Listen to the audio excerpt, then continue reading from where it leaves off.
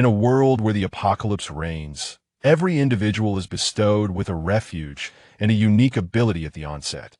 Lin Ye acquires the ability known as the D-Class Personnel Simulator, allowing him to inhabit the essence of D-Class individuals from other realms. Lin Ye, what on earth? Commencing as a D-Class Personnel. Neuro Repository. Lin Ye rose from the cold, white porcelain tiles, a sharp pain stabbing through his mind as a series of words flickered before his eyes. System loaded. Refuge acquired. Apartment 304, Apocalypse Complex. Survival Starter Pack obtained. 1. Talent ability extracted. D-Class Personnel Simulator. For further information, please consult the system interface. Survival in the Apocalypse officially commenced. What is this nonsense? Lin Ye gathered his disoriented thoughts and accessed the system interface that connected to his consciousness. Personal information. Refuge information. Trade. Communication. The system interface comprised merely these 4 sections, and Lin Ye examined each one with his mind. Personal information. Name, Lin Ye.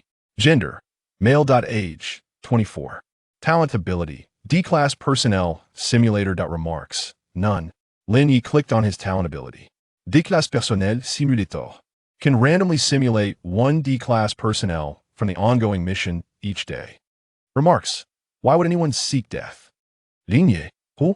Refuge information. Level, beginner status. Absolute safety, 7 days. Note, please upgrade your shelter within 7 days. So how do I upgrade it? You should have outlined the conditions for enhancement. Lin Ye remarked with frustration. The trading area already featured several pages of item exchanges, yet they solely involved bartering worthless items for sustenance, devoid of any legitimate transactions. The most bustling section was the communication block. It was divided into 3 segments: world, region, and friends. The world segment did not permit comments, and despite the presence of over 10 billion individuals, it remained remarkably silent. Lin Ye had no friends, hence the friends segment also bore no messages. Region 9999971000000. How did 3 people die? Wasn't it stated that the shelter was absolutely safe? They must have gone outside. There are monstrous creatures out there. I'm in an apartment. Where exactly is this? Ha ha!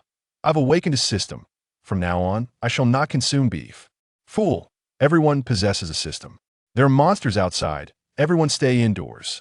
Nonsense. I've read this type of novel. This is the golden opportunity to gather resources. Whether one becomes a prominent figure depends on now. Oh dear, another dozen have perished. Fool, if it weren't dangerous outside, they wouldn't offer you an absolutely safe shelter. That seems true. Fortunately, I didn't venture out. Damn, so you really didn't go out. Is Li Hongwei here? I am your father. Do you all possess innate abilities? As the number of awakened individuals gradually increased, the flow of messages in the group chat surged. Lin Ye slowed down the pace of information to discern the messages clearly. Most of the content consisted of missing person notices, yet very few familiar faces appeared within the vast region, leaving Lin Ye puzzled about the system's filtering mechanism. The entire area, populated by 100,000 souls, seemed to be clustered together, with the shelters not far apart, allowing Lin Ye to hear the cacophony emanating from near. By sanctuaries, strange footsteps echoed in the corridor, while the peephole revealed only a fraction of the desolate hallway. Outside, a dense, white mist floated, occasionally obscured by enormous shadows drifting through the haze. Lin Ye unwrapped the survival starter pack, which contained a 500-milliliter bottle of mineral water, a 1-kilogram bag of toast, and a 30-centimeter chef's knife. The shelter spanned approximately 30 square meters, with a door leading directly to a sink and a stove. Opposite the sink stood a bathroom equipped with a flushing toilet and a shower. A sliding door separated the bedroom from the sink area, which contained merely a desk, a bed, and a window connecting to the outside world. This comprised the entirety of the shelter. Lin Ye turned on the faucet, yet nothing flowed forth. The bathroom, too, held not a single drop of water, suggesting that the supply had been cut off for quite some time. The stove lacked natural gas, and there was no electricity in the outlets. Although daylight provided some relief, once night fell, illumination would likely rely solely on the SYSD interface. However, as the interface was linked to consciousness, it remained uncertain whether it could illuminate the tangible world. What can be done with such meager provisions? Is hardly sufficient to last a few days, Lin Ye mused. Yet, many others spoke of the abundance outside, encouraging one another to venture forth and explore. Yet until now, Lin Ye had not encountered a single screenshot depicting the outside world. However, numerous individuals were peddling provocative images online. In less than 10 minutes, over 100 lives had perished even if resources truly existed beyond. Lin Ye harbored no intention of venturing out into the peril. Then I shall have to test my innate abilities. Lin Ye ran his fingers through his hair, feeling that the description of his supposed talent seemed more akin to a dubious job advertisement than a legitimate power. Buzzing. As the vehicle glided smoothly along the road, Lin Ye stirred from his slumber, clad in an orange prison uniform. Within the transport, 4 other inmates donned the same attire as he, while 4 armed guards occupied the front section, separated by a safety net. Damn it, I had a feeling this would happen. Lin Ye silently lamented, recalling how he had just been resting on the bed in the shelter upon activating his talent. He had found himself in this predicament. Most disconcertingly, the body he inhabited was not his own, but that of a robust young Caucasian man. Simulated D-class personnel. Kenneth. Remaining simulation attempts. 10. What does 10 attempts signify? Does it mean the simulation concludes after 10 uses? Or will I truly perish after that? Lin Ye raged inwardly. This cursed talent was indeed unreliable. He was unaware of the duties required of D-class personnel, yet he possessed merely 10 opportunities to make mist. Aches. Don't be anxious, remarked the older man seated beside him, seemingly perceiving Lin Ye's unease. He patted Lin Ye's thigh and added, after all, being tense serves no purpose. You truly possess a talent for offering comfort. Lin Ye pushed his hand away and inquired, what are we to do? At that moment, Lin Ye felt utterly in the dark, compelled to ask questions despite the risk of arousing suspicion. Suddenly, he realized that the language they were conversing in was unfamiliar to him, yet he was able to communicate effortlessly, as if a translation software had been implanted in his mind. Who knows? Not just us, but even those armed individuals outside are uncertain about their purpose otherwise. We wouldn't need a scout ahead. The older man sighed, resigning himself to the situation as he closed his eyes. Lin Ye refrained from pressing further. It appeared that these companions were equally uninformed. Before long, the prisoner transport halted before a villa. The guards and class personnel disembarked in succession, the supervising officer being a tall African-American man. Number 1. A class individual stepped forward, and the guards fitted him with a surveillance headset, permitting him to enter the villa alone. Several guards monitored the situation via laptop. After 5 minutes, the captain suddenly announced, Number 2.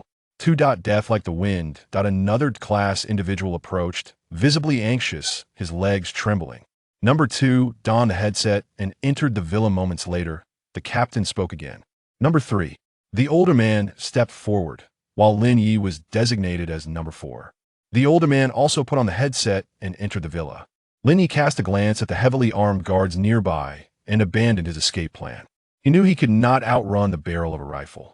A few minutes later, as Lin Ye was lost in thought, his vision suddenly blurred without warning. Buzzing. Lin Ye opened his eyes to find himself seated in a moving prison transport, next to his older brother who had just entered the villa. Remaining simulation attempts. 9. Lin Ye. With a long sigh, he tugged at his hair. It seemed he had perished once again without noticing a single sign of it. This is troubling. The 2 who enter before me are likely dead, and waiting outside is hardly safe. As in the previous simulation, the first and second numbers entered the villa in succession, but when the captain called for number 3, Lin Ye stepped forward. I can't bear it any longer. May I enter first? The captain glanced at Lin Ye, offering no further words, merely signaling for a team member to equip him with a helmet. Could you provide me with a weapon for self-defense? Surely you would prefer I last a little longer, wouldn't you? Lin Ye hoped to acquire a handgun, although he had never used one. Firing a weapon was not particularly difficult. A team member silently drew a dagger and handed it to Lin Ye, offering not a word throughout the exchange. Reluctantly, Lin Ye accepted the dagger, fully aware that they would not provide him with a firearm, yet it was worth a try. The villa boasted 2 levels upon entering. One encountered a grand hall with a soaring ceiling, featuring a staircase leading to the second floor on one side, as well as several corridors branching off to other rooms. Lin Ye moved cautiously along the wall, utilizing the moonlight to survey the hall's surroundings. The helmet was equipped with a light, but he dared not activate it. After all, it was the dead of night, and turning on a light here would render him a sitting target. Proceed to the second corridor on the right, and do not approach the first corridor. The captain's voice resonated in the earpiece. Has he conversed with other class personnel before? A flicker of doubt stirred within Lin Ye, yet he refrained from disobeying the order, as he was entirely unfamiliar with this place and uncertain of where to go. Continuing to move along the wall, Lin Ye instinctively cast a glance into the first corridor as he passed. At the end of the corridor hung an orange object. Lin Ye's pupils constricted. For the first time in his life, he felt that having keen eyesight was not necessarily a boon. There hung his fellow class companion, grotesquely disassembled and reassembled like a jigsaw puzzle. The figure retained a semblance of humanity, yet upon closer inspection, it bore no recognizable human traits, resembling a macabre piece of art suspended in space. If not for the conspicuous fragments of the orange prison uniform, Lin Ye would have struggled to identify what it was. What the hell? Lin Ye was jolted, instinctively retreating a step. Behind him, what should have been an expansive hall turned out to be something else entirely, as his back collided with an unseen entity. Startled as if scalded by boiling water, Lin Ye darted sideways, but his body did not comply with his wishes. In the final moment, he beheld his own dismembered form, buzzing. The deafening sound of his racing heartbeat filled the air, and despite the temporal of the remaining simulation attempts, 8. Goodness, this is truly what to do. Only 8 attempts left. A profound sense of dread gripped Lin Ye's heart, leaving him unable to untangle his chaotic thoughts. He forcefully struck his head, compelling himself to regain composure. Deep breaths. The first floor is perilous, with monsters capable of dismembering. The two who entered first have already been torn apart. Thus, should I head directly to the second floor or... No. Entering directly might lead me to encounter those dismembering entities.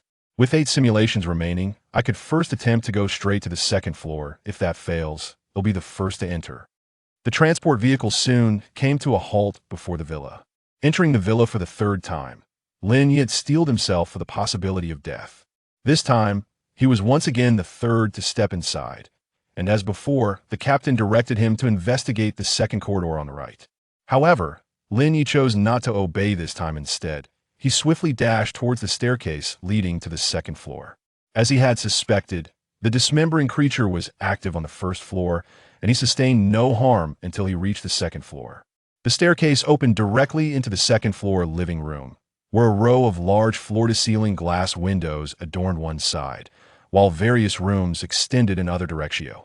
In the center of the living room, an exceptionally captivating pitch-black box rested atop the coffee table. It was darker than night itself, yet impossible to overlook. The lid could be pushed or pulled horizontally, and at present, it had been slid open 3/4 of the way, leaving only a quarter still atop the box. Lin Ye unconsciously approached the coffee table, where a cube, about the length of an arm, sat shrouded in darkness, rendering its contents completely indiscernible. Fully open the box, and your task will be complete. Afterward, you may shed your designation as a Class D personnel and freely choose to either depart or join the organization. The captain's voice echoed in his ears, and Lin Ye instinctively raised his hand, yet a disconcerting sensation impeded his actions. Open the box. The first time I was outside, I suddenly perished. Hurry and open the box. The captain was silent during the exploration of subjects 1 and 2. Open the box, and all suffering will cease. You shall receive the rewards you rightfully deserve. Can it truly come to an end? The captain and 3 team members were impaled upon dark pillars, their faces adorned with smiles as they fixated on Lin Ye. In the distance, more shadowy columns emerged from the ground, each bearing a figure. Subject 4, open the box. The captain's voice, devoid of warmth, resonated through the earpiece, urging Lin Ye to act swiftly. Without hesitation, Lin Ye turned to close the box. The lid felt cold, invoking memories of the frigid water from winter's icy pipes. As Lin Ye pushed the lid, he sensed the heat within him depleting rapidly before reaching halfway. He could no longer perceive his own existence. A vital essence within him was extinguished, and soon after, Lin Ye succumbed to complete unconsciousness. Buzzing. Lin Ye awakened once more from a nightmare. Beside him lay his familiar older brother. Remaining simulation attempts, 7. 3. The abyssal box. Lin Ye let out a sigh, feeling that if he could close the enigmatic box, this simulation would come to an end. Yet the box remained stubbornly ajar. Has it been opened 3/4 by those two individuals ahead? He pondered. No, it appears that the box was opened, triggering an anomalous phenomenon. Which is why we have been dispatched.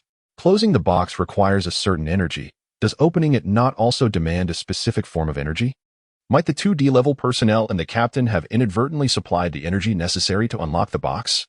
If I were to enter first, would I not find it easier to close the box? Before long, the transport vehicle halted once more in front of the villa. Lin Ye refrained from idle chatter and stepped forward, requesting his teammates to equip him with a helmet. No one objected. After all, this was a perilous undertaking, and none would dare to deny Lin Ye the lead. Once donned with the helmet, Lin Ye strode into the villa, only to be greeted by the sight of a figure suspended in the center of the hall. The figure opened its eyes, and the crimson pupils glimmered faintly in the darkness. At the moment Lin Ye beheld that silhouette, his body began to disintegrate into numerous fragments, which then twisted and converged towards a central point, ultimately reassembling into a brand new entity. Buzzing. Remaining simulation attempts. 6. Lin Ye stared vacantly into the void, devoid of sensation. He did not experience pain.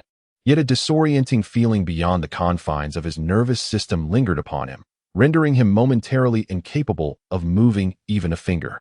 Fortunately, this disorientation dissipated swiftly, allowing Lin Ye to regain his capacity for rational thought. One cannot be the first to enter. The first to enter is certain to perish. One can only attempt to be the second, if the second fails as well. The prison vehicle halted before the villa, and this time, Lin Ye waited for the first individual to enter before stepping forward to request to be the second. No one impeded his entrance into the villa. Lin Ye deftly donned his helmet, awaiting the captain's command. Minutes later, the captain instructed Lin Ye to proceed inside. Without a trace of hesitation, he strode into the villa. This time, the shadow was absent from the center of the first-floor hall. Lin Ye did not linger unnecessarily and made a beeline for the staircase leading to the second floor. Upon reaching the second floor, the black box lay on the coffee table, just as before, but the lid was pushed open less than a quarter of the way. Indeed, opening the box requires the sacrifice of life. Those ghastly entities must have emerged from within. Lin Ye wasted no time and dashed to the coffee table, attempting to close the box. Wait, what are you doing? The captain's voice echoed in his earpiece. It could genuinely be the captain's voice, or it might not. Regardless, Lin Ye paid it no heed. Should he fail this time, he might be compelled to resort to a more radical approach. The lid remained cold. Although the heat dissipated at a slower pace than before, Lin Ye gradually lost sensation in his body. To make matters worse, it seemed something was drawing near from behind him. There was no sound, nor any change in perception, yet he could feel it.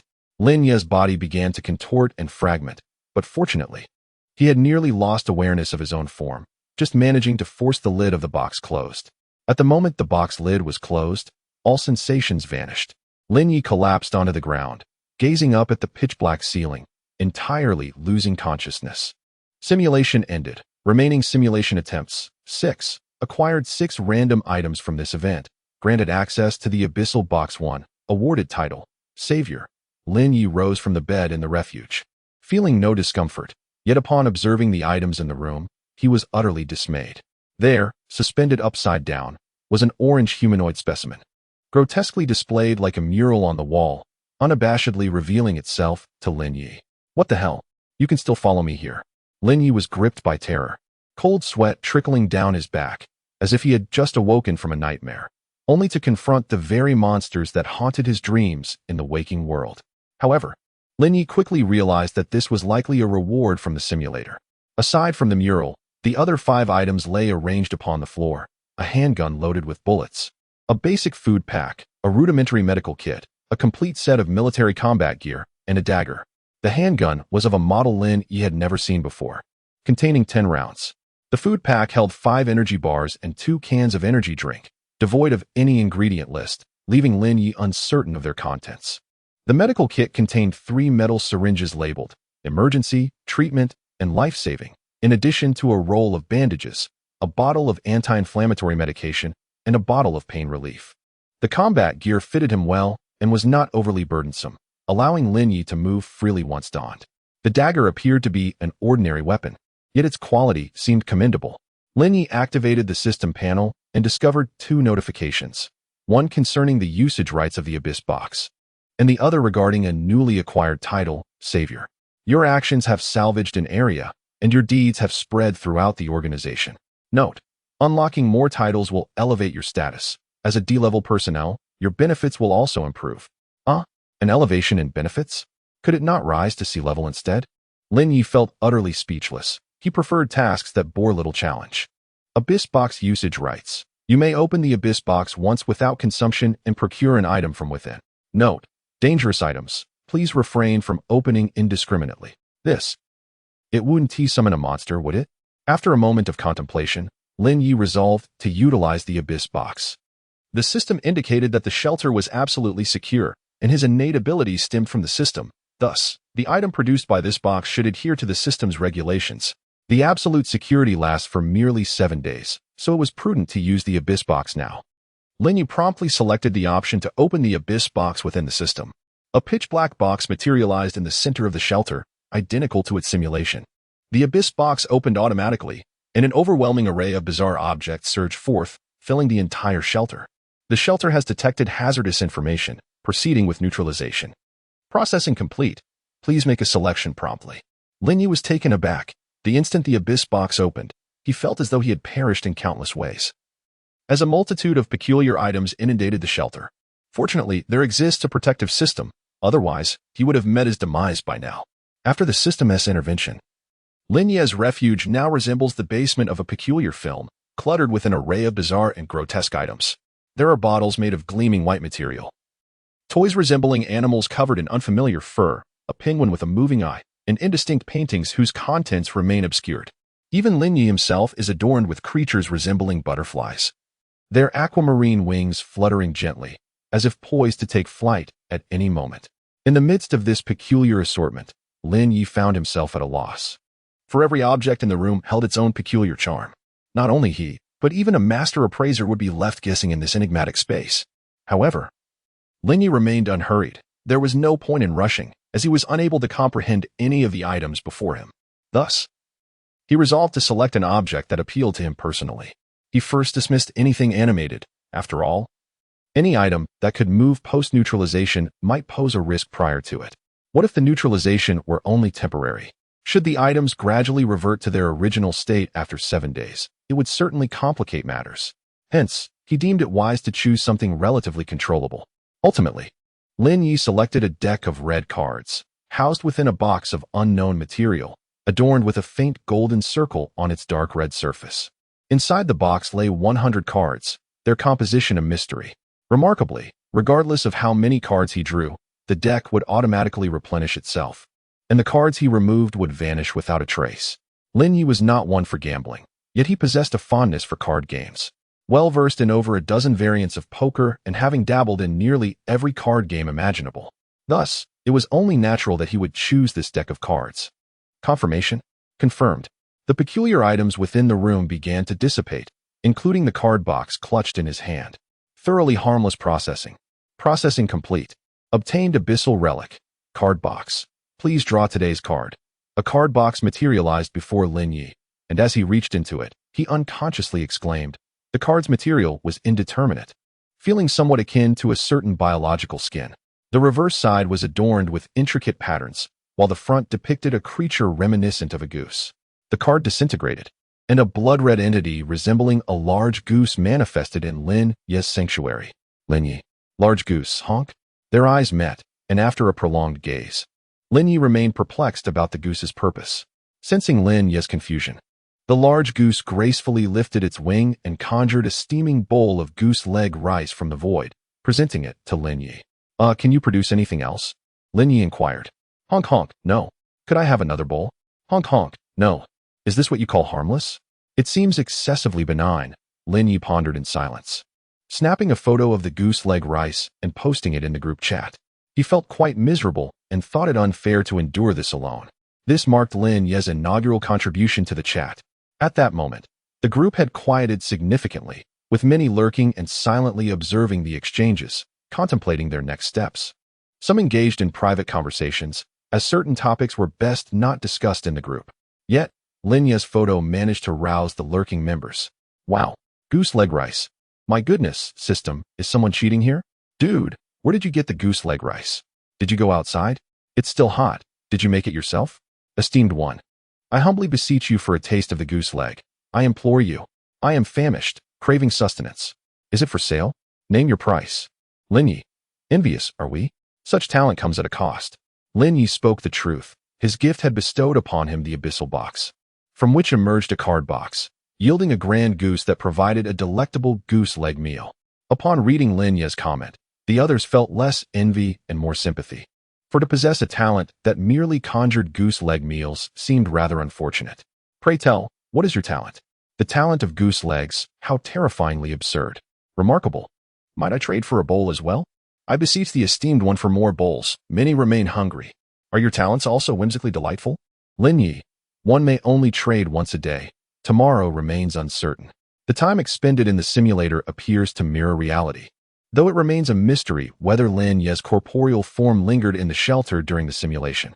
Upon arriving here, Lin Ye possessed naught but the clothes on his back, and it appeared others shared this plight. Soon, Lin Ye finished his goose leg meal, and as twilight descended outside, he lay upon his bed, preparing for a brief slumber, when suddenly a notification materialized before him. Nighttime activities commence. Tonight's activity, maze exploration. Will you join?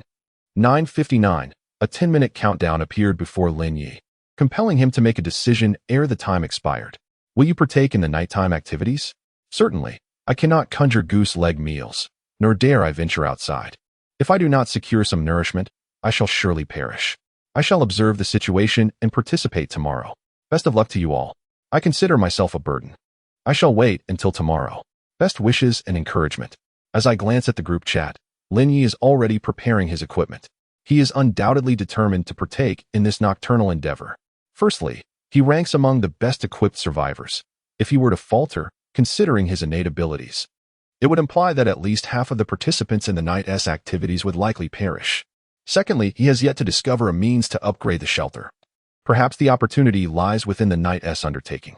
Should he refrain from attending, he risks falling behind in the shelter's advancement, a slow step leading to inevitable elimination by others. Thus, Lin Ye will not forego this chance. Once attired in his gear, Lin Ye sat at the edge of his bed, fixated on the countdown and the group chat, his large goose nestled quietly in his embrace, occasionally preening its feathers with its beak. Lin Ye rubbed his temples as he rose from the dark crimson ground, finding himself in the center of a corridor flanked by an array of doors, all sharing the same dark red hue. The sharp pain in his head began to wane as he drew the pistol from his waist, though the large goose had not accompanied him. The absence of weaponry was inconsequential. 3 days before the night activity, the probability of treasure chests appearing is enhanced, while the likelihood of encountering tiered creatures is diminished. The quality of treasure chest outputs is improved. The first chest opened by participants is guaranteed to yield blueprints for upgrading the shelter.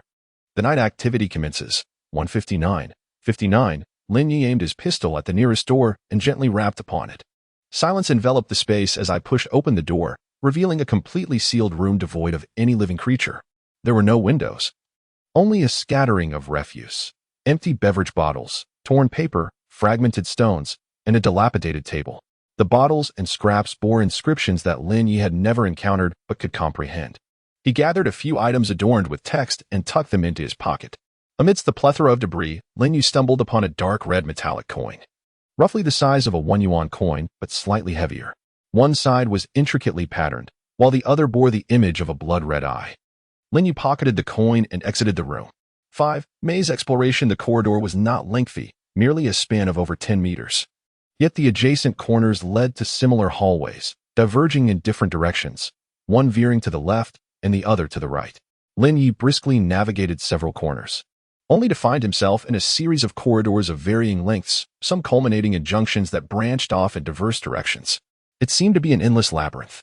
If this maze could accommodate 10 billion souls, Lin Ye could scarcely fathom its complexity. However, this was of little concern to him. He needed not to escape the maze, but merely to procure the supplies he required. After half an hour of exploration, Lin Ye had traversed 9 crimson rooms, uncovering only a handful of red coins, a solitary red key, and various usable odds and ends, yet he had not encountered the treasure chest mentioned in the system's information. Venturing into a few more rooms, Lin Ye suddenly discovered a locked chamber. The door resembled the others, save for the addition of a crimson lock. The door lock and the color of the door were so similar that, had Lin Ye not meticulously inspected each room, he might have easily overlooked this one. He rapped gently on the door, yet silence reigned within, the space akin to a desolate ruin, devoid of any sound save for his own presence. Peering into the keyhole, Lin Ye retrieved a piece of wire he had scavenged from a refuse pile and inserted it into the lock in an attempt to gain entry. After a minute of fruitless effort, it became evident that this was no ordinary mechanical lock.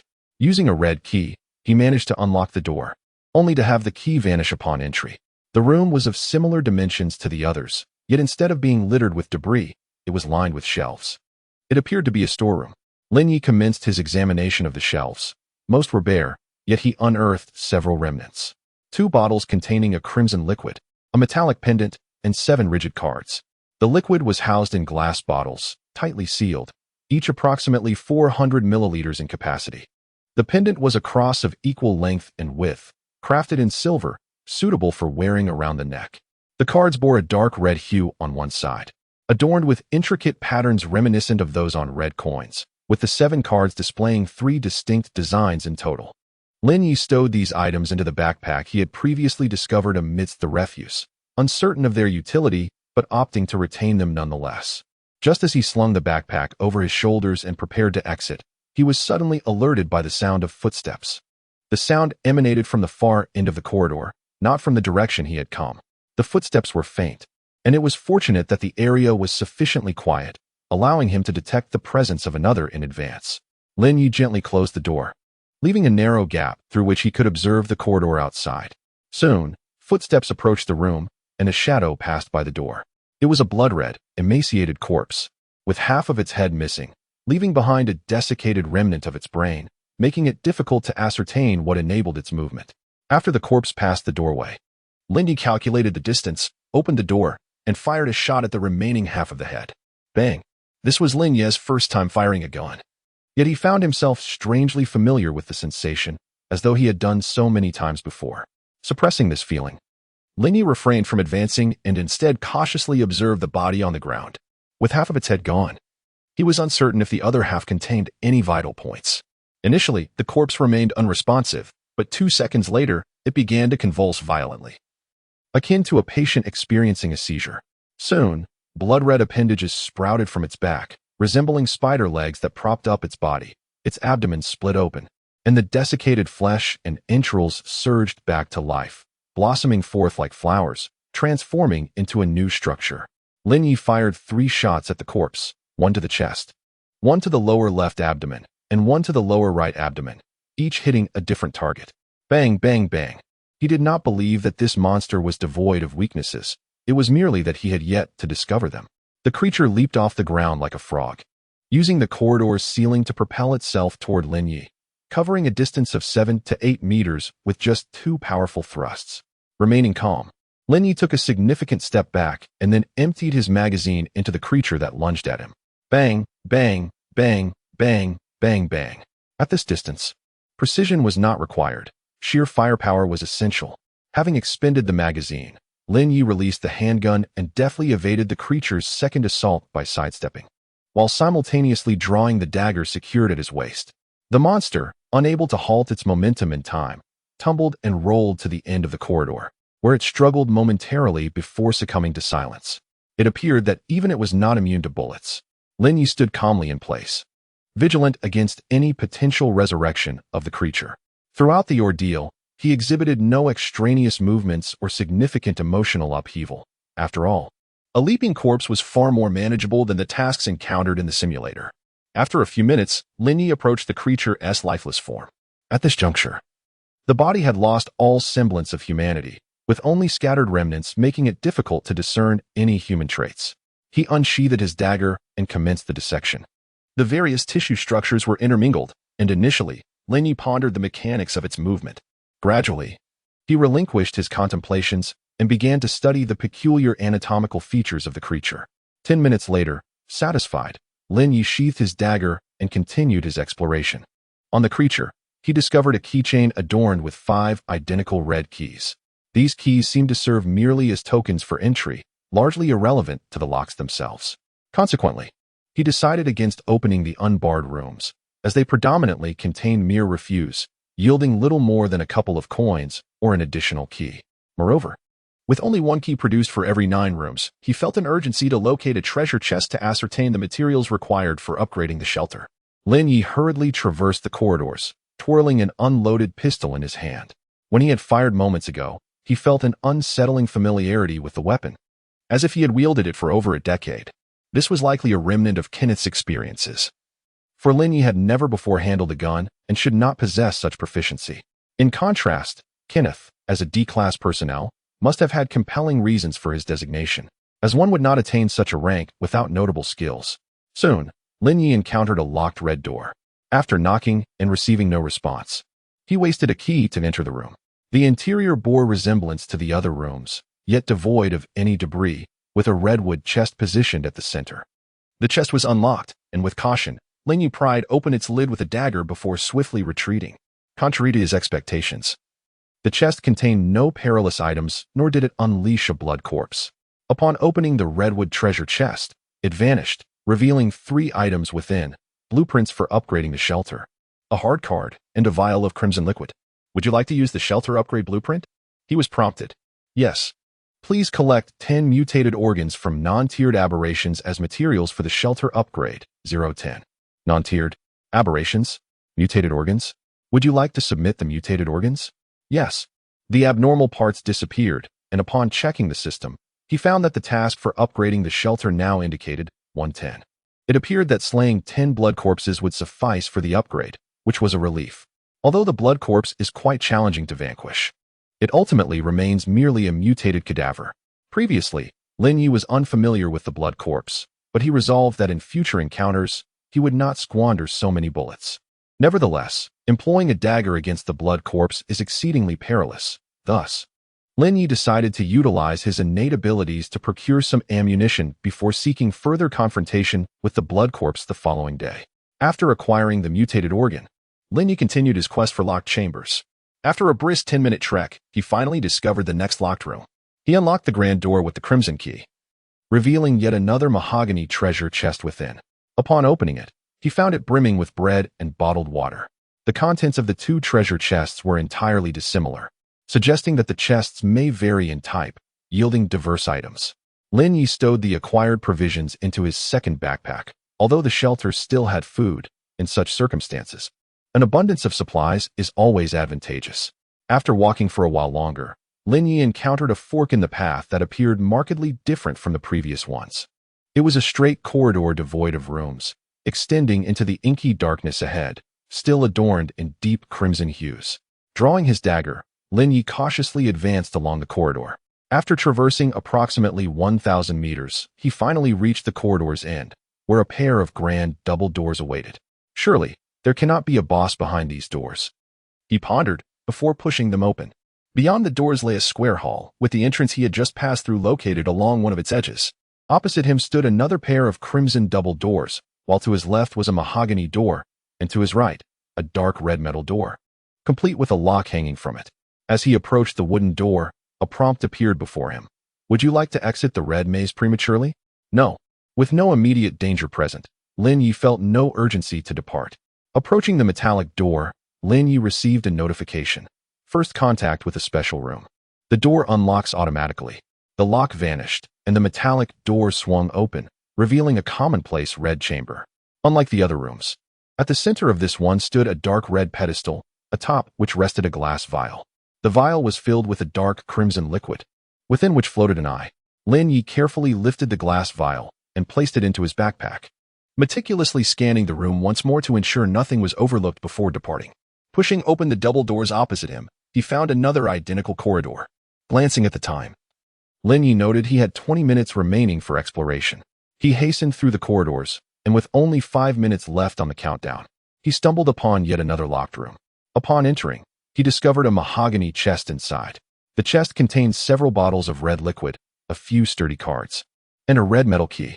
This key was evidently distinct from the previous red key, likely intended for unlocking special rooms. Lin Ye stowed these items in his backpack and ventured forth to continue exploring the nearby chambers, aware that time was slipping away and he could no longer afford to seek out another locked room. Just before the countdown concluded, Lin Ye unearthed several red coins from a pile of refuse. 994,759,100,000. During this exploration mission, over 2,000 lives were lost. Once inside the red maze, the system's communication features became inoperative, resulting in an influx of messages in the group chat as soon as the exploration concluded. Did you find any treasure chests? I only discovered some red coins. I opened a box, and aside from the blueprints for upgrading the shelter, I only found 2 vials of unknown liquid. How does one upgrade the shelter? Could someone share the blueprints? The blueprints are one of the materials needed for upgrading, and everyone must obtain a copy to elevate the shelter's level. So many lives have been lost. Thankfully, I wasn't among them. It was said that in the first 3 days, one was guaranteed to find a blueprint from the boxes, and afterward, the probability of treasure chests appearing would diminish. Does anyone know where to obtain the mutated organs? As the chatter in the group subsided, Lin Ye shared an image, a snapshot taken by the system while he was slicing the mutated organs. Brother Goose Leg, why haven't you shared fresh images of the goose legs? Wait, isn't that a zombie? You actually killed one, big shot? Incredible. I wouldn't dare step outside. While you've already taken down a zombie. What is so difficult about killing a zombie? Just hand me the weapon, aim for the head, and down it goes. One shot. Exactly. Although I haven't encountered a zombie myself, those brave enough to undertake missions certainly have some skills, yet so many have still perished. These zombies must be formidable indeed. Lin Ye, please hold on a moment. I'll share some pertinent information. It's not that Lin Ye's words are particularly valuable, but rather that this information is crucial to the survival of everyone here. No one wishes to meet their demise. Subsequently, Lin Ye conveyed the information he had gathered in the maze in the most straightforward manner possible to the group, ensuring that even those of lesser intellect could comprehend what actions to take next. Lin Ye, I believe that the alienating organ is the crux of the alienated beings. Ultimately, I did indeed strike at this organ, yet I fired 10 shots. It is possible that the creature merely succumbed to exhaustion from my efforts. Thus, I advise you to proceed with caution.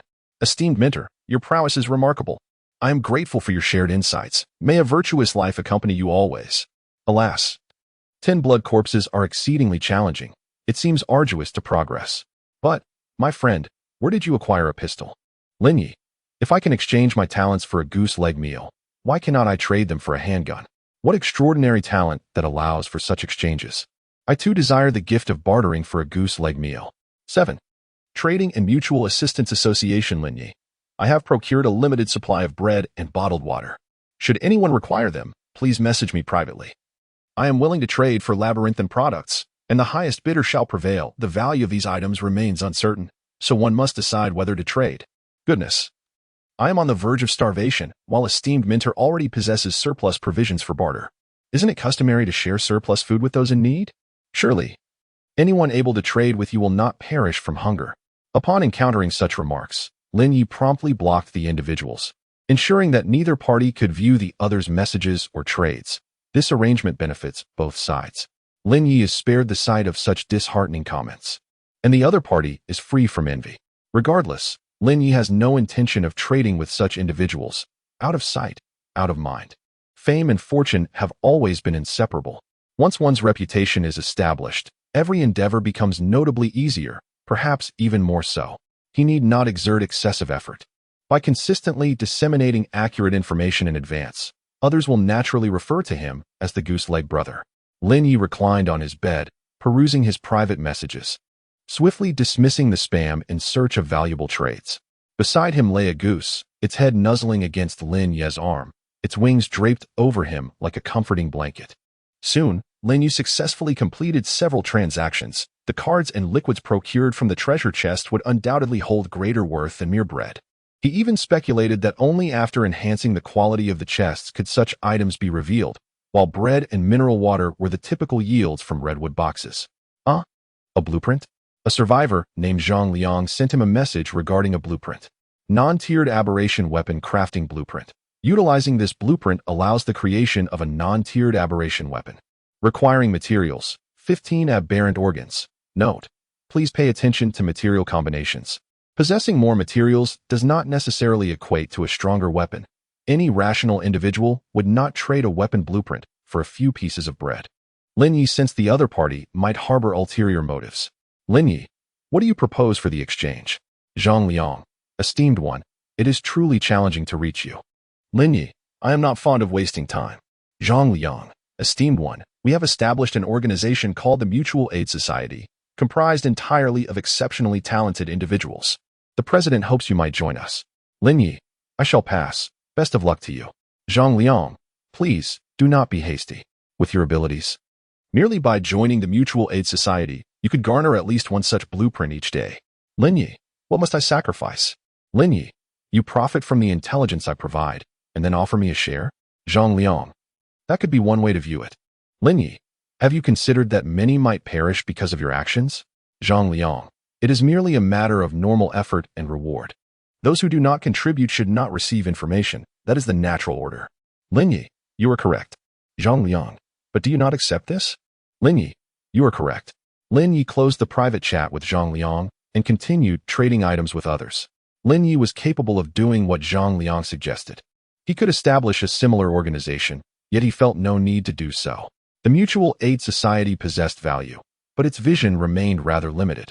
Since it is called a Mutual Aid Society, it should aspire to save all of humanity. That would render it truly meaningful. Temporary gains and losses are of little consequence. What he truly requires cannot be provided by the Mutual Aid Society. Zhang Liang, president, he has declined. Wu Ming, what a pity. His talent appears to be a formidable early-game gift. With his assistance, the Mutual Aid Society could aid even more individuals. Zhang Liang, should I find a few individuals to tarnish his reputation? We could claim that his information is flawed, as many have never ventured into the maze. Wu Ming, no need for that. We require the information he provides. Although this may yield lesser profits, it is still more than what those solitary players could earn. Besides, it is unnecessary for us to offend him. The moment you extended the invitation, incidents occurred. Anyone could surmise that we were involved. Zhang Liang, you are correct. Zhang Liang, most perish upon venturing out. Those fortunate enough may last a few more minutes. Should we continue searching for individuals to explore? Wu Ming, let it be. It seems our initial efforts will be confined to gathering materials in the Red Maze. Zhang Liang, you are correct. Please draw today's card. After a night devoid of dreams, Lin Ye awoke to this notification. Though still groggy, he invigoratedly rose from his bed to partake in his daily card draw. The card drawn this time depicted a cat. As the card dissipated, a gracefully elegant cat with blood-red fur materialized in the center of Lin Ye's sanctuary. The feline nimbly leapt onto Lin Ye's bed, reclining comfortably against his leg. Lin Ye gently stroked the cat's soft fur, suddenly contemplating the merits of having such a pet, one that required little care, merely needing affection each day. Moreover, he could enjoy a different breed every day. What can you offer me? Surely not a dish of cat legs? I have never tasted cat meat. Meow. Before Lin Ye, a line of system notifications appeared. Gained card assistance. Draw one item before each action. The item may only be used during that action and will vanish afterward. Is this your doing? Meow. But what constitutes an action? In response to Lin Ye's inquiries, the cat merely emitted a languid purr, showing no intention of providing answers. Much like a large goose, it could only engage in simple interactions with Lin Ye. Not wishing to delve further, Lin Ye petted the cat, consumed a small bite of food, and activated his talent for the day. Simulated D-class personnel, Larry, drawing items. Item acquired. Abyssal egg, remaining simulation attempts, 10, buzzing. Lin Ye sat in the prison vehicle, his expression one of exasperation. Since arriving here, he had found himself confined in this vehicle daily. It is worth noting that back on Blue Star, he had hardly ever visited a police station, and when he did, it was solely for the purpose of obtaining identification documents. Larry is a robust man in his 50s, with bronze skin and a physique brimming with muscularity. Lin Ye felt that he could easily be defeated with a single punch by this formidable figure, so different from his own frail self. The abyss egg was placed in the right pocket of Lin Ye's trousers by the system. It was the size of a quail egg and had a texture reminiscent of a peeled hard-boiled egg. Upon squeezing it, Lin Ye realized it possessed remarkable resilience, impervious to being crushed in his pocket. His previous experiences with objects related to the abyss had left him with an unfavorable impression, and he remained uncertain about how to utilize this peculiar item. This time, Lin Ye had only 2 companions, while the supervisory personnel numbered 4. The other 2 D-class individuals appeared quite formidable, akin to Larry. Before long, the transport vehicle came to a halt near the entrance of a tunnel. Deadly Tunnel Number 1. "You go in first," announced the team leader, a stern-looking Caucasian whose demeanor suggested he was not one for idle chatter. The other 2 D-class personnel remained motionless, and regrettably, Lin Ye found himself designated as the first entrant into the tunnel, unable to delegate this task to anyone else. He stepped forward, requesting the supervisory personnel to don a helmet on his behalf. "Could you hand me my weapon?" Lin Ye inquired, as was his custom. The supervisor glanced at the team leader, who nodded in affirmation, before drawing a dagger from his waist and handing it to Lin Ye. Armed with the dagger, he approached the tunnel, which was a large, double-lane semicircular passageway, 20 meters wide and 10 meters high. 2 rows of overhead lights illuminated every corner of the tunnel with a warm, yellow-white glow. Entering from the right side, Lin Ye found the tunnel devoid of both people and vehicles. The lengthy corridor seemed endless, leading to an unknown destination. The intensity seems rather low this time. After half an hour, I have yet to encounter any monsters. Last time, I had to restart multiple times within the same span. As Lin Ye pondered in boredom, the lights above him abruptly extinguished, plunging him into darkness akin to a tunnel devoid of illumination. He stood still, enveloped in inky blackness, with only the sound of his heartbeat and breath breaking the silence around him. After a moment's hesitation, with no sign of the lights returning, Lin Ye tentatively took a step forward. This single movement seemed to trigger a switch, illuminating the entire tunnel in an instant. He squinted, his surroundings transformed, requiring a moment for his eyes to adjust. At that juncture, Lin Ye noticed a shadow lurking to his left, slightly ahead on the road. He widened his eyes in alarm, and through the indistinct remnants of the shadow, he discerned a towering, monstrous figure. Its body was grotesquely adorned with writhing flesh, limbs elongated, and its torso bristled with bony protrusions. A dark, bluish tail trailed behind. Without a second thought, Lin Ye turned and fled, armed only with a dagger, utterly unequipped to confront such a perilous creature. "Great deity of the tunnel, I was merely contemplating. Please do not summon a horde of monsters." The creature emitted a frenzied howl, charging at Lin Ye like a ravenous wild dog after days without food. For a fleeting moment, darkness enveloped him again. However, it was but an instant, as the lights flickered back to life, and the creature's menacing presence fell silent behind him. What in the world? If he weren't certain of his mental clarity and aware that this tunnel held something amiss, Lin Ye might have questioned his sanity. Truly, it felt like an encounter with the supernatural. Very well, I shall traverse this path into the unknown and see what awaits me ahead. For I have a total of 10 simulation opportunities. As Lin Ye continued his journey forward, the tunnel enveloped him in an eerie silence, with only the sound of his footsteps echoing. I wish for a cup of milk tea. No, let me stumble upon a milk tea shop. Let me encounter a few monsters, preferably ones with sharper minds. As Lin Ye walked, he silently made his wishes. The previous encounter with a monster had been too fortuitous, leading him to suspect that this tunnel possessed some granting ability. However, his desires remained unfulfilled, and the tunnel continued to exude an unsettling stillness. After walking for several more minutes, the overhead lights extinguished once again. This time, Lin Ye did not halt his steps. The darkness flickered momentarily, and he widened his eyes toward the diagonal front, simultaneously contemplating. This time the frequency seems rather low. It took an hour to encounter a single monster, while last time I had restarted several times within half an hour. Indeed, a figure appeared in the left side of his diagonal front. But it was not the monster Lin Ye had anticipated. It was one of the D-class personnel who had arrived in the same vehicle. "How did you get ahead of me?" they both exclaimed almost in unison. The tunnel offered no branches. Unless the other had commenced their journey from the opposite end, they would have had to pass by Lin Ye to reach his position. Would those supervising personnel take him to the other end of the tunnel? Is this some sort of experiment? Is he deceiving me? Did he pass by when the lights went out? But what purpose would that serve? Is he truly a D-class personnel, or could he be some form of mimetic creature? A tumult of chaotic thoughts entwined within Lin Ye's mind. Too many uncertainties left him unable to draw a conclusion, unsure whether to trust his fellow kindred. "What did you say? How did you get in front? Are you confused?" Jesse warily regarded Lin Ye, his right hand moving toward his waist. "Excuse me, wasn't the light turned off earlier? I might have taken a wrong turn." Lin Ye hastily apologized, wishing to avoid any conflict in this tense situation. He was aware of his own strength, and Jesse was no weakling either. A careless mistake could easily squander a simulation attempt. Earlier? That was just a moment ago. Your manner of speaking is quite perplexing. Are you a foreigner? Noticing Lin Ye's polite demeanor, Jesse refrained from drawing his weapon, yet he maintained a safe distance. Have you only encountered the lights going out once? I've experienced it once before as well. Lin Ye also kept his distance. Both understood the necessity of maintaining a certain level of safety. Jesse complained, so have I? Lin Ye tugged at his hair in frustration. The situation was proving more troublesome than he had anticipated. Jesse licked his parched lips and remarked. Lin Ye nodded in agreement. As he drew closer to Jesse, Lin Ye suddenly sensed something amiss. Jesse appeared lethargic, his state worse than Lin Ye's own. Sigh, after walking for so long, I'm feeling a bit hungry.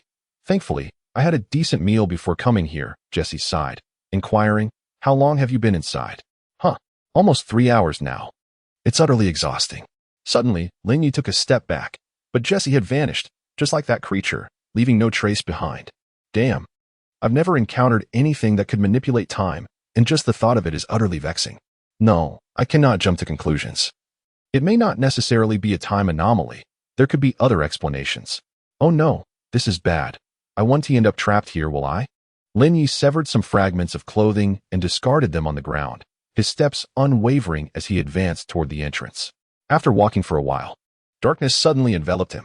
Having encountered this phenomenon twice before, Lin Ye recognized it as a sign that something was passing ahead. He took a step forward, and the darkness dissipated, revealing a figure slightly ahead in the corridor. It was another D-class personnel. Reynolds regarded Lin Ye with a puzzled expression, sensing something amiss about the individual before him. Which number are you to enter? How long have you been here? I am number 3, naturally the third to enter.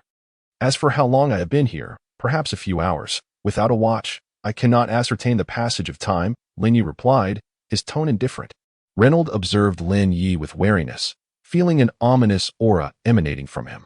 Lin Ye offered no further words and continued onward, leaving Reynolds behind. Wait, are you also unable to exit? I've changed directions several times, yet I find myself trapped. The marks I left have vanished. And why did the lights go out just now? Do you know how to escape? Despite his misgivings towards Lin Ye, Reynolds felt a sense of desperation. As this was the first person he had encountered in this wretched tunnel, and he wished to avoid perishing here. Lin Ye ignored him, persistently moving forward. As darkness enveloped him once more, Reynolds vanished from sight. I knew it would be like this, Lin Ye thought, quickening his pace. He was uncertain whether his forward motion had any value, but he deemed it better than succumbing to despair or simply waiting for death. After an indeterminate period, Lin Ye continued to march mechanically onward, curiously devoid of fatigue, with no desire for food or water. What is happening? I feel an inexplicable sense of joy. Lin Ye murmured to himself in the deserted corridor, his pace quickening. After traversing for quite some time, the tunnel once again plunged into darkness. This time, Lin Ye did not hesitate. The darkness flickered and vanished. Upon glancing diagonally ahead, he was taken aback. He beheld himself. Although the figure wore a helmet, Lin Ye was certain it was him, identified by his physique, skin tone, and the familiar orange prison garb. The other Lin Ye turned and fled, prompting Lin Ye to hastily pursue him, calling out for him to stop. Yet, as darkness enveloped him, that Lin Ye vanished. Lin Ye stood frozen. The scene felt eerily familiar. He quickly glanced at his own body, writhing tendrils of flesh, elongated limbs, and his waist bristling with bony protrusions. At some point, he had transformed into a monster. The creature he had previously observed was indeed himself, the egg of the abyss. When was I influenced? I was completely oblivious. Truly worthy of being an abyssal item, merely possessing it leads to such a transformation. Lin Ye did not feel anxious about his monstrous form. After all, this was merely a simulation. What mattered now was devising a means to escape. Everything else was trivial. Is it a time loop? But how does it cycle? Is it related to direction? To the number of individuals? Would eliminating those 2 Class D personnel cause this place to collapse? Should I consider self-termination to report the situation directly to the captain? The moment this thought emerged, Lin Ye dismissed the option, unless the simulation count reached 0. He would not take the risk of reporting directly to the captain. He remains uncertain of his physical state. If he merely lies on the bed in the shelter, it will not be long before he succumbs to thirst. Thus, he must rely on his own resolve to address the anomalies within the tunnel. As he contemplates, Lin Ye's steps do not falter. Transformed into a monster, his physical prowess is terrifyingly formidable, leaving him devoid of any sense of fatigue. Before he can fully grasp the principles of the cycle, the tunnel plunges into darkness once more. How could it change so swiftly? Lin Ye takes a step forward, the light illuminating the tunnel, revealing a creature standing diagonally across the passage. Its physique surpasses his own, brimming with grotesquely mutated organs, appearing far more fearsome than Lin Ye at present. This time, Lin Ye does not flee. He comprehends that the monster before him is a future version of himself. The two monsters advance towards one another in the corridor, and while Lin Ye yearns to greet this doppelganger, only a strange, guttural roar escapes him. The Lin Ye of the next cycle had anticipated this scenario. He tears off a strip of flesh, allowing copious dark red liquid to pour onto the ground. Subsequently, this future version of Lin Ye begins to dip the meat strip into the blood and inscribe words upon the floor. The creature's fingers are twisted and grotesque, barely managing to grasp the meat strip to scrawl out deformed characters. Kill me quickly. This is my last chance. I can hardly endure any longer. If this opportunity is missed, I will be unable to proceed to the next simulation. With great effort, the Lin Ye of the next cycle forcefully rips open his chest, exposing his vital organs. Without a moment's hesitation, Lin Ye plunges his forelimb into the chest cavity of his counterpart, thoroughly obliterating his vital core. He had unwavering faith in himself, and the other party had inscribed a simulated message. Regardless, eliminating the opponent would indeed pave the way for the next simulation. After Lin Ye delivered several more strikes to ensure the complete annihilation of himself, he finally relinquished the lifeless body. Just as Lin Ye was preparing to advance further, he suddenly noticed some marks on the surface of the corpse. Perhaps due to the monster's remarkable regenerative abilities, these wounds had already healed. Yet they still left faint traces upon the skin. There were 3 mathematical symbols representing positive infinity, intertwining to form a peculiar sigil. For a moment, Lin Ye was perplexed by what he was attempting to convey. Could it be an assertion that this path was endless? Even if that were the case, 3 representations of infinity seemed excessive. One would suffice to evoke despair. However, it soon dawned on Lin Ye that these were not 3 infinities but rather 3 M-bias strips. No one understood himself better than Lin Ye, and he quickly grasped his line of thought. The M-bias strip is a topological structure embodying infinite loops. Although Lin Ye's understanding of such structures was not profound, it was clear that he was merely likening the current situation to the nature of the M-bias strip. The 3 M-bias strips symbolize 3 Class D personnel. So, we have not entered the same tunnel? There are merely connection points between the rings? Lin Ye contemplated the inexplicable phenomenon of the lights extinguishing.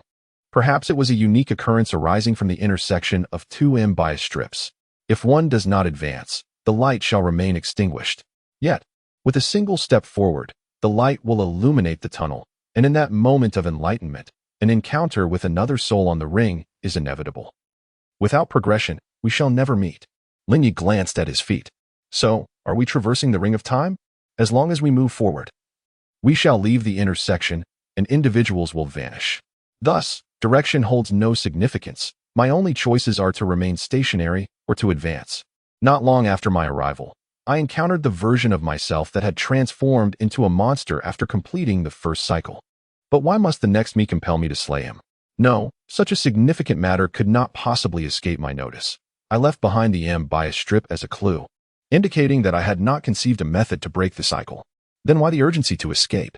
It is the final opportunity. I cannot endure any longer. Unable to proceed to the next simulation. Is there anything that could prevent me from engaging in the next simulation? Is there anything that could render me incapable of even taking my own life? The Abyssal Egg.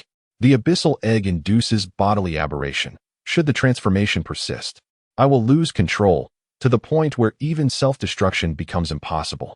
A monster in a state of chaos will perpetually cycle, and I shall remain eternally trapped here. But will not the monster slay its own counterpart within the cycle? No, with each iteration, the monster grows stronger without my cooperation. I cannot vanquish the next iteration of myself, and I cannot extinguish myself, for without me, I would cease to exist. Thus, if I were to devise a means to obliterate myself, could it not bring an end to this perpetual cycle? No, the peril is far too great. My comprehension of time is woefully insufficient, and reckless experimentation may precipitate unforeseen dangers. Currently, there exists a semblance of order here, yet should a time paradox be triggered, I may find myself irrevocably lost within the temporal tunnel. Lin Ye pressed on, his relentless pace betraying the severe bodily aberrations that had begun to encroach upon his mental state. Whispers seemed to echo around him, indistinct yet incessant. Fleeting shadows danced within his field of vision, but upon closer inspection, nothing was discernible. Should this endure, it would not be long before he succumbed to true madness. Enough of this overthinking. I shall leave the resolution of the cycle to the version of myself that will emerge in the next simulation. For now, I need only to advance towards the predetermined conclusion. As Lin Ye relaxed his body while walking, he began to assess his condition and suddenly realized that he appeared to possess far fewer aberrant organs than the version of himself that would emerge in the next cycle. Could they have developed later? But why are they all manifesting on the surface of my body? This is peculiar. The aberrant organs of the blood corpse are located within the body. Could it be due to the unique nature of the abyssal egg? Yet, what sort of organism would allow vital organs to protrude externally? They are not mere ornaments. Could it be a manifestation of my own creation? But why would I induce the development of aberrant organs on the surface? For the sake of self-destruction. Indeed, the vitality of the aberrant life forms is remarkably tenacious. If I do not devise a strategy, I may be utterly incapable of vanquishing myself. Thus, I must transfer the aberrant organs that are set to develop next to the surface of my body. Lin Ye commenced a meticulous examination of his own physique. It was only upon this inquiry that he discovered, upon his transformation into a monster, he seemed to possess a sensory ability distinct from the conventional five senses. This newfound perception was extraordinarily potent. He could discern his surroundings without the need for sight, and could even directly sense the internal state of his being. Harnessing this perceptive prowess, Lin Ye began to explore and influence his own aberration process. Time flowed unmarked, and eventually, he encountered his previous iteration from the last cycle. Along the way, he also chanced upon the second and third versions of himself, who, upon sighting Lin Ye, fled in terror, for the current Lin Ye appeared exceedingly fearsome. Following this encounter, Lin Ye meticulously reenacted the earlier scenes of their meeting. The aberrant organs adorning his exterior, the traces of the M-bias strip, the blood inscriptions, and the act of tearing open his chest, leading to death. The process unfolded with remarkable ease, as this was the predetermined conclusion. At this juncture, Lin Ye found himself struggling to maintain control. The abyssal egg bore its own consciousness, rendering him unable to circumvent the abyssal will and bring about his own demise. Tearing open his chest had already reached his limit. Along the path, he concentrated all his energy within his heart, catalyzing the formation of a grotesque, yet formidable aberrant heart, which undoubtedly represented his vital weakness. Following this simulation, Lin Ye's comprehension of aberrant beings and their organs deepened significantly, to the point where he began to contemplate whether to embrace the aberration of his very essence. He did not seek to transform into a monster, rather, he was envious of the strength possessed by aberrant beings. The human body has its limits. No matter how extensively one trains or practices, one can only approach that threshold without ever transcending it. Aberration serves as the key to surpassing these confines. In truth, the term aberration is somewhat misleading. It represents an evolution at the level of life itself, necessitating precise control over dosage. Should one exceed a certain limit, they risk metamorphosing into a monster. This transformation entails not merely physical deformity, but also profound psychological repercussions. Buzzing, Lin Ye opened his eyes, finding himself seated in the familiar confines of a transport vehicle, facing the second-level D-class personnel. Remaining simulation attempts. 9, with 9 simulation attempts left. Had I not been concerned about potential mishaps with my original body due to prolonged duration, I might have opted for further simulations here to meticulously study the aberration process. Lin Ye suddenly realized that his formidable innate ability lay not in resource acquisition, but in experiencing extraordinary events to gain insights and utilizing the simulated body to investigate aberration. 11. Abyssal consciousness. Lin Ye was the first to enter the tunnel once more. Unlike the previous simulation task, the order of entering the tunnel had little bearing on the resolution of the event. Communicating with the captain to allow the second and third members to enter first could potentially instigate unforeseen complications. While it was a possibility worth considering, it was ultimately unnecessary. Lin Ye refrained from any actions that might alter the trajectory of future events. This time, he wished for a serene demise at his own hands. Time loops are perilous. Recklessly relying on simulation attempts could very well lead to a scenario where even self-destruction becomes unattainable. He sought to contemplate how to safely conclude the time loop during a simulated period. Lin Ye did not discard the Abyss Egg, for it was a troublesome artifact. Disposing of it could lead to unpredictable consequences, while retaining it might lead to his alienation. Without the Abyss Egg, Lin Ye could maintain continuous communication with his next iteration, allowing for greater contemplation with each simulation. However, the absence of the Abyss Egg would hinder his understanding of the alienation process, making it difficult to determine which option was superior. This time, as Lin Ye moved, he remained acutely aware of his physical state, wary of becoming a monster without realizing it, as had happened previously. Perhaps due to a cognitive shift, he could distinctly sense the Abyss Egg's influence upon him. After approximately half an hour of walking, darkness enveloped his vision, and upon taking a step forward, he encountered the monstrous version of himself diagonally opposite. Lin Ye approached this reflection of himself, and just as he prepared to inquire, the monstrous Lin Ye spoke unexpectedly. "Do not be alarmed. I have managed to control the alienation process this time, preserving my ability to articulate speech, though I shall likely lose this capacity in the next cycle." His voice was hoarse and somewhat dissonant, yet it was far more manageable than communicating through blood. "Let us get to the point. Our time is limited. Have you discovered a method to terminate the loop?" This marked Lin Ye's inaugural conversation with himself, a peculiar sensation indeed. The monstrous Lin Ye appeared composed, as if everything were under control. Lin Ye found this strange. He should not struggle with such a simple matter. Gradually, the monstrous Lin Ye's calmness began to wane, as he seemed to grasp the gravity of the situation. "I may not be able to assist you. This simulation has failed. You must end my existence." Lin Ye did not rush to take action. He sought to comprehend the root of the problem. The Abyss was far more terrifying than he had anticipated. As my understanding of the Abyss deepened, so too did the influence of its consciousness upon me. I had already become ensnared. "You must end my existence, lest I enter the next cycle." The monstrous Lin Ye tore open his own flesh and offered the dagger from his waist to Lin Ye. Gazing at his own reflection, Lin Ye could not discern whether the other was merely performing or had genuinely forgotten. Since time had become circular and the cycle had commenced, he must have previously endured a conversation of this nature, albeit from his own vantage point. No, the Abyss was anything but simple. Neither time nor space could hinder its effects. Standing at the precipice of the Abyss, no, I had already plunged deeply within. The monstrous Lin Ye revealed a sinister grin, extending his arms wide, allowing his body to plummet freely to the ground behind him, blood gushing forth from his chest and splattering Lin Ye. He did not flinch. Instead, he swiftly advanced to deliver several fatal blows, utterly annihilating himself. The other seemed to be conveying some vital information, yet he could not decipher what he was attempting to express. And so he continued onward. As Lin Ye walked, he remained acutely aware of his body's transformation, under the influence of the Abyssal Egg. A torrent of errant energy surged into his being. In such circumstances, Lin Ye could only influence the areas undergoing transformation, finding it exceedingly difficult to slow the pace of this metamorphosis, let alone attempt a moderated alteration.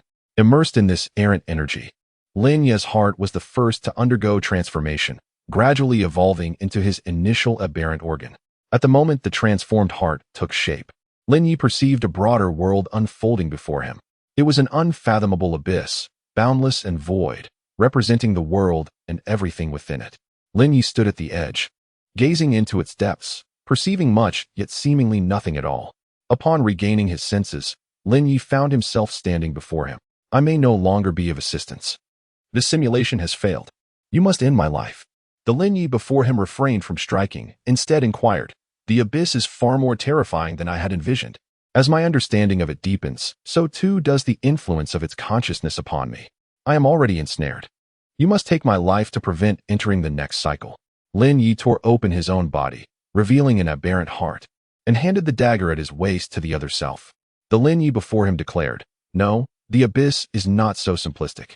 Neither time nor space can shield one from its influence. Approaching the Abyss, no, I have already delved into its depths." A strange smile graced Lin Ye's lips as he finally comprehended how to escape this place. He spread his arms wide and allowed his body to plummet freely towards the ground behind him, blood gushing from his chest, splattering the Lin Ye across from him. The corpse fell to the earth, and Lin Ye descended into the Abyss. Buzzing, Lin Ye opened his eyes, seated in a familiar position, alongside Class D personnel number 3. Remaining simulation attempts. 8. The simulation has not concluded. Must I live to escape the tunnel, Or must I resolve the anomalous event? Oh, it matters little, for the outcome is much the same. Lin Ye had already discerned how to handle this tunnel. As long as the abyss and the tunnel are interconnected, the abyss will resolve all his dilemmas.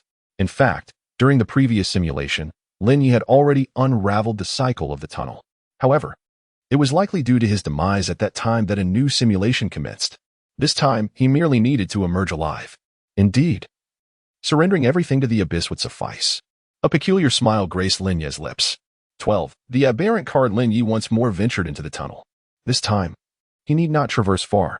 Half an hour would suffice. With fervor illuminating his countenance, Lin Ye advanced through the tunnel, his zeal spreading like a contagion throughout his being, elevating his body temperature by 2 degrees. This heightened state ignited his rationality, consuming the remnants of his sanity entirely. His mind became engulfed in frenzied thoughts. Had it not been for the unfinished task, he would have been tempted to sever his own head to experience the sensation.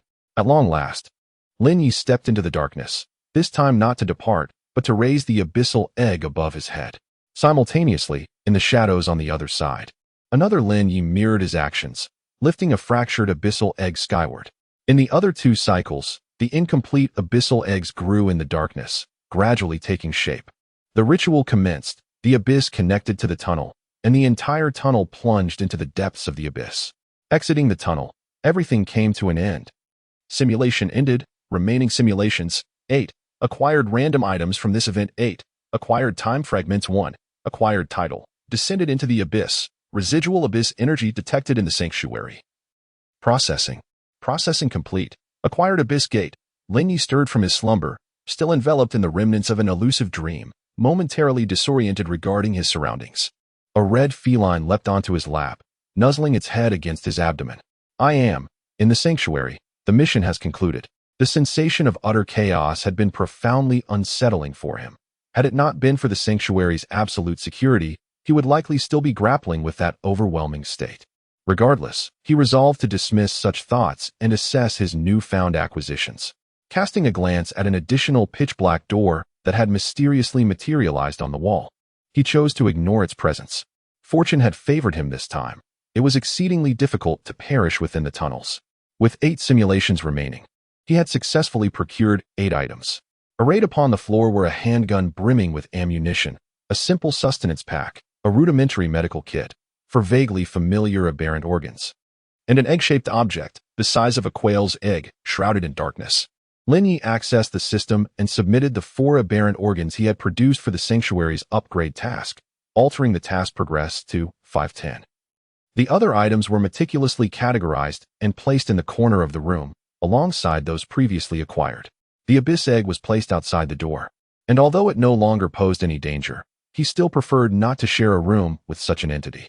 The system panel displayed 3 notifications: time fragment, abyss gate, and the new title acquired by Lin Ye. Lin Ye examined them one by one. Time fragment can be integrated into talent abilities, bestowing new effects upon them. Note: a precious fragment with special functions that harmonizes well with your talent abilities. Would you like to integrate the time fragment into your talent abilities? Yes. Upon reviewing his personal information, Lin Ye discovered a transformation in his talent abilities. Personal information: name, Lin Ye, gender, male, age, 24, talent ability, D-Class Personnel Simulator. Note: Savior. One who has fallen into the abyss. D-Class Personnel Simulator. Can randomly simulate 1 D-Class personnel from the mission each day. Note: why would anyone seek death? Lin Ye was taken aback by the sudden surge of happiness. The new effect conferred by the time fragment was even more potent than the talent ability itself. Though it could only be utilized once, it was more than sufficient for him. Furthermore, should he discover additional time fragments, he might be able to augment the frequency of this ability. Lin Ye then clicked on the new title. Falling into the abyss. You once fell into the abyss, but with the assistance of external forces, you extricated yourself from its depths. Note: you have attracted the attention of certain entities residing within the abyss, Lin Ye. The Gate of the Abyss. A passage connecting to the abyss. By opening the gate, one may invite certain denizens of the abyss to visit your sanctuary. Lin Ye gazed at the ominous black door, deciding to refrain from approaching it for the time being. The sanctuary was indeed a bastion of absolute safety. Yet what if those so-called denizens of the abyss chose not to depart? It is worth noting that this state of invulnerability lasts merely 7 days. Beyond that, Lin Ye would be the one to suffer. Lin Ye glanced at the time. This simulation had only consumed a few hours, and it was still not noon. Outside, a thick fog obscured all visibility, and occasional sounds emanated from beyond the door, though nothing could be discerned through the peephole. Lin Ye extracted an energy bar and a bottle of mineral water, opening the communication interface to commence his lunch. Upon activating the interface, he was greeted by a multitude of messages accompanied by images. Initially, he presumed them to be lewd illustrations, yet upon closer inspection, he discovered they consisted of images depicting bodily mutations. Behold my Kirin arm. I feel as though I could obliterate a blood corpse with a single punch. Image of an arm. The diamond leg is even more formidable. I can dispatch 2 zombies with a single kick. Image of a leg. Esteemed colleagues. Do any of you possess surplus mutation cards? I am willing to trade with food. Seeking arm cards. We'll exchange for leg cards. Who has the red liquid? I am offering a high price. Where is Goose Leg Brother? Have you mutated? Any strategies for mutation? I have mutated my internal organs. What utility does this hold? Image of the abdomen. Damn. Rare cards. Although I am unsure of their purpose, I would like to examine one closely. Brothers, I am but a student seeking an aberration card, preferably one that pertains to the limbs. Has the individual above lost their senses? Why is it still daylight? My adamantine legs are longing for action. The group chat is teeming with information regarding aberration cards. Lin Ye scrolled upward and soon discovered the cause. A survivor had inadvertently activated a dark red card, which transformed his right arm, leaving him terrified and seeking help in the chat, inadvertently igniting a fervor for aberration. The method of utilizing an aberration card is remarkably straightforward. Simply affix the card to the skin, and after a few minutes, it integrates with the flesh, leading to automatic transformation. Aberration cards exhibit various patterns, with each pattern corresponding to a different transformation site. Currently, the most sought-after cards are those for the arms and legs, and these types are the most abundant. However, the transformation demands a considerable amount of matter and energy. The aforementioned survivor consumed all the available food in the shelter to no avail, ultimately resorting to a bottle of red liquid to complete the transformation. During the second nocturnal exploration, Lin Ye gazed at the chat in bewilderment. These individuals are truly audacious. He would not dare to recklessly transform his own body. Is this what they mean by ignorance breeds courage? Lin Ye expressed, I have not undergone transformation. It feels quite perilous, and I am somewhat afraid. The reason he refrained from publicizing the dangers of aberration is that his understanding of it is limited, and he prefers not to speak on matters he knows little about. Since the system has allowed them to obtain the aberration cards, it signifies that utilizing these cards is indeed a part of survival, a matter beyond Lin Ye's interference. After consuming half of a rather tasteless energy bar, Lin Ye accessed the trading interface. He compared the patterns, set aside 1 card for himself, and placed the remaining aberration cards for the arms and legs up for trade, seeking cards from other body parts and various items in exchange. It wasn't long before he received a private message from Zhang Liang. Zhang Liang, hello, Brother Lin. Lin Ye, what is it? Zhang Liang, Brother Lin. Do you have any understanding of aberration cards? Lin Ye, I possess a certain level of knowledge, though not in depth, as I fear it might mislead others. Hence I refrained from sharing. Zhang Liang, could you elaborate for me? Lin Ye, aberration is perilous. It is advisable to wait a while longer. Zhang Liang, is that all? Lin Ye, yes. Zhang Liang, do you see any aberration cards here that you might need? Zhang Liang sent several images of cards. Lin Ye, I do not have the 4th one. Zhang Liang immediately initiated a trade, transferring the card to Lin Ye. Zhang Liang, could you tell me more? However, maintaining this limit is quite challenging. It is manageable within the shelter, but in the red maze, breathing and movement automatically absorb this energy to enhance your physique. Therefore, I do not recommend using aberration cards. Zhang Liang, so, even if we do not use aberration cards, we can still undergo physical aberration by moving within the red maze? Yet, since the system has granted you the cards, it implies that there will be a solution to this situation in the future. Not utilizing them now might also lead to demise outside, so I prefer not to elaborate further. The choice is yours to make. Zhang Liang, understood. Thank you for your explanation. Lin Ye, no need for thanks, you have paid for it. Zhang Liang, President, I have completed my inquiries. He requested the number 4 card. As evidenced by this screenshot. Wu Ming, thank you for your efforts. Indeed, the number 4 card is the rarest. Our association possesses only 2. Zhang Liang, Should I convey this information to the members? Zhang Liang. Understood. Wu Ming. Refrain from utilizing the aberrant card for now. The risks are considerable. Should you require anything, do not hesitate to inform me. Zhang Liang. Yes, I appreciate your concern, President. Time swiftly passed, and as evening fell, Lin Ye had just finished the remaining half of his energy bar when he received a system notification. Nighttime activities commence. Tonight's activity. Maze exploration. Would you like to participate? 9:59. Yes. In merely half a minute, Lin Ye donned his gear, having long prepared the necessary items in his backpack, ready to embark at a moment's notice. 10 minutes flew by, and Lin Ye set down his cat, gazing at the countdown as it reached 0. 0000. Lin Ye rubbed his head as he rose from the dark crimson ground, surrounded by the familiar corridors and rooms. Both his backpack and weapons remained intact. During the first 3 days of nighttime activities, the probability of treasure chests appearing is increased, while the occurrence of tiered creatures is diminished. The quality of treasure chest outputs is enhanced, and the first treasure chest opened by participants will invariably yield a schematic for upgrading the shelter. Nighttime activities commence. 1:59. Item acquired. Lucky Cat Tail Amulet. Lucky Cat Tail Amulet. Enhances the quality of items within treasure chests. Note, it is said that a cat possesses 9 lives.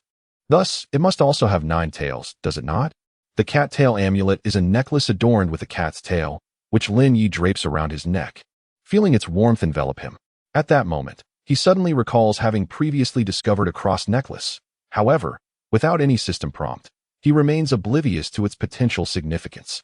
The cross necklace lies within his backpack, accompanied by an assortment of items, including mutated cards, a crimson liquid, provisions, and medicinal supplies. He has brought everything that might prove useful.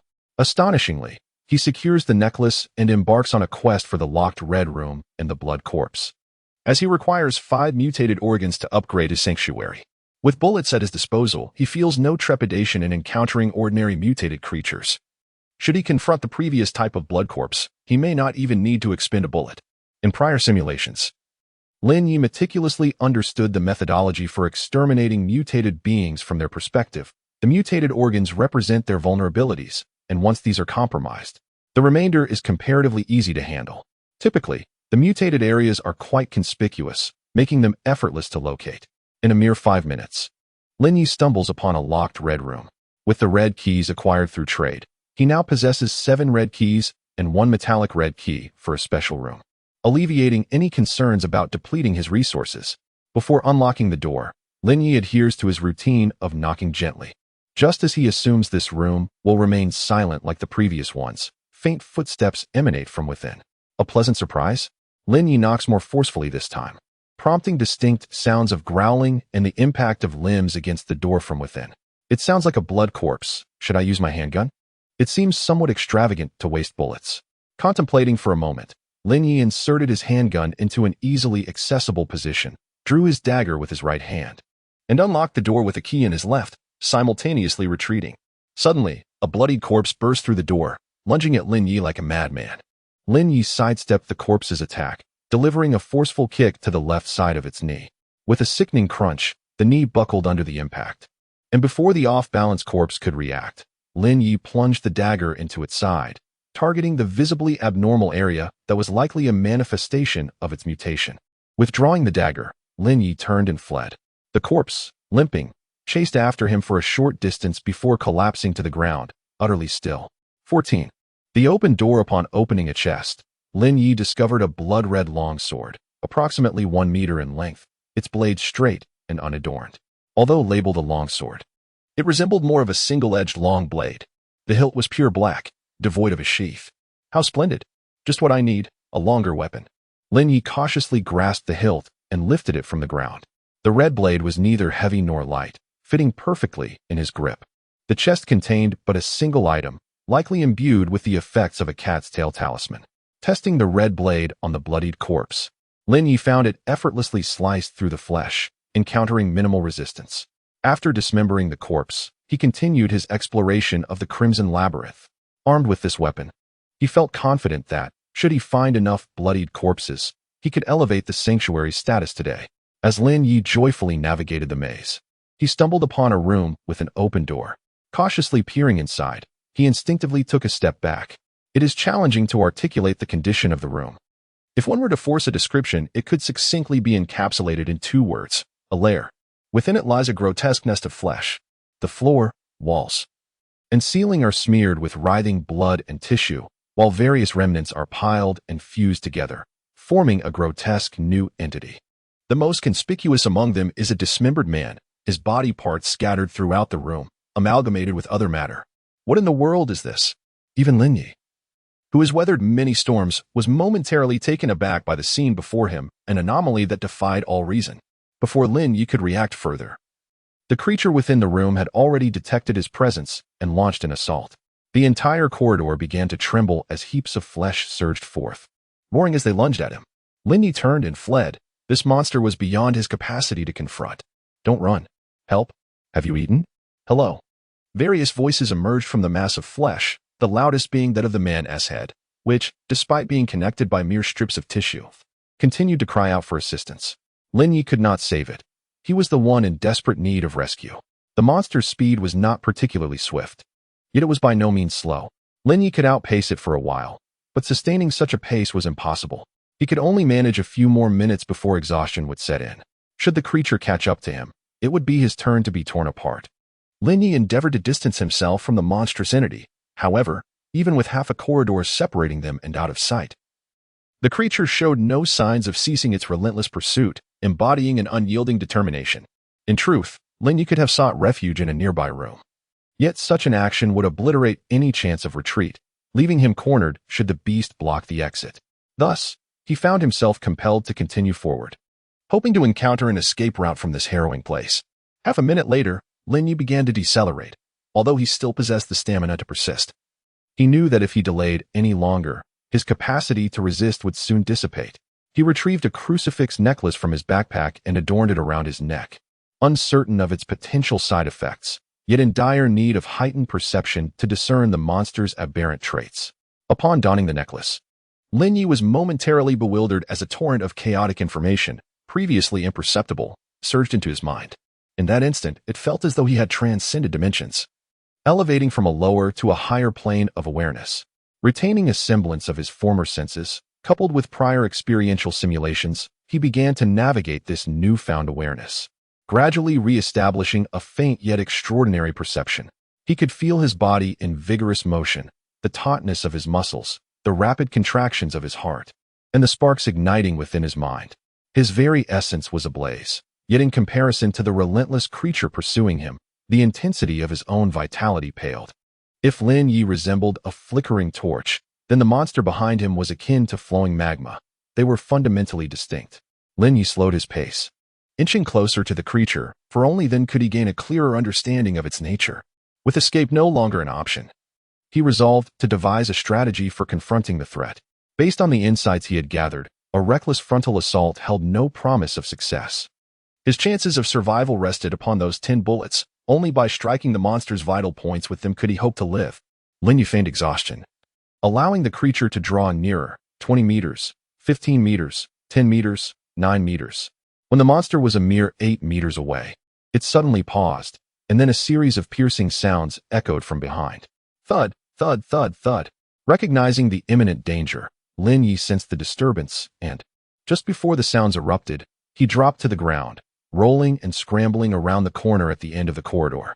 Flesh and blood, like bullets, splattered against the wall, leaving crimson streaks in their wake. Had Lin Ye been a moment slower, or lacking his perceptive abilities, he would have been obliterated by those flesh projectiles. After rounding the corner, Lin Ye rose to his feet. Instead of fleeing further, he pressed himself against the inner side of the corner, drawing the pistol from his waist, poised for the monster's approach. He was too close to the creature now. With no margin for safety, continuing to run offered only 2 grim possibilities, either being shredded by the monster or evading the flesh bullets only to be caught and torn apart. Thus, this corner was his sole opportunity for survival. Lin Ye closed his eyes, his senses expanding like invisible tendrils into the surrounding space. And time seemed to stretch infinitely in that moment. For meters, he raised both guns, their muzzles aimed at the wall, tracking the most volatile points of energy within the creature. 3 meters.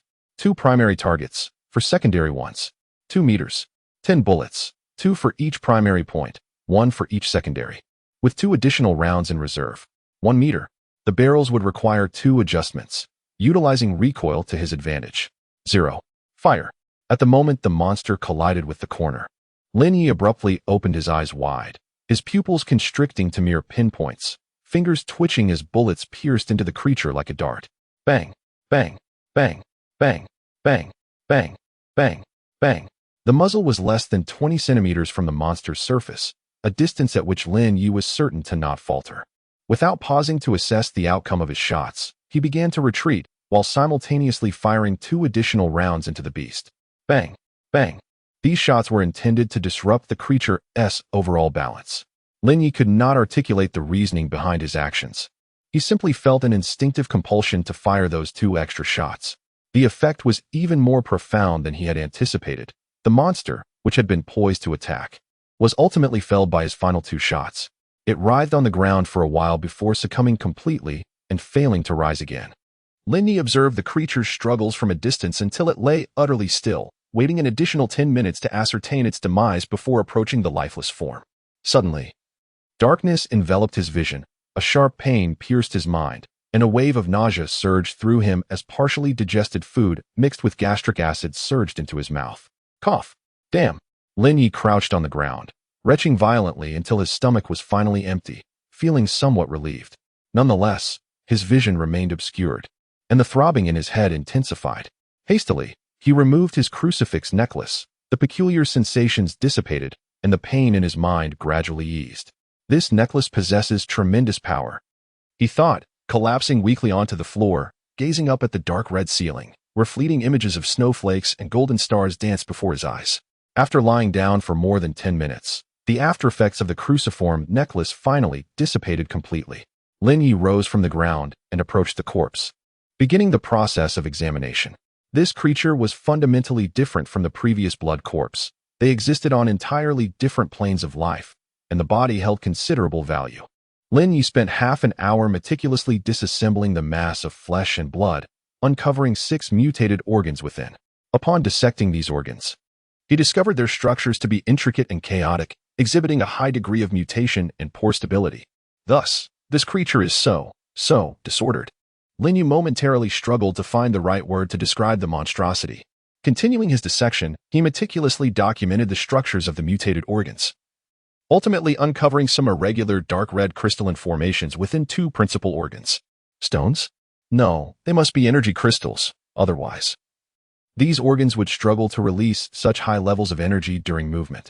Lin Ye carefully placed the crystals into a small bag, intrigued by their nature. He submitted 4 mutated organs to complete his task and secured the crystals alongside the remaining organs. Currently, he felt rather average. His ammunition was depleted, and encountering another creature would pose significant challenges. Fortunately, the area was vast and sparsely populated, requiring considerable time to encounter another monster. With 15 minutes remaining on the countdown, Lin Ye stumbled upon a red corridor devoid of rooms. He swiftly ran to the end of the corridor and pushed open the double red doors, revealing the same hall once more. Opposite him were the red double doors. The left side still featured the mahogany door, while this time, the right side showcased a pale yellow locked room. Quite a variety indeed. Lin Ye gently rapped on the door, and upon confirming the absence of any response from within, he first attempted to unlock it with a red key. When that proved futile, he resorted to a peculiar metallic key designated for special rooms, which successfully granted him entry. Upon opening the door, the metallic key vanished. He found himself in a softly illuminated, pale yellow standard room, furnished with 2 machines. After a brief inspection, Lin Ye swiftly discerned the functions of these devices, as their purpose was evidently straightforward, likely designed by someone with the intent of creating apparatuses accessible even to the most uninformed.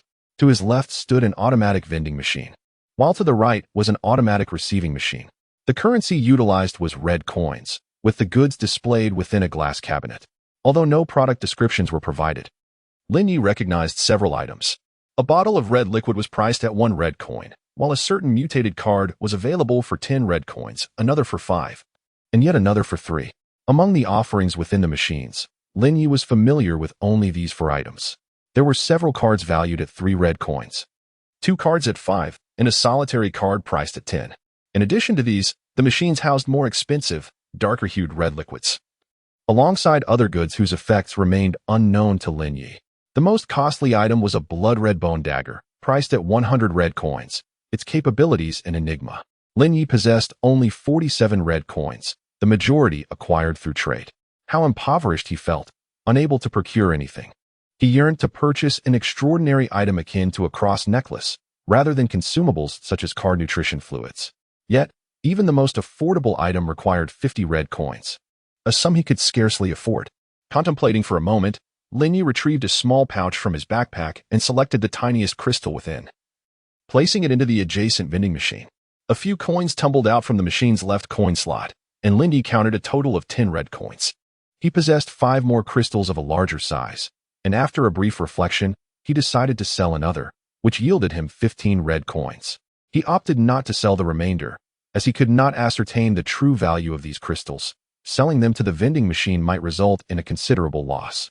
Lin Ye spent 50 red coins to acquire a circular ring, and then expended 20 red coins to purchase 3 of the most expensive mutated cards before departing the pale yellow shop.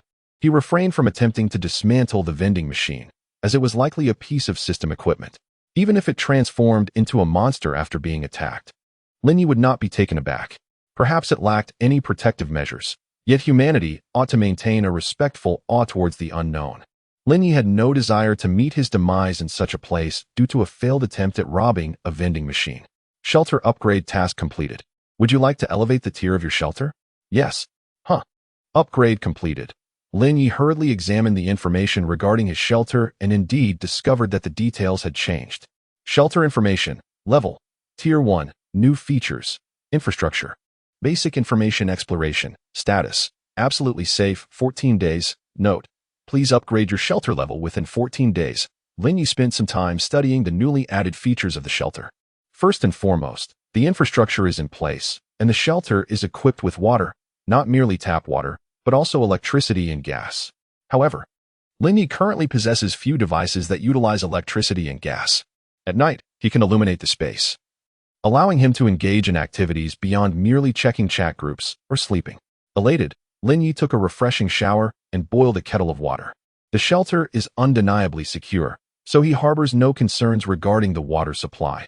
If the system intended to bring about his demise, there are myriad alternative methods at its disposal. Regrettably, the water in the shelter cannot be traded, otherwise, Lin Ye would have been able to profit significantly from selling drinking water. Another crucial feature he requires is the ability to inspect item information, which is now accessible through the system. For instance, the red liquid is a nutrient solution. Nutrient solution edible, capable of replenishing specific energy and nutritional components. Note: please consume in moderation, as consequences will be borne by the user. No. 2 mutation card, to be affixed to a living organism's surface, inducing mutation. Note: collecting cards number 1 to 10 will yield a special surprise. No. 4 mutation card, to be affixed to a living organism's surface, inducing mutation. Note: collecting cards number 1 to 10 will yield a special surprise. Aside from cards No. 1 and 3, Lin Ye has already gathered the other 8 mutation cards. The number 2 card was discovered in that monster-infested room, while the No. 4 card was given to him by Zhang Liang. Cards number 5 and 6 were purchased from the shop using red coins, and he had previously acquired the other models. Notably, the number 10 card induces mutation in the arm, the number 9 card affects the legs, and the number 8 card randomly mutates an organ in the abdominal region. The remaining cards have yet to be utilized by anyone. 16.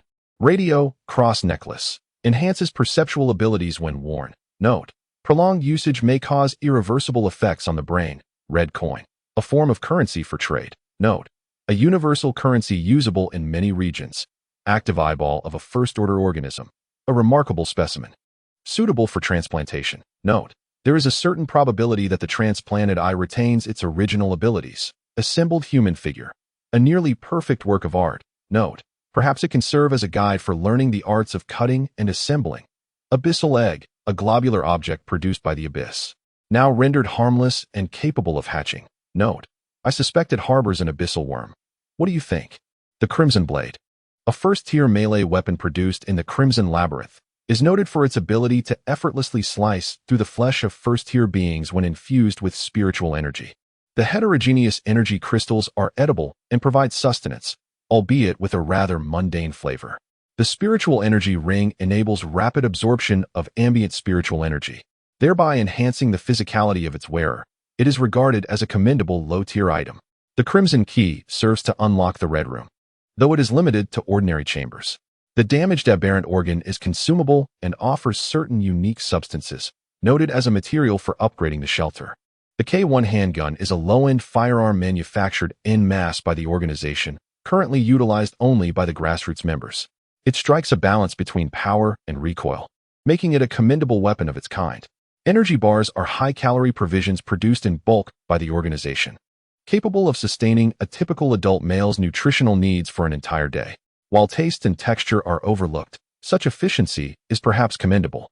Lin Ye spent some time examining each item, gaining a wealth of previously unknown information.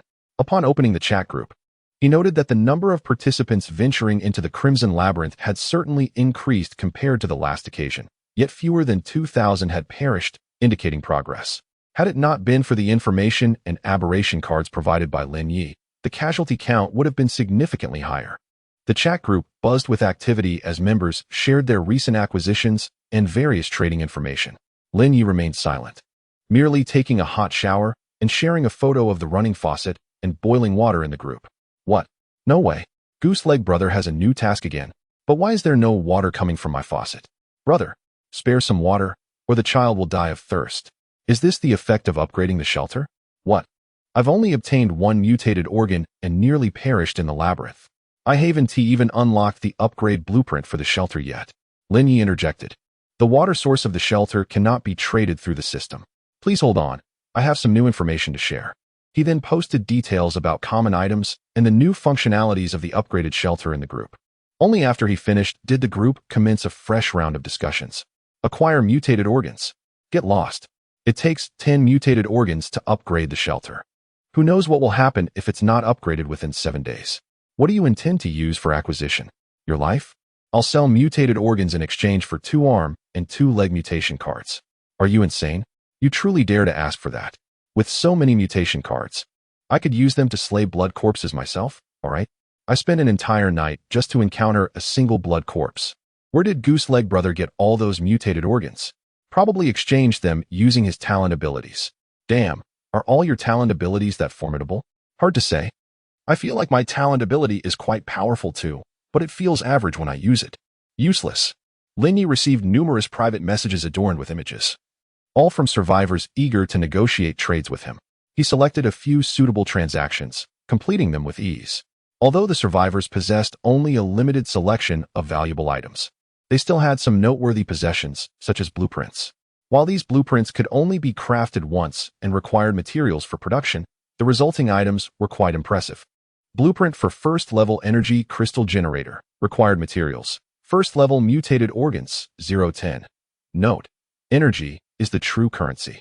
Lin Ye exchanged 2 level 10 cards, 1 level 9 card, and 3 vials of nutrient solution to acquire this blueprint. Had it not been for the dizzying array of materials required for the blueprint, the seller would have never considered trading it. According to the vendor, this blueprint was obtained from the item room. Currently, there were few willing to trade resources for this temporarily unusable blueprint, but Lin Ye's reputation made him the first choice for the seller. Upon utilizing the blueprint, a new task appeared in the system interface. After completing a few more transactions exchanging cards for red coins, Lin Ye received a private message from Zhang Liang. Zhang Liang, are you there, esteemed one? Lin Ye, I am. Zhang Liang, do you have any surplus mutated organs? Lin Ye, I have 2. Zhang Liang, please take a look at this card. It should be one that you do not possess, though I am uncertain if it is a level 1 or level 3 card. Zhang Liang directly traded the mutated card to Lin Ye, exhibiting no fear of being taken advantage of. After receiving the card, Lin Ye scanned it with the system. Card of alienation no. 3. To be affixed to the surface of a living organism for the purpose of causing alienation. Note: collecting cards no. 1 to 10 will yield a special surprise. Lin Ye resent the information and card to Zhang Liang, who did not accept it. Zhang Liang, esteemed one, I wish to exchange this card for an alienated organ along with a few other items. Lin Ye, I shall provide you with 1 each of cards number 7, 8, 9, and 10. Zhang Liang, thank you, esteemed one. Once you have synthesized, could you enlighten me on the utility of the synthesis? Lin Ye, certainly. Should there be no issues, I will share the information in the group, though I am uncertain when I might discover card number 1. Zhang Liang, no rush, thank you. After completing the transaction, Lin Ye engaged in several private trades, now boasting over 20 friends on his list, all proficient survivors thriving in the region. Upon concluding the trades, Lin Ye poured some warm water over the abyssal egg and approached the mosaic of human figures, beginning to study the techniques of cutting and stitching mentioned in the notes. Please draw today's card. The card drawn this time depicted a radio.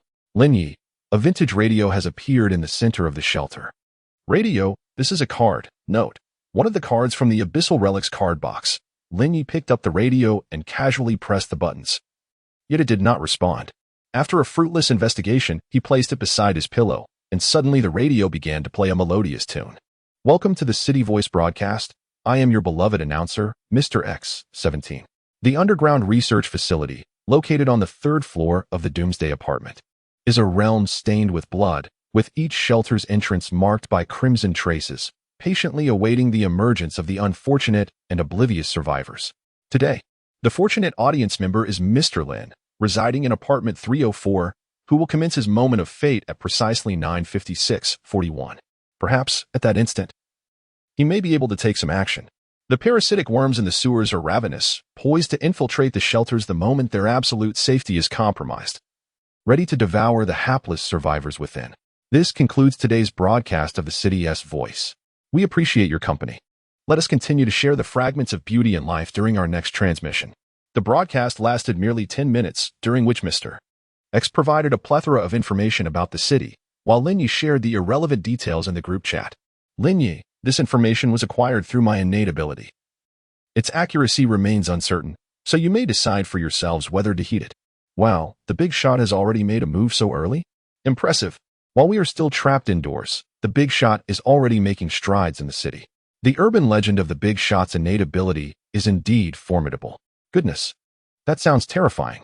Have the monsters outside already set their sights on us? If we fail to upgrade the shelter in 7 days, are we doomed? Let go of any delusions. If you wish to survive, heed the system's warnings. But I still haven't acquired any mutated organs. Only 5 days remain. To refrain from entering the Crimson Labyrinth is akin to awaiting one's demise.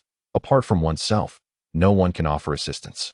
Lin Ye spoke little, harboring hopes that this region might witness the survival of a few souls. Yet his capacity to effect change was limited. Glancing at the system clock, he noted that there remained an hour until his fortunate moment.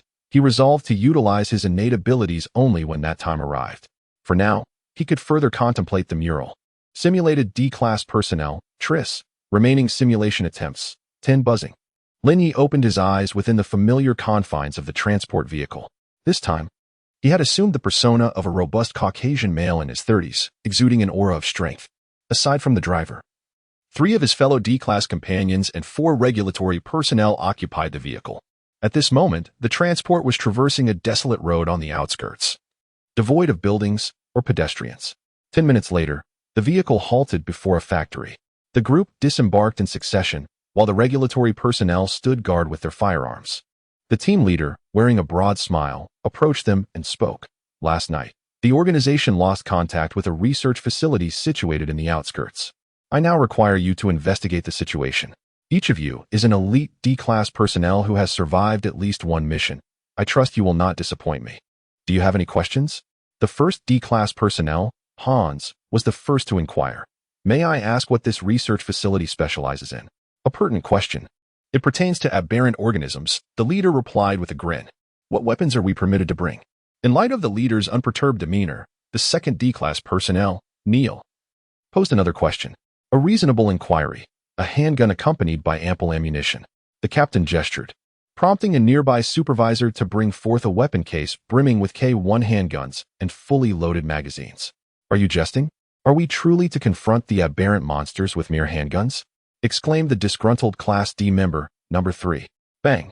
Lin Ye blinked, and the headless corpse of number 3 collapsed to the ground, having completely missed the captain's swift draw of the pistol. It was as if time had been snatched away in a fleeting moment. Any further questions? The captain inquired with a smile. Lin Ye raised his hand and requested. Might I have a blade, preferably of superior quality? The captain regarded Lin Ye with a perplexed expression, seemingly taken aback by such a request. You wish to engage in close combat with the aberrant creatures? Excellent. The organization requires individuals of your caliber. Provide him with the experimental weapon, and let us test the new armament.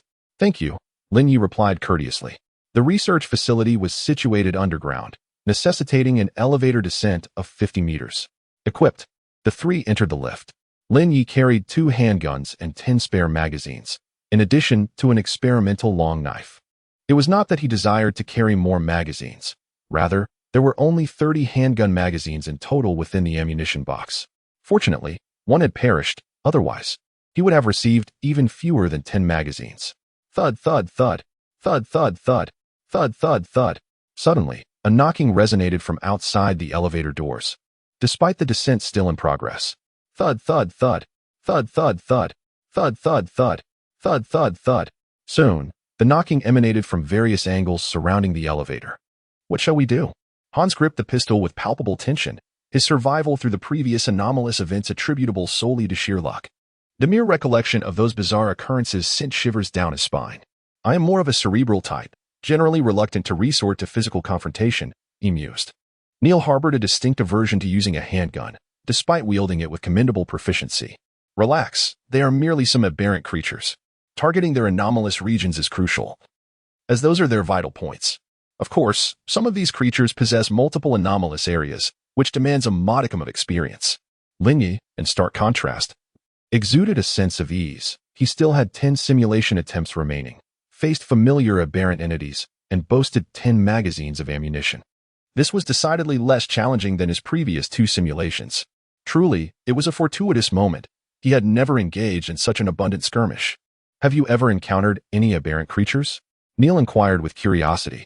That belongs to a bygone era, Lin Ye replied ambiguously, unsure whether Triss had ever witnessed such entities. However, he had no intention of concealing his knowledge about the aberrant creatures, especially since action would soon be required. Deliberate concealment would only raise suspicion. Lin Ye unsheathed the experimental longsword, testing its heft. The blade bore some resemblance to the red blade but was notably heavier, making powerful strikes quite exhausting. The clamor ceased only when the elevator came to a halt, the doors automatically sliding open to reveal a narrow metallic corridor. Surely, this corridor isn't equipped with laser traps? Lin Ye couldn't help but silently scoff. The corridor was smeared with blood, yet not a single corpse remained, nor even a fragment of dismembered flesh. Lin Ye stepped out of the elevator first, casting a glance at the empty space between the elevator and the corridor. The hallway was eerily silent, save for the sound of their footsteps. He led the way, and until reaching the end of the corridor, nothing peculiar emerged. Using the highest level access card provided by the supervising personnel, he unlocked the door, revealing the laboratory hall beyond. The underground research facility was intricately structured, and without a map. They were reliant on the guidance provided through their earpieces. The elevator was deemed unsafe, so they opted for the secure passage. Following the captain's instructions, Lin Ye and his companions navigated through several checkpoints before finally accessing the secure corridor. Is there truly a necessity for such secure passages? Lin Ye pondered. As he lacked familiarity with the research institute and was unaware if other facilities had similar security measures. Upon entering the secure passage, the trio descended the staircase, quickly arriving at the entrance to the 7th underground level. After passing through multiple checkpoints, they reached the 7th level, where the corridor branched off like tree limbs. Flanked by various laboratories, Lin Ye peered through the glass windows into the chaotic interiors, resembling a space ravaged by a tempest. The security measures had not been compromised, leaving them perplexed about the disarray. This particular laboratory was modest in size, devoid of research equipment, containing only a few laptops and a cold storage unit for important specimens. Most notably, there was a female researcher present within the lab. This marked their first encounter with a living being in this place. Though there remained a possibility that she might not be alive, Lin Ye did not recklessly enter the laboratory, but rather awaited the captain's directive, who should have knowledge of the individual's identity. To his surprise, Dr. Caroline was still alive. Number 1, please hand the helmet to Dr. Caroline. Hans hurriedly removed the helmet, knocked on the glass door of the laboratory, and called out loudly, Dr. Caroline, the captain has instructed me to give you this helmet. Dr. Caroline cautiously observed them, resembling a frightened squirrel. Shoo! Lower your voices. It might hear us, she said nervously, hesitating for a moment before opening the glass door. Upon receiving the helmet, She promptly shut the door again and quickly concealed herself behind the desk. We can't possibly take her with us, can we? What a hassle. Perhaps due to the absence of the helmet, Hans's speech became rather casual, yet he seemed unaware that Lin Ye and Neil were still wearing theirs. After a while, Dr. Caroline began to operate the computer and ultimately extracted a device resembling a USB drive, along with some specimens from the cold storage, placing them into her backpack. Bring. The captain issued a new command, but the communication was intermittent and ultimately fell silent. They had lost contact with the ground. Buried 100 meters deep. Suddenly, there was a loud clap. The lights went out, plunging the entire research facility into darkness. However, the lights quickly flickered back on, likely due to the activation of the backup power. In the distance, a faint tremor reverberated, as if hundreds or thousands of people were racing through the corridors. Hans seemed to have an inkling of what was occurring, but was unwilling to confront the reality. Lin Ye discarded the helmet onto the floor and strode purposefully through the door into the laboratory, pulling out the trembling Dr. Caroline from beneath the desk. As Lin Ye drew his pistol and pressed it against Dr. Caroline's forehead, he awaited her decision. To endure a painful existence or to embrace a swift demise. This was the dilemma. Dr. Caroline trembled as she grasped Lin Ye's wrist, gripped by an overwhelming fear. Yet she was unwilling to die. In her 20s, she yearned for further research and countless experiences yet to be explored. Lin Ye seized the collar of Caroline's garment and lifted her, locking eyes with her as he asked, "Have you made your choice?" The sound of approaching footsteps echoed. The nearest mutated creatures were mere corridors away from the laboratory. "Follow me. We must escape through the ventilation system." Dr. Caroline realized that rather than wait for death, it was better to take a desperate chance. Under her guidance, Lin Ye swiftly opened the laboratory's ventilation ducts. The four of them crawled into the vents in order. Lin Ye first, followed by Dr. Caroline, then Hans, with Neil bringing up the rear. As Neil entered the ventilation shaft, a horde of mutated corpses surged towards the laboratory. The power outage appeared to have compromised the facility's security systems. The glass doors could not withstand the ferocious strength of the mutated beings. Dr. Caroline, well acquainted with the structure of the research institute, quickly directed Lin Ye. "Hurry. There's movement behind us. They're climbing up." Neil shouted urgently. Lin Ye moved swiftly, guided by Dr. Caroline, navigating through several twists and turns until they reached another laboratory. Just as Neil jumped down from the ventilation shaft, a bloodied corpse tumbled down right after him. Lin Ye plunged his knife into the mutated organ of the corpse. But more of the bloody bodies cascaded down the shaft like dumplings. "Let us go. Lead the way.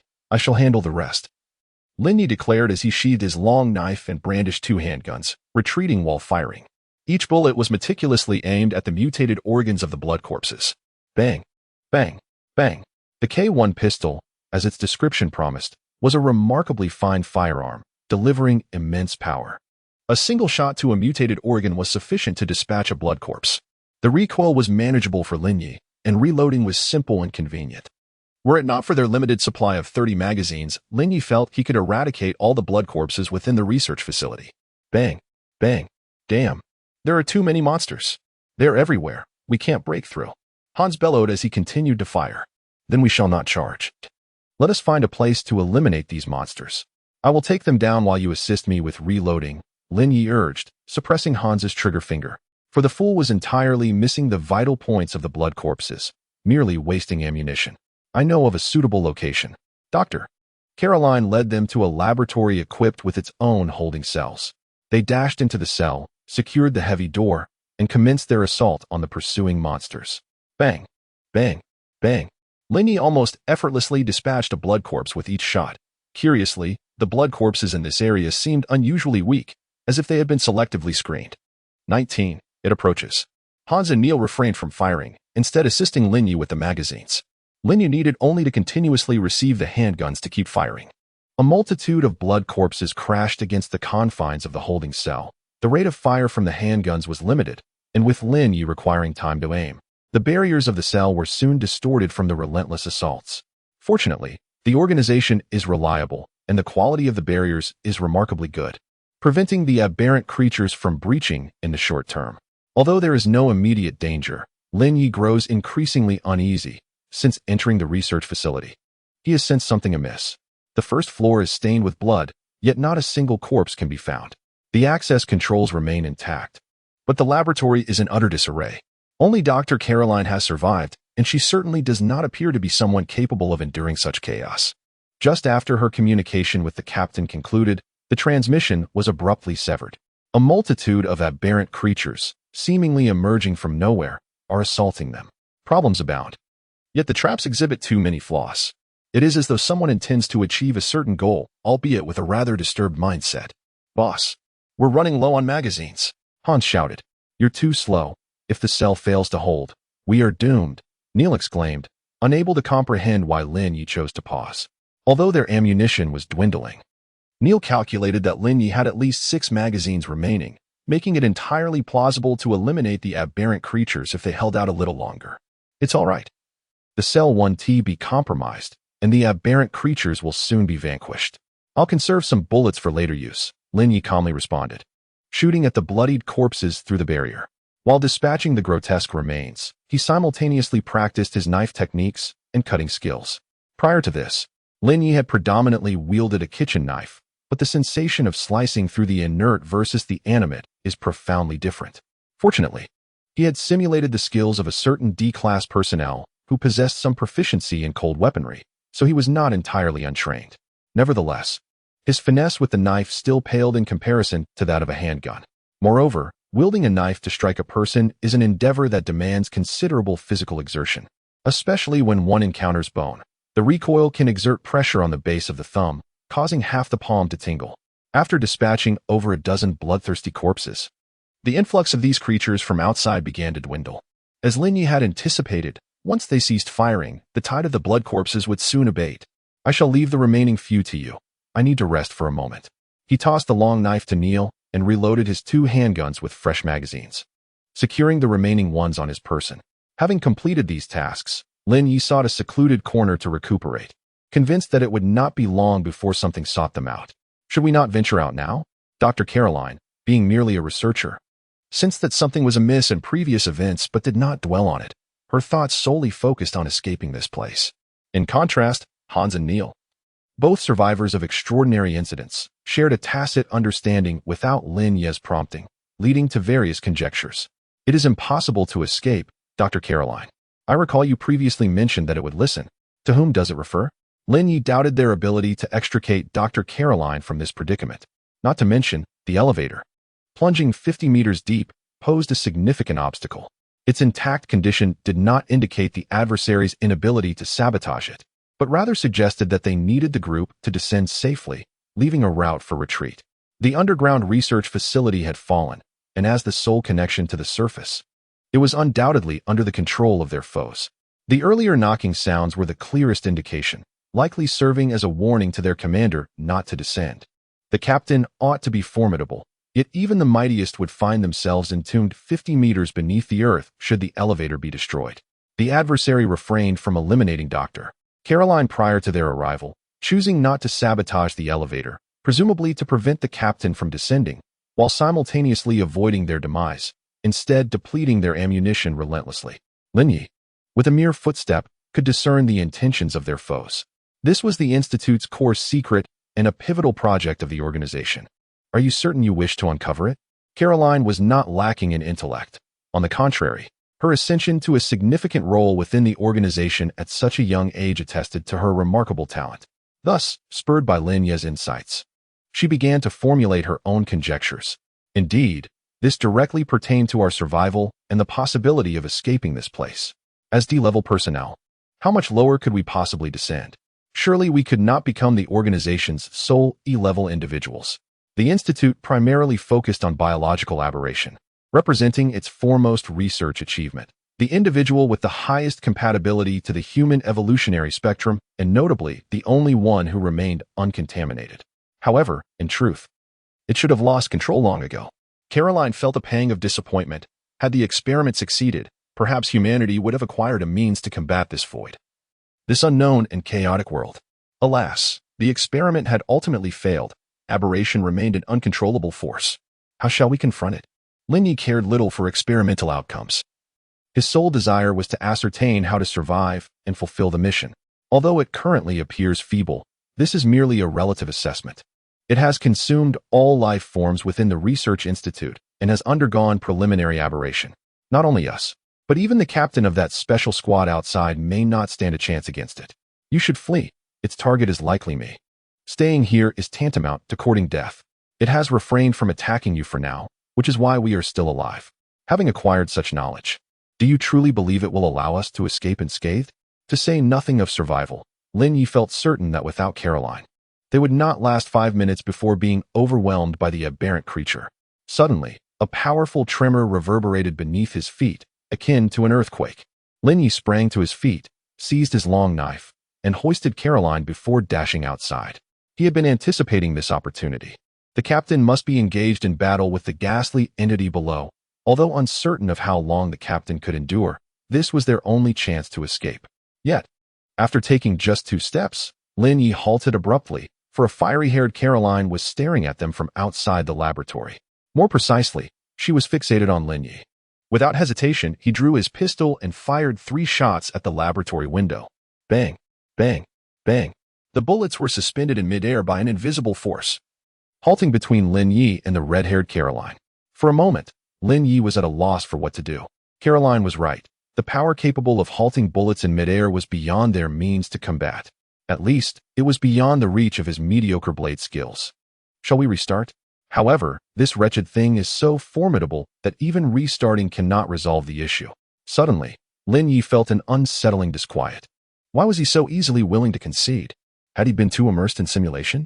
He pondered the possibility of starting over this time. What about the next? Or the time after that? What about 10 attempts later? How could he cope? If bullets can be halted, we stand no chance. Perhaps surrender is the only option. At that moment, Han spoke in a low, somber tone. Lin Ye was abruptly roused from his reverie and glanced at the crimson-haired Caroline, who seemed to have drawn closer. Ah, so that is it. What are you afraid of? Lin Ye chuckled, undaunted by any underhanded tactics, yet genuinely concerned if the adversary were an entity of numerical prowess. For that would be insurmountable. What did you say? The crimson-haired Caroline finally spoke, her voice imbued with an unusual, murky resonance. I said, you should act directly. If she were to act immediately, Lin Ye might not respond appropriately. She likely relished luring others with her words and abilities, neglecting the primal and most effective form of violence. Without a moment's hesitation, Lin Ye drew his twin pistols, expressionless as he leveled the barrels at Dr. Caroline. It was only when he shifted his aim that her expression finally altered. Bang, bang, bang, bang, bang. Rapidly reloading, Lin Ye aimed one pistol at crimson-haired Caroline and the other at Dr. Caroline, firing simultaneously. The bullets no longer lingered in the air, but veered at a sharp angle. Grazing past them, Lin Ye expeditiously emptied all his magazines, and without a moment's pause, he unsheathed his long knife and charged towards crimson-haired Caroline. No probing, no communication, no hesitation, only a desperate struggle to the death. It is a matter of either your demise or mine. The crimson-haired Caroline began to retreat, as the entity she once controlled was on the brink of annihilation at the hands of the captain. Time was not on her side, yet she lacked the courage to engage Lin Ye in combat. From her inception, she had been on the side of dominion, never once forced into a direct confrontation with these inferior beings. Having just withstood a barrage of bullets, she had expended a considerable amount of her spiritual energy and mental fortitude. Though she still possessed the strength to fight, her confidence in victory had waned. However, given a moment, she could crush these bothersome, lowly creatures beneath her heel as one would a mere insect. Lin Ye pursued the diminutive figure with frenzied strikes, each blow repelled by an unseen force. Yet, he did not falter. Instead, he intensified his efforts. After delivering a flurry of over a dozen slashes, exhaustion began to set in. He was now relying solely on sheer will and the resilience of life itself to persevere, though he could not sustain this for much longer. Ultimately, Lin Ye was but an ordinary human, and in a battle of attrition, he was no match for the monster. The crimson-haired Caroline seemed to sense that Lin Ye was nearing his limit, a triumphant smile creeping across her face. Bang, bang, bang. The sound of gunfire erupted as Hans and Neil appeared at Lin Ye's sides. They lacked the courage to confront the monster head-on. Yet they refused to relinquish their chance for survival. Their magazines were empty, but their guns still held rounds. Seizing the moment while the crimson-haired Caroline was preoccupied with deflecting bullets, Lin Ye steadied himself, inhaling deeply, and summoned all his strength to deliver one final, decisive strike. Die? The blade was slowed by an intangible force, yet it seemed to resonate with Lin Ye's furious roar. A surge of intense energy erupted from the hilt, bursting forth from the edge of the sword, directly countering the energy barrier before the crimson-haired Caroline. With a swift and decisive stroke, Lin Ye severed Caroline's head cleanly. How could it be sound-activated? Why didn't you inform me? This was Lin Ye's first moment of ire during the simulation. He yearned to eliminate that mentally unstable captain, but alas, he was outmatched. Who would conduct a weapons test without explaining its usage? Lin Ye hurled the long knife, embedding it into Caroline's heart, then swiftly drew his twin pistols, obliterating her head completely. Bang, bang, bang, bang, bang. He merely exhausted the magazine, with several rounds still remaining in the pistols for backup. After completing this, Lin Ye advanced to extract the long knife, thoroughly dismantling Caroline's body. Having triumphed with great difficulty, he was unwilling to perish due to negligence. Was it dead? I cannot be certain. If its main body was vanquished by the captain and no other entities had emerged, it should indeed be lifeless. Although she could comprehend Lin Ye's strategy, Dr. Caroline felt a flicker of trepidation towards this man who had so unhesitatingly fired upon her. It was still alive. Lin Ye remained unperturbed, believing the adversary possessed no further contingencies, but as long as it did not interfere with his mission, he would refrain from exterminating it entirely. That was the organization's duty. Furthermore, in such a vast research facility, complete eradication was beyond his capabilities. Before long, the captain, accompanied by several regulatory personnel, located them. The captain scrutinized the dismembered body that Lin Ye had reduced to fragments, finding it utterly unrecognizable, prompting the regulatory team to collect the remains. The captain then turned to Lin Ye with a cheerful demeanor, inquiring about the experimental weapon. How is it? Is it effective? You ought to inform me that it is voice-activated. I rarely engage in conversation while dispatching foes, and had it not been for sheer luck, we might all have perished here. Lin Ye, still agitated, retorted, Voice-activated? What are you talking about? Is the experimental weapon indeed voice-activated? The captain glanced at the regulatory personnel nearby. We were merely attempting to ascertain how to activate this weapon's power. It turns out it is voice-activated. One of the regulatory personnel retrieved a compact handheld computer, documenting the new intelligence, and expressed gratitude to Lin Ye. Thank you for your contribution to the organization. Lin Ye, with an impassive countenance, strode ahead silently. Simulation concluded. Remaining simulation attempts, 10, and used simulation attempts. Would you like to acquire core items? Acquisition confirmed. Core item obtained. Human Evolution Blueprint X1. Received Dr. Caroline's Token of Appreciation X1. Title acquired. Lin Ye sat by the bedside, gazing vacantly at the information on his laptop. This was the first time he had completed a simulation without expending any attempts. He was astonished that consuming 10 simulation attempts had yielded a core item. The Human Evolution Atlas is a laptop brimming with information. Lin Ye spent considerable time poring over the contents, yet failed to comprehend the cryptic terms and symbols that cluttered its pages. 0th Aberration Card? What is that? Wasn't I supposed to gather the 110th? Lin Ye hesitated to redeem it, continuing to examine the laptop for an hour before conceding his lack of understanding and ultimately opting to exchange for the 0th Aberration Card. 0th Aberration Card.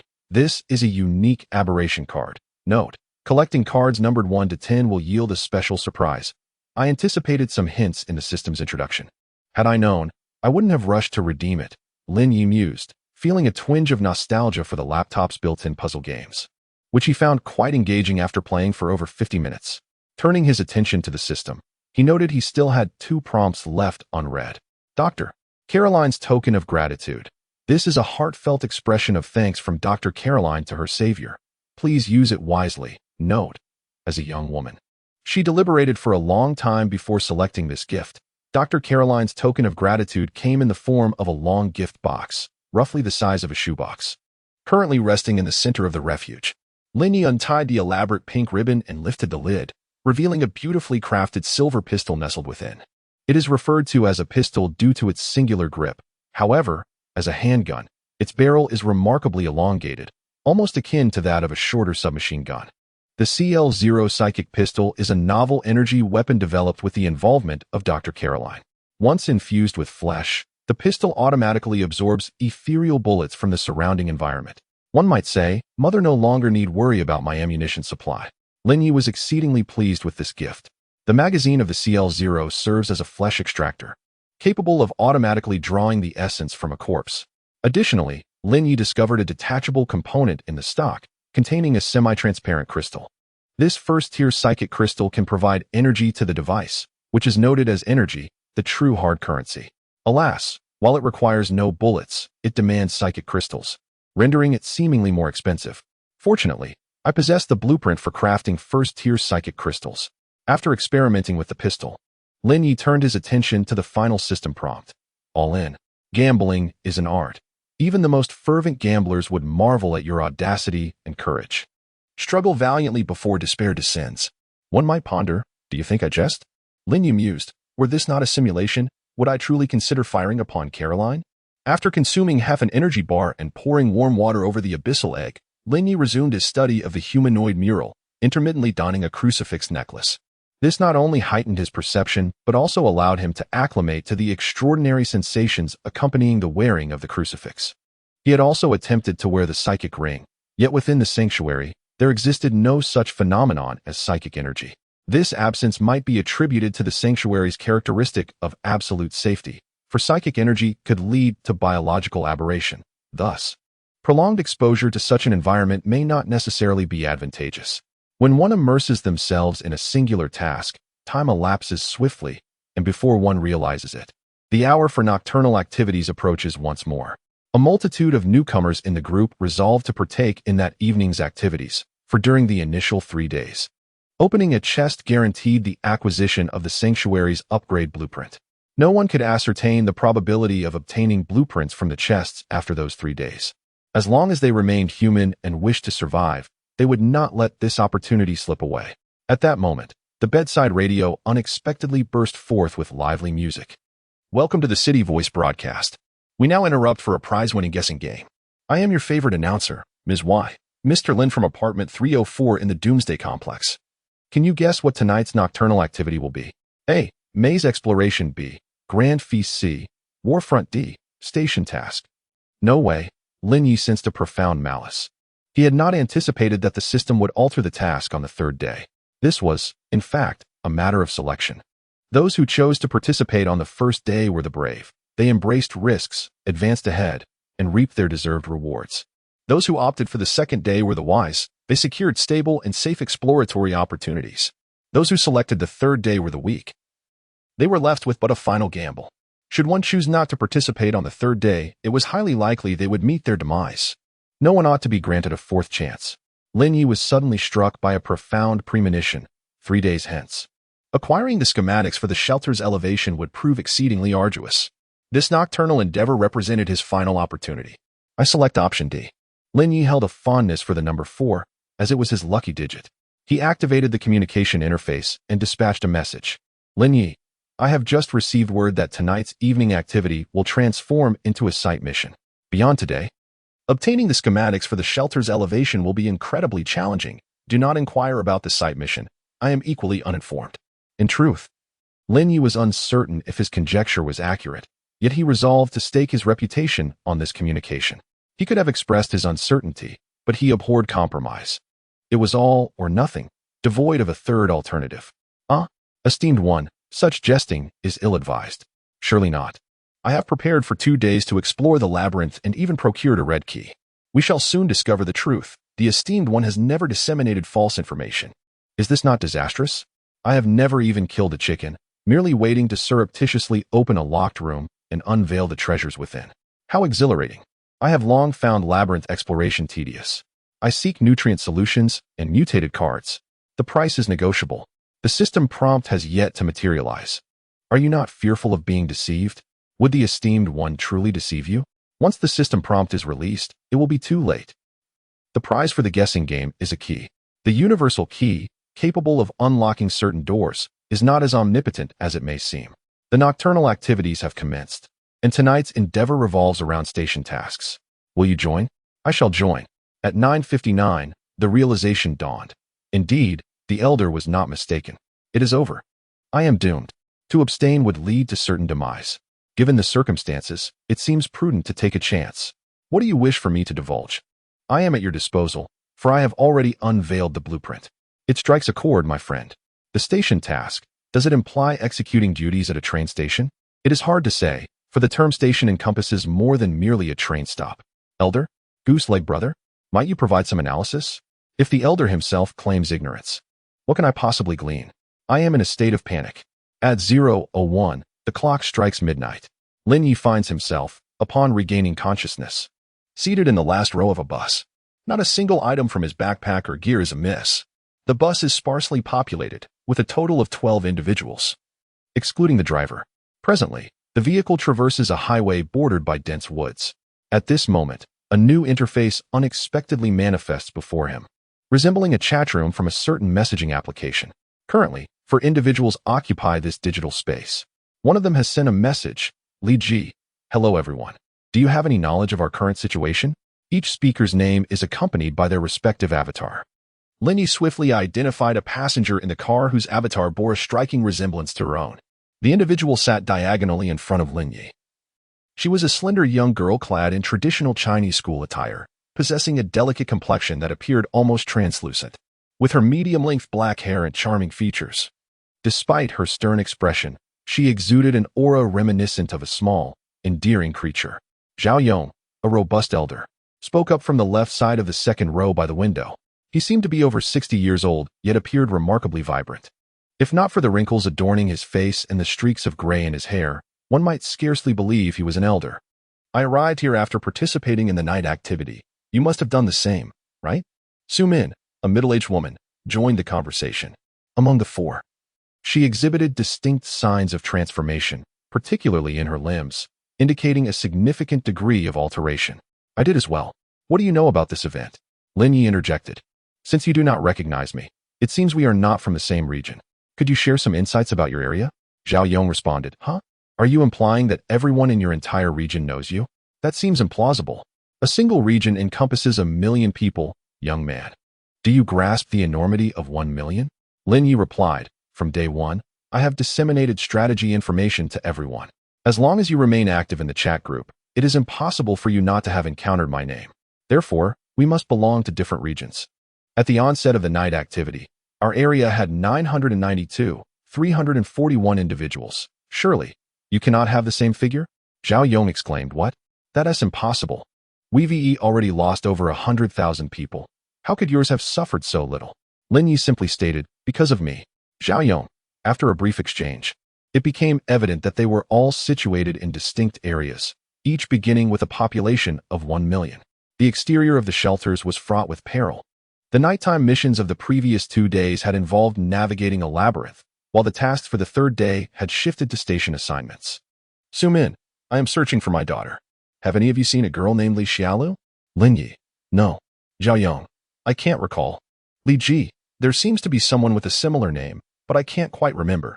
There are simply too many people with the surname Li. Just as they were exchanging information, a system notification suddenly appeared in the chat room. Please select a station to disembark, survive until the bus arrives tomorrow, and then board the bus to leave the station. Note, after 10 stations, the bus will enter the shallow sea area.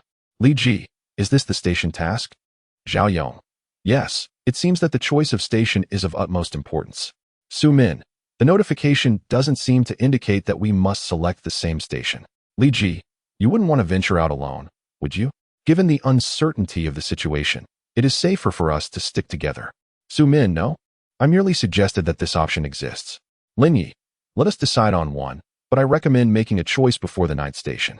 Zhao Yong, indeed. Since the system has noted it, it implies that the shallow sea area differs significantly from the preceding stations. It would be wise to avoid approaching it. Soon, the bus arrived at the first station. It was a murky green swamp, teeming with various wetland plants, and a dense, dark green fog floated in the depths of the marsh. Su Min, I do not recommend selecting this station. The swamp is too perilous. Li Ji, I concur. Lin Ye, likewise. Zhao Yong, at first glance, it seems tolerable, but if you all disagree, let us move on to the next. 10 minutes later, they arrived at the second stop, which featured an exceptionally pristine beach. Its fine white sand spread across the shore like snow, appearing both sweltering and desolate. Li Ji, it took merely 10 minutes to traverse from the marsh to the coast. Something seems amiss with this route and the bus. Su Min, indeed. This bus is peculiar.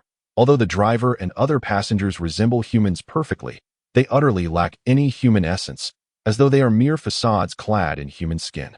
Zhao Yong, so, shall we disembark here? Lin Ye, no, I have never swum in the sea, and the ocean can be perilous. Su Min, there is no visible danger. That is rather unsettling. 10 minutes later, they reached the third stop. The third station was the entrance to a sunlit small town, where cheerful townsfolk could be seen from the bus. Zhao Yong, this place seems decent. Any issues could be easily resolved. Li Ji, I do not have a favorable impression of this place. Lin Ye, I share the same sentiment. Su Min, the smiles of these people seem excessively artificial, akin to mannequins. Zhao Yong, very well. The fourth stop revealed a void, one side of the platform utterly barren, devoid of anything. Lin Ye, next. Zhao Yong, agreed. Li Ji, I second that. Su Min, likewise. The fifth stop was shrouded in mist, rendering visibility impossible. Lin Ye, next. Zhao Yong, agreed. Su Min, agreed. Li Ji, agreed. The sixth stop presented a colossal jungle, with a towering plant reaching toward the heavens, its apex concealed from view. Li Ji, it feels rather perilous. Lin Ye, I concur. Su Min, then let us proceed to the next. Zhao Yong, there are only 4 stations left. Perhaps we should select one that is subpar yet not entirely dreadful. Li Ji, then let us proceed to the next one.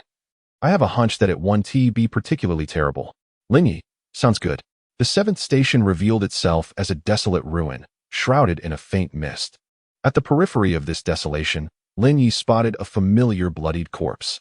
However, in the distance, at the heart of the ruins, loomed a colossal shadow, several stories high, pulsating slowly, reminiscent of a creature breathing. Lin Ye, this will do. I possess considerable confidence in my knowledge of bloodied corpses. Li Ji, agreed. Su Min, I second that. The ruins offer ample opportunities for concealment, and our objective is to survive until the bus arrives tomorrow. Zhao Yong, I concur, at the very least. I know how to eliminate them. Lin Ye, then let us disembark. One by one, the 4 exited the vehicle, while the driver and passengers remained unresponsive. Just as Lin Ye assumed they were akin to NPCs, the passenger closest to the door suddenly turned, casting them a knowing smile. Farewell, and may your journey be pleasant. The passenger remarked. Farewell, and may your journey be pleasant as well. 23. Goat-headed creature, station selection completed. Additional tasks acquired, optional. 1. Eliminate the mutated beings. Rewards will be distributed based on the quantity and intensity of the mutated beings slain. 2. Explore the ruins. Investigate the reasons for the city's abandonment. 3. Address the colossal mutated being at the center of the ruins. Upon disembarking, a few new tasks popped up in the chat room. Lin Ye glanced through them. Promptly dismissing the third task, he had no desire to approach that immense shadow. Shall we venture inside, or would it be prudent to explore elsewhere? Zhao Yong, walking at the forefront with his robust physique resembling a formidable wall, instilled a profound sense of security. Perhaps it is best to refrain. This road leads to other destinations within a mere 10 minutes, and it would be wise to avoid wandering aimlessly before fully comprehending this place. Lin Ye attuned himself to the surroundings, having donned the cross necklace and psychic ring during the selection of their station. He discerned from prior experiences that as long as he did not trigger the acute awareness reminiscent of slaying monsters, wearing the cross necklace for an extended period would not pose significant drawbacks. The effects of the psychic ring were quite remarkable, aided by the cross necklace. Lin Ye could distinctly feel the surrounding psychic energy permeating his being, fortifying his body. Upon entering the ruins, an overwhelming sense of oppression enveloped him, as if some unseen force bore down upon him, rendering his steps heavier. What shall we do now? Should we find a place on the outskirts to conceal ourselves until dawn? Zhao Yong inquired, picking up a steel bar fused with concrete from the ground. Let us first gather supplies and ascertain if any usable weapons are available. The indications suggest we must survive until morning, as the night may bring unforeseen changes. Lest it become too easy, Su Min meticulously scanned the surrounding ruins, seeking a relatively safe haven. I propose we split up before dusk to thoroughly explore these ruins. We can maintain communication through our group chat, which is our advantage. We're at a different assembly of ordinary companions. Lin Ye might not have suggested such a course of action, but these particular teammates exuded reliability. Very well, I shall head in that direction, Li Ji remarked, gesturing towards the eastern side of the ruins. I shall head west, Su Min declared with unwavering resolve, entirely disinclined to approach the immense shadow at the heart of the ruins. I will venture into the center, asserted Elder Zhao. exhibiting a rather domineering demeanor as he prepared to explore the epicenter of devastation. "Then I shall meander at my leisure. If you require assistance, do not hesitate to seek me out," Lin Ye remarked, his gaze drifting toward the ominous silhouette shrouded in mist, an unsettling premonition stirring within him. The ruins were teeming with aberrant creatures, and relying on his instincts, Lin Ye cautiously navigated around areas rife with potent anomalies, meticulously scavenging for useful supplies while utilizing the remains of the blood corpses to reload his pistol. Drawing upon the city's layout, Lin Ye soon stumbled upon a commercial street. Though now reduced to rubble, he managed to locate a gun shop along the thoroughfare. The street was haunted by numerous blood corpses, intermingled with creatures that had developed grotesque, mutated appendages. Only abandoned vehicles littered the street. Without substantial cover, any noise would likely attract a horde of blood corpses, an untenable situation to confront singularly. Lin Ye found himself devoid of ammunition, armed only with a red blade and a CL0 pistol, which was in the throes of grotesque transformation, rendering him ill-equipped to deal with the multitude of blood corpses. "I shall have to find an alternate route," he mused. If possible, Lin Ye wished to avoid the narrow alleys, for not only could aberrant creatures lurk in the shadows, but the unstable structures within the ruins posed a lethal threat as well. He recalled a game he had played in which the protagonist faced a significant risk of sudden demise merely by utilizing climbing skills. Fortunately, he was spared such a perilous affliction. Opting for a relatively wide alley, Lin Ye ventured deeper into the ruins, gripping the red blade firmly as he advanced with cautious deliberation. The aberrant creatures hidden along this narrow path are few in number and lack considerable strength. It is likely that the more formidable ones have ventured forth to seize territory. Lin Ye effortlessly dispatched the blood corpse he sensed using his crimson blade. After absorbing spiritual energy through his energy ring, he noticed a marked improvement in his physical prowess. With a precise strike, a typical blood corpse often requires no second blow. As he eliminated more and more blood corpses, he gradually discovered some techniques. After dealing with a mutated wild dog, Lin Ye finally entered the gun shop. The atmosphere inside was eerily quiet, with empty gun racks and bloodstains scattered across the floor amidst the spent shells. He quickly located the warehouse of the shop, the large door slightly ajar, behind which a creature lay in wait. The monster was separated from Lin Ye by merely a door, and it was evident that it was acutely aware of his presence, poised to launch an attack. Lin Ye sensed the creature. It possessed only a single aberrant organ. Yet this organ was remarkably active, even more so than that of the previous monster, which had multiple aberrant organs. Lin Ye drew the CL0 handgun from his waist. Although the bullet had not fully mutated, it was ready for use. Just as he prepared to shoot through the door, the creature suddenly lunged. The stillness shattered in an instant as the door splintered into fragments, and in the blink of an eye, the monster stood before Lin Ye. With the head of a goat, a human body, limbs of various animals, and a long, thick tail, it was a grotesque amalgamation of biological parts. Lin Ye swiftly stepped to the left, narrowly escaping a fate of being reduced to mere pulp. Thud! The goat-headed beast collided with the wall, causing the entire gun shop to tremble, with cracks spidering across the surface. Bang! Bang! Bang! Bang! Bang! Lin Ye fired continuously at the back of the goat-headed monster, targeting its aberrant organ located within its thoracic cavity. From behind, he could still strike that vital area. All 5 bullets found their mark, yet the creature sustained only negligible superficial wounds. The inadequacy of the bullets, which had not undergone aberration, rendered them insufficiently potent. Under the influence of the creature's psychic energies, the projectiles lodged themselves within its muscular tissue, failing to penetrate further. Lin Ye swiftly attempted to increase the distance between them, but the confines of the gun shop limited his mobility, with the entrance positioned perilously close to the goat-headed beast. The creature turned, slightly shorter than Lin Ye, its body adorned with thick, sinewy muscles, brimming with energy. Its aberrant organ pulsed with power, poised to unleash a devastating blow in unison with its physique. Bang! Bang! Bang! Bang! Bang! Lin Ye aimed at the aberrant organ of the goat-headed monster, not out of belief in the efficacy of his shots, but out of necessity to suppress the menacing entity before him. Failure to do so could result in his swift demise. The creature used its forelimbs to shield itself from the bullets, which sparked a glimmer of hope in Lin Ye's eyes. If he could breach its defenses, an opportunity would arise. Bang!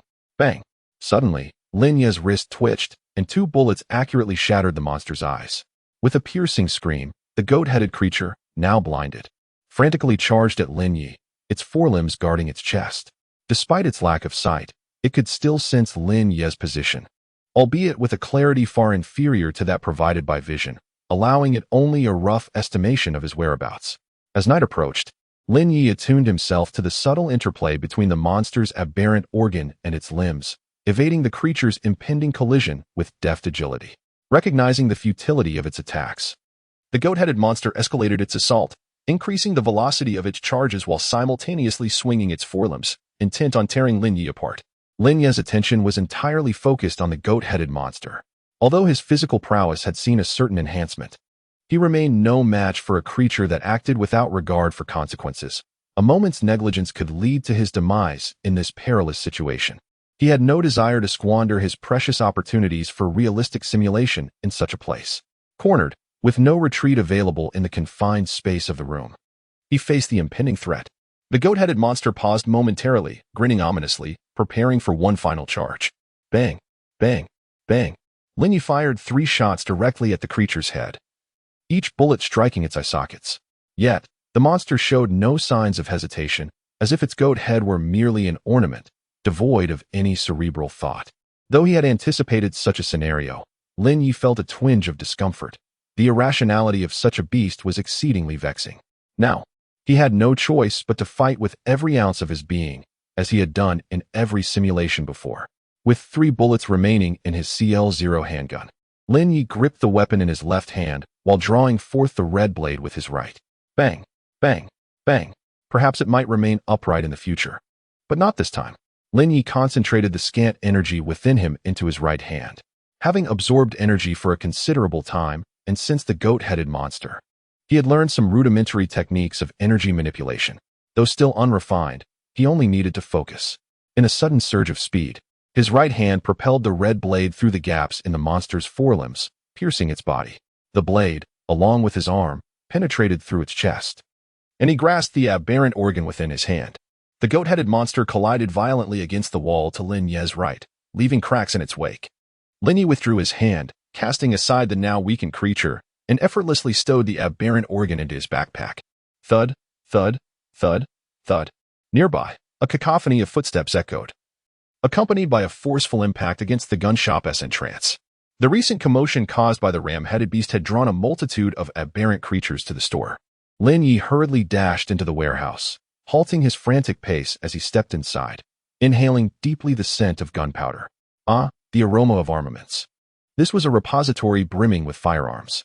Handguns, submachine guns, shotguns, rifles, light machine guns, and sniper rifles of various models were neatly arranged on the racks, while boxes of ammunition were piled in the corners of the warehouse. Lin Ye could not deny that a thrill coursed through him at this moment. He began to load bullets into the weapons, weary of the days when he possessed only 10 rounds. As for the monsters outside, let them converse with the bullets. Lin Ye, I've procured a cache of arms. I'll transport them shortly. Have you found a safe house? While organizing the firearms in the warehouse, Lin Ye noticed that the shop was already teeming with the corpses of aberrant creatures, their mutated organs collected in a large woven bag. The crystalline substances within had been extracted by Lin Ye and stowed away in his backpack. During the gruesome task of handling the bodies, he gradually adopted a mindset akin to that of filleting fish at a hypermarket. Aided by his heightened perception, he could effortlessly extract the crystals with a mere flick of his dagger. Su Min, I've located a relatively intact supermarket, situated in a secluded area, which still contains some essential supplies. We can regroup there. Zhao Yong, there are numerous aberrant creatures in the ruined center. I have dealt with a few. Lin Ye found a flatbed cart, laden it with his spoils, and made his way to the supermarket Su Min had identified. In the northwest corner of the ruins, there lies a supermarket spanning approximately 500 square meters across 2 floors, situated in a rather secluded location, with scarcely any remains nearby. Lin Ye was the last to arrive, having wasted some time searching for a flat cart. How splendid! I've longed to wield a machine gun. Zhao Yong exclaimed as he grasped a light machine gun, caressing its surface with affection. I had thought you would prefer cold weapons, Lin Ye remarked, unable to suppress his observation of the elder's robust physique. In my youth, I indeed took pleasure in wielding blades and firearms. However, no amount of training can rival the efficacy of a gun. In the vernacular of you youngsters, beyond 7 paces, a gun is swift, and within 7 paces, it It is both rapid and precise. Zhao Yong adeptly loaded the light machine gun with ammunition, then aimed at a distant corpse. The sound of gunfire erupted, rat-a-tat-tat. The upper half of the corpse was obliterated.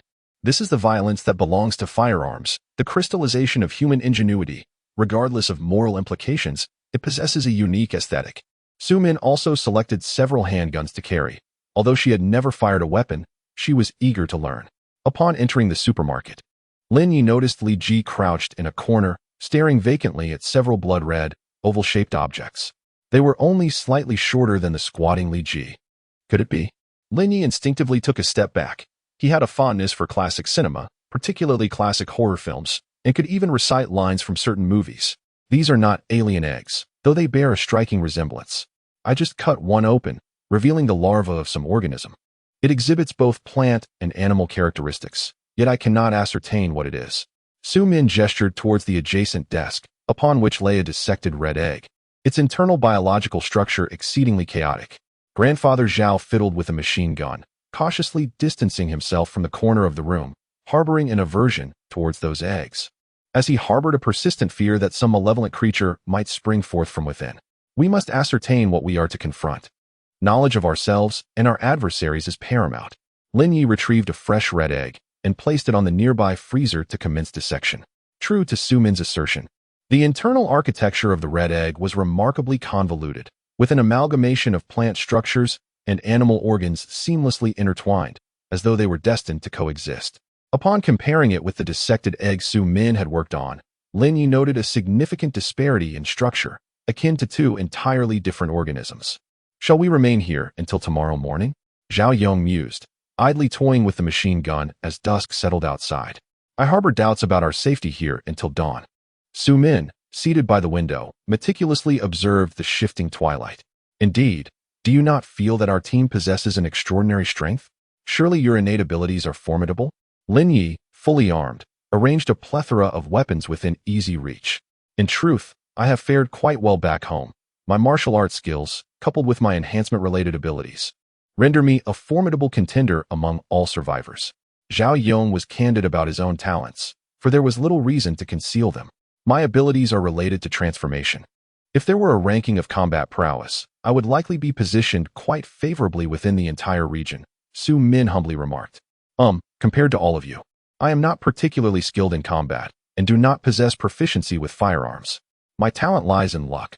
I can discern areas that are relatively safe. Li Ji, however, harbored a certain discontent with her gift. Previously, fortune had seldom favored her. Despite her relentless efforts to achieve her goals, she often found herself empty-handed. Upon acquiring this ability, her circumstances had dramatically shifted. Now, relying solely on luck, she could obtain resources that others would toil for without taking any risks. This stark contrast left her feeling somewhat bewildered and guilty, as the irony of her gift weighed heavily on her conscience. Oh, so, we're safe at present? Su Min inquired, intrigued by this talent. If luck could be quantified, it would indeed represent a form of science. Li Ji shyly glanced at Lin Ye and replied, It is quite safe beside Mr. Lin. As long as we leave this building, I would perish here tonight.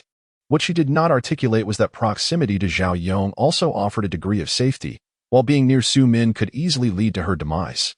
You may call me Lin Gu. Everyone in the group addresses me as such. Your talent is impressive, yet do not become overly reliant on it. Safety is relative. One's own strength is the foundation of everything. For instance, if I were to wish you dead at this moment, your fate would be sealed. Lin Ye found a certain charm in this polite high school student, as he reminded her of her younger self. After spending years navigating society, she felt a sense of nostalgia. I understand. Thank you, Li Ji responded obediently, picking up a handgun to begin familiarizing herself with its operation. My innate ability is a supportive one, enabling the exchange of items and information, which proves to be of little assistance in combat, though my overall combat prowess is commendable. Lin Ye briefly introduced his own innate ability, yet he chose not to elaborate further, as he presumed others were similarly reserved. Can you utilize your innate ability to gather some information now? Su Min inquired, fiddling with her handgun. She was a quick learner and remarkably accurate at close range. Regrettably, I had already invoked my innate ability earlier that morning, as it is limited to a single use per day. Even if I had not, Lin Ye would hesitate to employ his innate ability outside the safety of the refuge. So the teams are matched according to strength? Do stronger teams face more formidable tasks? Zhao Yong, undaunted, seemed eager to engage. It is quite possible, and I believe that the more challenging the task, the greater the rewards. Lin Ye remarked while instructing Li Ji on marksmanship. Based on his understanding of the system, he estimated the likelihood of this to be over 90%. That truly is splendid, Zhao Yong expressed.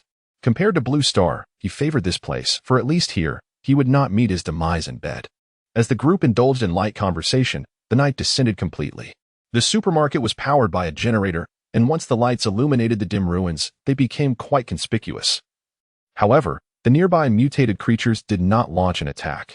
This was due to the colossal shadows shifting in the center of the ruins, causing the entire area to tremble. A multitude of mutated beings, varying in form, surged forth from beneath the shadow, spreading like a tide from the center of the ruins outward, engulfing the entire expanse. Lin Ye and Zhao Yong set up a machine gun on the second floor, unleashing a hail of fire upon the mutated creatures charging towards the supermarket. Su Min and Li Ji stood by, providing cover fire as numerous abominations fell before the entrance. What shall we do? We cannot hold out much longer. Zhao Yong shouted amidst the cacophony of gunfire and the monstrous roars. Have no fear. The supermarket is rife with narrow corridors. Once our ammo is depleted, we can lure them inside and deal with them methodically. For now, let's guard the staircase. If we cannot hold it, each to his own, Li Ji. If you cannot handle it, find a place to hide, Lin Ye responded with determination.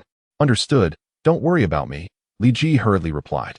Before long, the ammunition was exhausted, and the group pushed the remaining firearms to the staircase, continuing their assault on the mutated creatures.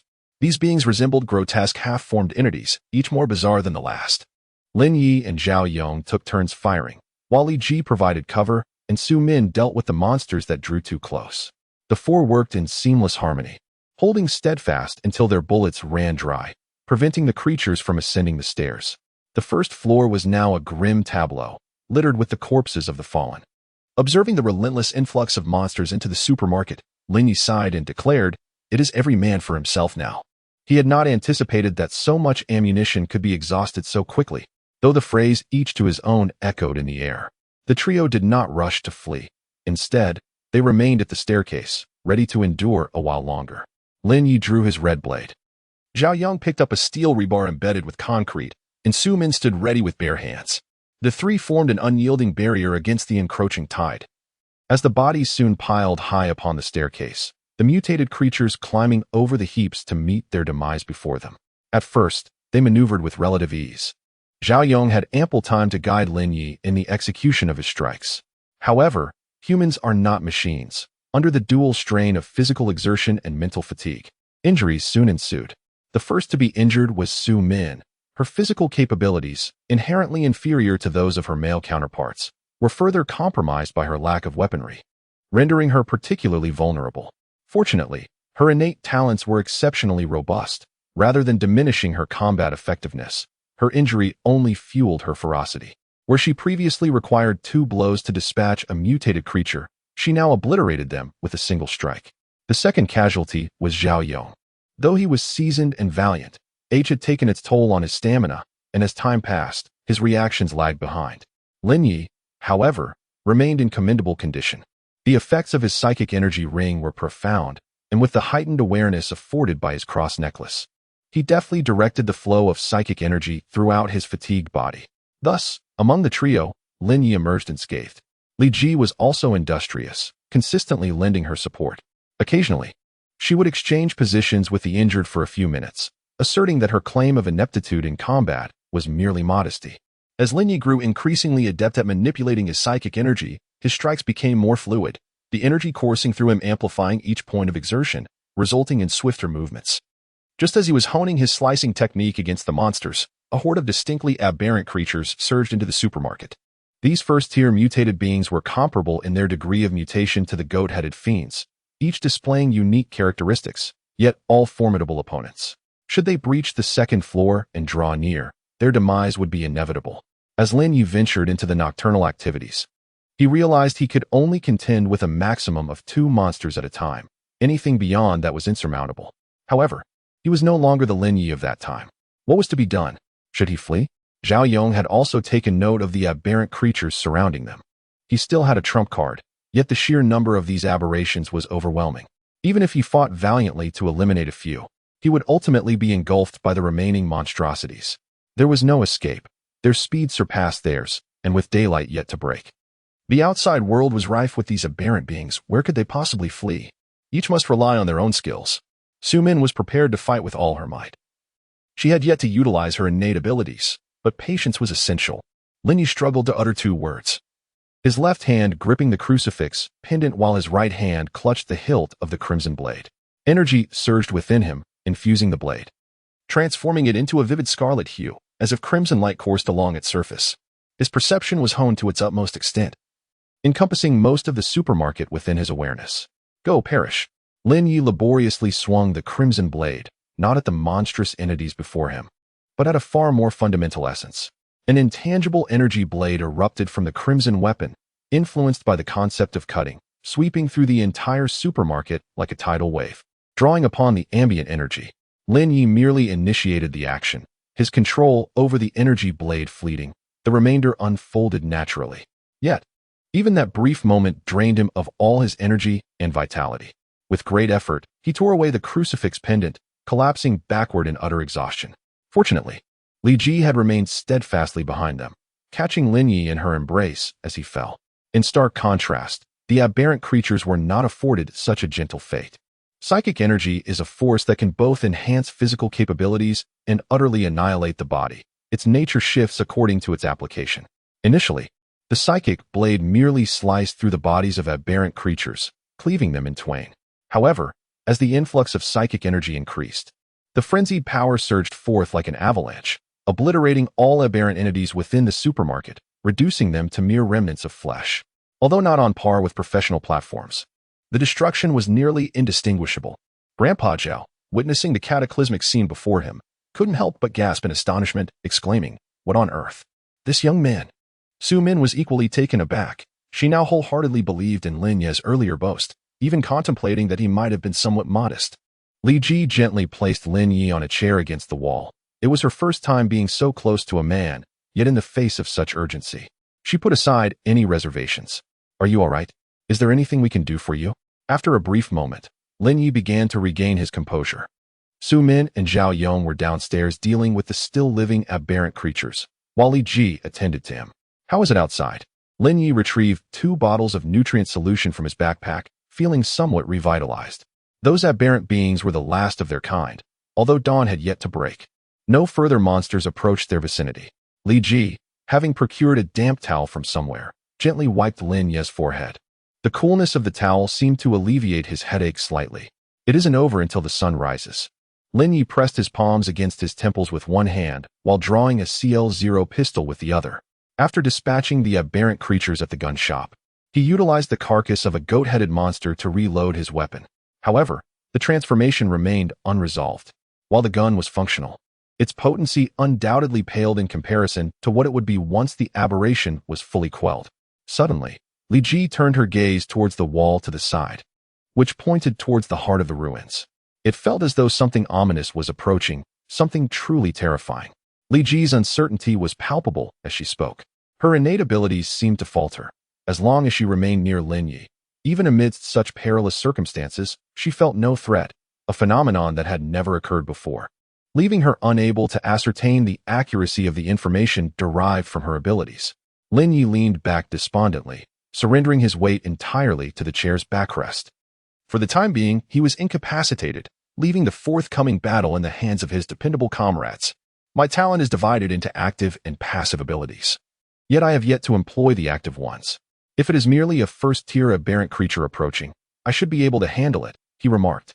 Upon hearing Lin Ye's analysis, Zhao, the elder, confidently patted his chest muscles. "I have not yet utilized my talents either. The next phase is ours to tackle." Su Min gazed out at the pitch-black ruins, her senses heightened after a significant transformation, rendering her far less optimistic than Zhao Yong. "It's here," Li Ji suddenly exclaimed, pointing towards a shadowed corner of the street outside.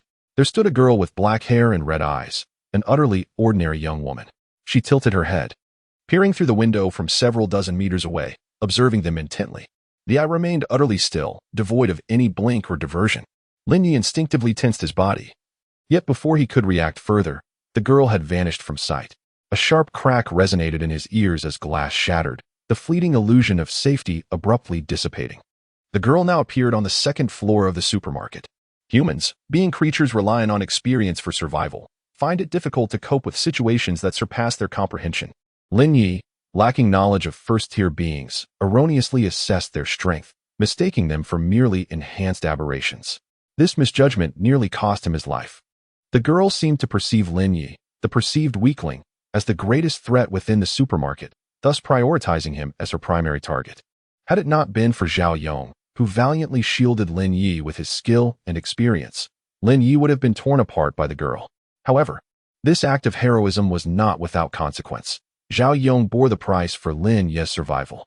With a swift motion, the girl plunged her hand into Zhao Yong's abdomen, extracting his intestines as various fluids gushed forth from the wound like a fountain. Zhao Yong collapsed to the ground, while Li Ji was rendered incapable of responding. And Su Min had already prepared to flee. At that moment, there was no longer any barrier between Lin Ye and the girl.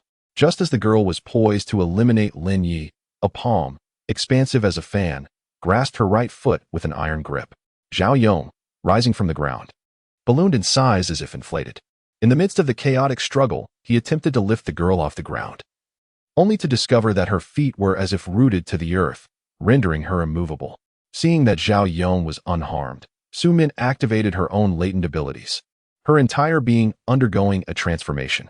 If Zhao Yong were to perish, her demise would amount to little more than the loss of one more life. It would be wiser to flee while the monster is distracted by Lin Ye and Li Ji. However, in such circumstances, escape may not guarantee safety. Since Zhao Yong remains alive, fighting desperately presents a greater chance of survival. Yet, before she could charge forward, the situation shifted once again. The girl effortlessly sent the inflated Zhao Yong flying with a single punch. Fortunately, this time Zhao Yong managed to block the blow and avoided severe damage. Lin Ye, adorned with a crucifix necklace, fixed his gaze intently upon the girl while honing his senses to pinpoint her location, gripping the fully mutated CL-0 pistol in his hand. At present, the firearm contained only a single bullet. It was only moments ago that Lin Ye grasped the mutation mechanism of this pistol. The magazine could hold a total of 20 mutated rounds, and as each bullet underwent mutation, their number diminished until only one remained, signaling the conclusion of the transformation process. Although Lin Ye could not fully comprehend the principles governing this weapon, it did not hinder his ability to wield it. The girl possessed only one mutated area, situated at the very center of her body, yet her movements were exceedingly swift. Lin Ye required an opportunity. The girl seemed to have noticed Lin Ye's focused attention. This time, she refrained from rushing forward and allowed him to create distance. This was a strategic game. Lin Ye's sensory range was limited, while the girl awaited his departure from her perceptive field. Lin Ye, in turn, anticipated that she would reveal a weakness if she pursued him, once close enough. Even her speed would not enable her to evade the bullet. At Lin Ye's signal, Li Ji came to a halt. If the opponent would not approach, he would have to advance himself. At this moment, Zhao Yong and Su Min occupied the second floor, while Lin Ye remained on the ground floor, the three encircling the girl from three different directions. The young girl stood at the staircase, gazing down upon Lin Ye. With her back turned to Zhao Yong and Su Min, she paid no heed to the other three. Time trickled by, and the standoff persisted. Zhao Yong and Su Min sought to prolong the encounter until dawn, yet the girl remained unperturbed. Li Ji, still perplexed as to why Lin Ye did not flee, understood that the only one who truly needed to worry was Lin Ye himself, who was on the brink of collapse. The side effects of the crucifix necklace were intensifying, and he began to see double. Nevertheless, he calmly gestured for Li Ji to fetch a chair for him. Although this did not hinder his shooting ability, he preferred not to confront his adversaries while being cradled like a princess. Once seated, Lin Ye retrieved a metallic syringe and inserted it into his neck, injecting the life-saving serum from the medical kit. The efficacy of the serum was astonishing. Within mere seconds, it restored Lin Ye from a state of utter helplessness to normalcy. However, moments later, he sensed something was amiss as the serum continued to enhance his condition. Time seemed to slow, and the empty syringe slipped from Lin Ye's grasp, suspended in the air without touching the ground. His perception initially expanded outward, before abruptly contracting into a more concentrated force. Realizing his current state would not endure much longer, Lin Ye unsheathed his crimson blade and charged towards the girl. Hearing Lin Ye's voice, Zhao Yong was the first to react. He shifted his feet, instantly closing the distance between himself and the girl, then launched a powerful strike aimed at her head. Su Min was no less swift, targeting the girl's back. Her psychic energy surged within her as she prepared to penetrate the girl's spine directly. However, the girl remained motionless, seemingly oblivious to their presence, her gaze fixed solely on Lin Ye as he advanced towards her, allowing the brunt of their attacks to strike against her. Thud, thud. Their blows met the energy shield just a centimeter from her, and no matter how forcefully they struck, they could not penetrate even a millimeter further. Lin Ye observed that layer of energy protection, which was constructed from a high-density energy. But it was not solely the energy at play. There existed a force akin to condensed perception that contributed to its formation. At this moment, Lin Ye had ascended the staircase, and the distance between them was less than 2 meters, allowing him to discern the chill within the girl's dark red eyes. Despite this proximity, she showed no inclination to move, for she had long sensed that Lin Ye possessed powers capable of threatening her. She could effortlessly end Lin Ye's life with a mere gesture, yet if he found an opening, he could potentially inflict severe damage upon her. Lin Ye eschewed any elaborate maneuvers and decisively directed his condensed perception towards the girl's vital points. She was adept at weaving energy shields with that force, a domain in which Lin Ye had no comprehension. Thus he resolved not to engage in a contest of skill. The energy shield shattered instantaneously, and Lin Ye was momentarily engulfed in darkness, his mind swirling. Yet, at that moment, he required neither sight nor thought. He simply needed to charge forward. The girl appeared taken aback by Lin Ye's ability to breach her energy shield. Yet she still managed to intercept the crimson blade of energy he had summoned with all his might. Boom. At close range, Lin Ye nearly pressed the muzzle against her transformed form and fired, the shot delivering tremendous force, penetrating her body directly. Yet, in the final moment, the young girl instinctively shifted her vital point away. Even so, she sustained grave injuries, retreating to a corner while clutching her wound, determined to thwart Lin Ye's pursuit. Lin Ye, however, lacked the strength to chase her down. The effects of the life-saving injection had waned, rendering him a helpless being unable to rise without assistance. Nevertheless, he lay on the ground, aiming his gun at the girl, seemingly poised to fire at any moment. Zhao Yong and Su Min, naturally, seized this opportunity. Although their conditions were far from optimal, the dire circumstances rendered their state of well-being less significant. This was a brutal struggle to the death, a clash where only survival or demise awaited. When it all came to an end, none among them was left standing. The second to rise was Lin Ye, who, armed and vigilant, refrained from engaging in the final confrontation, as he could no longer muster the strength to do so. By the time the battered Zhao and Su managed to stand, Lin Ye had already taken care of the mutated organs he could find, packing several large woven bags. Thankfully, they were in a supermarket, so the supply of bags was not a concern. As the four regrouped on the second floor, the hazy morning sun streamed through the windows of the supermarket. 28. Gathering the spoils, the group traversed the ruins, surrounded by silence. No mutated creatures nor corpses lay in sight. Will we meet again? Li Ji pondered, a tinge of sadness enveloping her. Although their time together was fleeting, she had grown fond of her three companions.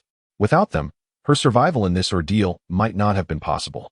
As long as we are alive, we shall meet again.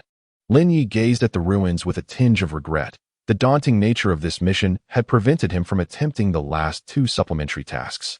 He held on to a glimmer of hope. Upon encountering Li Ji, who was of similar age to his daughter, Su Min felt a renewed sense of confidence in her quest to find her child. Zhao Yang added 3 others as friends in the chat room, and upon mutual agreement, they all exchanged friendship requests. The quartet successfully departed from the ruins, traversing the road to reach the platform on the opposite side, which was bordered by a towering wall, obscuring the view beyond. Although Lin Ye was somewhat curious, he felt no desire to venture into such perilous territory. Suddenly, a colossal shadow within the distant ruins began to tremble. The mist dissipated in the vibrations, revealing a gigantic, egg-shaped entity towering several stories high within their sight. The egg-like structure unfurled like a blossom, releasing a profusion of crimson flesh into the corners of the ruins, which subsequently gave rise to numerous aberrant creatures that commenced a fresh wave of carnage. It was truly magnificent. It was breathtaking. It was terrifying. Fortunately, we fled quickly. The bus has arrived. Station task completed. Reward: Special Metal Treasure Chest 1 based on task difficulty. Additional task 1 completed. Reward: Additional task treasure chest 1. Please draw today's card. Lin Ye rose from his bed. The flatbed cart stood at the center of the shelter, with all the woven bags intact. Beside it lay a red metal box and a yellow box of unknown material. Despite the multitude of items requiring his attention, Lin Ye chose to draw his daily card first. The card drawn this time revealed a duck, which then dissipated, giving way to a blood-red duck that materialized in the center of the sanctuary. Quack, quack. The duck waddled over to Lin Ye, using its wings to procure a steaming bowl of duck blood vermicelli from the void, and presented it to him. This familiar scene rendered Lin Ye somewhat speechless. Yet he inquired, "Can you conjure anything else?" The duck responded with a quack. Lin Ye continued, "Could you produce a few more bowls?" The duck quacked again. Lin Ye exclaimed, "Oh, you can make 2 more bowls? That's quite impressive, better than goose." He picked up the bowl of duck blood vermicelli and began to eat, compelled to admit that it was exceptionally delicious. The broth was perfectly seasoned, with the chili oil being both fragrant and spicy. The tofu puffs were soft and absorbed the broth beautifully, and the assortment of duck delicacies was complete, devoid of any peculiar tastes, while the vermicelli was cooked to perfection. The only regret was the inability to add extra vermicelli. Lin Ye polished off the entire bowl, leaving not a drop of broth behind. Upon finishing the duck blood vermicelli, the side effects of the cross necklace completely vanished, though Lin Ye remained uncertain if it was related to the dish. Next came the delightful moment of unboxing. As Lin Ye first opened the red metal treasure chest obtained from completing the quest, inside, he discovered a multitude of items. Foremost among them were 10 bottles of red nutrient solution and 5 bottles of shimmering azure liquid. Mental potion, a rare elixir that replenishes mental strength. Note: liquefied mental energy. So, the power condensed from sensory perception is indeed mental energy? That makes sense. He also found a vividly colorful liquid that appeared to be quite precious. Integrated potion, essential potions for advancement. Note: please utilize after meeting all specified criteria. What are the criteria for advancement? A card of pure black, adorned with intricate patterns. Basic rune alteration. Card that allows the learning of basic alteration runes. Note: use with caution if mental capacity is insufficient. What are runes? Glancing at the note, Lin Ye refrained from using the card immediately. After organizing his items, Lin Ye opened the chest obtained from completing the additional task. Inside lay a single card. No, 1 alteration card, to be affixed to the surface of a living organism to induce alteration. Note: collecting number 1 to know.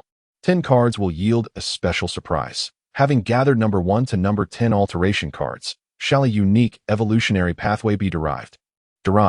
Derivation complete.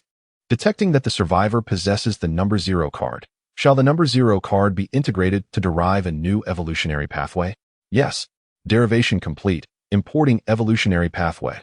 Lin Ye stood immobile, as an uncontrollable surge of energy coursed through his body along an incredibly intricate pathway, as if inscribed deep within his DNA, operating autonomously without the need for conscious control.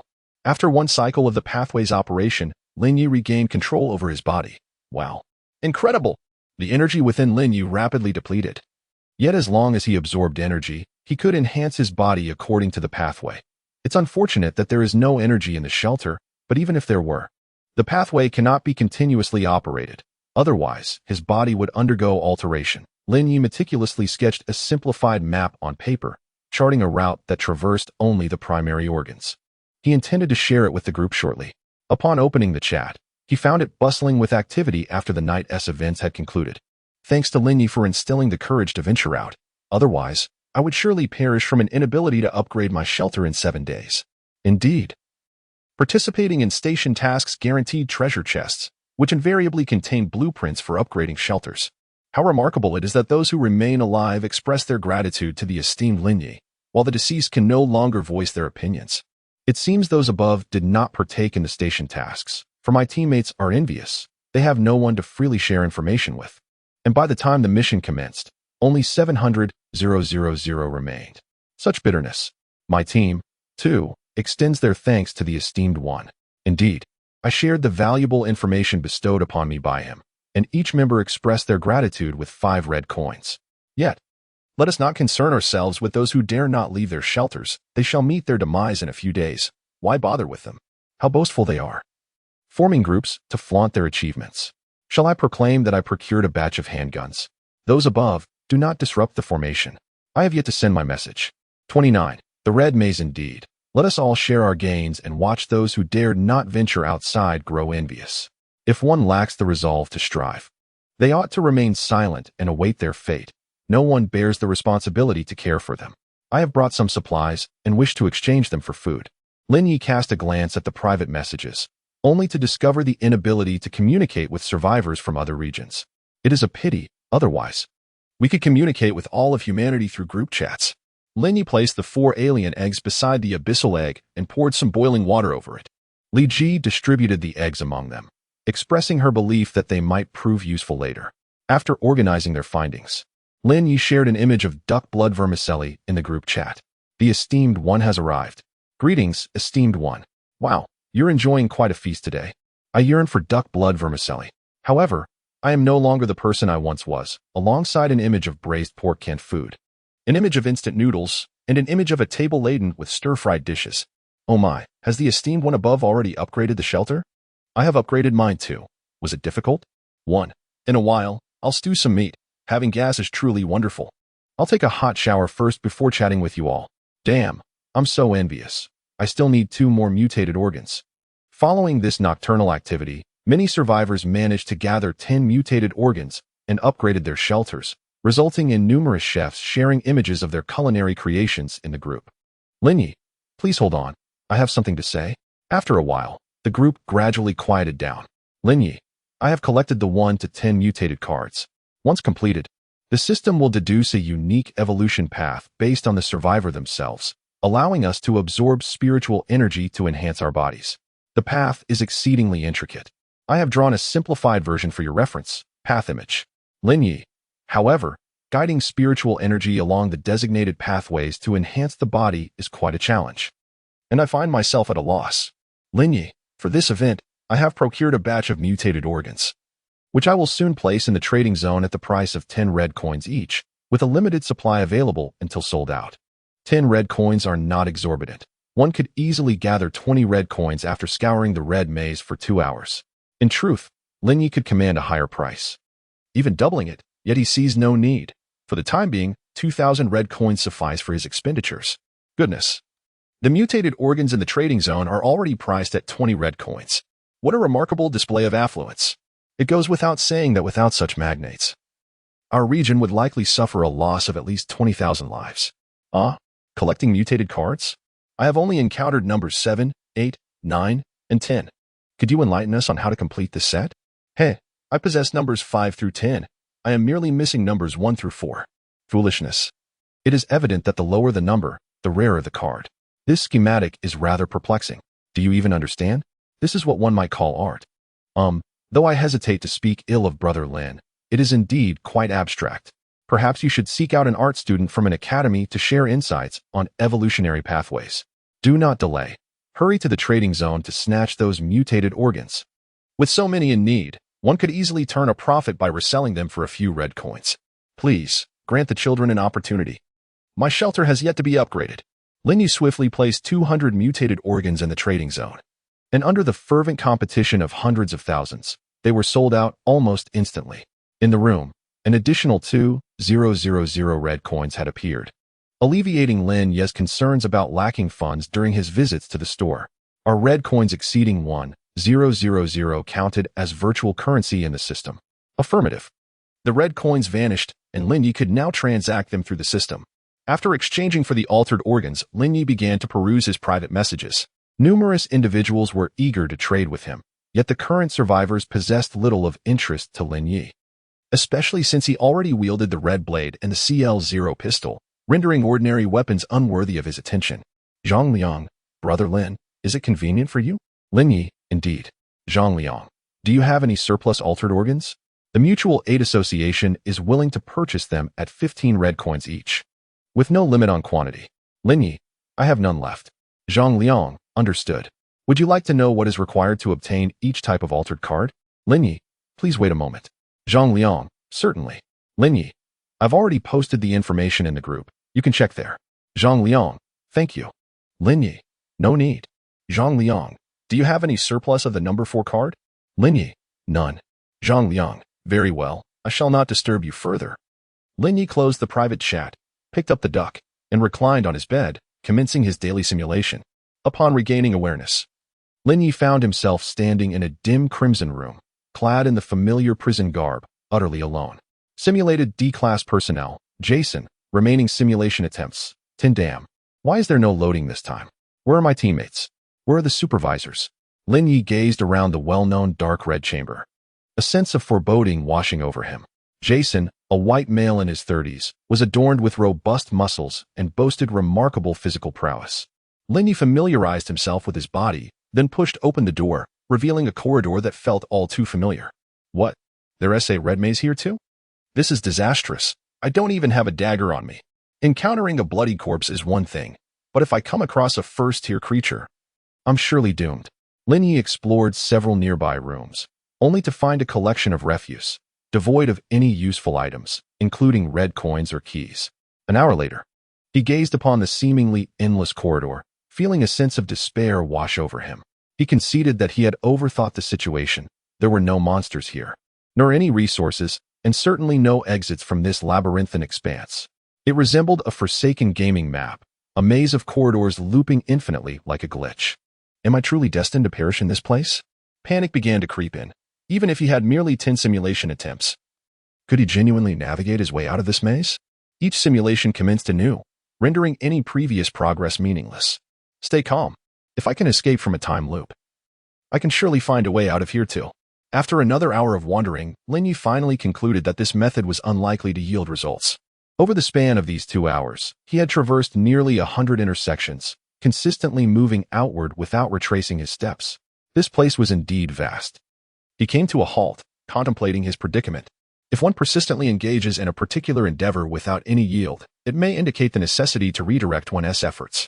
After the supermarket had harnessed the power of mental fortitude, Lin Ye fully acquired the ability of mental energy. Although it is far less potent now than during the supermarket's injection phase, the normal utilization of mental energy does not inflict adverse effects on the body.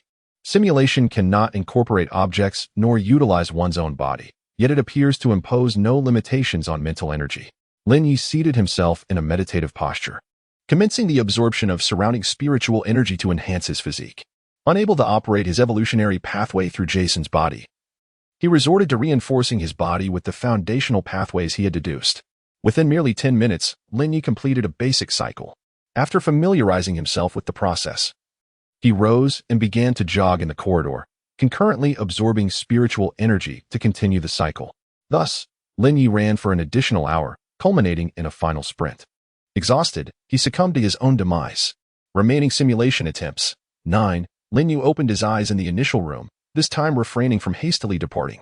During the previously tedious exploration, he had not abandoned his contemplation. The system's description of his innate ability states, randomly simulate 1 D-class personnel involved in the mission. Thus, I am indeed amidst a mission. The pressing question now is, why would the organization cast a D-class personnel into such a predicament?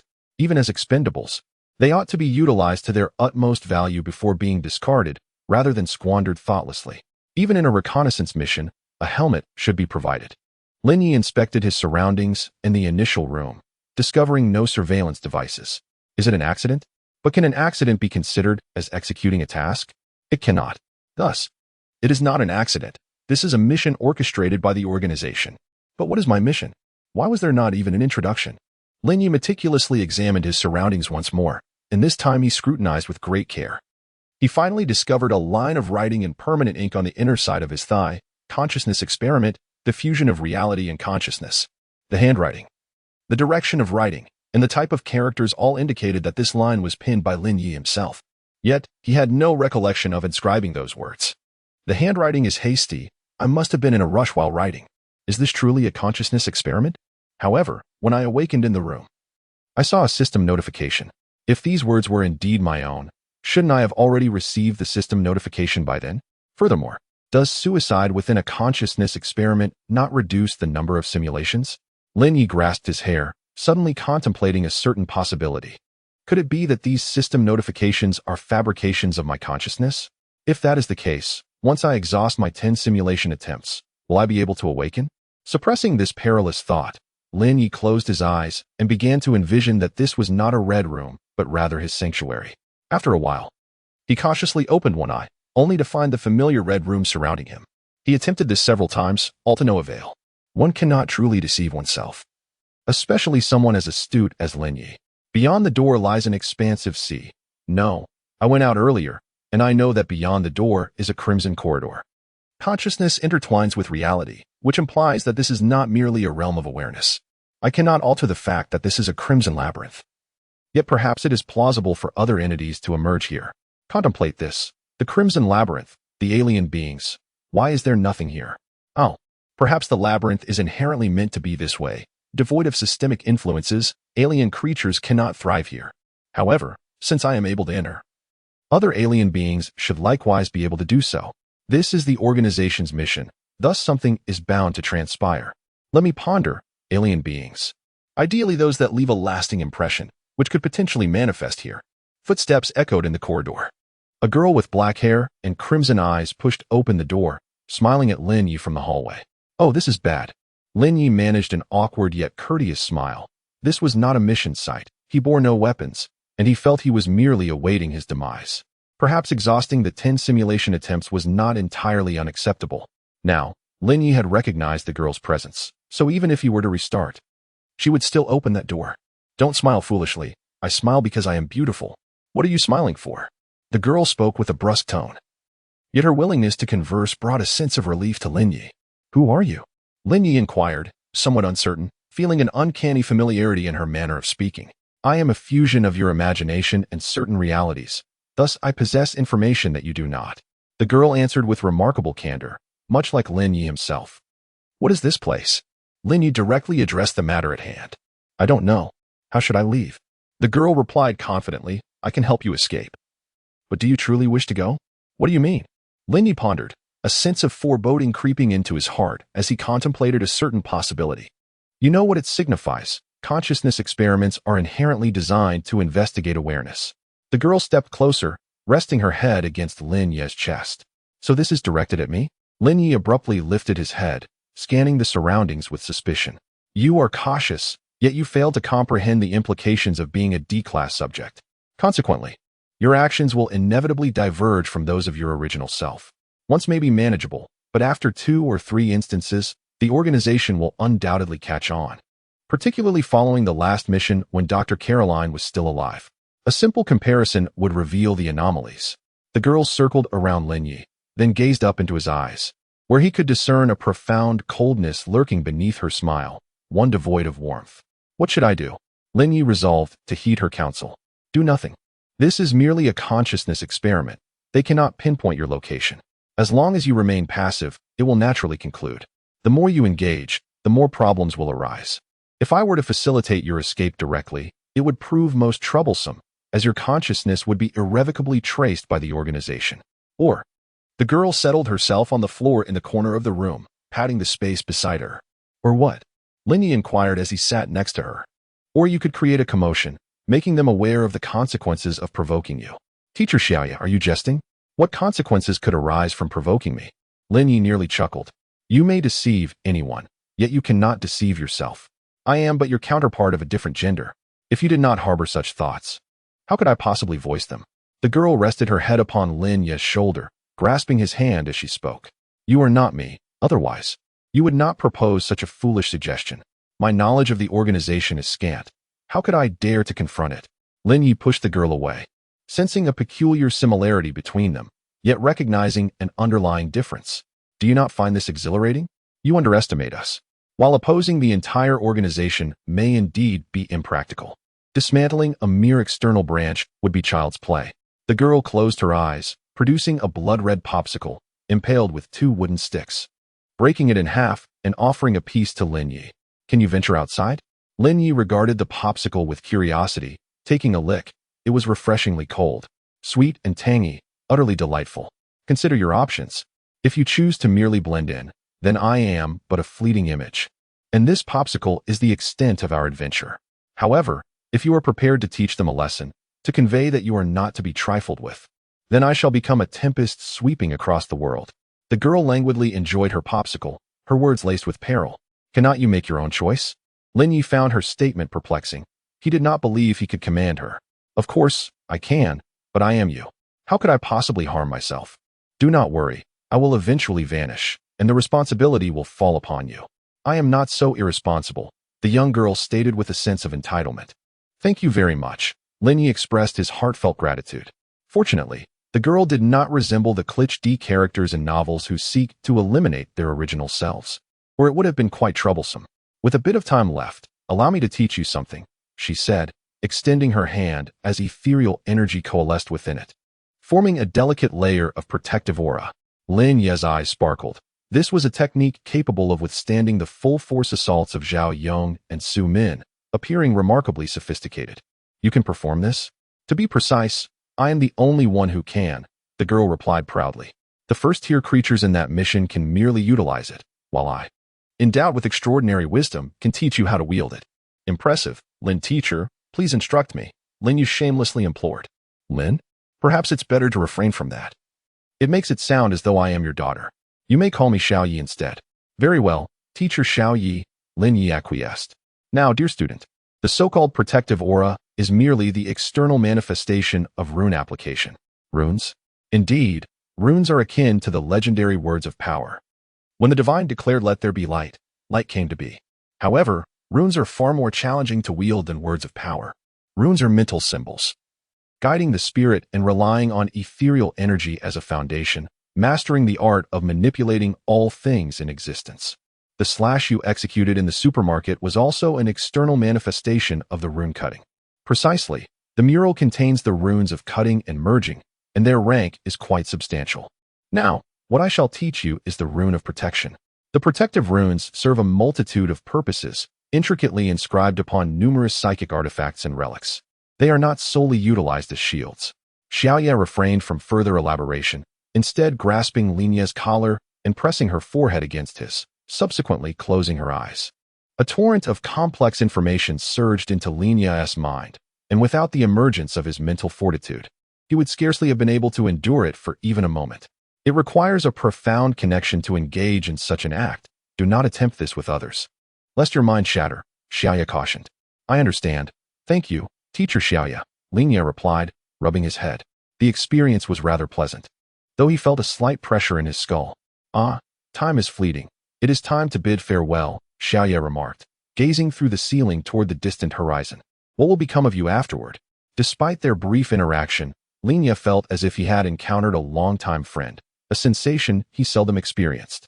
I am uncertain. The Red Labyrinth is born from the amalgamation of your consciousness and this realm. It is likely to collapse upon your departure. My existence, however, is far more intricate.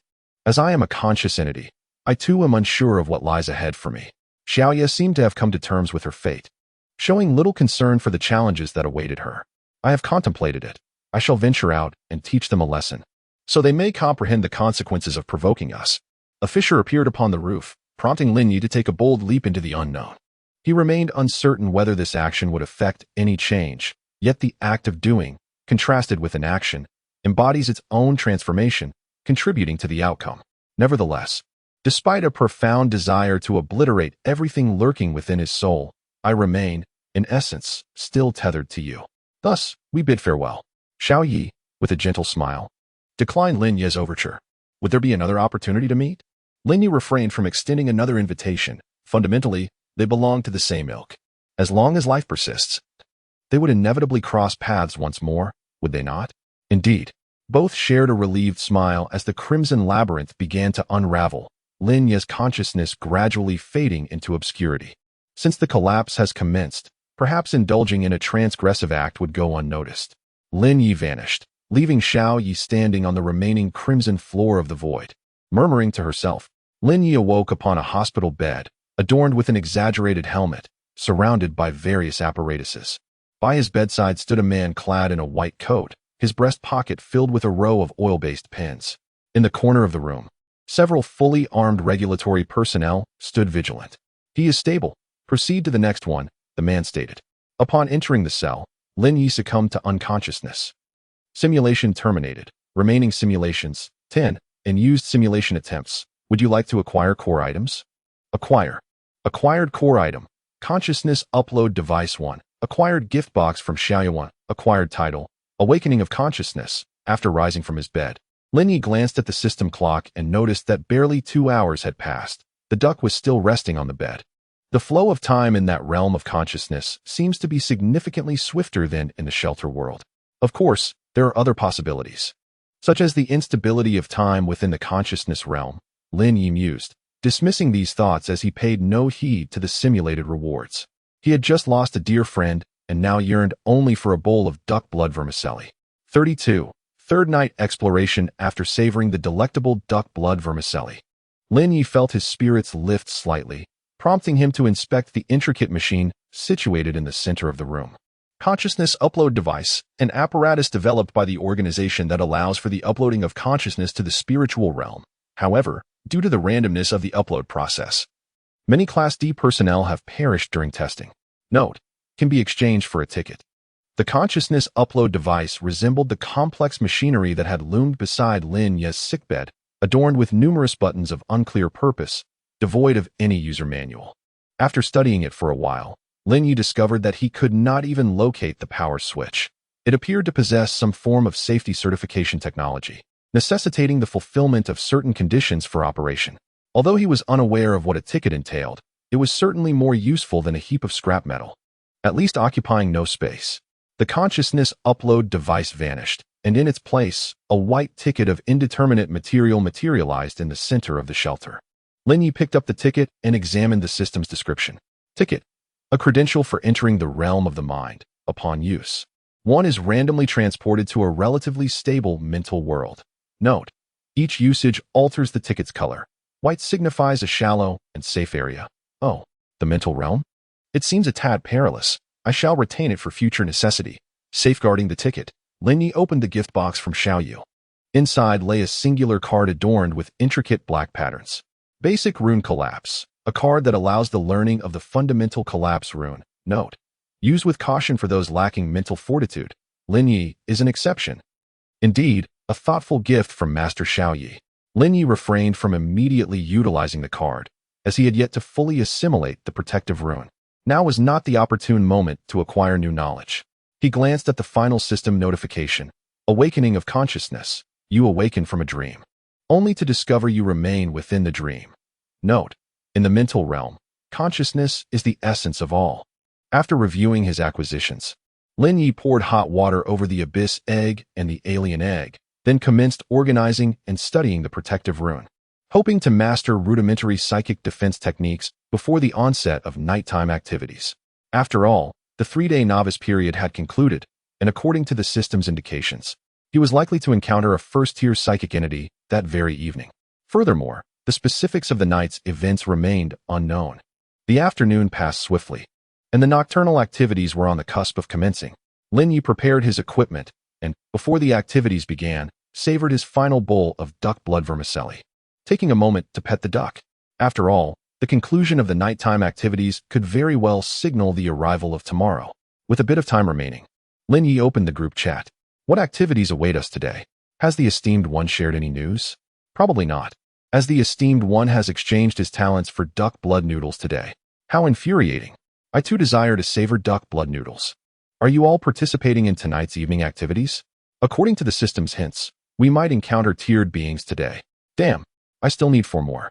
I haven't even procured the schematics for upgrading the shelter, and the mutated organs in my possession are on the verge of spoiling. Why didn't you join the evening activities? My talent lies in generating wealth. Why should I venture out into danger? I buy upgrade schematics for the shelter at a premium. Ah, so you are the resource mogul. I stand corrected. Has anyone tried Lin Ji's martial arts manual? Tried? It's so abstract that it's utterly incomprehensible. Let us not hastily criticize. The images may indeed be abstract, but the esteemed one has meticulously marked the locations of each organ. I have already begun to enhance my physique following the illustrated path, and the results are rather impressive. What? How did you channel the psychic energy? Besides, isn't there no psychic energy in the shelter? As long as one has utilized a mutation card, they can sense the flow of psychic energy. The esteemed one must not have used a mutation card, which explains the lack of awareness. As for psychic energy, ISNT their nutrient solution, it contains psychic energy. Drinking just 1 bottle initially can sustain half a cycle. Holy cow, is it truly that remarkable? Why didn't you mention it sooner?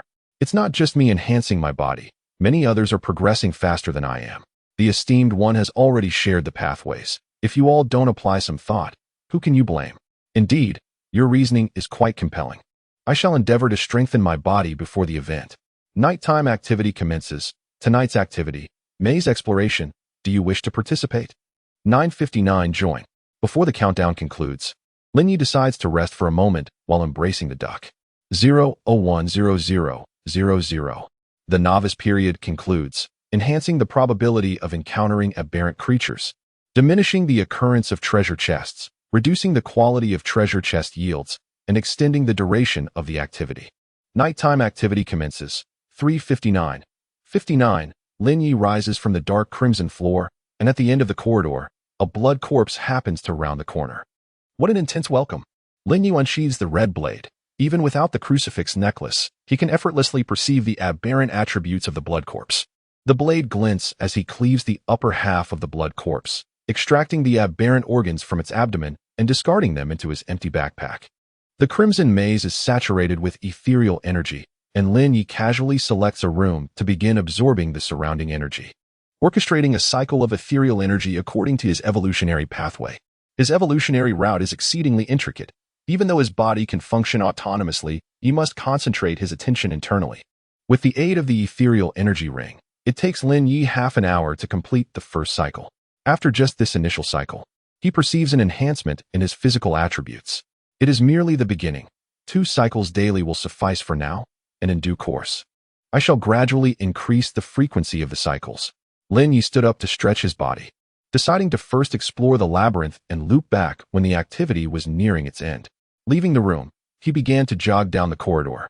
Having long since lost interest in the mundane red coins found in ordinary rooms, only the locked chambers held any merit for him to pause.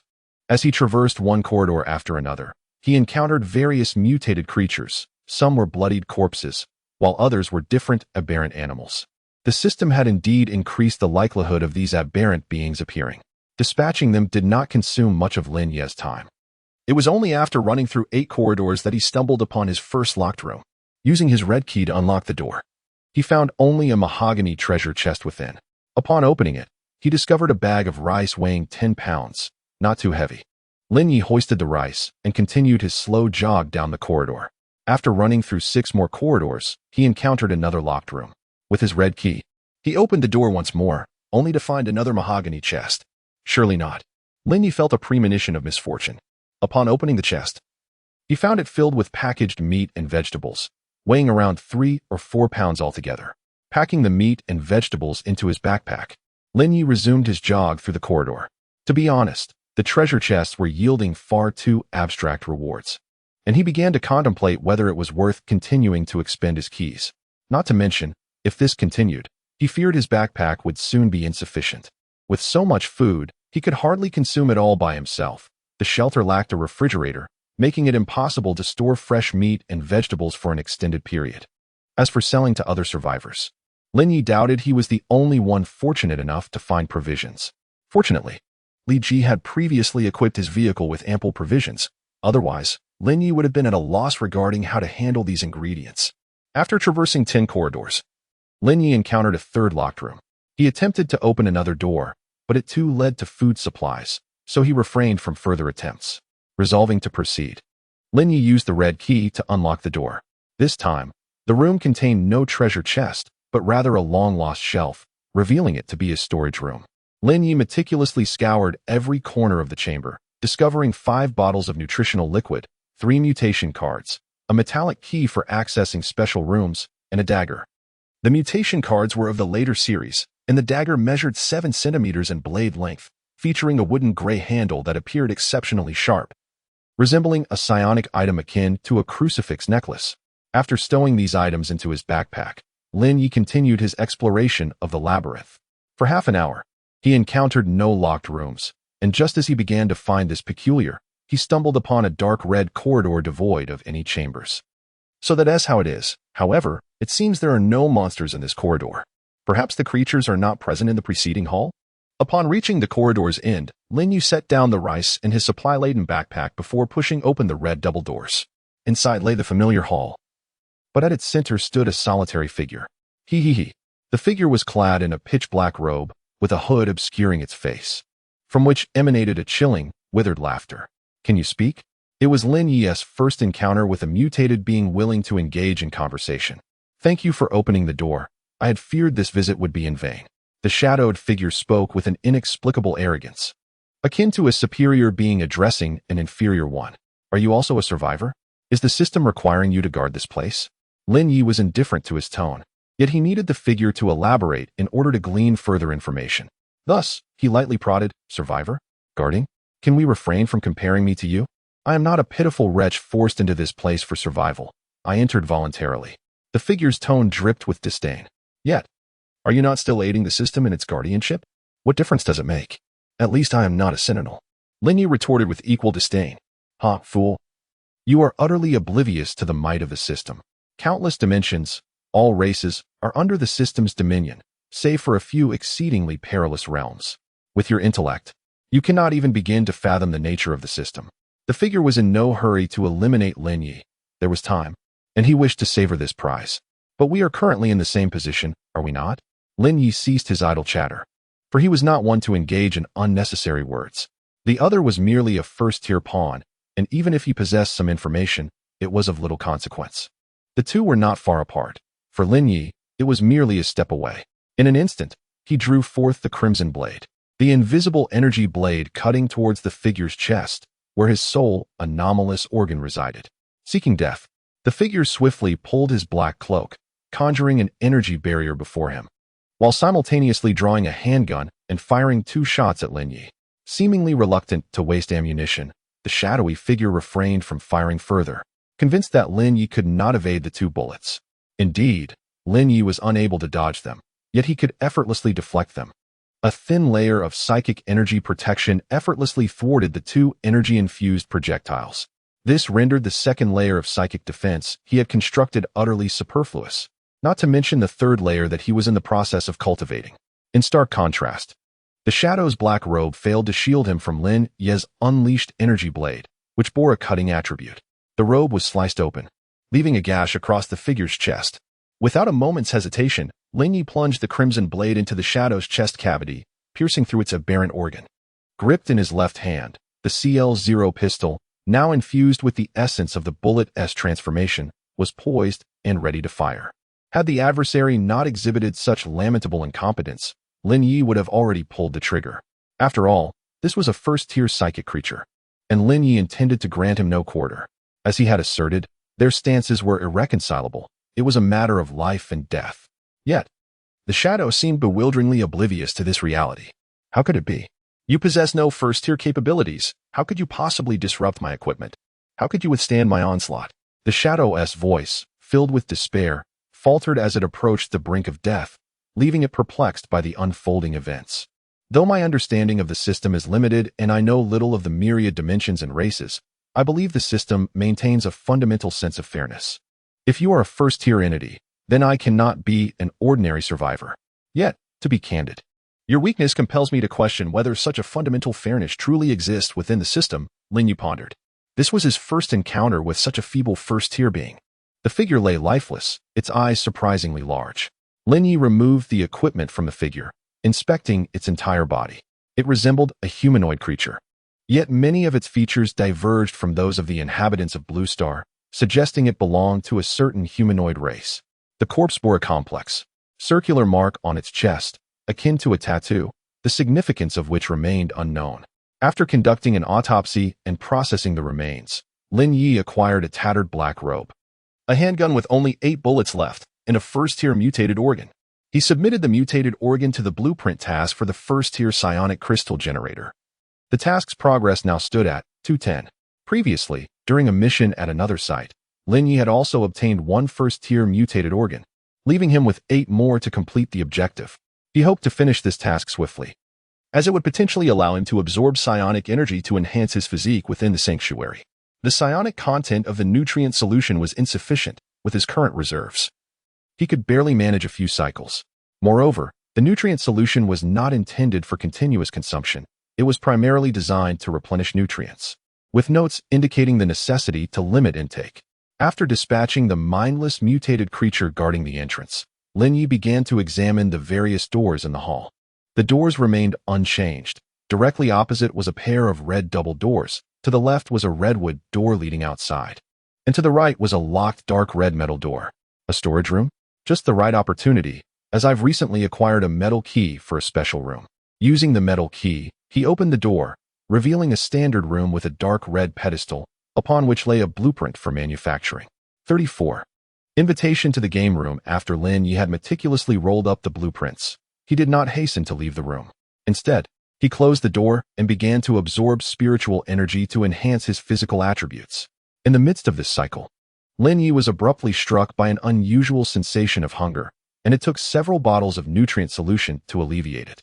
This seems to be the true purpose of the nutrient solution, to replenish the corporeal foundation during enhancement, rather than merely to provide spiritual energy. Half an hour later, Lin Ye completed his second cycle of the day. With over an hour remaining until the event concluded, he gathered all his supplies and ventured through the red double doors opposite him to continue exploring the labyrinth. Subsequently, Lin Ye unlocked several sealed rooms, only to discover chests brimming with an assortment of food. As the countdown approached its end, he opened the final locked room, only to find yet another mahogany chest within. Uncertain of its contents, he hoped for anything but rice. One bag would suffice for an extended period, and preferably not fresh produce. Canned goods or long-lasting snacks would be ideal. With anticipation, Lin Ye opened the chest, only to uncover a brightly colored, seemingly frivolous piece of paper. Nevertheless, it was at least compact. Upon returning to the shelter, the duck had not vanished, but regrettably, there were no duck blood vermicelli dishes left. Lin Ye organized the various food items, categorizing them neatly, and listed the mutated organs at the price of 10 red coins each, before he began to assess the gains from the event. First, he examined several items of unknown functionality imbued with spiritual energy. Ritual dagger. Insert the dagger into the heart as an offering to the deities. Note, ritual tool. Exercise caution if you lack profound knowledge of such ceremonies. Lin Ye, what on earth is this? Is it meant for someone else or for oneself? He tossed the dagger into a corner to gather dust and proceeded to examine the next item. Black robe, an introductory level psychic item mass-produced by the Circle organization. Capable of generating basic psychic protection. Note, damaged, not worth repairing. Psychic handgun, an introductory level psychic item mass-produced by the Circle organization. Capable of firing bullets infused with psychic energy. Note, the bullets hold greater value than the gun itself. What on earth is the Circle organization? This seems rather dubious. Lin Ye was uncertain whether the individual was a member of the Circle organization or merely a purchaser of their goods. If it were the former, it suggested that the organization was not particularly impressive. Considering the circular mark on the corpse, Lin Ye felt the former possibility was more likely. The handgun seemed decent, containing 8 rounds, but the robe was of no use to him, so he carelessly tossed it into a pile of clutter. Next came the most significant find of this endeavor, an unknown blueprint. Blueprint for low-tier nutrient concentrate extractor. Required materials. Tier 1, altered organs, 010. Tier 2, altered organs, 010. Tier 3, altered organs, 010. Note, the concentrate is pure essence. This is far more effective than a juice extractor. Lin Ye, with a perplexed expression, attempted to utilize this blueprint. In the short term, he would be unable to encounter even Tier 3 altered beings, let alone gather the necessary materials. At last, there lay a vibrant piece of paper. The game room invitation. Utilizing this invitation within the sanctuary, survivors would be transported to the game room. Note, the game room is a secure area.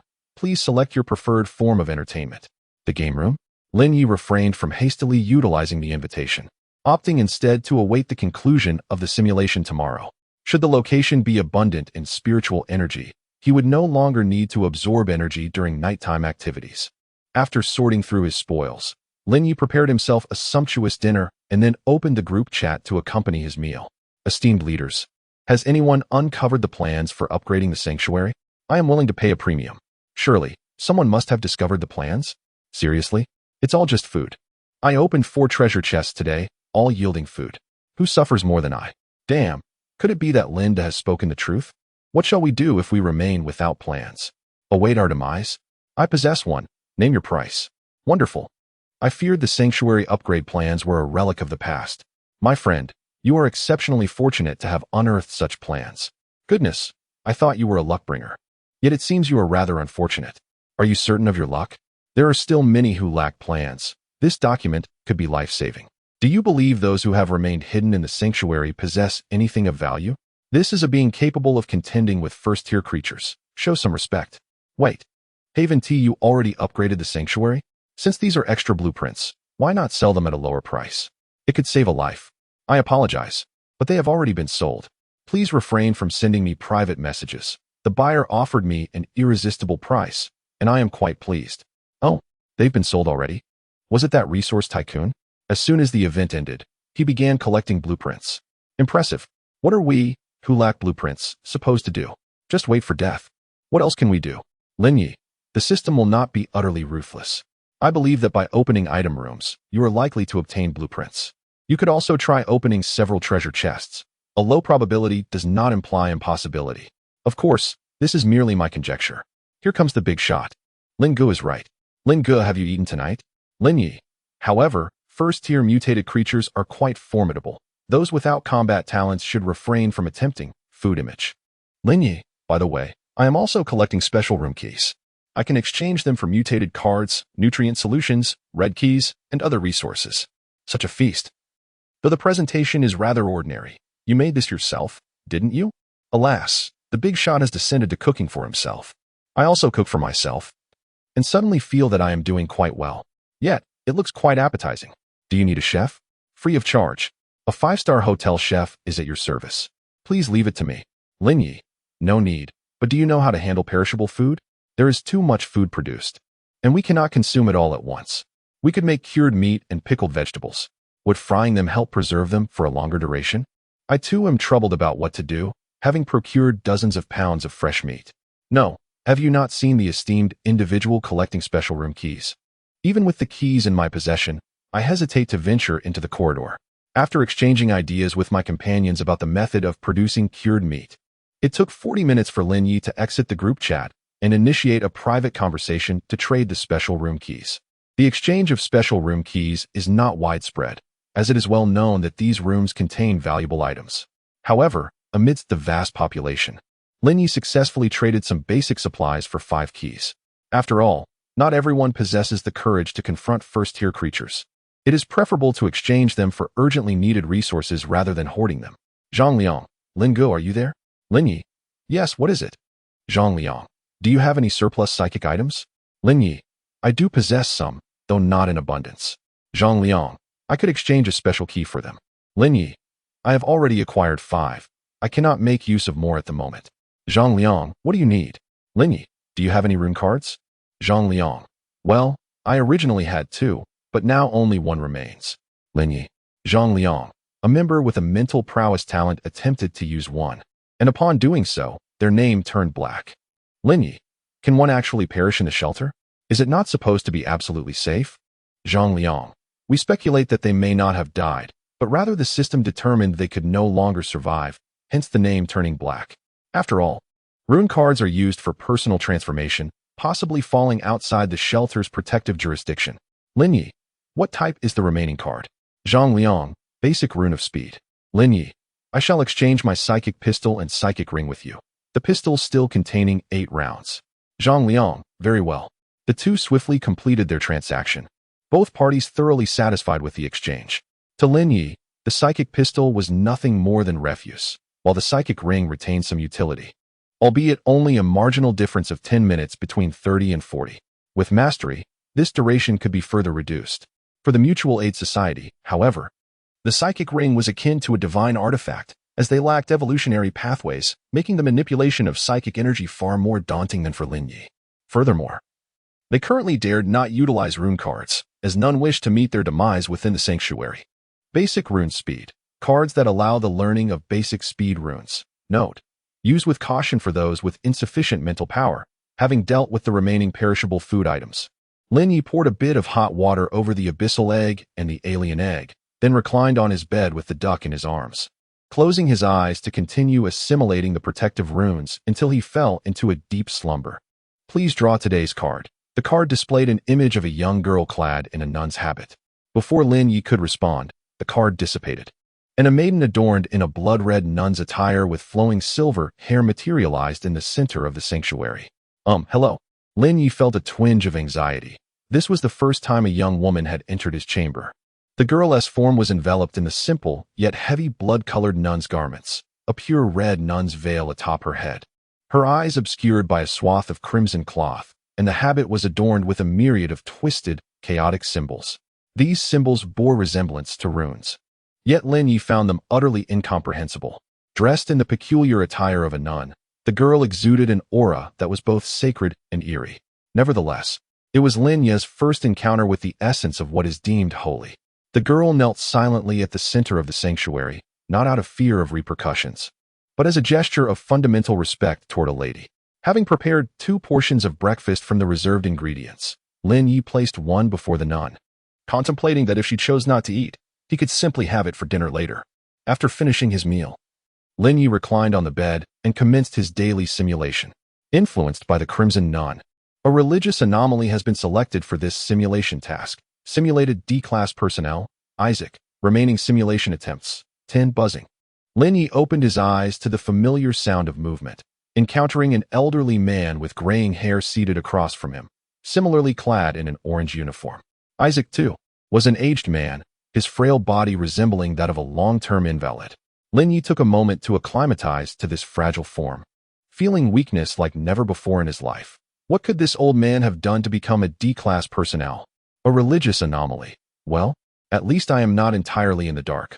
What's the matter, Isaac? Headache again? The inmate across from him suddenly spoke, clearly familiar with Isaac. It hasn't stopped. Do you know where they're taking us? Gregory inquired, gazing at Lin Ye with surprise. Where else could it be? Speaking of which, it has been quite a while since I last prayed. The night remained serene, and from a young age, Lin Ye had displayed a remarkable talent for performance. Why? Do you no longer believe in the divine? Gregory fixed his gaze upon Lin Ye's eyes, striving to decipher his innermost thoughts. No, my faith has never been more resolute. Lin Ye replied with a gentle smile, meeting Gregory's gaze. However, Gregory awkwardly averted his eyes, turning to look out the window. The supervising officer, who had been listening to their conversation, snorted in disdain, muttering a curse at the so-called prophet. 5 minutes later, the prison transport halted before a modest white church, its stained glass windows standing out strikingly. Step inside. It is your turn to be the sacrificial offering this time. Remember to repent before your Lord afterward. The captain, clearly disfavoring them, did not even permit them to don helmets before shoving them into the church. Lin Ye offered no resistance, obediently entering the church, for in his condition, he was incapable of opposing. The interior of the church was quite ordinary, featuring merely a few rows of pews and a pulpit, devoid of anything remarkable. Lin Ye stood at the center of the church, oblivious to any anomalies. In stark contrast, Gregory, who had entered alongside him, appeared to be under the influence of some unknown force, gradually making his way to the pulpit. Lin Ye took a seat on one of the pews, prepared to listen to his fellow inmate's sermon. Yet, as soon as Gregory ascended the pulpit, he began to frantically tear at his own cheeks, as if possessed. His body contorted and warped, and after he had completely stripped away his facial skin, his entire form collapsed into a cube of approximately 30 centimeters per side. The discarded skin resting atop the cube. A splendid performance, is it not? It is unclear when the pews of the church became filled with an assortment of humanoid figures. Beside Lin Ye sat a gentleman clad in a gray suit, his features obscured from view.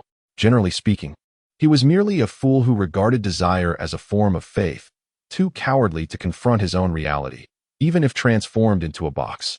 Its contents would yield no surprises. Lin Ye remarked casually, "You are correct. However, I regret to say that I cannot perceive your faith. Otherwise, I would be most eager to discover what lies within your box." The gray-clad man exhibited a keen interest in Lin Ye, yet he sensed no faith emanating from him, rendering him unable to take action. Perhaps it is not as intriguing as you imagine. May I take my leave? Lin Ye doubted that escaping this simulation would be so simplistic, yet he felt compelled to attempt to depart. Of course, take the box with you. Consider it a gift from me. However, even if you leave this church without choosing a deity to believe in, you shall not survive your departure. The gray man was exceedingly cordial towards Lin Ye, for Lin Ye did not worship his god, thus making him a guest of the church, as he always treated visitors with such courtesy. Thank you. Lin Ye refrained from further conversation, stepping forward to retrieve his companion's box before exiting the church. The instant he grasped the box, a line of prompts flashed before his eyes. Upon stepping outside the church, Lin Ye halted. For what lay before him was not a prison transport nor the suburban landscape he had known prior to entering the church, but rather a broad path of white stone slabs, flanked by various structures reminiscent of the church. Alas, I knew I would not be able to escape. Although Lin Ye had his suspicions, the situation still left him somewhat perplexed. In other words, I must choose a deity to believe in if I wish to depart. Yet, once I have a deity to believe in, I become a member of the church, and its entities may act upon me. That, however, is not the gravest issue. Lin Ye clutched his hair, his expression one of distress. He did not believe he could genuinely devote himself to a deity. It was not a matter of willingness, but rather one of capability. Even if Lin Ye wished to believe in a deity, he doubted his ability to do so. Faith is not merely a matter of verbal affirmation. It demands total commitment. To offer a token belief as a facade to a deity would lead to a fate no better than that of a teammate box. Well, I shall take it step by step. Lin Ye proceeded along the cobbled path towards the next church. The distance between the two churches was not great, merely a few hundred meters, yet for some reason, only as he approached could he discern the full grandeur of the church. The second edifice was a dome-shaped structure of milky white, with a priest clad in black vestments standing at its entrance, resembling a solicitous attendant outside a barber shop. "Greetings. Would you like to step inside and take a look?" The priest appeared unable to leave the precincts of the church, dramatically extending his arms in an effort to draw Lin Ye closer. "Speak plainly. I am quite busy." Lin Ye took a step back, ensuring the priest did not make contact. "Very well. You likely do not yet have a deity to believe in. Unbelievers cannot leave this place. If you embrace my lord, I shall not only ensure your safe passage, but my lord shall also bestow upon you unparalleled power." The priest wore an exaggerated smile, his face brimming with impatience. He appeared less like someone eager to recruit followers and more like a famished individual who had stumbled upon a sumptuous feast. "Let us discuss the specifics of the offerings. Spare me the superfluous details. Do not mistake me for a novice. What rank does your deity hold? Are runes distributed? Are there evolutionary paths? To what rank can you support me?" Lin Ye was quite forthright, preparing to inquire about joining the church, thus seeking to understand the situation at hand. Deities have ranks too? Is there a bounty upon joining? Why was I not informed of this? The priest was evidently taken aback by Lin Ye's technical jargon, momentarily feeling as though he were the novice in this exchange. So it turns out you are merely an uninformed novice. What a waste of time." Lin Ye sidestepped the priest and continued onward to the next church, leaving the priest outside in contemplative silence. The third church was constructed from a pile of bones, and even from a distance, Lin Ye was engulfed by a profound sense of unease. Consequently, he did not approach, but chose to bypass this church altogether. The subsequent churches he passed appeared sinister, seemingly adhering to a trend where the presence of corpses outside was a necessity. After half an hour of wandering, Lin Ye finally encountered a church that presented a more palatable appearance. This was a pure black spire church, its architectural style leaning towards the conservative, exuding a sense of simple and pristine beauty. The church evoked a sense of familiarity in Lin Ye, though he could not recall where he had seen something similar. Upon entering, his gaze fell upon the enormous void at the center of the church, and he instantly understood the source of his familiarity. This was a church associated with the abyss. Lin Ye wished to turn and leave, yet he discovered that the space behind him and in the vicinity had been filled with an abyss. Aside from the ground beneath his feet, there were no other footholds within the church. A nun plummeted headfirst before Lin Ye, suspended in midair as she locked eyes with him in silence. "Do you nuns not enjoy conversing?" Lin Ye lamented, filled with regret. Ever since being chosen by the system, he had encountered nothing of value. The moment he recognized the familiar atmosphere, he should have turned away. You are closely tied to the abyss. It is only a matter of time before you descend into it. Would you not consider placing your faith in our Lord and seeking a refuge? The nun, much like Mr. Gray, exuded an air of cordiality. "Not for the time being. I shall decide once I have fallen into the abyss," Lin Ye retorted, unwilling to entangle himself further with the abyss. He yearned instead for a deity of lesser power to whom he could affiliate himself. What a pity. In that case, you may take your leave. Jumping down will allow you to exit. The nun gazed at Lin Ye, seemingly urging him to leap.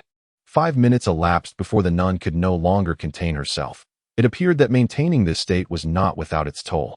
Gradually, the ground reformed, revealing the church's grand entrance before Lin Ye.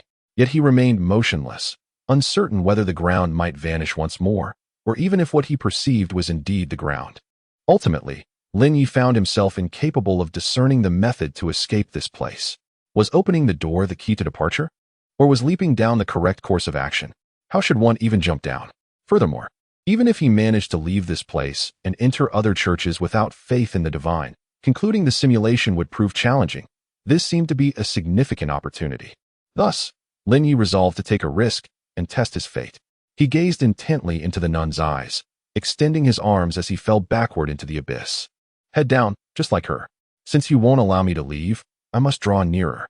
The nun couldn't help but marvel at Lin Ye's courage and fortune. Indeed, below lay an exit, but one must depart in reverse. Many had visited this church, yet few dared to leap into the void. And even fewer could depart in such a manner. Truly, he was favored by the abyss. May we meet again in its depths soon. In the instant he descended into darkness, Lin Ye's feet touched the ground, the world spinning around him as he found himself once more upon the white stone path. He had considered making a desperate attempt, yet fortune smiled upon him. Lin Ye, however, was not entirely assured. There were 3 evident methods of escape, and he simply chose the one with the greatest likelihood of success. Should he have chosen incorrectly, he was prepared to face the consequences. Surveying his surroundings, the Abyss Church had vanished, and he was transported to the exterior of a dilapidated crimson church. Lin Ye scrutinized the patterns etched upon the church's outer wall, noting their resemblance to the symbols on the deep red nun's attire. If you had plans, could you not have simply brought me here? He mused, unable to suppress his sarcasm. Of course, he did not believe that the deep red nun could influence the system to such an extent, nor was he certain whether this forsaken church had any connection to her. Nonetheless, Lin Ye pushed open the grand doors of the abandoned church. The interior of the church was scarcely superior to its exterior. One side of the wall had completely vanished, while the remaining walls were cloaked in a tangle of crimson and black vegetation. There was no breeze, yet these plants quivered gently, resembling a chain of insects clinging to the surface. A few shattered benches lay scattered in the center of the church, and upon the foremost bench sat a creature. It appeared as a haphazard amalgamation of flesh and blood, with tendrils of raw tissue sprouting from its form. Lin Ye approached the creature, unable to discern its rank among aberrant beings. Given his current physical capabilities, he would find himself outmatched at any level. Thus he had mentally prepared for a restart. Hello. The creature greeted unexpectedly with a tone of remarkable politeness, its voice melodious, reminiscent of a young woman. Hello. After traversing several churches before this one, Lin Ye had developed a fair understanding of his surroundings, choosing not to rush his response. This is a church devoid of deities. I cannot escort you out. You are free to leave. The creature spoke with striking candor. Then what are you doing here? Lin Ye asked as he settled beside the creature. For him, this place felt far safer than the churches inhabited by divine entities. Do you realize? The absence of a deity signifies my freedom from constraints, meaning I could end your life at any moment. It was the Crimson Nun who brought me here. Do you know what she desires of me? Lin Ye decided to be forthright, as was his nature. Are you certain? The creature suddenly adopted a solemn demeanor, its elongated tendrils encircling Lin Ye, while the plants on the walls rhythmically swayed, mimicking the cadence of breath and heartbeat without pause. I am certain. Lin Ye was prepared, ready to take his own life at any moment. Very well, you are to inherit the divine position and become the deity of this church. The monster was quite straightforward. Are you jesting? Lin Ye found himself at a loss for how to respond. He simply could not reconcile himself with the notion of divinity. Deities serve as the guiding beacons of the spiritual realm. Our deity has been consumed by the abyss, hence the need for a new god, so that the beacon may be restored, and perhaps our deity might return from the depths. I cannot fathom why the nun chose you as the new god, but I respect her decision, for she was once the closest to divinity. The monster spoke without superfluous words or convoluted theories, succinctly articulating their purpose. What must I sacrifice? What shall I gain in return? As long as the price is right, Lin Ye was open to the prospect of a new role. You are familiar with runes, are you not? Should you inherit the divine position, you would gain access to a systematic understanding of runic knowledge, and even knowledge beyond runes. As for the cost, the divine position itself is the price. You will become the beacon and will no longer be able to worship other deities. Moreover, since the deity has been consumed by the abyss, the divine position is naturally tainted. However, your existing connection to the abyss renders this concern somewhat trivial. After the monster finished speaking, it turned to Lin Ye, awaiting his decision. How could the taint of the divine position not be significant? Lin Ye questioned. Once one has been exposed to the abyss beyond a certain threshold, only ascension to divinity can effectively resist its insidious encroachment. This phenomenon is independent of time, distance, or dosage, but rather intricately linked to the strength of one's mental resolve. Of course, some formidable relics and certain entities possess the capacity to thwart this corruption. The creature cast a sidelong glance at Lin Ye and continued, with a suggestive tone, "You are fortunate, but such luck cannot be relied upon indefinitely." Lin Ye concurred, fully aware that the system could not perpetually shield him.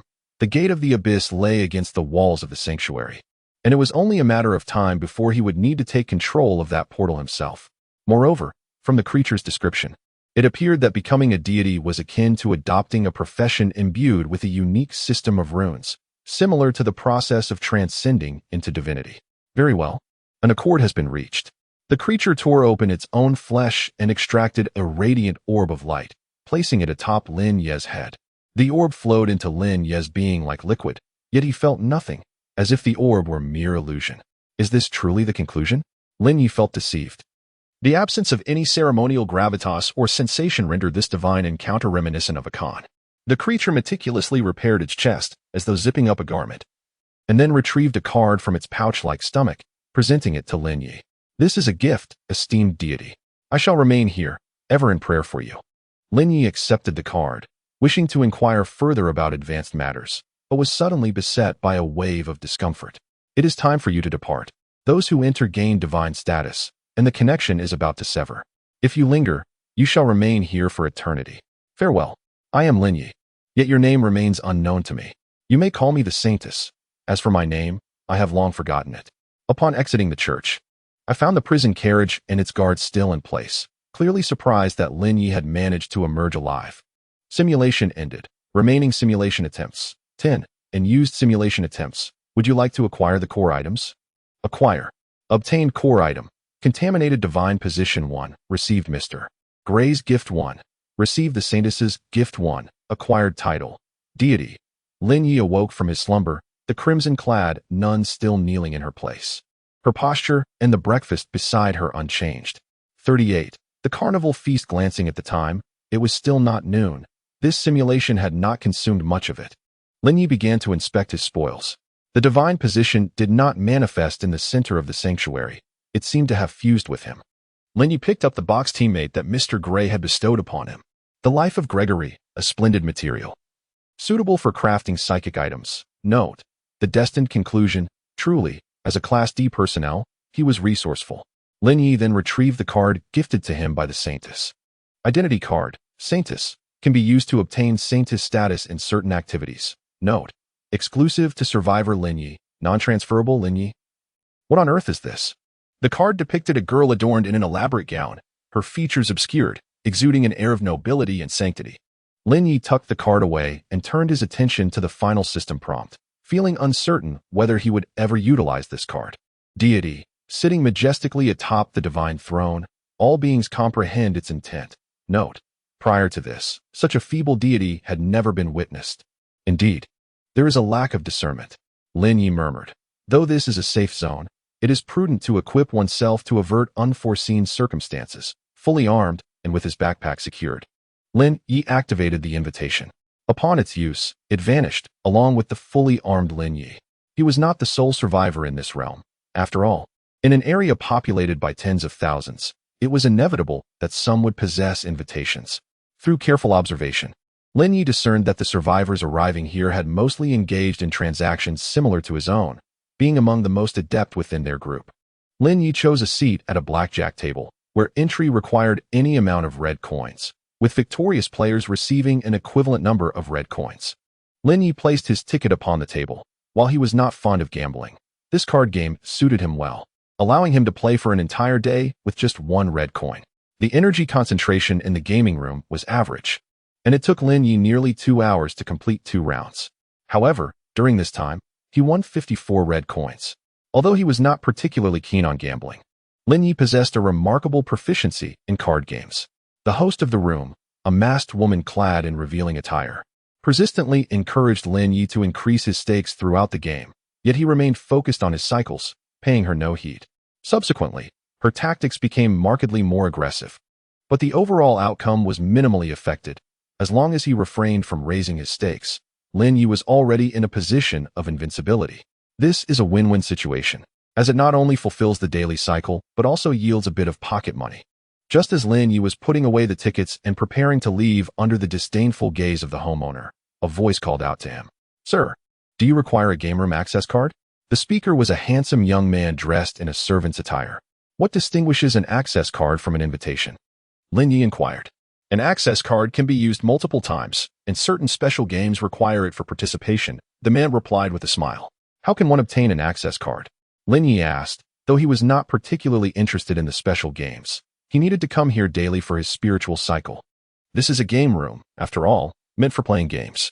Lin Ye returned the man's smile before departing the game room without hesitation. He did not necessarily need to absorb spiritual energy within the confines of the game room. When the potential cost far outweighs the benefits, a transaction cannot be established. Thus, Lin Ye chose not to squander any more time. Upon returning to the sanctuary, he found the nun still kneeling in silence. "Acquired an access card for the game room. Gifted by the servant." With a chuckle, Lin Ye glanced at the system introduction of the access card. Game room access card. Using the card grants entry to the game room. Note: only VIPs of the game room can obtain this card. It is a symbol of status. After stowing the card away, Lin Ye resumed his study of protective runes and retrieved the black robe from the pile of clutter, attempting to engrave the protective runes upon it. The black robe was made of a spiritual, energy-absorbing material suitable for runes, previously discarded by Lin Ye as refuse, but now repurposed as a resource. In the sanctuary devoid of psychic energy, Lin Ye was compelled to utilize the spiritual energy contained within the crystals to inscribe runes.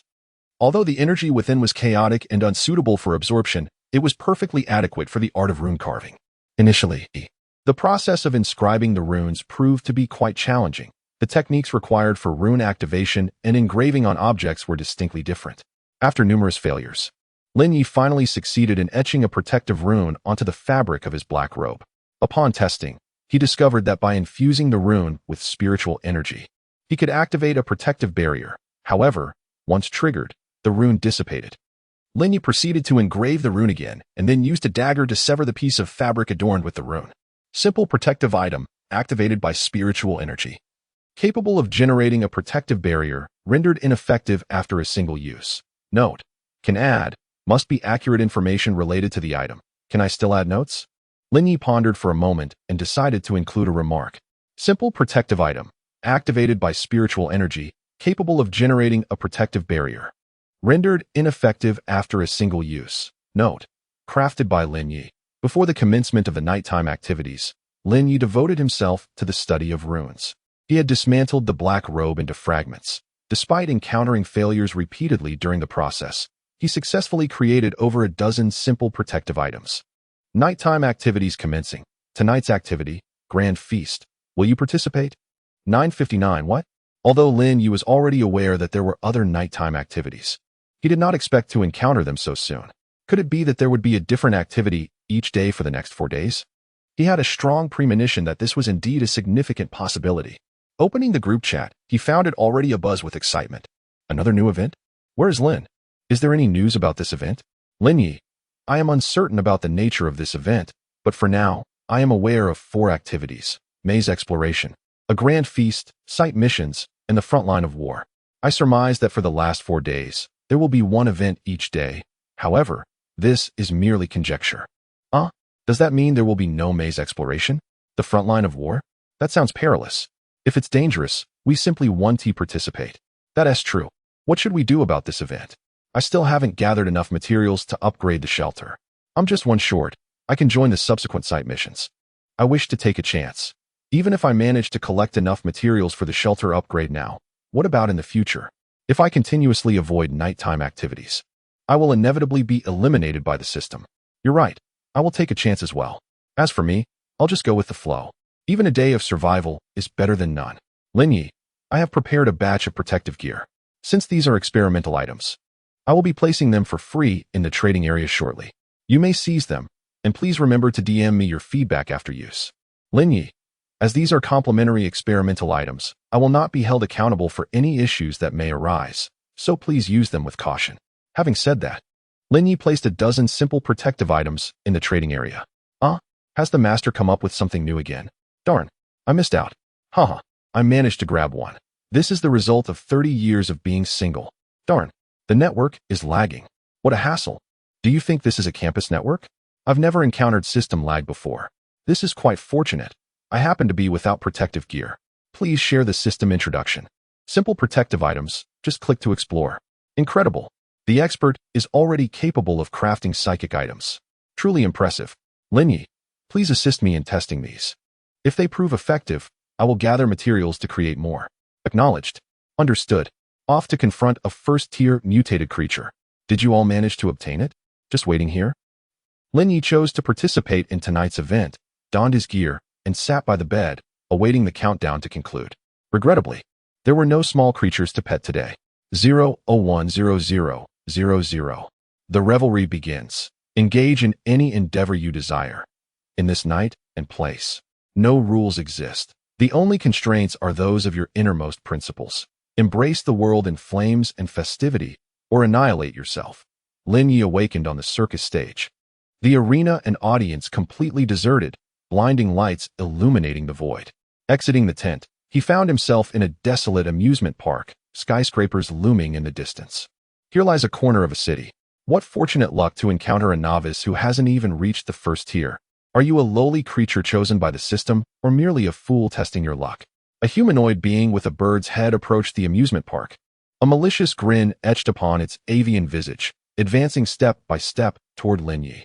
As the distance between them diminished, Lin Ye silently regulated his breathing, preparing himself. The bird-headed figure possessed 2 mutated organs, yet its level of mutation was mediocre, inferior to the last imbecile clad in robes. The bird-headed creature approached Lin Ye with an air of unwarranted confidence. You are standing too close. An invisible blade severed the ethereal forces, while a tangible blade cleaved through flesh. Before the final words left its mouth, the creature collapsed, its 2 aberrant organs severed. Upon defeating the enemy, all of its possessions are absorbed into the loot space. After the revelry concludes, the spoils will be transported to the sanctuary. Acquired Frenzy Elixir 1. The bird-headed entity's body vanished, leaving no trace behind. So this is the true nature of the feast. It was a bottle of translucent, orange-red elixir, approximately 200 milliliters in volume, shimmering with an orange hue. The properties of the elixir could only be discerned within the sanctuary, leaving Lin Ye unaware of its effects. After stowing the elixir, Lin Ye made his way beneath the Ferris wheel, the apex of the amusement park.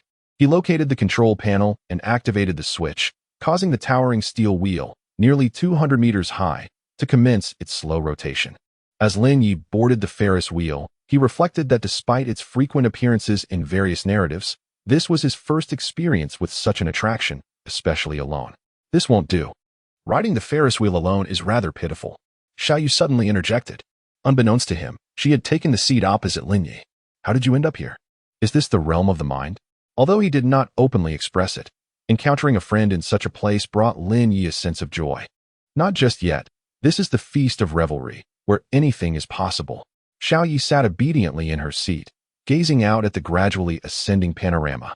Thus, I find it somewhat desolate for an individual to ride the Ferris wheel alone, and then you appeared. Lin Ye truly felt a sense of melancholy this time, having even conjured an imaginary female companion resembling himself to accompany him on the ride. No, it was I who wished to join you. Xiaoyu rose and settled beside Lin Ye, resting her head on his shoulder. Lin Ye gazed out at the cityscape, silently committing the city's layout to memory. The tranquil atmosphere bestowed upon him a long-forgotten sense of serenity. The academy, the commercial street, the hospital, the underground sewer, the theater, the city center. The library, these locations were perilous, yet one must choose a place to occupy and hold steadfast until dawn. With her eyes closed, Xiaoyu whispered softly into Lin Ye's ear. Do you have any suggestions? Lin Ye preferred the library and the theater, harboring a disdain for the hospital and the underground sewer. Though he was open to his friend's counsel. The library is agreeable, yet the theater aligns more harmoniously with this revelry, more than offering beneficial advice. Xiaoyu was concerned with Lin Ye's feelings. She was no innocent child.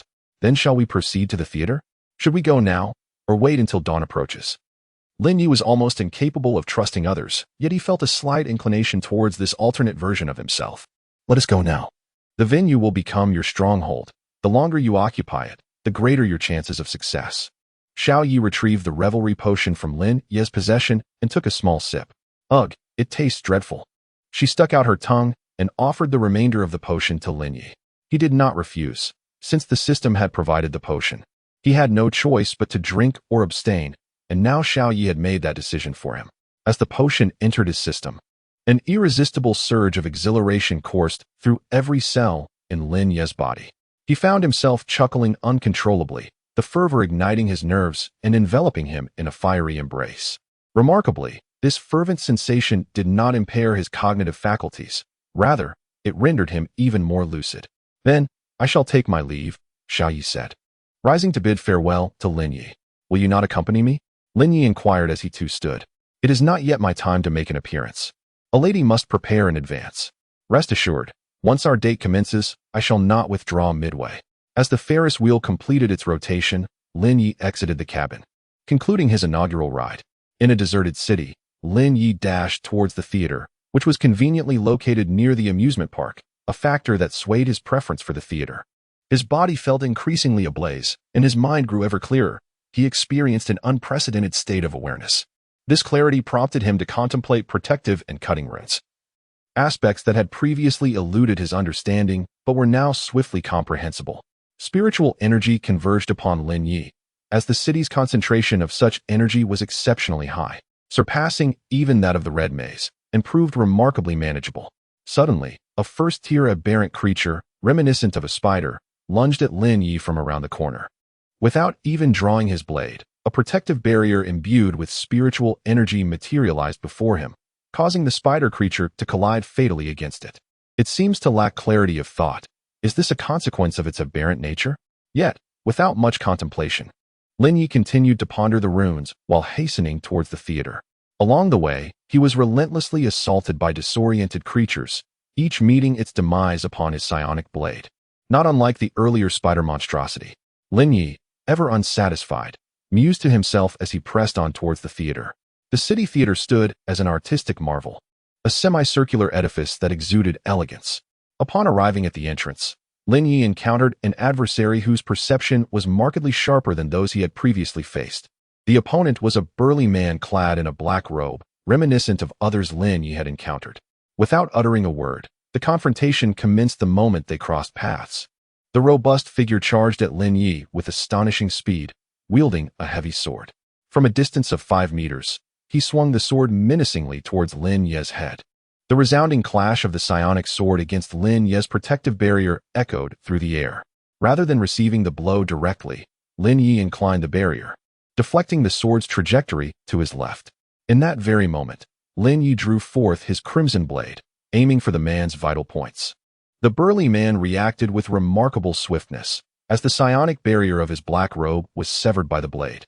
He attempted to evade Lin Ye's strike by shifting to the side. However, Lin Ye had anticipated this maneuver, deducing that, given the heavy sword's diversion to the left, the man would likely dodge to the right. Thus, the crimson blade was aimed precisely at that direction. The strike cleaved through the man's left hand, which had been raised in defense, and subsequently tore into his abdomen, the violent psionic energy ravaging his mutated organs within.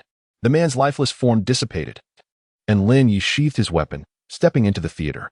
Inside, the theater featured a 2.5-tiered, semicircular seating arrangement, with a lofty ceiling and a stage that glimmered beneath the brilliance of overhead lights. Lin Ye ascended to the stage, standing at its center as he continued to deliberate upon the protective and cutting runes. The effects of the euphoric potion were remarkably potent. Questions that typically required prolonged contemplation could now be resolved with astonishing swiftness. Disordered knowledge no longer necessitated meticulous organization, for it seemed to arrange itself naturally within his mind, as if engaged in a revelry of its own. Drawing forth the foundational card of ruin, Lin Ye promptly utilized it, and an influx of knowledge concerning ruin surged into his consciousness. However, this influx bore no detrimental effects, akin to the experience of acquiring a protective rune. Someone else bore the burden for him. Lin Ye began to assimilate this knowledge gradually, striving to seize the opportunity to digest the runes swiftly. Should he depart from this place only to pursue rune studies thereafter, it would demand exponentially more time and effort. The theater remained relatively tranquil, with only the occasional incursion of disoriented first-tier aberrations, which ultimately left behind mere trails of blood upon the stage. After vanquishing the first aberration within the theater, Lin Ye sensed a peculiar connection forming with the very space beneath his feet. With each subsequent creature he eliminated, this connection deepened, perhaps elucidating the reason why Xiao Yi had urged him to arrive promptly. As this bond intensified, Lin Ye's spiritual perception expanded, swiftly encompassing a significant portion of the theater. With the demise of a few more aberrations, the entire theater would soon lie within his dominion. Lin Ye continued his study of rune knowledge. Tempted to employ the remaining 2 rune cards in his possession, yet he restrained his adventurous spirit at the mere thought of that unfortunate soul from the Mutual Aid Society. Never mind, there is still a wealth of runic knowledge yet to be absorbed. Once I have fully assimilated it, I can delve into the methodologies of rune utilization. There is no rush to employ those 2 cards. Lin Ye continued to study the runes while dispatching the enemies that invaded the theater. As time passed, the intruders appeared increasingly frenzied. This madness manifested not only in their minds but also in their bodies. After eliminating a grotesque entity with its head split in 2, Lin Ye sensed a slight feeling of weakness. It was not fatigue. Both his body and spirit were in a state of exhilaration, devoid of any exhaustion. Yet he experienced a subtle languor akin to the aftermath of a revelry. This sensation was not unpleasant. Rather, it bore a certain comfort. Nonetheless, it indicated that his body was nearing its limits. I cannot continue like this. The nest. Perhaps I could inscribe some runes within the theater. Lin Ye began to manipulate the mental energy that enveloped the entire theater, etching runes onto its walls. At this moment, the theater had transcended its ordinary nature. Its structure was wholly capable of sustaining runes and spiritual energy. Prior to this, Lin Ye had crafted spiritual items, but following his recent studies of runes, his techniques had undergone a fundamental transformation. The spiritual items he had previously created now appeared to him as mere rudimentary scribbles. As he explored the intricacies of rune engraving, he inscribed various runes throughout the theater, seizing a rare experimental opportunity, for such a high-quality spiritual edifice was indeed uncommon. Enemies continued to breach the theater. Yet this time Lin Ye need not intervene. They were effortlessly severed by invisible blades of spiritual energy, leaving only a trail of blood at the entrance. Regrettably, the corpses have already been transported into the spoils space. Otherwise, I could have attempted to experiment with the fusion runes, Lin Ye mused. He had previously devoted his studies to cutting runes and possessed only a superficial understanding of fusion runes. If he had the materials for fusion, it would provide him an excellent opportunity for deeper exploration. At that moment, a sudden knock echoed through the theater's grand doors. "Come in," Lin Ye responded courteously, as he extended the same respect to polite visitors. A fully armed humanoid creature entered the theater, merely casting a glance at the interior before uttering a brief phrase and promptly departing. "My apologies for the intrusion." Lin Ye made no attempt to pursue. He was not particularly fond of violence, yet often found that it was the sole means to resolve matters.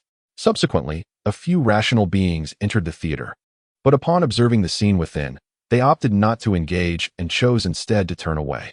Just as Lin Ye presumed that the night would unfold quietly until the event's conclusion, a peculiar knock resonated once more at the theater's entrance. This sound bore an unusual quality, suggesting a different material was at play. "Come in," Lin Ye called out. A colossal, unwieldy brown insect squeezed its way into the theater. Had the entrance not been sufficiently spacious, it might have struggled to enter. The enormous creature managed to fit only its head inside, while the remainder of its bulk remained outside, adorned with numerous wounds that appeared to be in the process of healing, indicating it had recently endured a fierce battle. Surveying the surroundings with evident satisfaction, the giant insect spoke. "This place is quite agreeable. You may leave now, and I shall grant you a reprieve." Lin Ye gazed curiously at the colossal insect, distinctly hearing the strange sounds it emitted, while his mind effortlessly deciphered its meaning, a remarkable translation ability bestowed by the system. Was living not preferable? Why venture forth to court death? Though he spoke with disdain, Lin Ye was fully focused, prepared to unleash his utmost efforts at any moment. This monstrous creature far surpassed him in both psychic energy and physical strength. Without the enhancements from the theater, he would have fled long ago. Naturally, he held no belief that the creature would spare his life. Should he attempt to escape, he would likely meet his demise at the hands of the eager beast awaiting him at the entrance. "You, the weak. I do not slay you not because I am incapable, but rather because I wish to avoid injury. Consider this your final opportunity depart from this place, and it shall be your only path to survival." The enormous insect advanced, its numerous pairs of glaring yellow eyes fixated intently on Lin Ye, adopting a posture suggestive of imminent attack. "I do not eliminate you merely because you have not ventured far enough. Come closer and meet your end here." Lin Ye's concentration reached its zenith. He doubted the insect would retreat, for if one were to assess their intrinsic powers, he likely could not withstand even its basic assaults. "You have provoked my ire." The insect lunged into the theater, sending an array of seats flying in all directions. In mere seconds, it reached the foot of the stage. With a resounding crash, the insect collided with the psychic energy barrier composed of numerous protective runes, a multitude of energy blades embedding themselves into its head, violently shredding its brain. Yet, this injury was not fatal. Its vital point lay in the lower abdomen, shielded beneath its own weight. Lin Ye drew forth his crimson blade and struck with a decisive slash, the ethereal energy cascading from the edge of the sword. The intangible blade of spiritual energy entwined with the chaotic essence surrounding it, cleaving into the enormous creature, piercing through its protective aura and flesh. With a resounding thud, a bullet traversed the wound, obliterating the creature's vital organs. As the lifeless form of the giant insect dissolved into nothingness, Lin Ye holstered his CL-0 handgun. All remains were transported to the loot space, rendering him unable to siphon blood and flesh from the magazines. Before Lin Ye could catch his breath, a horde of aberrant beings surged into the theater, as if orchestrated, charging towards the stage in unison.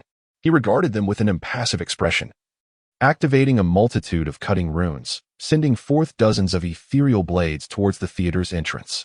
These blades posed minimal threat to the giant insect, serving primarily to deplete energy, which was why Lin Ye had refrained from deploying them earlier. The aberrant creatures, perceiving Lin Ye as weak, had gathered in proximity, reluctant to depart. And upon witnessing him vanquish the giant insect, they deemed him a target of opportunity, emboldened to rush in with reckless abandon. They believed that if they could eliminate Lin Ye, all his previous gains would be theirs. Regrettably for them, they had chosen the wrong adversary. Every aberrant creature that stormed the theater was shredded by the invisible blades of spiritual energy, their remains whisked away to the loot space, leaving the entrance drenched in various liquids. Lin Ye, observing the vanishing flesh, felt a twinge of frustration. The thought that the system might discard these corpses like refuse in his sanctuary left him breathless. Surely, the system would not commit such a horrific act?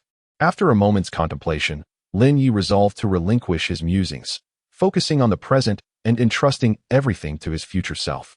"You are quite formidable, indeed impressive. I am thoroughly satisfied." A voice resonated from behind Lin Ye. He turned to sense the presence, unaware that an individual had unexpectedly appeared behind him.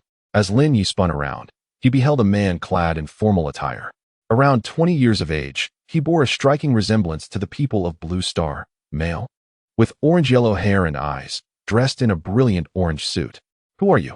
Lin Ye retreated and leapt off the stage, conjuring a psychic shield to envelop his entire form, realizing that this stranger had silently approached him and could have struck before he had a chance to react. "Do you not know?" I pondered how such a delectable offering could exist. I initially thought it was a willing devotee presenting themselves. I never imagined it would be a lunatic, oblivious to the situation, attempting to seize a place at the table. "Remarkably, you still maintain your composure," the man chuckled. He stood effortlessly at the center of the stage, seemingly disregarding Lin Ye's vigilance. "A carnival feast?" Lin Ye suddenly grasped the reason for the celebration.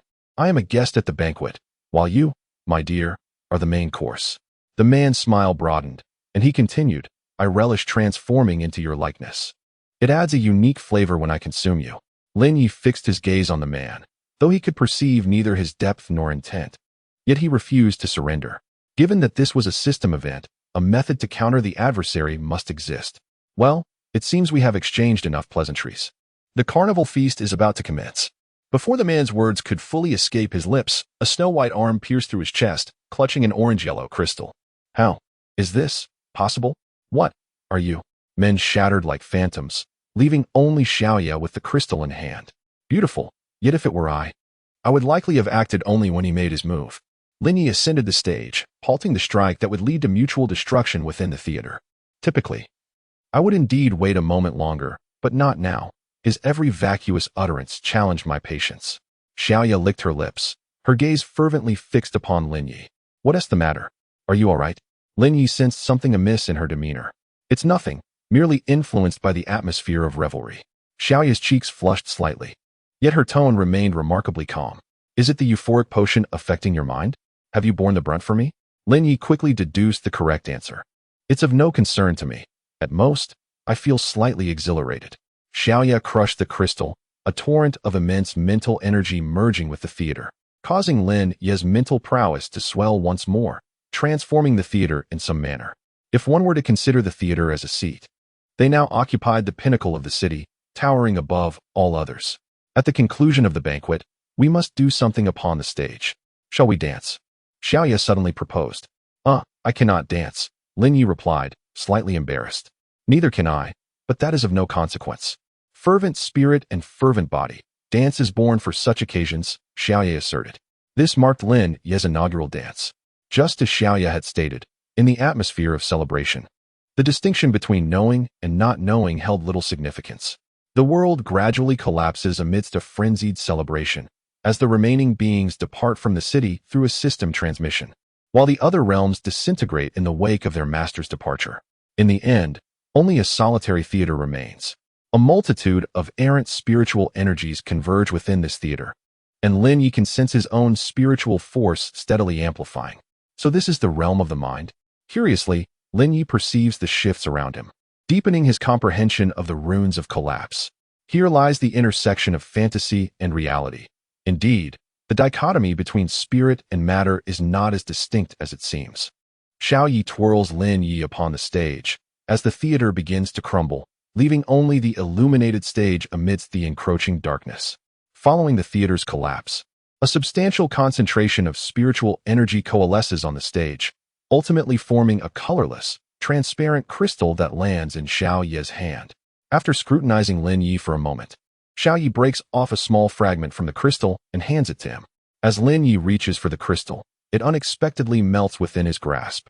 Simultaneously, a particle of light sparkles within Lin Ye's mind, and his spiritual energy melds with this particle, granting him a newfound clarity and a smoother flow of his spiritual force. What is this? Lin Ye inquires. It is the seed of spirit, the foundation of individual consciousness. It can grow independently and enhance your spiritual strength, while also purifying your spiritual energy. You are currently too feeble to withstand more than a small fragment. This entity can be easily acquired within system activities. The one we just pilfered is quite formidable. Be cautious when you venture into the realm of the mind in the future, Xiao Yi remarks with a mischievous grin. Will you appear when I enter the realm of the mind again? Lin Ye was not particularly concerned. After all, the other party was going to consume him anyway. If they were going to seize it, so be it. One could not simply capitulate and await demise. It was difficult to articulate, but perhaps it was due to the unique nature of the carnival feast that anyone meeting the criteria could participate in the revelry. Our spirits were intertwined in some manner, thus granting me entry here. Xiaoya retracted the transparent crystal and spoke. As the lights dimmed, the stage began to collapse. Lin Ye cast one last glance at Xiaoya and said, "Then farewell." "Farewell," Xiaoya waved goodbye. "The carnival feast has concluded. The spoil space will vanish in one day. Please empty its contents promptly. Received invitation to the carnival day 1. Please draw a daily card." Lin Ye rose from the bed in the refuge. The crimson nun had already departed, and a door leading to the spoil space now adorned the walls of the sanctuary. Setting aside thoughts of the corpses within the spoil space, Lin Ye resolved to draw his daily card first. The card bore the image of a blood-red owl. As the card dissipated, a feathered, crimson owl materialized at the center of the refuge. It rotated its head, its outer yellow and inner black eyes fixed intently upon Lin Ye.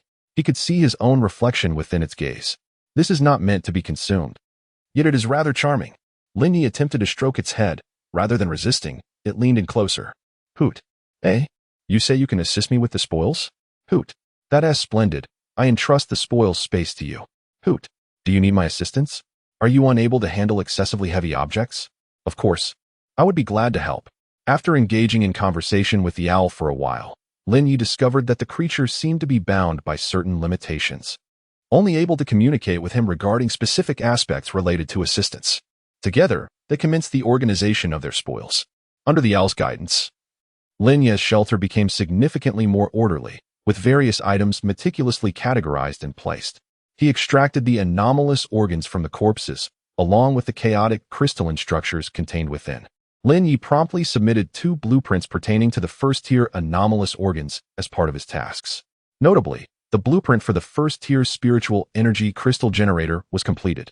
This generator was embedded into the wall of the shelter by the system, taking the form of a square metallic box, which required no raw materials and could automatically produce 2 first-tier spiritual energy crystals daily. In addition to the anomalous organs, Lin Ye acquired a plethora of largely useless spiritual energy items, such as black robes and heavy spiritual swords. However, the quality of these spiritual items was insufficient to replace his current equipment. They could only serve as materials. Following the owl's direction, Lin Ye also harvested various parts from the corpses that could be utilized as crafting materials for spiritual items. The remaining remains were not wasted. Aside from replenishing ammunition for the CL-0 pistol, Lin Ye sliced most of the corpses into chunks, listing them in the trading area at a price of 10 red coins per piece. Chunks of first-tier anomalous creature corpses, rich in nutritional content. Edible. Note: it is advisable not to consume raw. The leftover remains Lin Ye intended to use for practicing rune stitching. After managing the spoils space, Lin Ye checked the system notifications. Invitation to the Carnival Day can participate in the next Carnival Day upon use. Note: only sent to the survivors who have endured the longest in the carnival feast. Folding away the invitation, Lin Ye had no intention of participating for the time being. Without Xiao Yi this time, he might not have even survived till the end. The carnival day would undoubtedly be more perilous, and he had yet to earn the qualification to participate. Do you eat? Goo goo. Then forget it. Lin Ye began to prepare breakfast for himself, pouring some hot water over the abyssal egg and the alien egg. Goo goo. Why pour water? Water is the source of life. I want to try to hatch them. Thus, the hot water simulates a warm environment. Can you hatch eggs? Goo goo. You say they need the flesh and blood of aberrant creatures? That is fine. I have quite a bit from this time. Does it need heating? Goo goo. All right. I shall give it a try. Lin Ye retrieved some flesh from the spoils space and poured it over the abyssal egg and the alien egg, and added a bit more hot water. Is this sufficient? I hope something cute hatches. I really don't want an alien to emerge. Having completed his breakfast, Lin Ye opened the group chat and began to eat. 708,775 1000000. How terrifying. So many have perished. I'm glad I didn't go. Actually, it's fine not to drink that bottle of carnival potion. As long as you hide in a secluded spot, no one would specifically seek you out. Their minds must be unhinged. Of course, they wouldn't go looking for anyone. Didn't the system already notify us? Is there truly someone bold enough to imbibe that concoction? Do you possess a system notification for the revelatory potion? How come I do not? Esteemed individual upstairs, your assessment is complete. Remarkably, you managed to survive after consuming the potion? Impressive. In truth, I scarcely dared to drink that vial, only familiar with its name. Oh, the cruise journey. Truly, you are deserving of admiration. Were I in your position, I would also hesitate to partake. Have you perused the trading zone? Brother Lin has placed a batch of first-tier biological remains for sale, each priced at merely 10 red coins. It appears our esteemed individual has reaped considerable rewards this time. By the way, did not our esteemed individual previously bestow a collection of psychic items? How effective were they? Please elaborate. I was ambushed by a rogue. Likely one of the Blue Star people. He hurled a grenade at my hiding spot, startling me. Instinctively, I activated the protective gear gifted by our esteemed individual, and astonishingly, I emerged unscathed. The assailant presumed me dead and did not approach to investigate. After a series of intricate maneuvers, I ultimately triumphed over him. So it was old Lou. Goodness, a grenade could be thwarted? My friend, that is psychic protection. Conventional firearm weaponry cannot penetrate it. And the items bestowed by our esteemed individual are indeed of superior quality. Having missed the last opportunity, might our esteemed individual consider gifting another batch? I would gladly pay for them if necessary. Haha, I managed to seize a piece of first-tier remains. But surely, that is of no utility? It is not an aberrant organ. One cannot genuinely consume it, can one? It can be utilized as pet food and fertilizer. And certain equipment necessitates an ample supply of transformed blood and flesh, merely costing 10 red coins. Securing it is undeniably profitable. I initially thought it was of little use and missed the opportunity to acquire some. Foolishness. How could one overlook the creations of the esteemed Lin? There is no risk of loss, I assure you. I managed to obtain a piece, which fetched 20 red coins. Damn, they've already vanished. After finishing breakfast, Lin Ye entrusted the shelter's management to the owl and reclined on his bed, commencing his daily simulation. Simulated D-class personnel, Zeta, remaining simulation attempts. 10 Lin Ye awoke from the plush embrace of his bed, noticing a sleek black suit laid out beside him. Oh, has my treatment improved? He mused optimistically, recalling the first title he had acquired.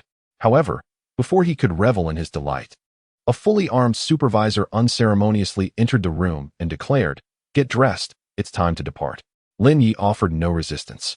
Although he was now capable of dealing with these ordinary supervisors, considering his mission was to address anomalous events, coupled with the formidable captain and an enigmatic organization, he found it within himself to overlook the rudeness. After donning his attire, Lin Ye followed the supervisor downstairs. Zeta was slender, yet possessed considerable strength.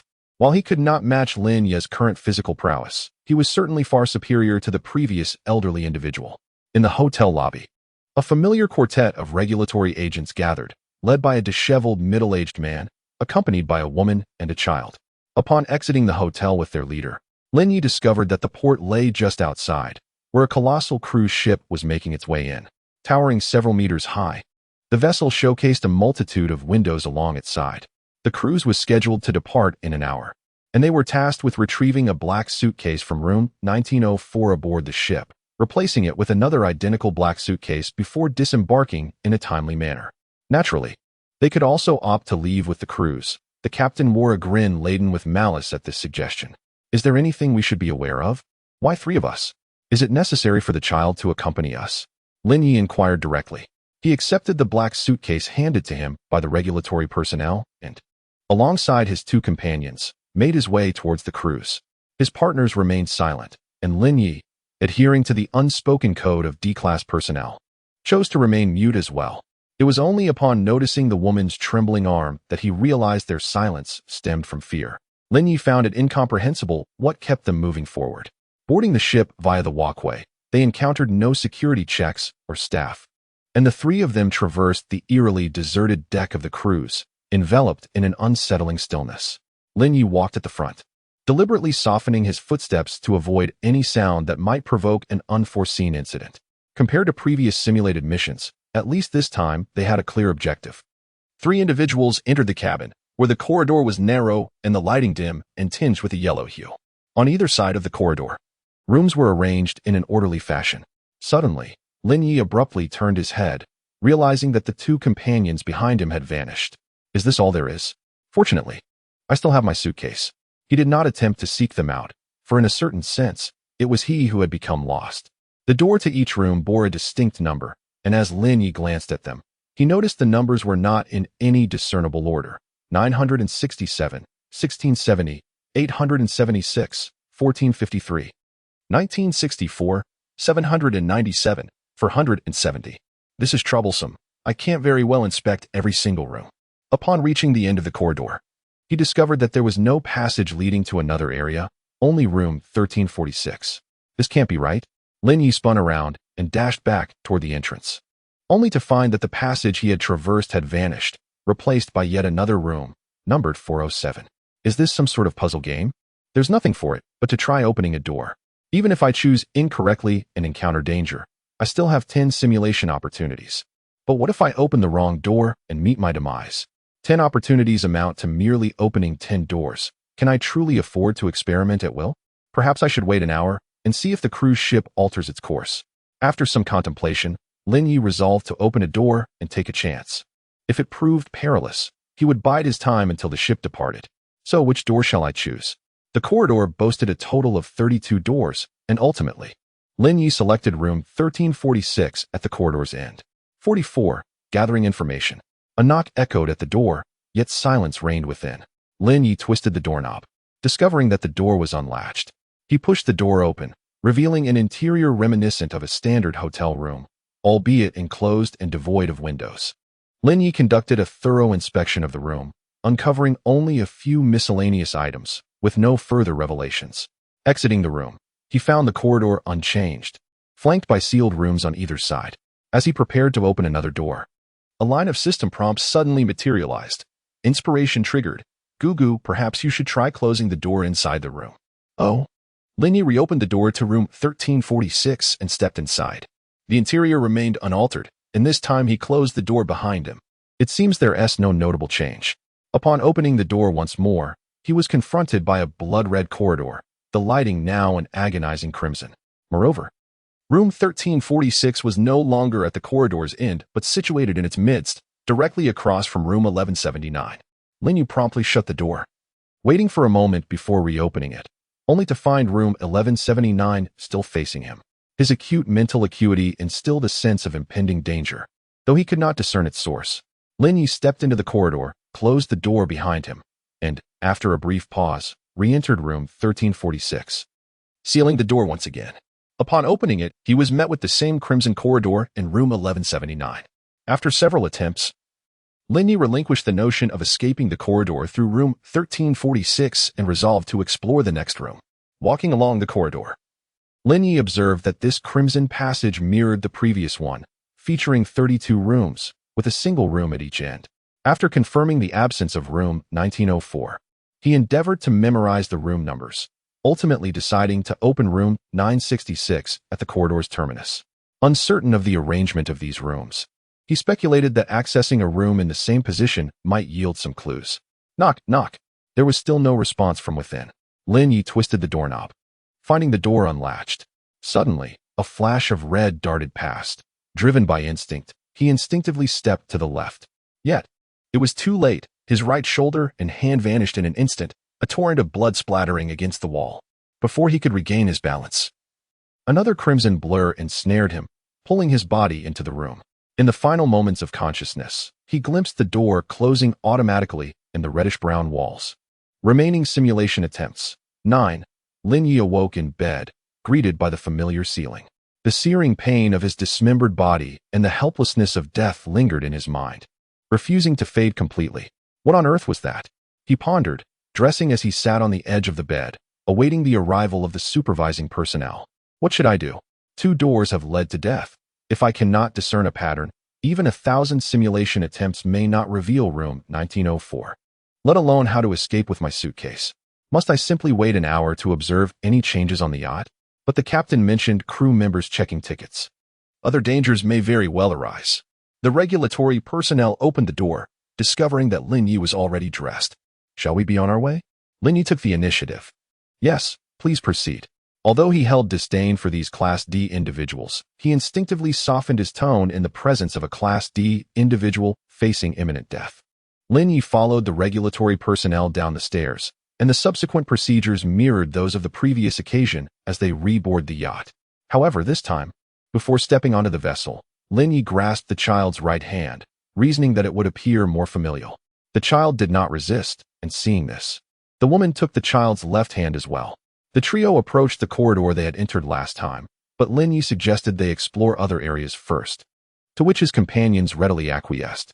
Circling the deck, they uncovered 6 passages leading into the yacht's interior, alongside several perilous routes that could be accessed by jumping or climbing to reach certain balconies of rooms. Yet, these rooms were all sealed, their windows opaque, rendering any observation of the interiors impossible. Naturally, had he been able to traverse the same corridor as his 2 companions, he might have ventured into additional rooms. For the best assistance in investigating clues was indeed companionship.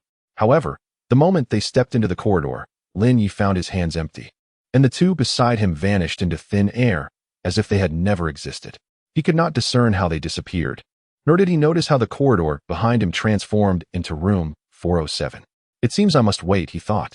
The room numbers in the corridor remained unchanged, and Lin Ye once more opened the door to room 1346. Upon closing the door, he opened the back door to reveal a corridor illuminated with a red glow. The corridor remained unchanged, including the room numbered 966 at the end. Lin Ye did not intend to squander this hour. He resolved to practice utilizing spiritual energy protection through Z's body. The air in the simulated world was infused with spiritual energy, with varying concentrations across different areas, particularly abundant on the yacht. However, possessing spiritual energy and mental strength alone does not suffice to manifest protective barriers. The mind, spiritual energy, and physical form are inextricably linked for a being of spiritual energy. A harmonious integration of the three is essential for the successful deployment of runes. Zed, being an ordinary individual, rendered Lin Ye incapable of employing spiritual energy protection through his body, at least not at his current level. Thus, Lin Ye opted to dedicate this hour to absorbing spiritual energy, relentlessly fortifying Zed's physique, and subsequently endeavoring to acquire more intelligence. The hours swiftly elapsed. Lin Ye completed 2 fundamental cycles of spiritual energy, and although the enhancement to his physical abilities was marginal, with adequate preparation, he continuously invoked a thin layer of spiritual energy protection within the confines of the room. Lin Ye could not perceive the movement of the cruise ship nor the state of the corridor. The door lacked a peephole, and without opening it, he had no means of gathering information. Lin Ye hesitated not for long. He first readied his spiritual energy protection, then cautiously cracked the door open. A brown eye pressed against the gap, establishing eye contact with Lin Ye. A smiling attendant clad in a uniform stood outside. "Good day, may I please see your ticket? Can I buy a ticket on board?" "I possess a ticket but did not bring it with me." Lin Ye indeed possessed a ticket, yet he harbored uncertainties regarding its connection to the cruise. The attendant's smile vanished, replaced by an impassive gaze fixed upon Lin Ye, seemingly assessing the situation. "You do possess a ticket, yet it appears you did not board the vessel with it. Such occurrences are rather uncommon, placing me in a rather awkward position." The attendant merely stood outside the room, refraining from intruding, which instilled a flicker of hope within Lin Ye. "Could you perhaps provide me with some information about the cruise? I nearly lost my way upon boarding," Lin Ye ventured tentatively. "Had you presented your ticket upon boarding, you would have been greeted accordingly. Fortunately, you did not venture further into the corridors. Otherwise, no one could have rescued you." The attendant seemed to receive some form of communication, a chilling smile returning to his countenance. "Regrettably, while we generally do not harm our guests aboard, your absence of a ticket has compelled the captain to request your prompt disembarkation." Lin Ye, devoid of hope, inquired softly. "I am sorry. The captain insists on your immediate departure." The attendant did not enter the room, but gestured politely, prompting Lin Ye to exit the chamber and proceed down the corridor. Lin Ye attempted to resist, yet he discovered he had entirely relinquished control over his body, only able to observe as he moved outward. Traversing a lengthy crimson corridor and passing through a cabin door, the passageway transformed into the mundane corridor he had encountered initially, the lighting dimming to a somber hue. Lin Ye espied room 1904. It was merely an ordinary room within an unremarkable corridor, devoid of any distinctive features. Lin Ye yearned to take some action. Yet apart from noting the surrounding room numbers, he found himself powerless to do anything else. He could only gradually distance himself from the target room, traversing the corridor towards the deck. Upon stepping out of the cabin, Lin Ye was immediately captivated by the external scenery. At that moment, the cruise ship glided across an expanse of pristine white ocean, its surface as smooth as a flat plain, devoid of even the slightest ripple. Not even the passage of the vessel stirred the water. In the distance stood towering, column-like structures of pure white, their summits obscured from view, reaching towards the heavens. It was then that Lin Ye realized he was capable of movement. "You should disembark," the attendant remarked respectfully, standing nearby. Lin Ye lingered at the edge of the deck, contemplating a leap into the immaculate waters below, a mere step beyond the railing. He felt an urge to resist, yet found himself more inclined to plunge into the pure white sea. "It's so beautiful. Does it have a name?" Lin Ye asked dreamily. "The Sea of Purity," the attendant replied, gazing at the ocean with eyes full of reverence. "Is that so? What a splendid name," Lin Ye said, leaning forward before surrendering to the depths, merging seamlessly with the tranquil waters, as if becoming a part of the Sea of Purity. What on earth has transpired? This ineffable feeling of forgetfulness is unbearable, Lin Ye thought, tugging at his hair in frustration. At least the memories prior to leaving the cabin remain intact, providing some clues. But are they truly unblemished? It seems I cannot afford to delay my actions until after the ship departs. Otherwise, this amnesia may affect the entirety of the simulation. And the attendant appears unable to assist. Lin Ye donned his attire and descended the stairs with the supervising personnel, his mind abuzz with strategies for the upcoming simulation. Soon, the trio boarded the cruise ship once more. This time, Lin Ye opted for a new entrance. The previous corridor yielded scan information, revealing only a room that led to the red corridor. This effectively eliminated one of the 32 rooms from consideration, rendering the choice of a different corridor relatively inconsequential. With 6 entrances and 6 corridors at his disposal, Lin Ye contemplated whether to simulate each corridor or concentrate on just one. Before entering the corridor, he bound the three of their garments together. Though he felt it might prove futile, he reasoned that a brief attempt would not squander much time. As before, Lin Ye ventured alone into a dimly lit, enclosed corridor. After a circuit, he found himself amidst the same 32 rooms with no sign of room 1904. This time, he resolved to open room 987 at the entrance. Inside, it was merely a standard room, devoid of danger or peculiarities. Upon closing the door, the corridor remained silent. Lin Ye opened the door once more, only to find the ordinary corridor outside, with room 1441 directly opposite. After traversing the corridor again, he confirmed the absence of room 1904, and aside from room 987, there were no familiar rooms to be found. Lin Ye then opened room 1603, facing the entrance. It too was a standard room, without peril. Upon entering, he shut the door, only to reopen it half a second later, revealing a corridor aglow with a pulsating red light. Damn it, is there truly no discernible pattern? Or is there some hidden order that I have yet to uncover?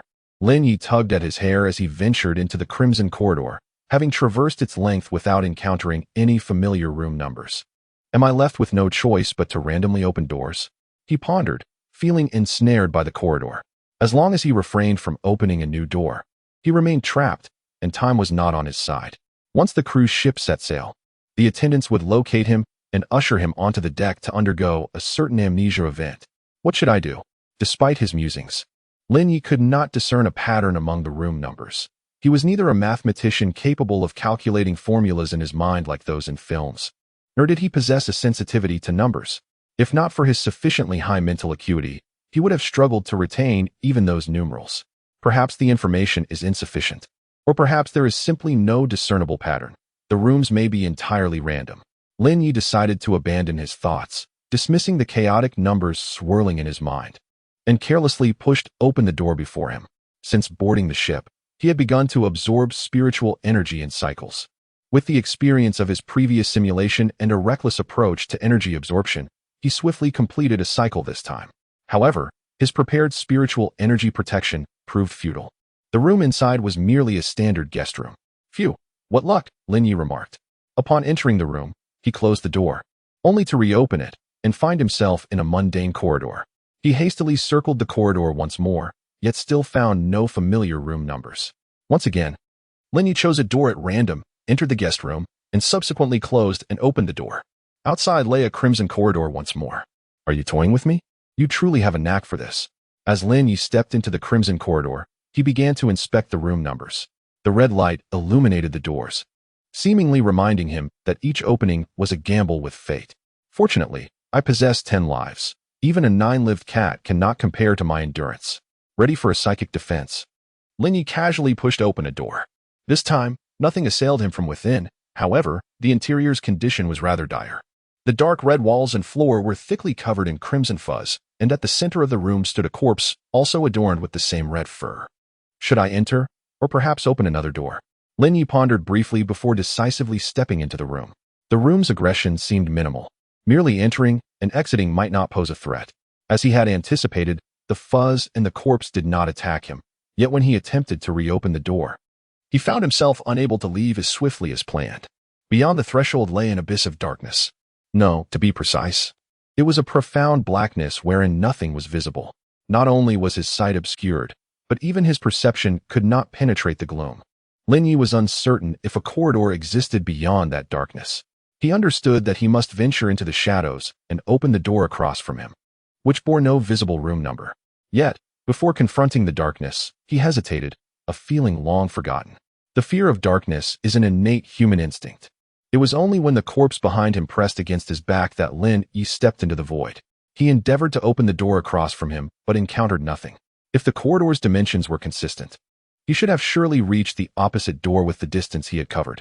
In a state of urgency, Lin Ye retreated, only to discover that the room behind him had vanished. Is this the deeper corridor spoken of by the attendant? Lin Ye crouched in the darkness, groping his way forward. There was no distinctive scent here, and the sound of his footsteps was absorbed by the silence. In the absence of sight and perception, touch became his sole connection to this world. After crawling for 5 minutes across the unyielding surface without encountering anything, Lin Ye realized he could no longer persist in this manner. The disappearance of the room behind me signifies that a change is necessary. There are numerous forces that could precipitate such a situation, primarily related to space and the mind. If it pertains to spatial issues, I find myself at a loss. However, if it involves mental challenges, Lin Ye began to concentrate, a singular particle of light flickering in the darkness, illuminating his surroundings. At this moment, he was crouched in a black corridor, with an open door behind him and a corpse standing at the threshold. The door to room 99 loomed directly in front of him, and as the light particle threatened to extinguish, Lin Ye lunged for the doorknob, pushing the door open just before being engulfed by the shadows. Tumbling into room 99, he had no time to survey the environment, nor to turn around. He simply closed the door behind him, his back to it. As he prepared to open the door to exit the room, a multitude of thick, crimson fibers erupted from his pores, drawn upwards into the air. Once all the fibers had been expelled, Lin Ye's body collapsed to the ground, resembling a specimen drained of its essence. Only then did he have the opportunity to observe the state of the room, for he no longer felt the urgency to hurry. Room 99 is a chamber resembling a black cube, within which an indistinct, obsidian sphere rotates at its center. Surrounding this orb are tufts of crimson fibers, swirling and gradually dissipating into the ether. Lin Ye finds himself uncertain whether to feel grateful. Had he not been ensnared by the fibers, he would have been the one consumed, though apart from prolonging his existence for a fleeting moment, it ultimately makes little difference.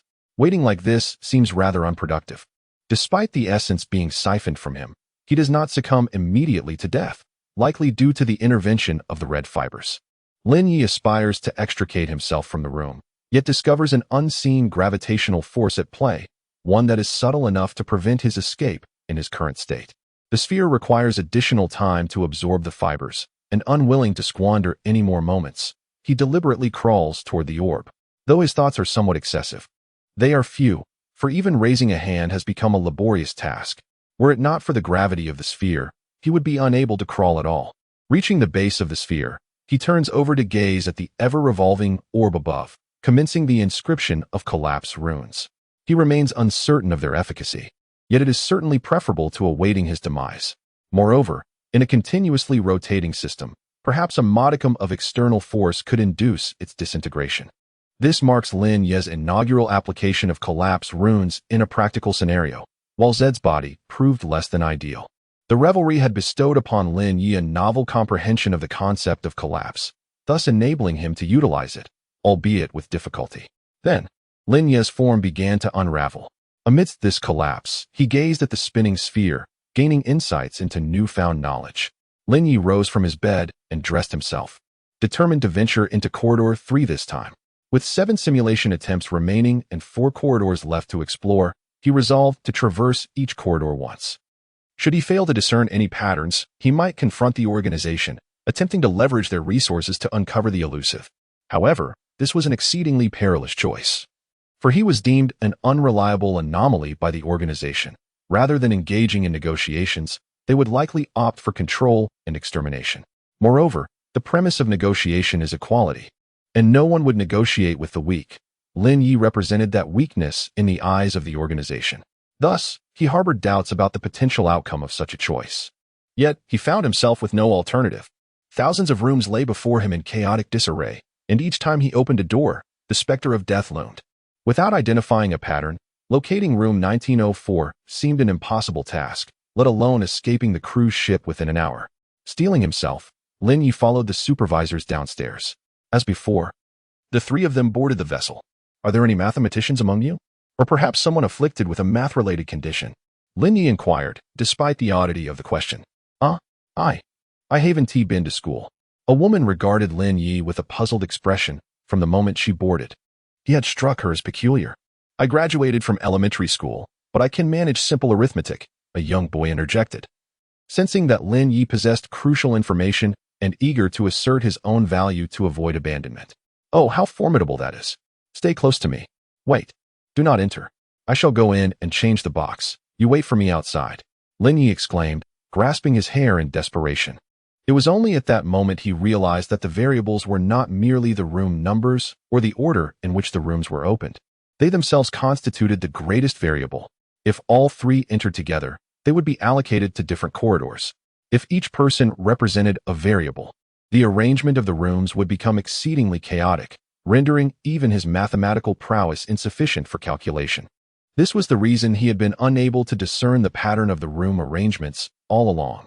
Once it is opened, it is opened? Damn! How could I have overlooked such a simple matter before? Lin Ye almost slapped himself in frustration, lamenting the countless times he had perished due to this elementary oversight. Is this what they call being too close to the problem to see the solution? After thoroughly explaining the risks of entering the cabin to the two companions and ensuring they would not interfere, he ventured alone into Corridor 3. Upon entering, before Lin Ye could scrutinize all the room numbers, he received a system notification. Inspiration triggered. Cuckoo, this room feels promising. Observing the system prompt, Lin Ye remained silent, though a torrent of thoughts surged within him. Damn. It turns out that without those two variables, I wouldn't even need to be proficient in mathematics or solve any puzzles. I simply need to follow the system prompts to succeed. So, the absence of prompts earlier was due to all rooms being dead ends? Now I understand why upon opening the door, it was either a red corridor or a black corridor. I questioned why a family of 3 was required to board the cruise. It turns out it was to elevate the challenge. How utterly absurd. Lin Ye pushed open the door to his room, revealing the familiar standard accommodations within. Exiting the room, he found himself once more in the dimly lit corridor. Just as he stepped out, Lin Ye received another system notification. Triggered inspiration. Gugu, this room feels quite pleasant, though my extraordinary intellect could discern the pattern. It is undeniably more exhilarating to open doors, even if a minor opening does not count as truly opening. Subsequently, Lin Ye relied on the system prompts, repeatedly entering and exiting rooms. Although he encountered a few red corridors, the opened rooms posed no threats. It was not until Lin Ye opened a door and stumbled upon a cerulean corridor that he sensed something different. This corridor was impeccably clean, devoid of even a speck of dust. Triggered inspiration. Gugu, please maintain politeness. The layout of the corridor mirrored others, containing 32 rooms. After a stroll along its length, Lin Ye gently tapped on the door at the end of the corridor. This time, the door opened swiftly, revealing an interior space far more expansive than the previous standard rooms, likely classifying it as a luxurious suite aboard the ship. The occupant was a being resembling a humanoid female, with skin so pale it appeared almost translucent, adorned with numerous cerulean tendrils, and possessing eyes and hair of the same hue. Greetings, I am a lost passenger. May I kindly request to use your door? Lin Ye spoke with utmost courtesy, an innate trait of his civilized nature, independent of system prompts. The young lady gestured with her tendrils, inviting Lin Ye to take a seat across from her. Lin Ye maintained a vigilant awareness without succumbing to excessive caution, naturally taking a seat opposite the young girl. She poured a glass of a cerulean liquid for him, and upon tasting it, he found the tea remarkably sweet and invigorating, instantly revitalizing his spirit. Is there anything you require of me? Lin Ye inquired directly, unwilling to squander another opportunity for simulation. Not at present, but perhaps in the future, she replied. The dissonance between your mind and body is intriguing. Your seamless control suggests a remarkable origin. I, too, have connections to these matters. Should you survive, our paths may cross again. The girl then extracted a tendril from her being and offered it to Lin Ye. Take this, it is a gift. He accepted the tendril, which coiled around his arm like a living entity, its texture soft and inviting. Thank you, farewell, he said succinctly, departing the room with the tendril in tow. Outside lay a mundane corridor, and Lin Ye continued to rely on the prompts to navigate through the space. Ultimately, just before the time limit approached, he located room 1904. It had been quite a challenge. Pushing the door open, he found it was merely a standard room. However, atop the bed rested a black suitcase. He had finally completed the first step. Cautiously, Lin Ye exchanged the suitcase, having never opened it during previous simulations. To him, any object linked to the organization was better left untouched. The exchange of information posed significant risks. Once certain knowledge was acquired, the exchange commenced, and thus, the less interaction he had, the safer he remained. Holding a suitcase, he opened the door, only to find not another door, but a dimly lit corridor leading to the deck. It turned out that room 1904 was the exit. Lin Ye stepped out of the cabin, suitcase in hand, accompanied by 2 astonished companions as they disembarked. The captain gazed at Lin Ye in disbelief, cautiously taking the suitcase from him. You cannot possibly be that scoundrel. He only coerces others into paving the way for him. lacking the courage to enter the cabin alone. Hence, the key lies in entering the cabin solo. As a member of the organization, I ought not to harbor any sentiment towards such anomalies, yet I must express my gratitude for all you have done for humanity. Even if you may not care for it, he has always been remarkably polite. Simulation ended. Remaining simulation attempts. 7. Random items acquired from this event. 7. Gift acquired. Unwhite.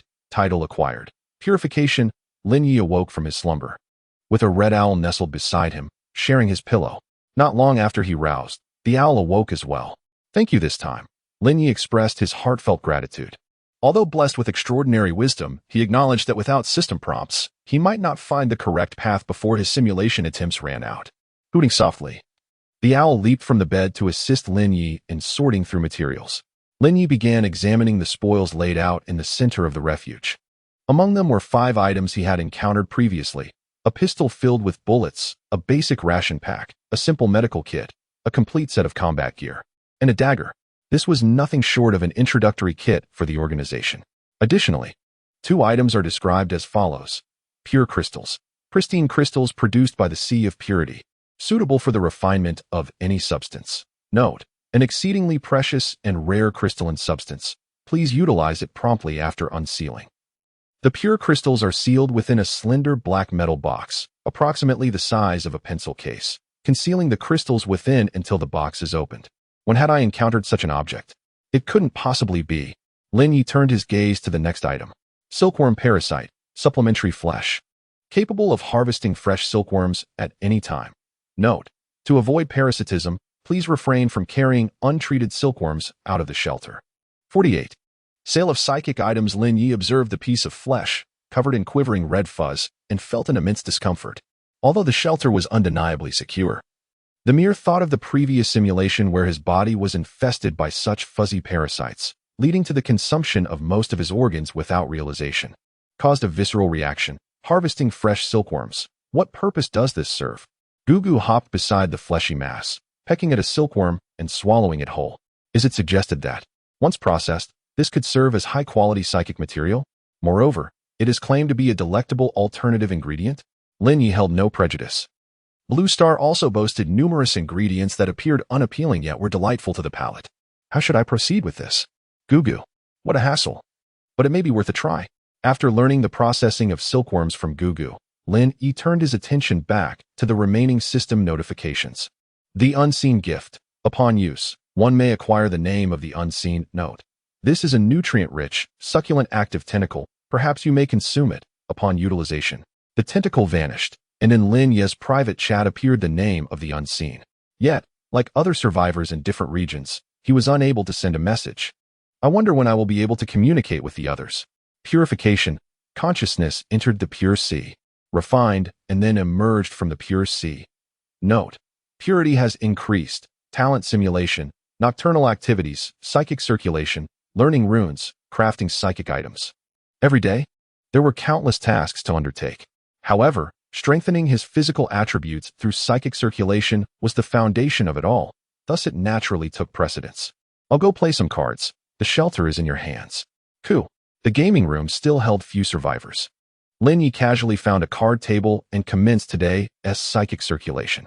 At his level, even distractedly circulating his psychic energy, he could earn a bit of pocket money. Of course, even if he lost, it mattered little. A single red coin per round would allow him to play all day long. Would you like to indulge in something a bit more unique? Just as Lin Ye was reveling in his free psychic energy, the attendant who had previously given him the room card appeared behind him, seemingly out of nowhere. You are too hasty. Last time you delivered the room card, and now you seek me out.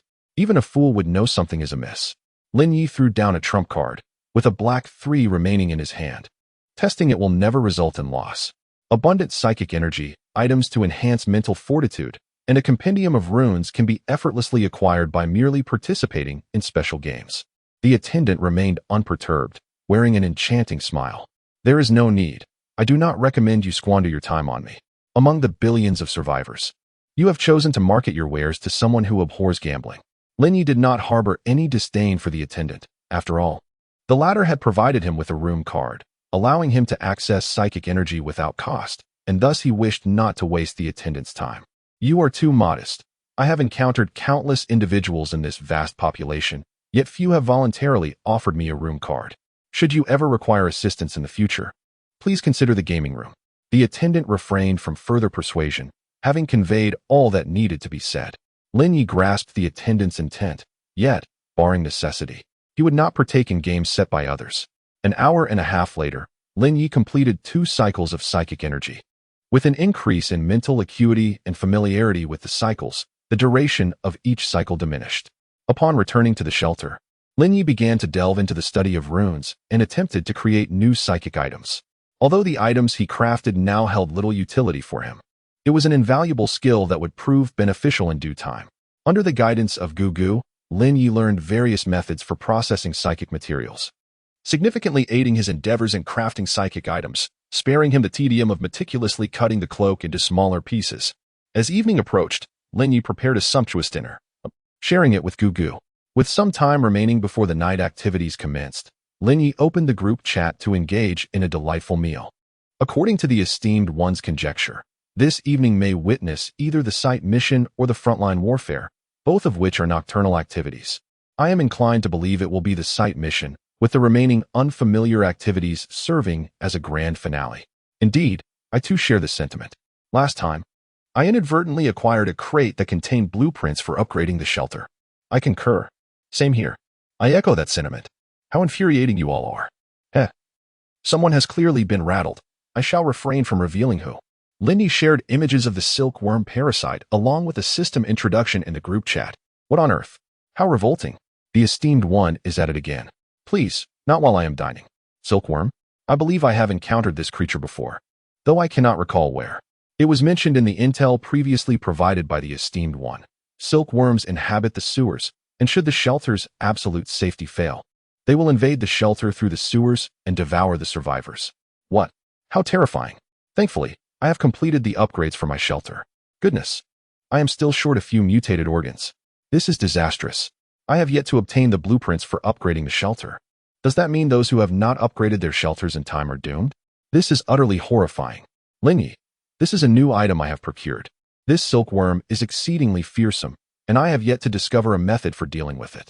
Therefore, it is imperative that you promptly complete the shelter tasks. Furthermore, if tonight is indeed a sight mission, could you transmit the psychic energy circulation blueprint? Charging is permissible, but do not be excessive. It is always better to save a few lives. Acknowledged. Certainly. Here is the refined and elevated version of your text. Indeed, esteemed one, I share your sentiments. Might I inquire if there are any new products available for purchase? Lin Ye. Indeed, there are, though these are not experimental items. Hence, they are priced at 10 red coins each. Lin Ye shared the system introductions of the 2 newly crafted spiritual energy items in the group chat. Basic protective item. Activated by spiritual energy, it can generate a protective shield. It becomes ineffective after 3 uses. Note. Crafted by Lin Ye. Basic bone blade. Infused with spiritual energy, it can unleash a blade imbued with cutting attributes. It becomes ineffective after 3 uses. Note. Crafted by Lin Ye. Lin Ye. I have crafted 10 of each of these spiritual energy items and will soon list them in the trading area. Friends who utilize them may share their experiences and offer suggestions for improvement. 49. Misty Town. Very well, esteemed one. Astonishing. Such powerful spiritual energy items are available for merely 10 red coins? I shall rush to the trading area to procure one. Wait, please reserve one for me. I am but a student. You are utterly useless. I managed to acquire one. I am indeed fortunate. How unfortunate. I scarcely had time to grasp what was happening before they vanished. You are truly despicable. Nighttime activities commence. Tonight's activity, station task. Would you like to join? Join. 9:59. Lin Ye reluctantly caressed the feathers of Gugu, reflecting on how, in comparison to the previous card creatures, Gugu was indeed a diligent worker. Gugu. Very well, until we meet again.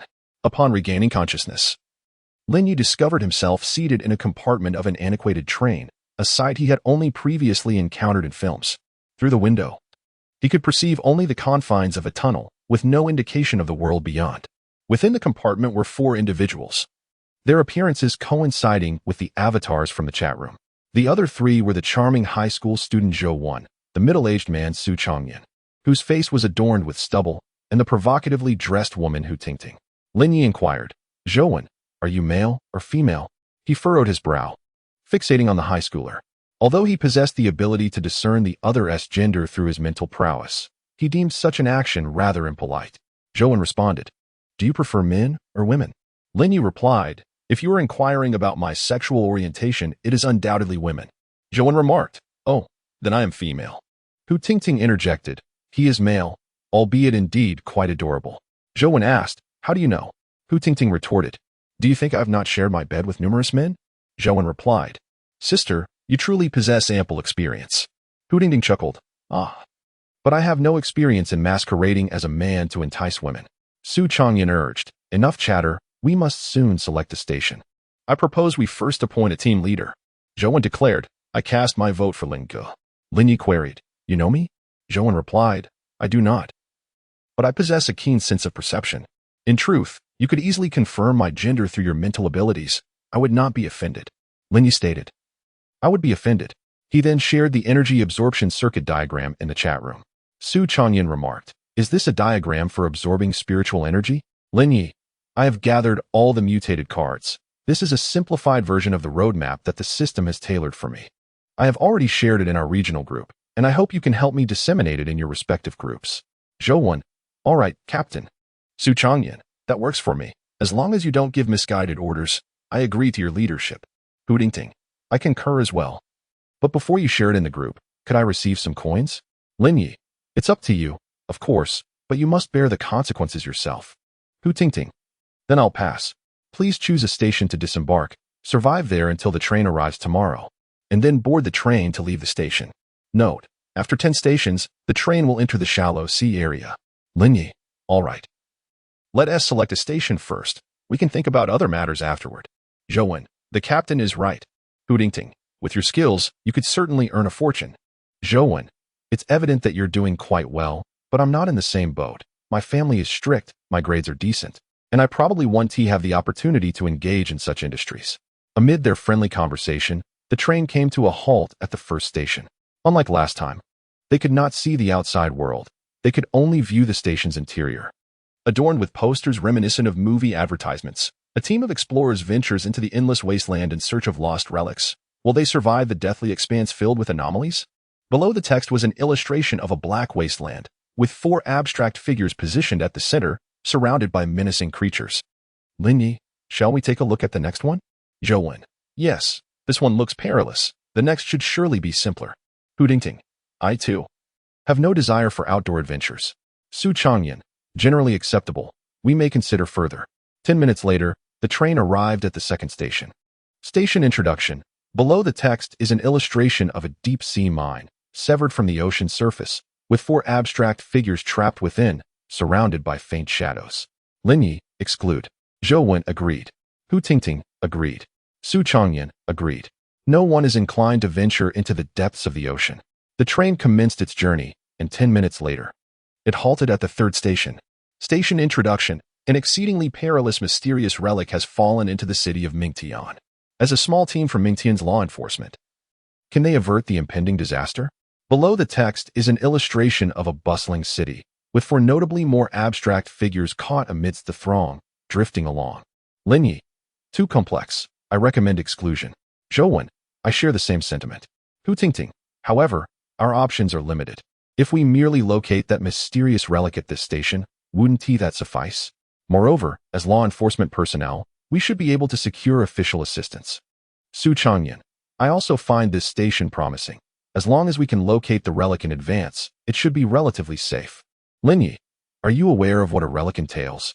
An exceedingly dangerous artifact would not simply materialize in Mingtian. There must be unknown causal relationships at play. Mingtian likely harbors numerous individuals, and nighttime operations can last at most a single night. We must discern allies from foes within an exceedingly intricate environment while locating that entirely unknown perilous relic.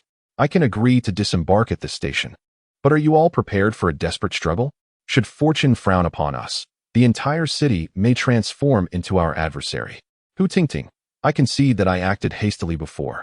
Su Changyan, you speak of the worst-case scenario, yet it is indeed reasonable. The train recommenced its journey, halting 10 minutes later at the 4th station. Station introduction. A remote town shrouded in eerie mist, a small team dispatched to assess the situation. Will they manage to escape the town unscathed? Below the text, an illustration depicts a town enveloped in mist, with 4 abstract figures lost amidst the fog. Lin Ye, this will suffice. It is not an extreme environment like the deep sea, nor do we have troublesome relics. Both Zhou Wen and I possess considerable mental fortitude, making it unlikely for us to lose our way in the mist. Zhou Wen, I concur. Hu Tingting, if you are confident in not becoming disoriented within the mist. I also agree. Su Changyan, agreed, though the rewards here may be somewhat limited. Lin Ye, surviving this ordeal is already a significant achievement. The 4 departed the private room, discovering the corridor devoid of other passengers, likely all sequestered in their own rooms. Upon disembarking the train, the station featured an entrance and an exit. The entrance was unremarkable, while the exit was a soft green portal. One by one, they stepped through the portal and arrived at the misty town. Strange aberrant creatures, station selection completed. Additional tasks acquired, optional. 1. Eliminate aberrant creatures and claim rewards based on their quantity and intensity. 2. Explore the misty town and investigate the origin of the fog. 3. Resolve the anomalous events occurring in the misty town. 3 additional tasks appeared in the chat room. Yet Lin Ye was more concerned about the whereabouts of his 3 companions. At this moment, Lin Ye found himself transported to a quaint supermarket, enveloped in a dense white fog outside, with not a soul in sight. Zhou Wen remarked, I'm in a room within a residential house. Something seems to be moving outside the door, and I fear that any disturbance might provoke whatever lurks beyond. So I refrain from using my mental powers to sense it. Hu Tingting added, I appear to be in a school cafeteria. Something feels amiss here, as there seems to be something shifting on the walls. Su Changyan stated, I am in a hospital ward, where peculiar sounds echo in the corridor. Lin Ye responded, I am in the supermarket. I plan to scour the premises thoroughly. You may gather here. Feel free to message me if assistance is required. Zhou Wen acknowledged, received. Hu Tingting affirmed, received. Su Changyan echoed, received.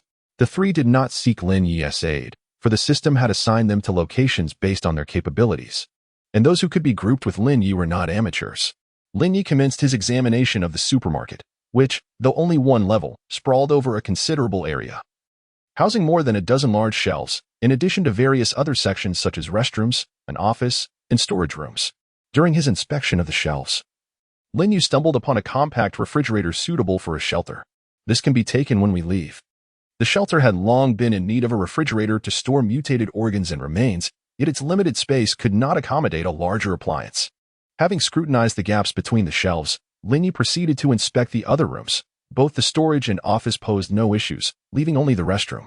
As he approached the restroom, he sensed something lurking within, a grotesque mass of flesh and blood, teeming with numerous mutated organs, each incessantly performing their functions. Drawing forth the crimson blade, Lin Ye cautiously brandished a mirror around the corner. Despite his heightened perception, humanity's reliance on sight rendered visual assessment far more comprehensible. The restroom was crammed with a grotesque amalgamation of flesh, which had long since abandoned any semblance of biological form, transforming into a bloated mass that occupied the space. Lin Ye sheathed the crimson blade, having sensed no immediate threat emanating from the mass. After all, it had lost most of its biological characteristics and possessed no offensive capability. But how could it have undergone such a transformation? Lin Ye pondered, a sense of bewilderment washing over him. The phenomenon of biological aberration is indeed influenced by environmental factors and individual volition, and he found it difficult to fathom the process that could lead to such a grotesque alteration. Could it be the result of human intervention? Yet, what purpose could such an act serve? For experimentation? Or perhaps for the mass production of aberrant organs? But surely, there is no need for such convoluted methods to achieve aberrant organs.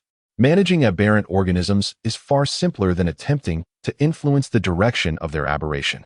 Lin Ye did not linger on these thoughts for long. He proceeded to dissect the misshapen flesh, extracting the unusually active aberrant organs within. Once he had completed his examination of the restroom and confirmed the absence of additional anomalies in the supermarket, Lin Ye departed and set out in search of other supplies. His primary objective was to locate a firearms shop to procure a cache of weaponry. While standard firearms might prove inadequate against formidable first-tier aberrant beings, they would suffice against weaker adversaries. Not to mention, they would be more than enough to handle those aberrant creatures that had yet to reach even the first tier.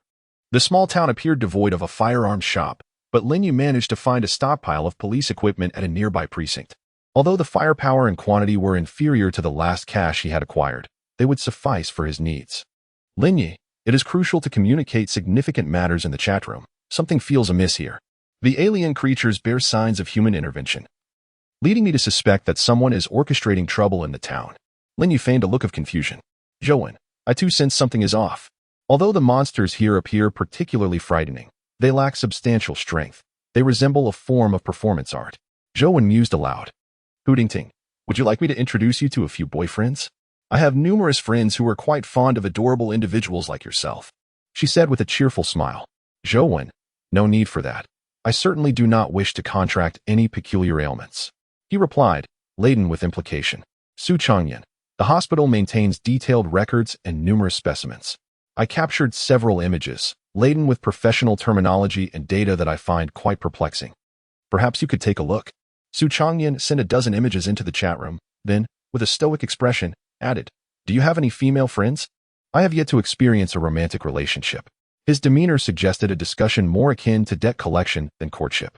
Hu Tingting, my friends are not dating, but I can assist you in resolving your issues. If you require, I can introduce you to a few more. She did not glance at the images. Having left school before completing elementary and found such reading taxing, she thought it best to leave those to high school students. While Lin Ye and Zhou engaged in superficial banter, they were, in truth, diligently perusing the information within the images. Meanwhile, Su Changyan meticulously checked his equipment while engaging in earnest conversation with Hootingting. Hootingting, a few are not quite sufficient. Can you introduce a few more? Ting Jie?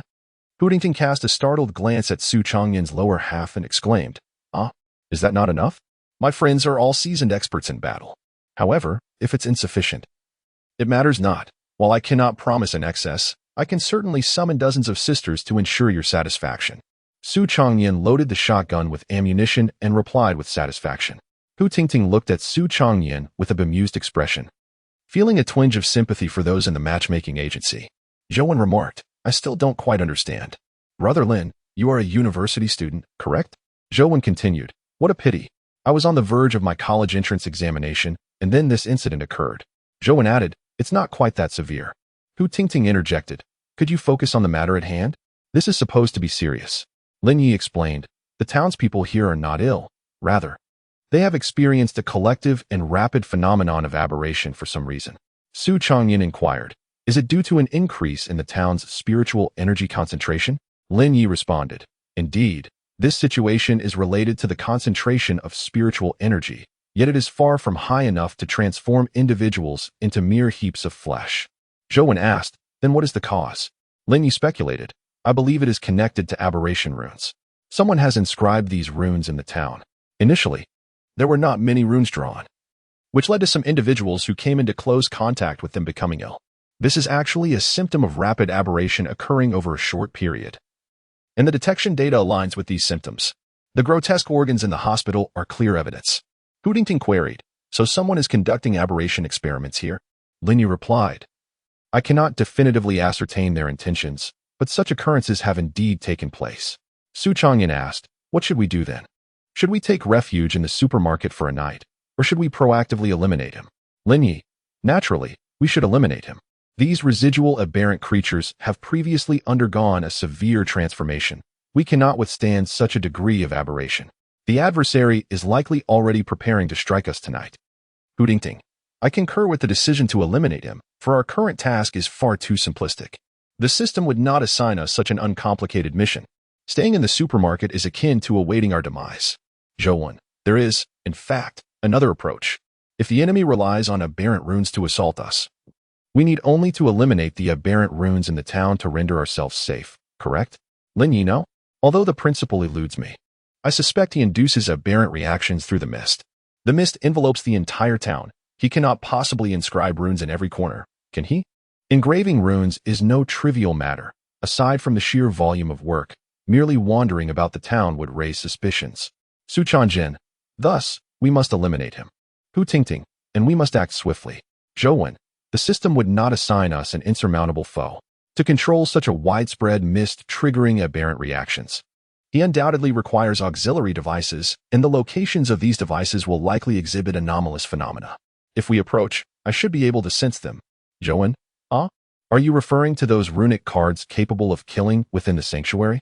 Hu Tingting, have you lost your mind? Those are runic cards that can even counter the absolute safety of the sanctuary. Su Changyan. In our area, all survivors who utilized rune cards have perished. These individuals were among the most elite, including those endowed with mental gifts. Remarkably, even a survivor with the ability to resurrect has met their demise. Lin Ye, I shall give it a try. Do not allow the aberrant beings to approach me. Lin Ye was acutely aware of the risks he was undertaking. Yet he knew he would inevitably have to experiment with the rune cards, and fate had presented him with the perfect opportunity. Possessing the seed of spirit, his mental prowess ranked among the strongest of all survivors, perhaps enabling him to withstand the psychic repercussions of employing the rune cards. Furthermore, he had one chance at reality simulation. Should he perish this time, he could simply forego the rune cards next time. This was precisely why he felt secure in allowing Su Changyan to watch over him. The reality simulation granted Lin Ye a distinct advantage, the opportunity to make mistakes.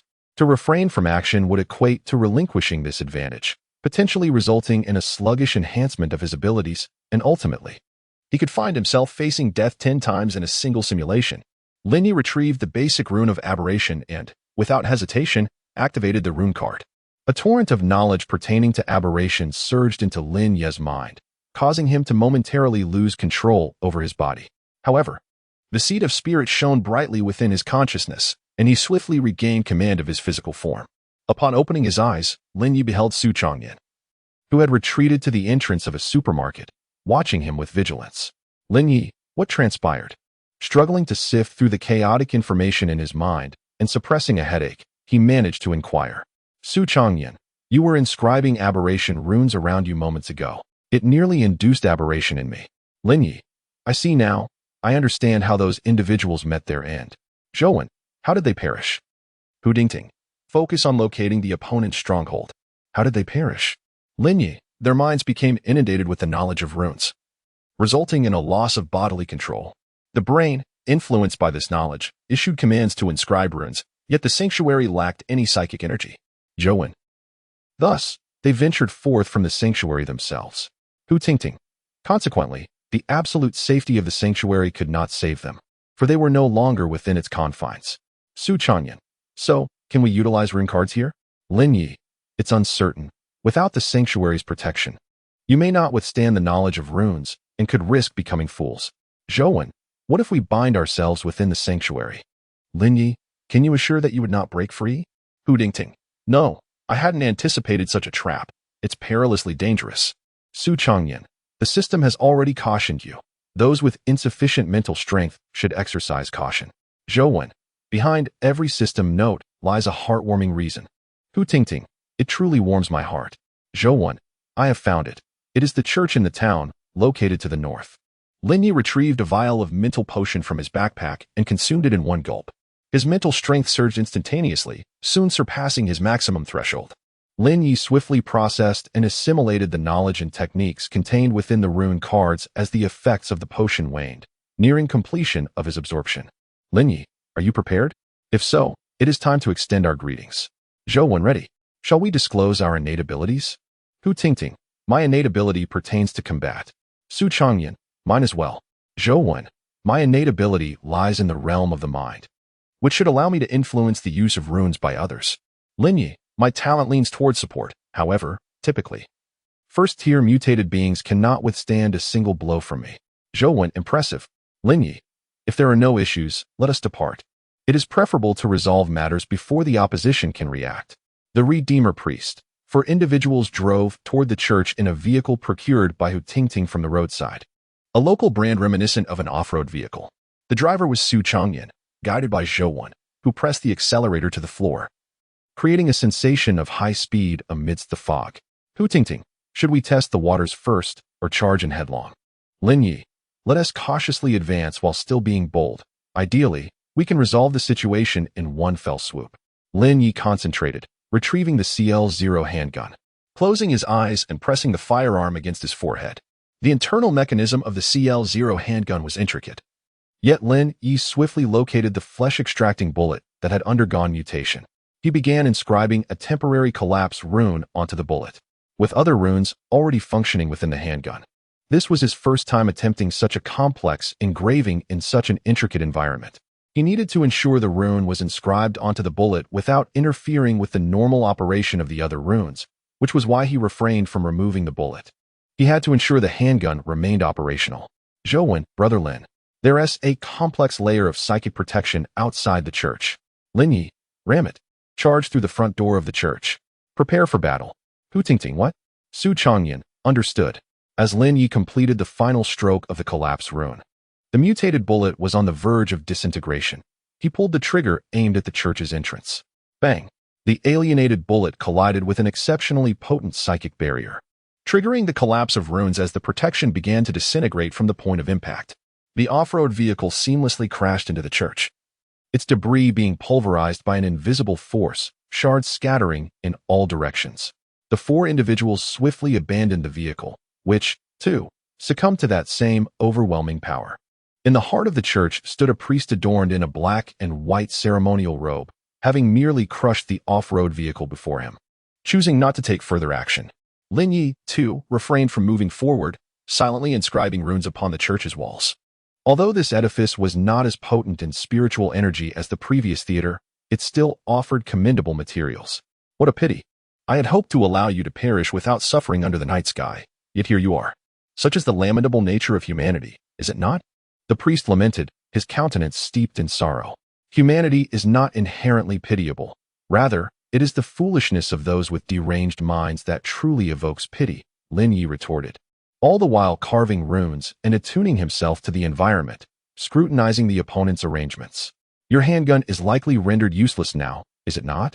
I had initially intended to corner you outside the church, dragging you into the night to transform into materials, the priest suddenly probed. Perhaps it is unusable. Perhaps it will recharge automatically. Who can say? Lin Ye replied, placing his hand upon the hilt of his crimson blade, poised for action. Mists began to pour into the church, accompanied by two grotesque, alien creatures. This is my masterpiece, the essence of all life in this town.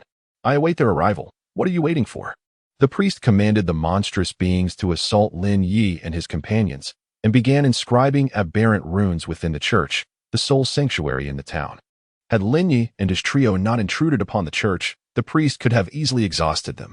The two monsters were grotesque amalgamations of various highly aberrated organic parts, each fragment of their skin bearing the remnants of different humans. Lin Ye instructed, Zhou, prevent him from inscribing the runes. You three deal with those two monsters. I shall manage the situation. Zhou replied affirmatively. Hu Tingting chimed in, no problem. Su Changyan echoed, understood. Zhou stepped back behind Lin Ye and activated his innate ability, which could obstruct others from utilizing their mental prowess, the efficacy of which was contingent upon the target's own mental strength. Just as the priest had inscribed half of the aberrant rune, Zhou interrupted him. The priest gazed at Zhou, only to find Lin Ye poised and ready to strike. Though the two aberrated creatures were formidable and challenging to slay, they were ultimately mindless brutes. With Lin Ye's rune support, Hu Tingting and Su Changyan easily held their ground against the two monstrosities. Observing their resilience, Lin Ye abandoned his plan to swiftly eliminate the priest, opting instead to inscribe the church with runes, intending to wear the priest down. I await your move. If these are your only cards, I suggest you take your own life. It would conserve our energy and spare you the torment of a drawn-out demise. Lin Ye said with an air of calm. Despite the two aberrations' durability, they could withstand no more than 10 additional minutes. And this was primarily due to Lin Ye's focus being diverted toward the priest. I never anticipated that several investigators, who have yet to reach even the first tier, would force me into such a predicament. I concede that you are presently stronger, but even so, I must endeavor to save you. This is the very essence of the Redemption Church's purpose. The priest removed his ceremonial robe, and his previously harmonious form began to morph grotesquely, transforming into a 3-meter-tall, 1-meter-wide cylindrical mass, covered in slender, writhing tendrils. My apologies. I have never been adept at combat since my childhood, thus I have resorted to this transformation. You may attack now. As I mentioned, I am not skilled in fighting. Lin Ye unleashed a blade of spiritual energy, which struck the surface of the priest's body, only to be repelled by a peculiar layer of spiritual energy protection, failing to even breach the epidermis. Simultaneously, an array of intricate aberration runes manifested upon the priest's exterior. Under the influence of these runes, any use of spiritual energy within the church would accelerate bodily aberration. Zhou 1. Lin, I cannot influence the runes inscribed upon him. Hu Tingting. These two monsters have undergone further aberration. If this continues, before we can neutralize them, we may ourselves become monsters. Su Changyan. I can eliminate one, but after that, I will be of no assistance. Lin Ye. That will not be necessary. Prepare yourselves to assist me in subduing the priest shortly. Lin Ye utilized his spiritual energy shield to block the attacks of the two aberrant creatures while swiftly inscribing aberration runes upon the church's walls. The distinction between aberration and evolution lies in the degree of stability. Aberrant beings inherently exist in an unstable state. The priest's aberrant form, being composed of various aberrant components, is particularly unstable among aberrant entities. However, this instability lies within the priest's control. He does not require these creatures to exist for long. On the contrary, he needs them to bear and unleash a force that a stable system cannot endure. The priest, an expert in aberration, is naturally capable of wielding this power that could spiral out of control at any moment. But what if Lin Ye intervenes? Although Lin Ye is not an expert in aberration, he is proficient in utilizing aberration runes. If he continuously inscribes these runes within the church, that delicate balance will be shattered, causing the two aberrated creatures to unleash their final strength, leaving the priest exposed due to the ensuing imbalance. As an expert in aberration, the priest swiftly detects Lin Ye's subtle maneuvers and hurriedly attempts to halt the activation of the aberration runes on his surface, but it is already too late. Do you seek divine guidance? Lin Ye inquired, locking eyes with the priest. Neither displayed any fluctuation in their gaze, for both were unwavering in their conviction of righteousness and equally assured of their impending victory. Are you prepared? Lin Ye asked the priest. Bring it on. The priest responded with fervor. The two aberrated monstrosities erupted behind Lin Ye like bombs, and while he intended to withstand the onslaught with his psychic shield, a sudden flash of the dark orb he had encountered in the cruise ship's shadowy corridor flickered in his mind at the moment the energy made contact with his shield. At that time, it merely rotated normally, reversing Lin Ye's collapse rune back upon him. Remembering the dark orb, Lin Ye instinctively rotated his psychic shield to counter the explosive energy. Rather than colliding with the psychic shield, the energy explosion bizarrely circumvented Lin Ye and his companions, striking the unsuspecting priest instead. This was the retribution that was rightly deserved. Without the slightest hesitation, the four individuals launched their most formidable assaults upon the priest. The ethereal blades of energy sliced through his form, while the energy-infused shotgun blasts obliterated the upper portion of his body. Zhou 1 incessantly employed his innate abilities to manipulate the priest's mental fortitude, as Hu Tingting swiftly maneuvered to the priest's side, inserting an energy bomb into his lower half. Boom! The priest was blown apart. Yet, even in such a state, he remained alive, shielded by a thin layer of potent energy protection that safeguarded the remaining quarter of his upper body. Retreating to the altar of the church with the aid of his tendrils, this layer of energy defense proved remarkably resilient. Despite Lin Ye's attempts to sever it with cutting runes, he found it impenetrable. Give up, the priest taunted. This is a protective rune that has undergone multiple alterations. You are powerful, yet you still lack finesse and rune application. Even in the face of death, the priest displayed no hint of fear, instead beginning to instruct Lin Ye on the proper utilization of runes. This protective layer is indeed formidable, but I reckon you are nearing your limit. Without energy support, even the strongest defense becomes futile. Lin Ye did not relent in his assault, an ominous aura emanating from the priest. You are correct, but that suffices. Did you not wish to glimpse my trump card? Allow me to reveal it. The priest bowed his head in prayer, and an invisible force swept through the church, banishing all impurities beyond its confines. The church was left with only the priest and Lin Ye. Why have you not been expelled from this sacred domain? The priest inquired. Astonished, why did you not employ this tactic to drive us out earlier? Lin Ye gazed at the priest with unexpected surprise, having initially believed that the priest had deliberately chosen to keep him behind. This was not a ritual to be taken lightly. As a priest of the redemption sect, I could only perform it once in my lifetime, and its effects would be irreversible. The priest no longer had the energy to ponder why Lin Ye had not been expelled from the sacred domain. He had far more pressing matters to attend to. So, what is the effect of this ritual? You must allow me to understand its implications clearly. With events having reached this juncture, Lin Ye felt an unusual calmness, if necessary. He could simply restart the process. This was a rite of communion with the divine, wherein I would draw upon the power of the deity closest to this place. The priest stated solemnly, why the nearest? Are you not a member of the redemption sect? Shouldn't you be seeking the strength of the god of redemption? Lin Ye felt a twinge of confusion, uncertain whether he fell within the parameters of this ritual. If the ritual required a certain level of power, and only the strength of a legitimate deity could be summoned, his fate would be sealed. Such a straightforward ritual could not specify a particular deity, and a more advanced ceremony was beyond his current capabilities. But what if the deity on the other side is unwilling to lend you their strength? Lin Ye sat calmly across from the priest, as though resigned to his fate. Deities are not capricious beings like humans. They serve as guides, beacons, and the soul truths amidst an endless chaotic realm. This ritual could not truly connect with a genuine deity. It merely sought a fleeting glimpse of divine essence from afar, across the realms of time and space. As the ritual approached its completion, the priest finally exhaled in relief. Do you wish to glimpse a true deity?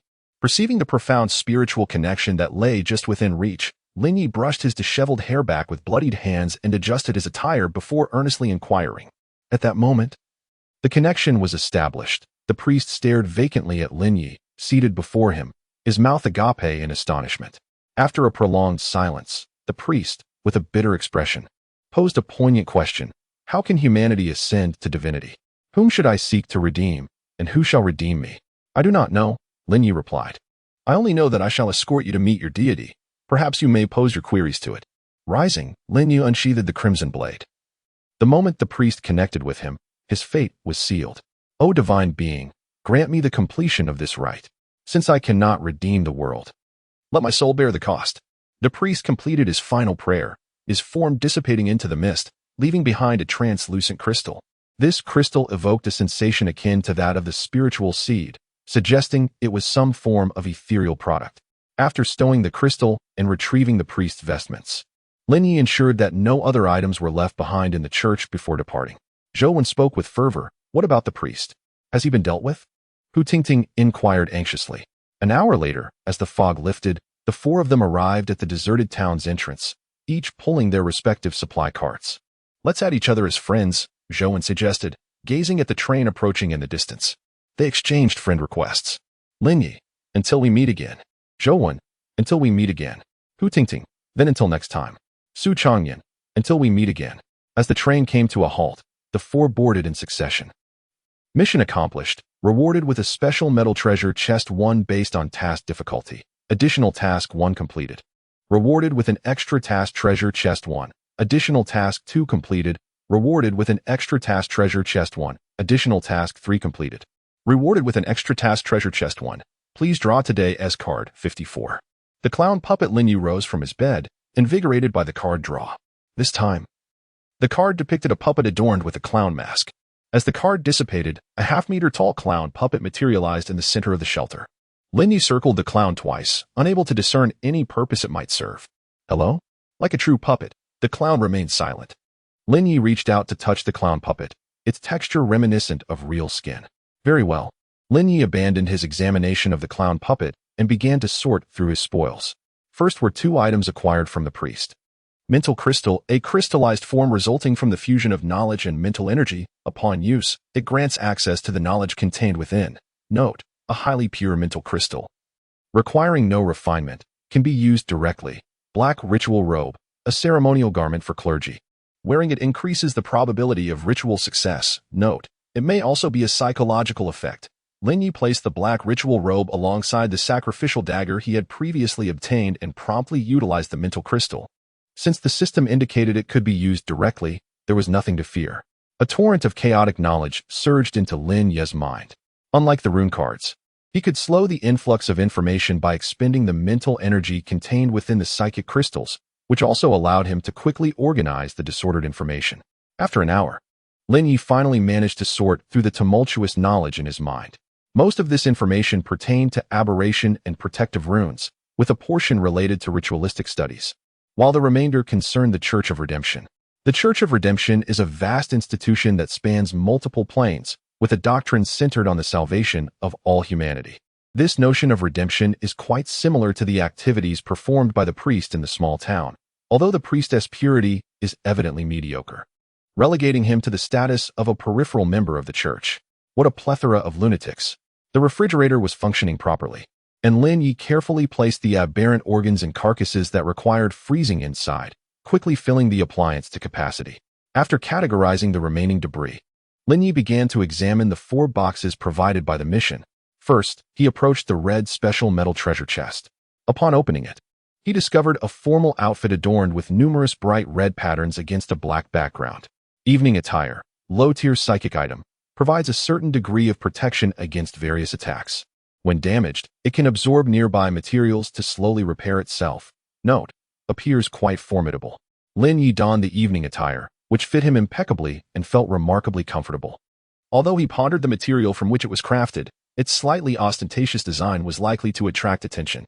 Nonetheless, he opted to replace his organization's combat uniform with this attire, as it was, after all, a psychic item, and its merits far outweighed its flaws. Following this, he turned his attention to the 3 yellow mission chests. In order to approach Lin Ye's head, it sought out some objects to elevate itself. Oh, hello.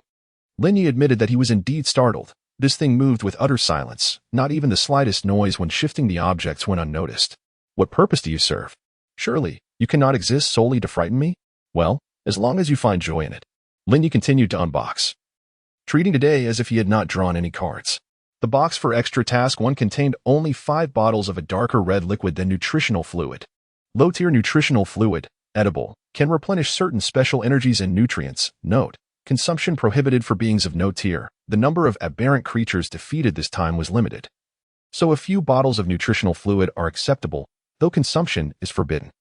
Should I pour some into the aberrant egg to observe the effects? The box for extra task 2 held only a blueprint. Psychoenergetic Workshop Blueprint.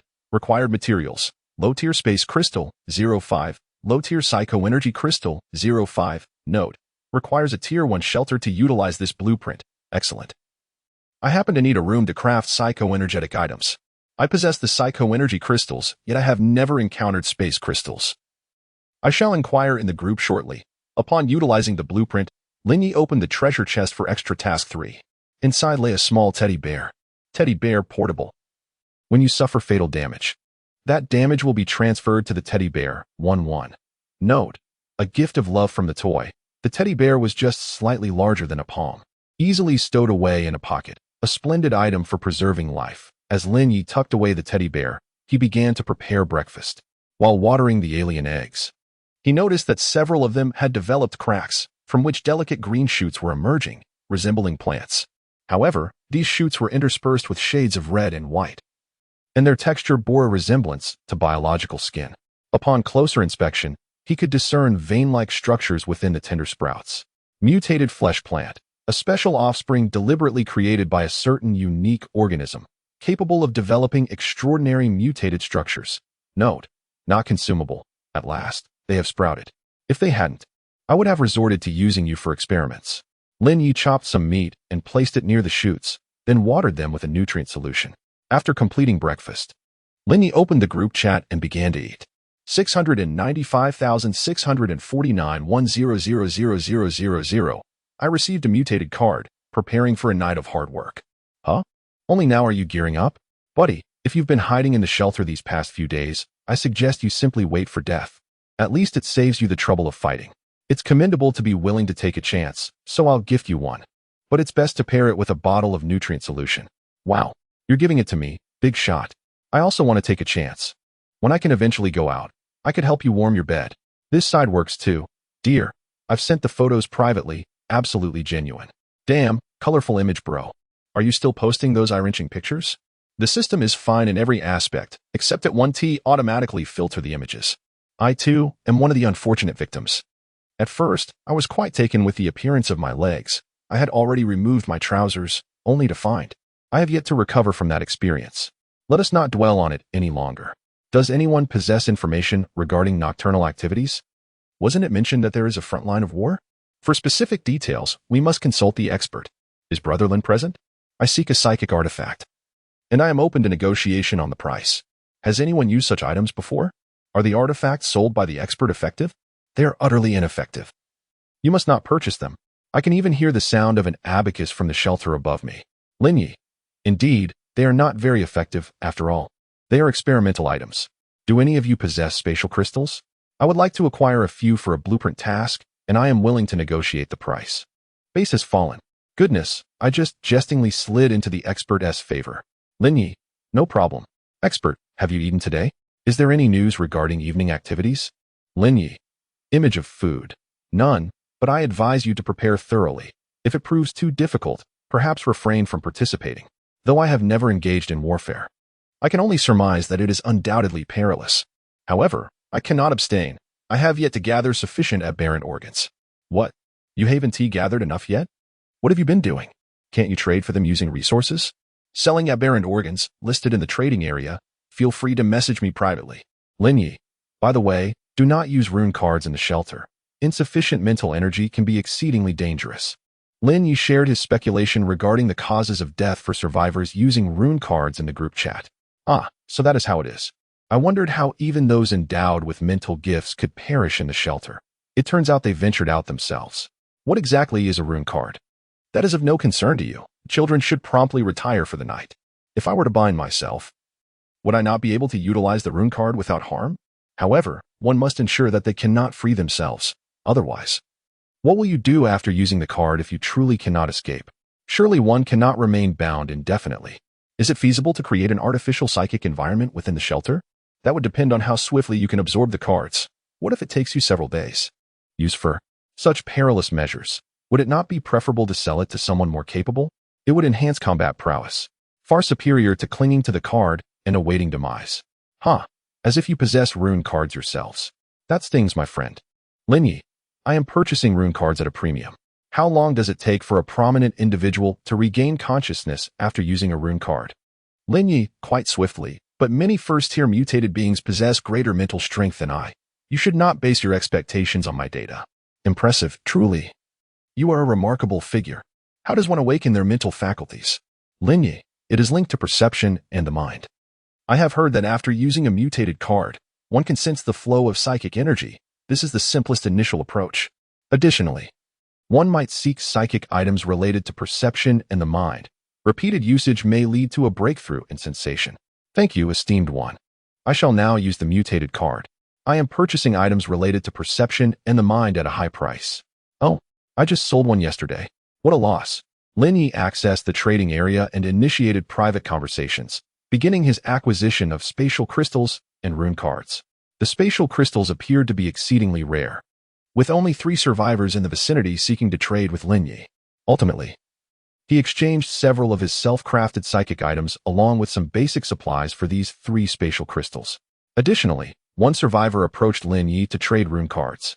The individual had yet to upgrade their shelter, and acquiring this card was purely a matter of fortune. Lin Ye offered a complete set of basic supplies in combination with his crafted psychic items to obtain this unknown card. Basic Rune Power, a card that allows the learning of basic power runes. Note: use with caution if lacking mental strength after stowing away the rune card and spatial crystals. Lin Ye picked up the jester doll that had been hiding beneath the table and lay down on the bed, commencing his daily simulation. Simulated D-Class Personnel, Carl, acquired special skill, Deadly Joke. Deadly Joke. You can randomly appear in a location unnoticed by the target, but cannot attack until they are aware of your presence. Note: avoid solitude, as it may manifest in any unexpected location. Remaining simulation attempts. 10. Lin Ye opened his eyes. This time, he found himself not in a transport vehicle, but rather lying on the bed of a solitary confinement cell. Carl was a young Caucasian, approximately 18 or 19 years of age, and Lin Ye was uncertain how he had arrived there. Bang, bang, bang, bang. Die, monster. Help. Bang, bang. Damn it. Hurry and shut that cursed door. Bang. The sounds of screams and gunfire echoed outside the cell, but soon, silence enveloped the surroundings. Can this truly be considered part of the mission? It is nothing short of a riot. Lin Ye approached the heavy metal door of the cell, straining to hear the commotion outside. The living conditions for Class D personnel were relatively decent, as the cell resembled a small hotel room, complete with a peephole for external observation. It seems I must venture outside, but how? Should I cut my way out or force it open? At that moment, Lin Ye realized that the cell was devoid of any spiritual energy. Not only was the spiritual energy absent, but even his mental capacity was suppressed, leaving him unable to perceive anything behind him. This is troublesome. I can only attempt to pick the lock. Hopefully, the organization's locks are rather simplistic. Lowering his gaze to inspect the lock, he discovered that the cell door was, in fact, unlocked. How peculiar. Why is it ajar? Has someone deliberately opened the door? Or is it a manifestation of some anomaly? Lin Ye cautiously cracked the door open, peering outside, only to be greeted by a forest of gray trees, each adorned with human figures. As those figures turned their heads in unison to gaze at Lin Ye, an overwhelming sense of danger washed over him. But it was too late. His head exploded, blood and brain matter splattering across the cell, leaving a headless corpse slumped against the floor. Remaining simulation attempts. 9. Lin Ye grasped his hair and rose from the bed, sitting on the edge as he contemplated the unlocked door. An unlocked door connected to an anomaly. After opening the door, my mental capacity returned to its normal strength, and the concentration of spiritual energy in that forest is exceptionally high. The door serves as a conduit to that particular area. However, I could previously hear the commotion outside, indicating that the passage is not perpetually connected. Is the act of opening the door the key to establishing this connection? Might the linkage to another area be contingent upon the timing of the door's opening? To summarize, an anomalous event has transpired at the organization's base and under its influence. Opening the door may potentially link to other regions or even allow entities within to escape. My innate ability enables me to randomly simulate a designated Class D personnel during a mission. This implies that the organization has classified this occurrence as an anomalous event mission, and I have now become part of the task force. Why does the organization refrain from dispatching a team to resolve the issue? Why was I transferred by the system to this individual? Because I am within the confines of this base, and the organization is either unable or unwilling to send external personnel to address the problem. Does opening the base's main door risk the dissemination of this anomaly to the outside world? This remains uncertain. Lin Ye paused his contemplation. Having surmised the objectives of this simulation task, the priority is to secure the doors within the base while simultaneously seeking to manage the source of the anomalous event. After confirming the time, Lin Ye cautiously pushed open the door to the cell. Beyond it lay a brightly lit corridor, flanked by numerous cells, with traces of blood and bullet holes marring the floor, and not far off lay the corpse of a guard. 56. Reflections on battle. Lin Ye firmly secured the door behind him and swiftly approached the corpse, discovering a handgun, a dagger, and 2 magazines. The left side of the corpse bore a gaping wound, the heart having long since vanished.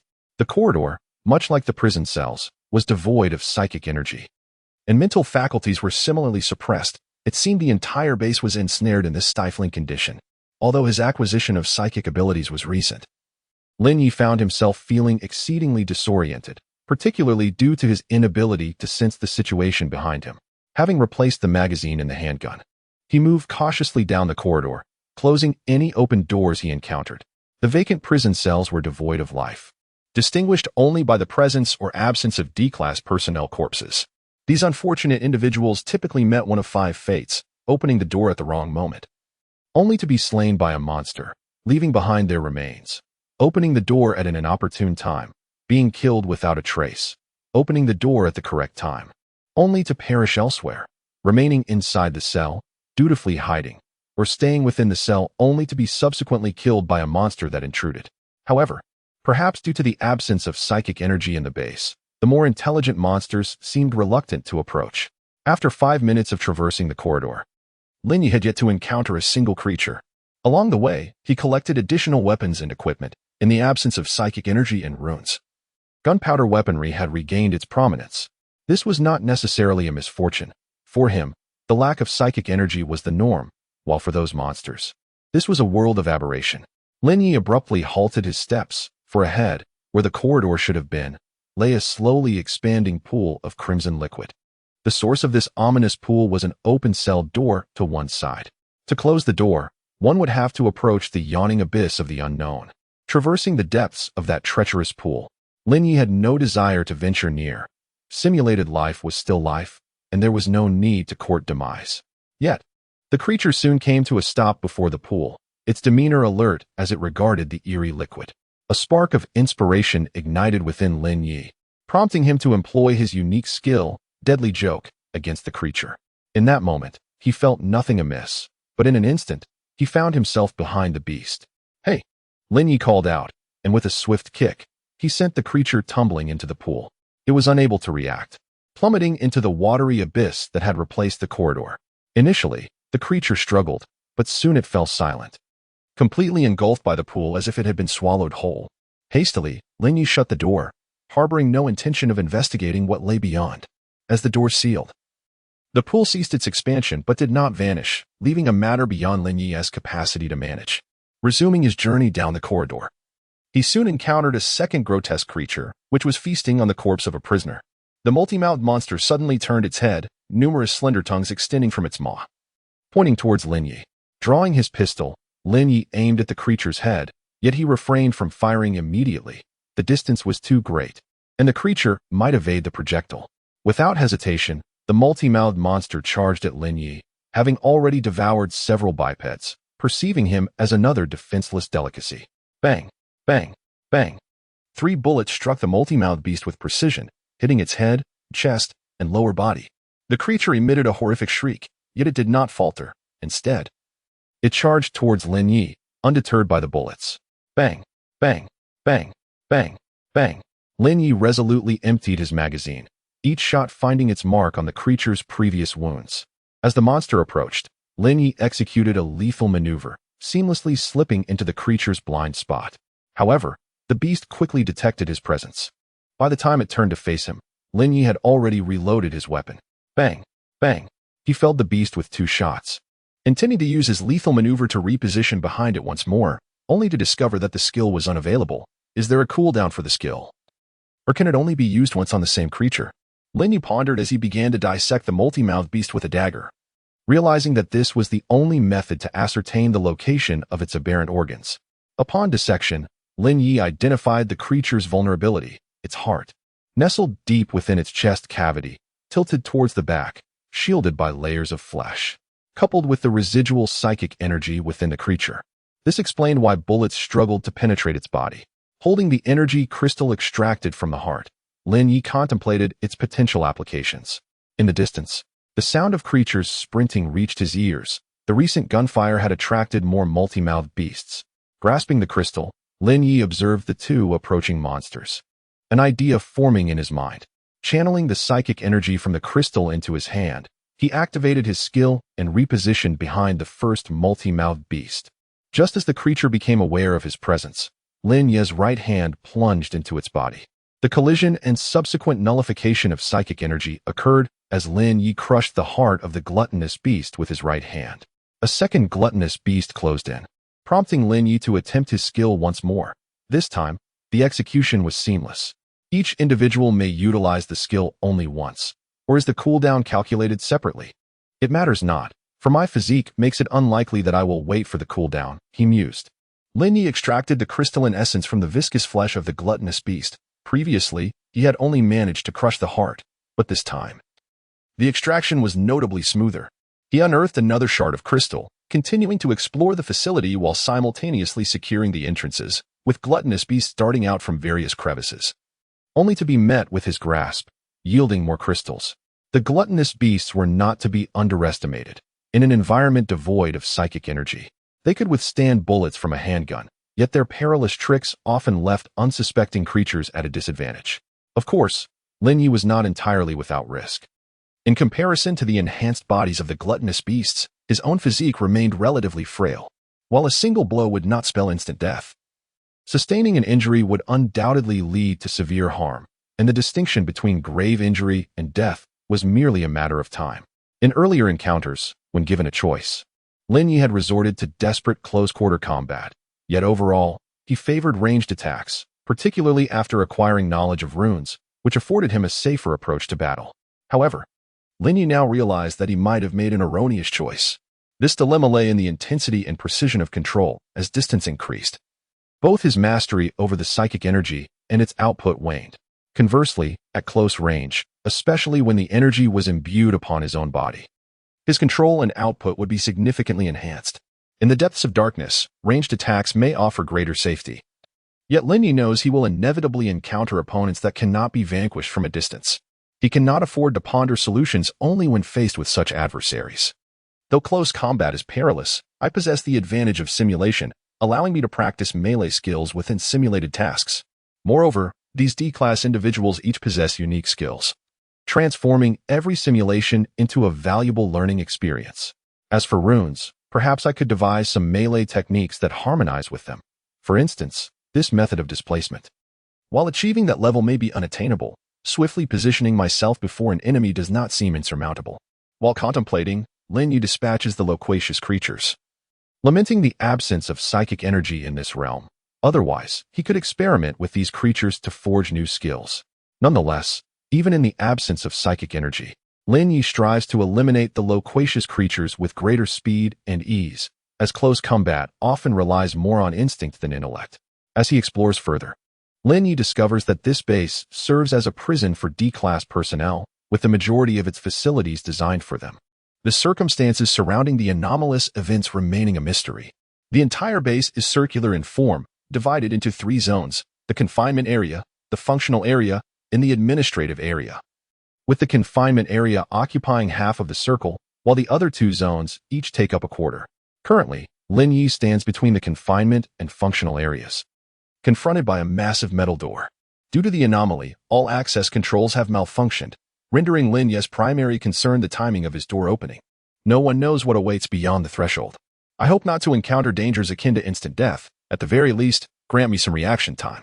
Glancing at the time, Lin Ye opened the door. Behind it lay a refuge that felt eerily familiar, prompting him to slam the door shut without a second thought. What a pitiful fool, too cowardly to even replicate the abyssal gate, yet still attempting to deceive others.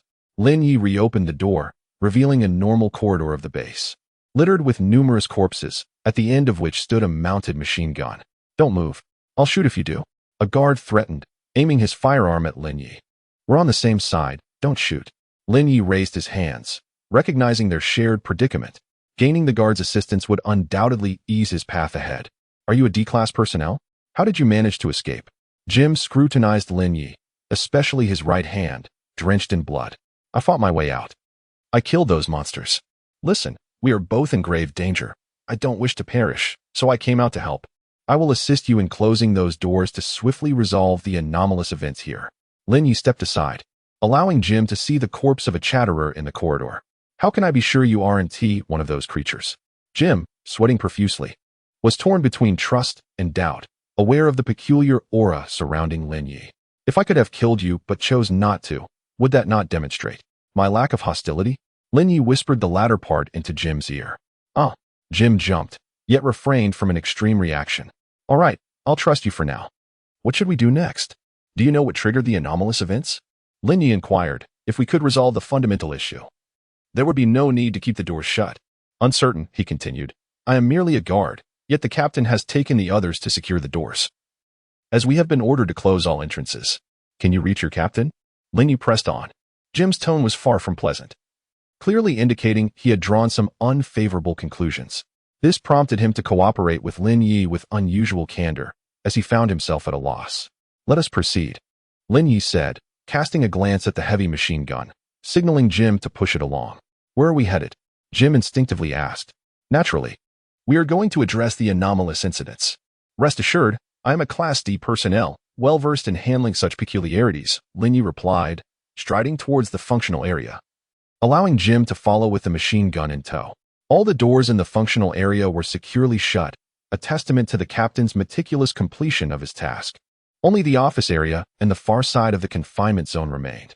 The duo effortlessly entered the office area, encountering several doors along the way, all of which stood ajar, clearly left open as a deliberate retreat. Upon entering the office area, they were taken aback to find the doors there also closed, with only a few passage doors left open, ultimately leading to the confinement zone. The door separating the office area from the confinement zone was firmly shut, and without a doubt, Lin Ye sensed trouble awaited beyond it. Nevertheless, he proceeded to unlock the door. As it swung open, Lin Ye initially believed he had uncovered a passage to another area, but amidst the numerous corpses, he recognized the familiar form of the Jabberwock's lifeless body. Behind the door lay a heap of grotesque corpses of various forms, while the cells flanking the corridor had been leveled, their floors shrouded in a dark green earth. The air was imbued with a faint essence of spiritual energy, and the suppression of mental faculties had somewhat eased. "Captain?" Jim lifted a half-dismembered body resting against the door. Judging by its position, it seemed that this captain had valiantly closed the door before succumbing to his fate. Lin Ye swiftly absorbed the spiritual energy from the surroundings. Though the captain of the organization varied in strength, He did not believe that he was significantly more powerful than the captain at this moment. He certainly did not wish to meet a similarly tragic end here. Jim, tense and alert, aimed his heavy machine gun down the corridor. His fingers poised firmly on the trigger, ready to unleash a torrent of fire upon any emerging monstrosity. Lin Ye concentrated, attempting to inscribe runes within his body. The degree of mutation in this form was minimal, and he was uncertain of his success. Just as the two braced themselves, a shadow darted past. Instinctively, Lin Ye sidestepped. Yet the shadow's target was not him. Jim's headless corpse crumpled to the ground, unable to pull the trigger before his demise. The staccato of gunfire illuminated the depths of the corridor as numerous shadows flitted about, utterly shredding the heavy machine gun and the figure of Lin Ye cowering behind it. Lin Ye jolted awake in his bed, glancing at the time, pondering his next course of action. The shadow had moved with such swiftness that he felt no pain before being completely torn apart. Jim had mentioned that 10 minutes prior. Messages were still being received in their group chat, indicating that it was at that moment the captain had encountered the shadowy creature. Should I wait until that time has passed to assist, or should I venture forth to assess the situation directly? Lin Ye pondered as he opened the door at the opportune moment, stepping out of the confinement chamber. No, the shadow monster is far too formidable, even with my presence. Victory is not guaranteed. I must first survey the circumstances. If I can preemptively seal the door through which the shadow monster invades, I can eliminate this nuisance. Lin Ye first retrieved a handgun and magazine from the lifeless body. He knew he must dispatch the initial monster with the handgun, otherwise, even if he encountered monsters behind it, he would be unable to breach their defenses. Having secured the handgun, Lin Ye charged directly towards the direction of the shadow monster. Along the way, he eliminated every gluttonous creature that crossed his path, absorbing all the ethereal energy crystals he collected. Utilizing the diverse energies contained within the crystals, he inscribed cutting runes upon his right hand and protective runes upon his chest. Regrettably, I have yet to employ the speed and strength rune cards. Otherwise, I could have attempted to inscribe additional runes upon myself. In truth, Lin Ye had contemplated inscribing transformation runes to accelerate his body's metamorphosis, but he abandoned the notion, considering the inadequate supply of ethereal energy in this vicinity. Indeed, knowledge is power. The adage does not deceive me. As he approached the exit of the confinement zone, the number of gluttonous creatures increased, and Lin Ye found himself dispatching them with increasing ease. The path was largely unobstructed, and soon he neared the exit of the confinement area. A gluttonous creature, its entire head adorned with mouths, stood in the center of the pathway. Behind it a door ajar, from which gluttonous creatures continued to emerge. Lin Ye refrained from employing his skills directly. Had this multi-mouthed creature been the very monster that had previously vanquished him, even a direct assault would not have guaranteed its demise. The timing of skill utilization was of paramount importance. The creature had long detected Lin Ye's presence, yet it was more preoccupied with the door behind it than with its potential meal. Bang, bang, bang. Lin Ye fired 3 shots at the creature's heart. In an instant, a shadow darted forth, deflecting the bullets and closing the distance to Lin Ye in a heartbeat. Having witnessed this maneuver before, Lin Ye was prepared. He had readied himself to evade prior to pulling the trigger. However, he was still a fraction too slow, and the shadow grazed his left shoulder. His fragile psychic shield offered no protection, leaving a wound deep enough to expose bone, with flesh and blood scattering. The shadow was the creature's tongue, and upon seeing the grotesque maw that adorned its head, Lin Ye shuddered. In a moment of desperation, he unleashed a deadly joke upon the creature. Though the timing was far from ideal, he found himself bereft of alternatives. This maneuver transported him to a position behind the multi-mouthed beast. No sooner had he materialized than the creature identified his location. Lin Ye thrust his right hand toward the creature's heart, but it shattered upon impact. The clash of psychic energies resulted in the weaker force being utterly crushed by the rampant power. Pain did not extinguish Lin Ye's resolve. Rather, it sharpened his clarity. He recognized the futility of slaying this beast, yet he had not succumbed to defeat. Until his last breath, no one would halt his advance. Lin Ye utilized Deadly Joke once more to reposition himself behind a multi-mouthed creature that had just exited the door. Ignoring the chaos within, he swung his remaining right arm with determination, forcibly closing the door. The creature emitted a cacophony of piercing shrieks, and a multitude of shadows erupted from its gaping maw, indiscriminately piercing every inch of the surrounding space like a swarm of hedgehogs. Lin Ye narrowly evaded the lethal prank after employing it 4 times. While the target he had chosen, the Jabberwock, was utterly pierced and torn apart. ignoring the enraged Jabberwock. Lin Ye continued to utilize the lethal prank to hastily flee the scene. With the door now sealed, the Jabberwock was far less formidable than before. If that captain could deal with it, this simulation ought to conclude. Lin Ye forcefully pushed open the door connecting to the office area, and fortune favored him this time. As no anomalous events were triggered, before long, he located the captain, who was accompanied by the regulatory personnel, closing the door. The captain was a young man with a resolute countenance. "Halt," the captain commanded sternly. "Very well, but I have some intelligence to share with you." Lin Ye, weak and bloodied, sank to the ground. The significant loss of blood had drained his strength, and even if the captain forbade him from resting, he was on the verge of collapse. What intelligence? Noticing Lin Ye's dire condition, the captain softened his tone slightly. Lin Ye divulged all pertinent information regarding the Jabberwock. Although the captain still harbored doubts about Lin Ye, he instructed the regulatory personnel to assist with his wounds. "Thank you." Lin Ye expressed his heartfelt gratitude, as he certainly did not wish to embark on the next simulation at this moment. At the very least, he needed to ascertain the captain's combat capabilities to strategize for the forthcoming simulation. Soon, the captain led them into the confinement area, where the Jabberwock was incessantly toggling the door outside its cell, attempting to reopen the previous passage, without any superfluous commands or exchanges. The regulatory personnel immediately initiated fire upon sighting the creature. The grassroots personnel of the organization continued to wield gunpowder weapons, which are insufficient to penetrate the skin of the all-mouth creature, leaving only shallow wounds upon its surface. Shadows flit past, each one claiming the life of a supervisor. Their cries of agony echoing in succession, yet none dare retreat. The captain unsheathes his long blade to fend off the shadows, as he alone among the team can barely keep pace with their speed.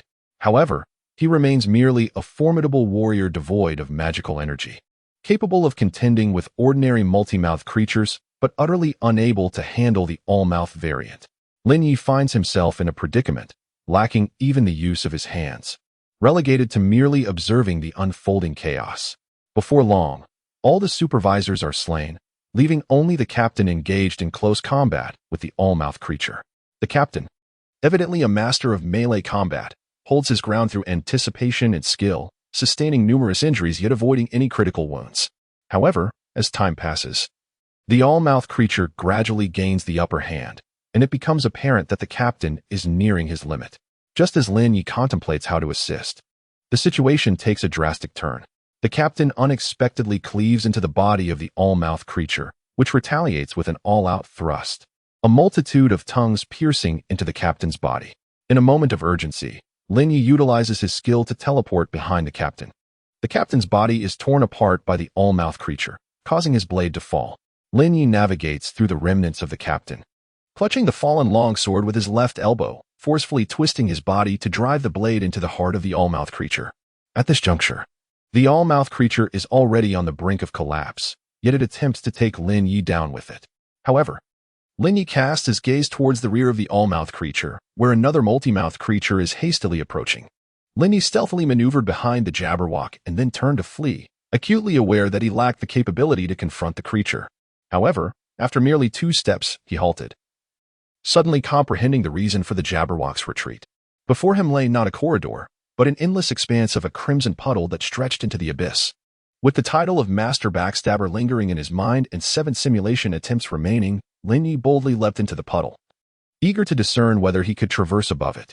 Alas, his endeavor proved disastrous. As he attempted to glide over the surface, a multitude of crimson tendrils ensnared his body, dragging him into the depths of the puddle. Its profoundness obscured any glimpse of the bottom.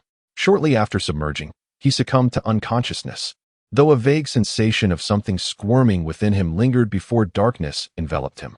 Yet to pass through the doorway, I must rely on the Jabberwock across from me. This means I must lure a Jabberwock here to serve as a springboard. First, he needed to acquire a firearm.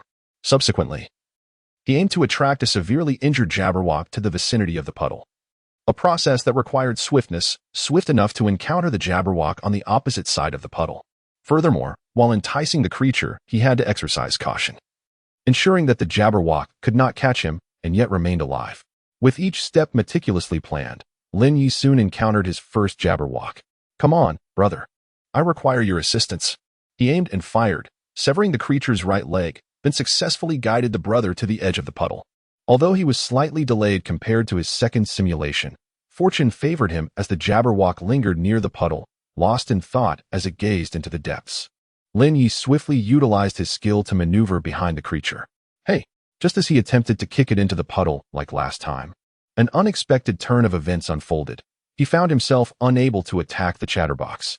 At that moment, Lin Ye had conveniently closed the door behind him. Abandoning his assault on the chatterbox and moving directly behind little brother, emptying his magazine to eliminate him. Only then did he have the opportunity to observe the chatterbox across the puddle. Noting something amiss with its condition, perhaps startled by Lin Ye, numerous crimson threads emerged from its body, writhing like living organisms. Lin Ye turned and fled. This matter was better left to the organization. After dispatching all the chatterboxes along the way, Lin Ye encountered the all-mouth monster once more. This time, he refrained from attempting to defeat it and instead moved next to a chatterbox that had just exited a room, promptly closing the door. Following that, he quickly shifted away amidst the all-mouth monster's furious assaults. Not long after, Lin Ye came across a patrol team closing the office area doors. After explaining the situation to the captain, he received consent to confront the all-mouth monster together. Captain, can I ambush that creature? Do you possess something capable of breaching its defenses? Yes, but there is only one, and it must be used at close range, the captain replied. Locking eyes with Lin Ye. Leave it to me, otherwise, many lives may be lost shortly. Lin Ye halted, calmly meeting the captain's gaze. Apart from his sincere plea, he had no other means to earn the captain's trust. All right, I will divert its attention, you take care of it. The captain produced a spherical object from his pocket and handed it to Lin Ye. However, bear in mind that I shall be watching you intently. Should you exhibit any slight movement, I will assuredly take your life with my own hands, the captain said earnestly, gripping Lin Ye's right hand. I understand, Lin Ye replied solemnly. The sphere is a device capable of launching high-energy blades. It operates simply by aiming at the target and pressing a button, making it remarkably straightforward and convenient. Lin Ye had witnessed the sphere's power previously, so he harbored no concerns regarding its efficacy. His current contemplation revolved around the timing of its deployment. Should he employ it immediately, or wait for the captain and the regulators to deplete the monster's psychic energy before using it? The former option could save numerous lives, while the latter would significantly increase the likelihood of annihilating the creature. Should he let others risk their lives, or should he take on the peril himself? This dilemma, in truth, required no extensive deliberation. It was merely the duty of a D-grade personnel. The moment the gaping maw creature entered his line of sight, Lin Ye swiftly maneuvered beneath it, aiming for the heart and pressing the button. Thanks to the creature's reaction, no prompting was necessary. The high-energy blade effortlessly pierced the creature's vital spot. The effects of a surprise attack starkly contrasted with a frontal assault. Without even glancing at his achievement, Lin Ye continued to employ displacement, evading the creature's final strike. The black tongue pierced every corner around the gaping maw creature. Had it not been for the insidious nature of the fatal jest, Lin Ye would surely have been impaled and torn apart. It seems I am no longer needed, the captain remarked, approaching Lin Ye and pulling him up. He had previously resigned himself to the possibility of dying here, never anticipating that it would conclude in such a manner. I too did not foresee such a smooth outcome. The organization's tools are indeed impressive. Lin Ye suddenly realized that the utility of such devices was not to be underestimated. No, that thing can only be used in close quarters, and often presents the same fatal risks as engaging in extreme proximity. Moreover, there is no guarantee of its efficacy after use. The captain disdainfully glanced at the orb beside the grotesque corpse and remarked, "This indeed poses a dilemma. Perhaps transforming it into a projectile would render it more practical." Lin Ye picked up the orb, intrigued by its internal structure. "You are the anomaly that possesses Class D personnel, aren't you?" the captain suddenly inquired. "Am I already that renowned within the organization?" Lin Ye furrowed his brow and asked. "The organization has distributed your file to all mission leaders and instructed them to report any anomalies swiftly. You would do well to exercise caution and avoid capture." The captain solemnly warned Lin Ye. "Aren't you a captain as well? Why the advisement?" Lin Ye curiously pressed. "I do not perceive all anomalies as necessitating intervention. You have consistently assisted the organization in managing anomalous incidents, indirectly saving numerous lives. Until you pose a threat, I shall refrain from taking action against you," the captain stated earnestly. "Thank you. If the organization were to apprehend me, what would be my fate?" Lin Ye continued to inquire. "I am uncertain. but I suspect the organization would extract your consciousness and convert you into an anomalous object for dealing with other incidents, the captain disclosed without reservation, revealing the organization's stance. When they cannot control something, they destroy it. If destruction is unfeasible, they opt for containment or negotiation. How benevolent. It is time to resolve this anomalous incident. Lin Ye said little, for this was entirely expected. He had never entertained the notion of coexisting amicably with the organization. Rising from his bed, he noticed that the clown doll had vanished. He had to concede that he had underestimated this card creature.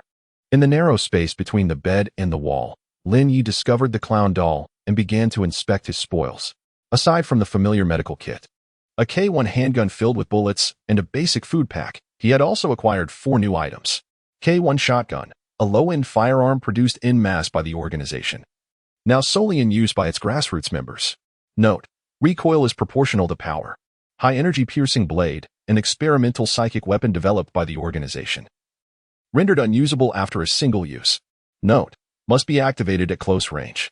Arbitrary door usage permission card upon use. The nearest door will randomly lead to an unknown space, with the passage lasting up to 10 minutes. Closing the door will terminate the passage prematurely. 1-1. Note: no one knows what horrors may lie beyond the door. Mutated Spirit Tree Seed, a unique seed that can only thrive in areas rich in psychic energy. Note: inedible. The shotgun and handgun share a similar design, with the magazine containing 10 bullets, although the caliber of the ammunition is significantly larger. The high-energy piercing blade, a spherical weapon bestowed upon Lin Ye by the captain, can be activated with a mere press of a button.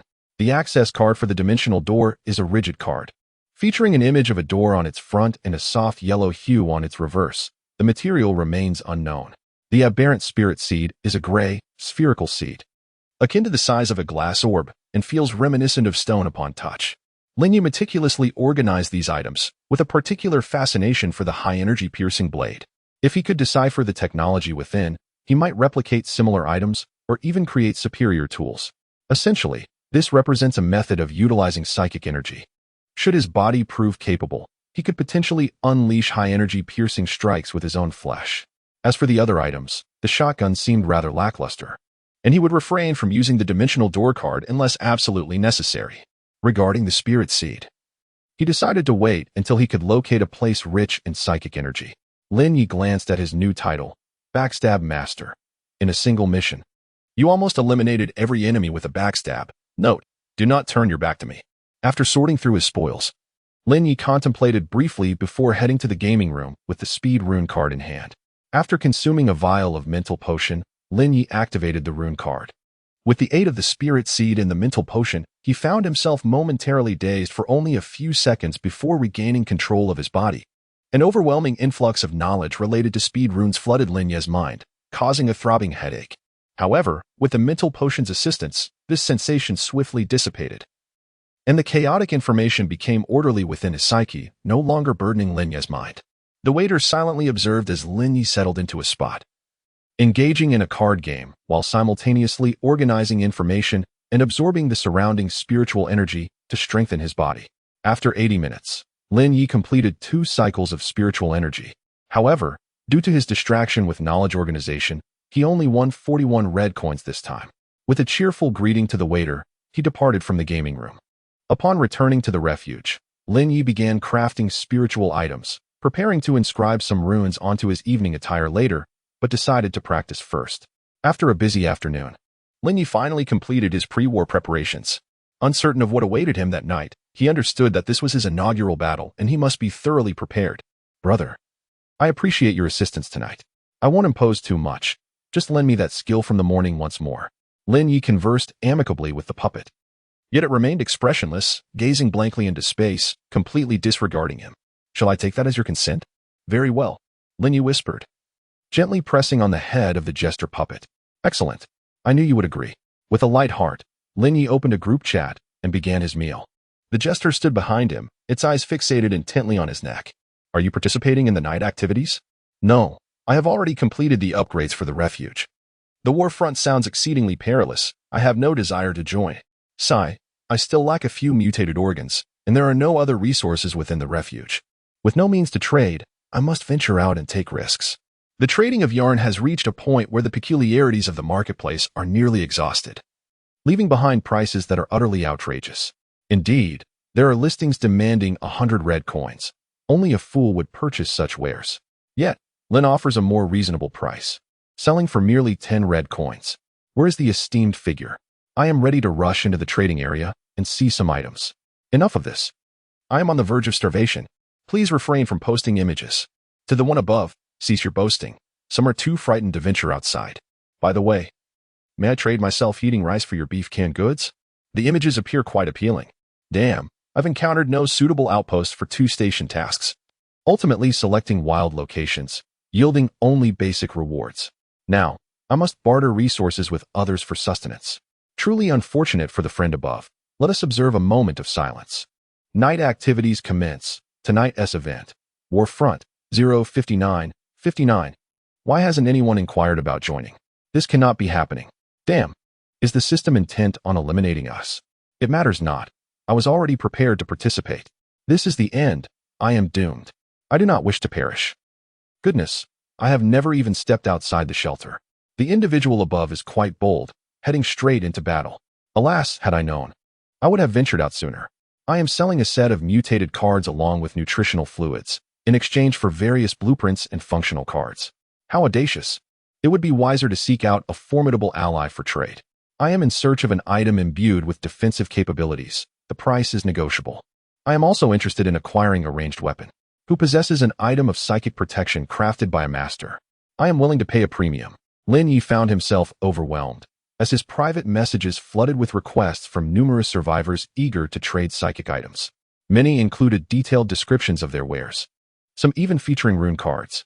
Most of these individuals sought to exchange for protective gear for self-defense, while others were interested in weapons and various other items. Lin Ye welcomed all offers, prioritizing those of significant value, until he finally paused, having completed his trades. Fear not, for this mandatory event shall not pose excessive difficulty, lest it result in numerous casualties, Lin Ye reassured. The master has finally arrived. I am in desperate need of psychic items. Divine gold. Can you fathom why the master has only just appeared? I managed to secure an item. This event is assured now. Wait, you all sought out the master for trades? Of course. In such times, one cannot simply wait for the master to post in the trading area. Direct private negotiations are the way to go. Indeed. With the front lines approaching, why delay in acquiring firearms? Do you expect them to send you a message? Such folly. I am prepared to engage in a race of speed for this, offering a psychic protective item crafted by Lin Ye. It is in pristine condition, suitable for personal use. Private messages with bids are welcome. The highest offer prevails. Same here. Count me in as well. Alas, you unscrupulous second-hand dealers, your audacity is truly astounding. I am utterly envious. I have exchanged one item, yet no resource can outweigh the importance of survival. It is over. There is no one left to sell to. And even with wealth, I find myself unable to spend. I still possess several mutated cards and nutrient solutions, which I am willing to part with at a premium. As the group chat was silenced, Lin Ye donned his complete set of gear, sitting at the edge of his bed and awaiting the countdown's conclusion.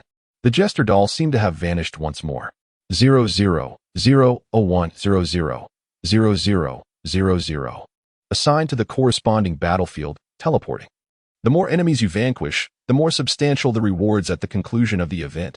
Acquired special skill, Ace, when the situation turns. You shall become the ace. Note, the world lies beneath your feet, and the stars are destined to shine. What is this absurd skill? I cannot comprehend it. Where is my crucial teleportation technique?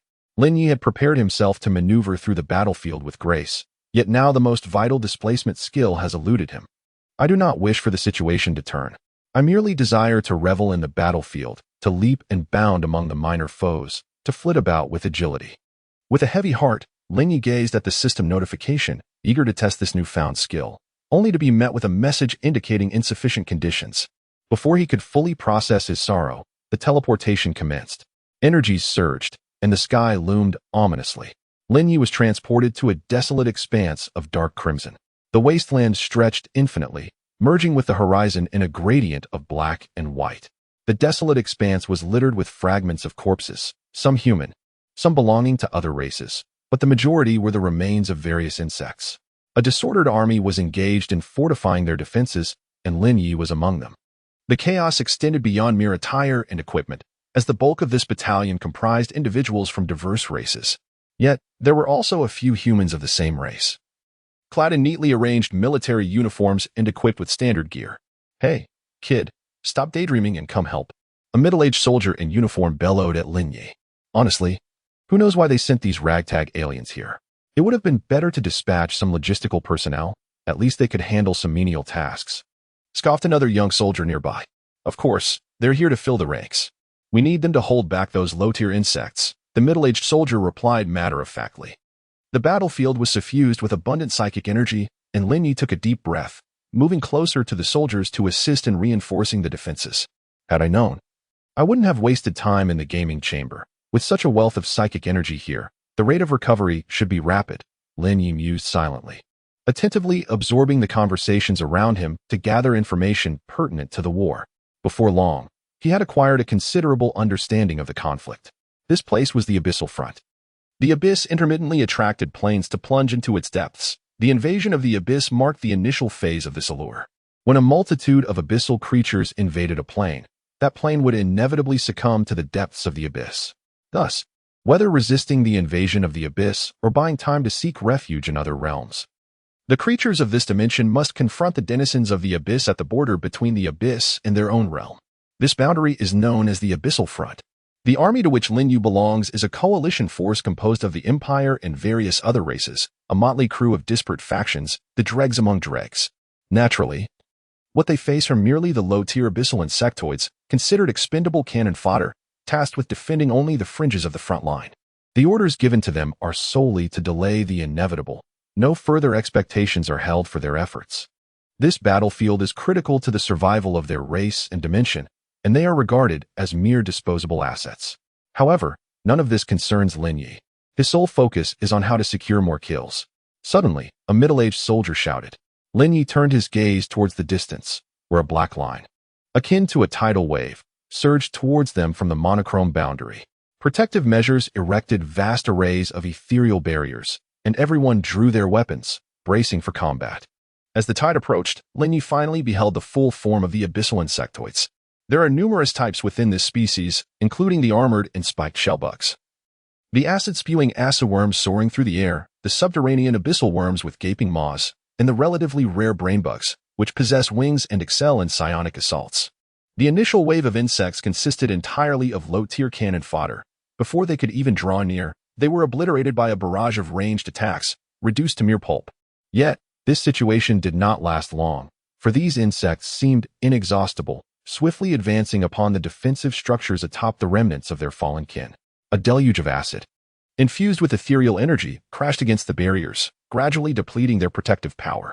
Through the gaps in the ethereal barrier, Lin Ye unleashed a flurry of energy blades, each capable of cleaving one or two of the vile insects. The energies of the Abyssal Front surged abundantly, rendering Lin Ye almost oblivious to the consumption of his own power. Swarms of spiked shell insects collided against the energy barrier, splattering brownish-green bodily fluids. As the barrier began to wane, with his mental acuity, Lin Ye surveyed his surroundings, cognizant that once the barrier fell, they would be thrust into a primal and savage melee against these beasts. In such a chaotic battleground, a moment's inattention could spell death from an unforeseen ranged assault. Breathing in the energy, Lin Ye swiftly dispatched various insects while the barrier still held, diligently noting their vulnerabilities and modes of attack. Had time permitted, he would have eagerly dissected several specimens to study their anatomical structures. After unleashing another energy blade, the barrier before him flickered once and then vanished entirely. At the very instant the barrier dissipated, the true war commenced. A multitude of spiked shell insects surged into the defensive line like an unstoppable tide. Lin Ye evaded a spiked forelimb, dispatching a nearby insect with his crimson blade, only to be confronted by yet another assailant. In the distance, a swarm of acid-spitting insects rained corrosive fluid upon the front line, indifferent to the fate of their comrades. The ground trembled as massive abyssal worms, their gaping maws lined with serrated teeth, erupted from the earth, voraciously consuming the masses. Lin Ye activated his nightshade attire, enveloping himself in a layer of altered energy, shielding his form from all assaults he could not evade. At the outset, Lin Ye employed his mental prowess to monitor attacks from every direction, striving to evade them. However, He soon abandoned this futile method of observation in favor of sensing the intensity of nearby energy. As long as the spiritual energy did not exceed a certain threshold, he would disregard these assaults, as such attacks struggled to penetrate his altered spiritual energy defenses. Thus, Lin Ye entrusted his defense entirely to the nightshade attire, utilizing the speed runes on his trousers to dart swiftly across the battlefield. As long as he moved with sufficient velocity, the attacks could not keep pace with him. The crimson blade was pushed to its utmost limits by Lin Ye, the red light flowing along its blade as it elongated and contracted with his movements, leaving a trail of fallen foes in its wake. Nearby allies stood transfixed, utterly bewildered by the sudden emergence of such a formidable presence beside them. Could this individual truly be of an alien race? He appeared to be yet unranked. Aliens could indeed possess fierce warriors. Perhaps he was a civilian prodigy, overlooked and assigned to this location. What a pity it would be if such a talent could have entered the Imperial Academy, potentially adding another high-level powerhouse to the Empire in the future. However, lamentations were futile now. Orders from above mandated a steadfast defense to buy time, and defying military commands to retreat would lead to certain doom. You are correct, but I still feel a twinge of regret. As the individual at the center of this turmoil, Lin Ye had no time to ponder the thoughts of his comrades. He was far too occupied with claiming victories. With an abundance of spiritual energy at his disposal, he need not concern himself with its expenditure. As long as his physical and mental stamina remained intact, he could continue to glide through the battlefield like a dragon in flight. The consumption of spiritual energy can alleviate physical fatigue. As for mental strength, he possesses 3 vials of mental fortitude potions. His sole concern now is the prolonged absorption of spiritual energy, which may lead to bodily aberration. However, Lin Ye has his own evolutionary pathway.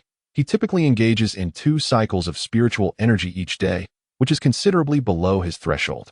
If he merely absorbs spiritual energy for combat without intentionally altering his body, he could endure an entire day of fighting. This is the advantage afforded by a personalized evolutionary route, which rationally enhances every part of his body over time, significantly bolstering Lin Ye's resilience to aberration. While Lin Ye was reveling in his agility on the battlefield, a corpulent brain with gray wings stealthily approached him, hiding behind a spiked beetle. Accompanying it were several other similarly stealthy creatures. Lin Ye was gradually acclimating to the instantaneous acceleration produced by the speed rune. Initially, when employing the speed rune, he could only accelerate in a straight line, akin to a stone cast into the air, unable to alter his direction.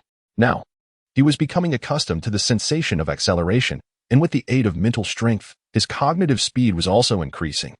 Lin Ye began to experiment with changing direction mid-acceleration, even attempting multiple trajectory alterations within a single burst of speed. The brilliant red glint of his blade flickered across the battlefield, tracing chaotic paths on either side of these trajectories. The carcasses of insects were torn to shreds by the ferocious spiritual energy, leaving a layer of differently colored scars. Suddenly, a first-tier abyssal worm emerged from the ground, opening its maw wide to bite at Lin Ye. Several first-tier acid worms spewed forth a torrent of spiritual acid in an attempt to obstruct Lin Ye's retreat. A first-tier brain worm waved its neural tendrils, influencing Lin Ye's mind from a distance. A multitude of first-tier spiked shell bugs converged from afar, intent on overwhelming Lin Ye. The brainworm's mental assault proved ineffective against Lin Ye. Instead of retreating from the imminent peril of the abyssal worm, he accelerated, deftly evading the myriad of sharp fangs, and plunged into its body just before the creature could close its maw. A torrent of corrosive liquid, capable of dissolving earth and stone, splattered against his anomalous energy shield, gradually depleting its protective essence. Cut! Lin Ye invoked the cutting rune, brandishing the crimson blade against the resilient, thick walls of the abyssal worm's digestive chamber. With a surge of energy, the blade managed to tear a narrow opening. The digestive cavity served as the abyssal worm's organ of assimilation. Typically, first-tier beings trapped within found escape nearly impossible, destined to be slowly digested. Lin Ye burst forth from the depths of the abyssal worm, only to be encircled by a swarm of first-tier spiked shell bugs. His nearby allies had already been scattered by the onslaught of the insects, leaving him without support. Despite being ensnared in a perilous situation, Lin Ye remained unflustered.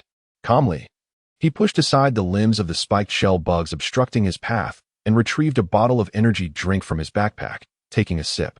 In contrast to the flavorless energy bars, this concoction was far more palatable, sweet and tangy, with a refreshing coolness. Skillfully dodging the acidic spray from the first-tier acid worm, Lin Ye sensed an ample number of insects within a specific range and completed the final stroke of the cutting rune. Ever since executing that decisive strike in the supermarket, he had been contemplating the potential for a wide-area attack. At the onset of the war, Lin Ye endeavored to summon his spiritual energy to assault the swarm. Yet he faltered. If the supermarket were likened to a placid puddle, the battlefield would resemble a tumultuous ocean. With his abilities, he could merely stir up a few splashes, utterly incapable of conjuring a great wave. Thus, he commenced inscribing a grand cutting rune upon the battlefield. With each movement, he etched a stroke, the fallen insects becoming the spiritual ink that supplied him with ample spiritual energy. Lin Ye devoted considerable time to the crafting of this rune. At last, he completed the final stroke and wielded his blade to activate the large cutting rune. With the spiritual energy blade as its vessel, the cutting rune channeled all nearby spiritual energy into the blade, fulfilling its function of severance. A vast quantity of spiritual energy adhered to the blade, gradually entwining with more errant spiritual energy, forming a wave imbued with the concept of cutting, which swept across all living beings before Lin Ye. Viewed from above, one could see the insects strewn across the wasteland being obliterated in swathes, a wave of red and green extending into the distance until it finally subsided. Witnessing this scene, the entire battlefield seemed to fall into a momentary silence, even the less intelligent insects instinctively recoiling from the direction of Lin Ye. A first-tier spiritual user. What on earth is that? I do not know. Does anyone recognize him?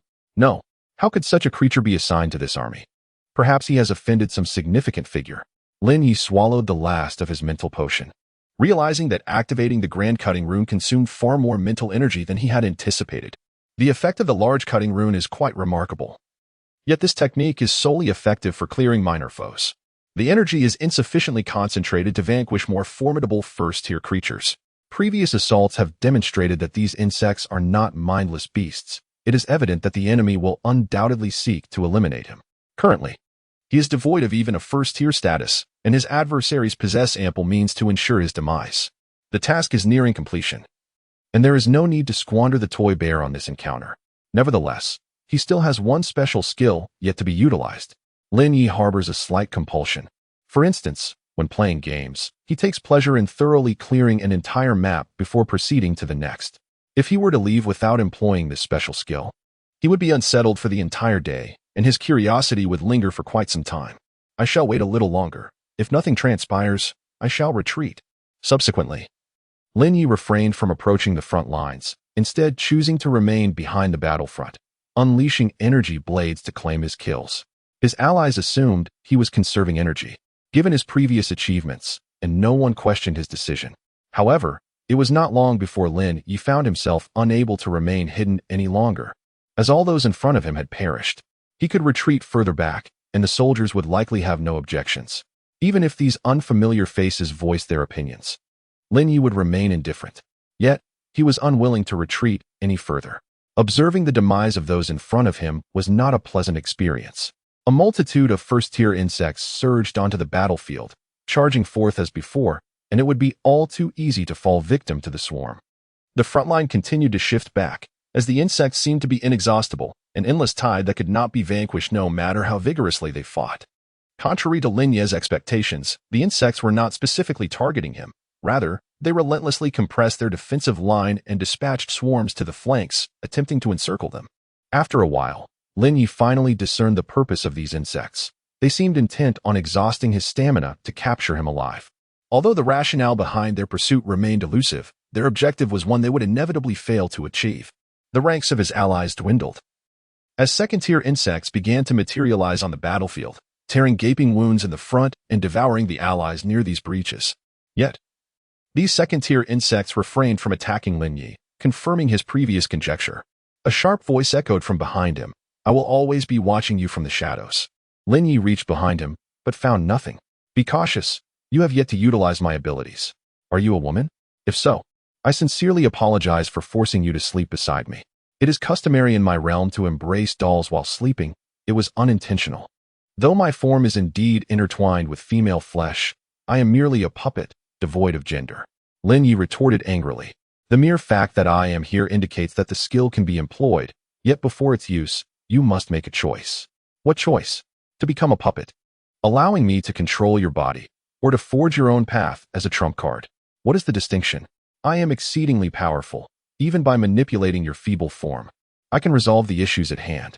Furthermore, while I govern your body, your consciousness will remain intact, meaning you may absorb my abilities.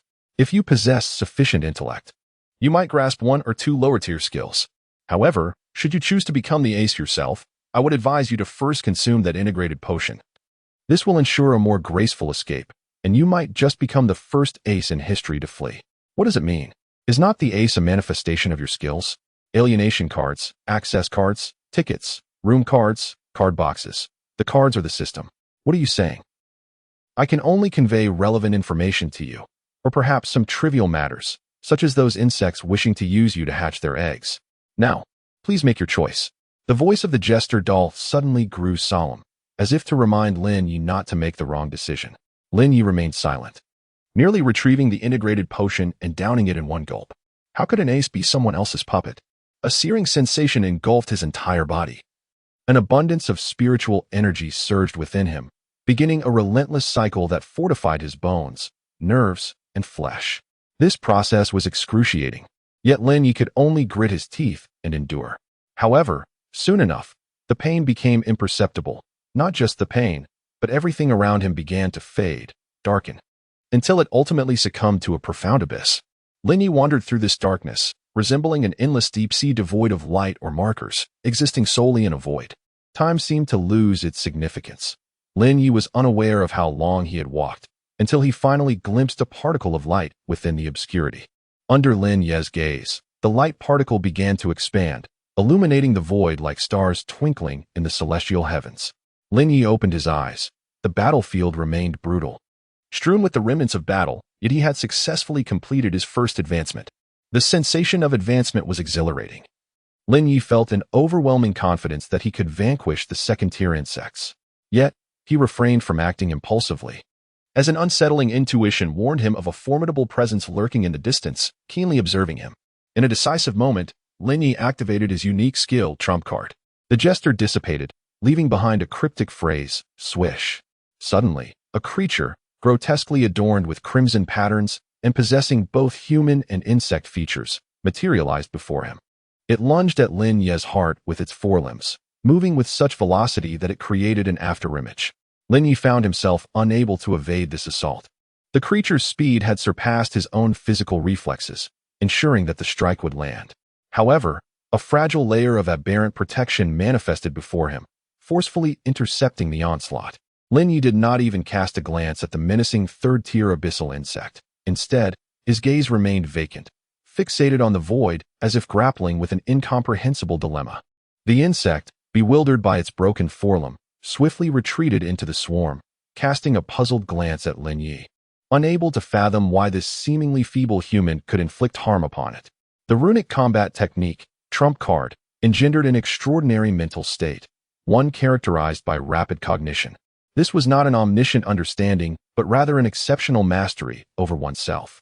So profound was this state that Lin Ye, in the fleeting moment of the third-tier insect's assault, conjured a triple-layered aberrant energy shield, amalgamating cutting runes and rotational techniques.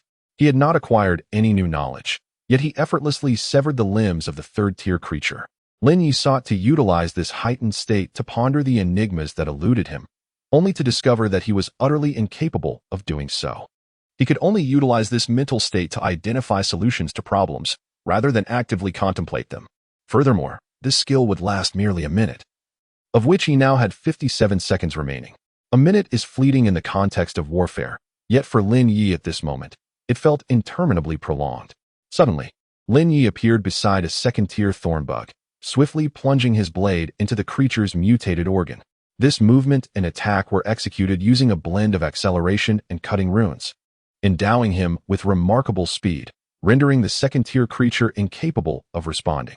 First, second, and third-tier creatures are collectively referred to as low-tier beings, fundamentally. Their differences are minimal aside from variations in physical strength and the number of mutated organs. Lin Ye began to maneuver rapidly across the battlefield, each pause resulting in the elimination of a second-tier insect. The insect monstrosity soon grew intolerant, for within the swarm, There were numerous unranked insects and a fair share of first-tier creatures, yet second-tier ones were scarce, with the third tier being a solitary presence. Stronger abyssal entities had all engaged on the front lines, leaving only those like it, caught in the middle, to be dispatched to the periphery of the battlefield. The insect monstrosity charged at Lin Ye once more, but he paid it no heed, merely employing his mutated psychic energy to shield against its attacks, while simultaneously using the momentum to slay the second-tier insects.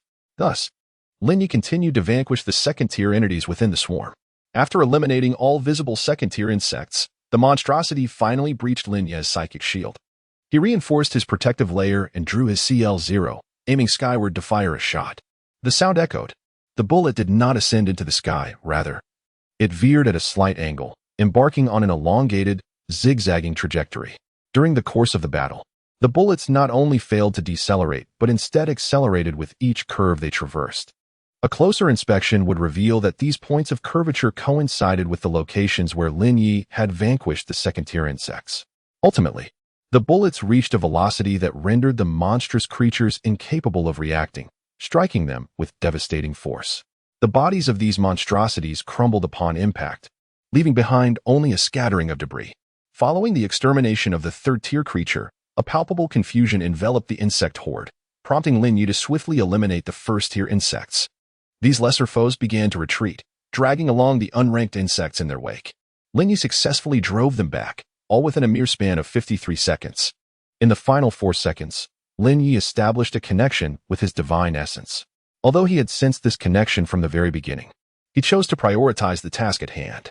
Closing his eyes, he once again plunged into the abyss of darkness. Particles of light illuminated the void. Yet Lin Ye did not linger in the radiance. Instead, he ventured deeper into the shadows, guided by his link to the divine. Time became an abstraction. Perhaps only a second had passed, or perhaps eons. Eventually, he emerged into a blood-red realm, bathed in the eerie glow of a sanguine moon, beneath which stood a crumbling divine throne. "Big brother, who are you?" "I am Lin Ye." The moment he laid eyes on this figure, Lin Ye's intuition swiftly deduced their identity, and a wave of unease washed over him. Only those connected to the divine could stand unimpeded before its presence. What should one do when confronted with the deity in person? I'm anxiously waiting for guidance. Can those two insufferable nun and saint be a bit more reliable? Your deity appears to be unharmed. So what is my purpose here? Am I merely here to engage in idle chatter with the divine? I am but a mere novice. Am I not? Even a master cannot handle such a situation, Lin Ye exclaimed. But do you know who I am? A little girl passed by Lin Ye, ascended to the divine seat, leaned on the armrest, and yawned, her half-closed eyes revealing her weariness.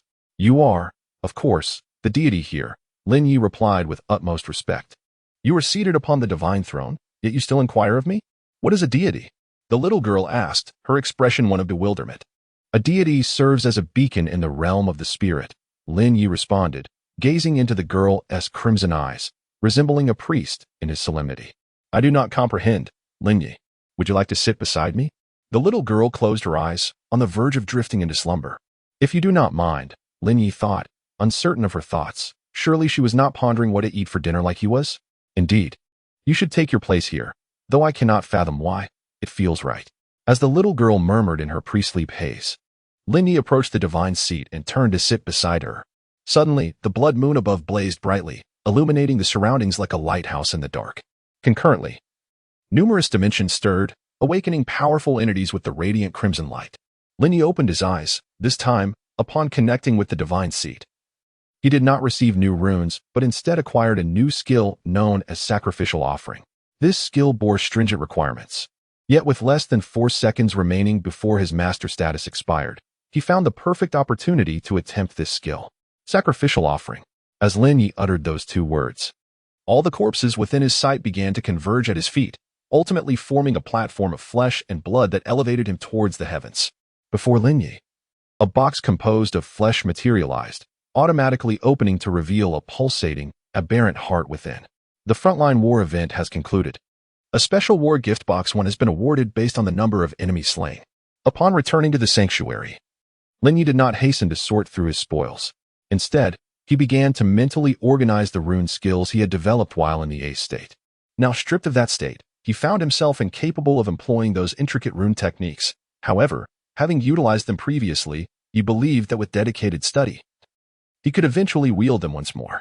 Skills such as the cutting speed movement technique, the cutting speed offensive technique, the aberrant spin defensive technique, and the accelerated collapse rune bullets. Within a mere minute, the ace Lin Ye had conjured various skills to mercilessly slay the insects. He now deeply regretted not employing the power cards earlier, yet he simply lacked the time to utilize the new rune cards.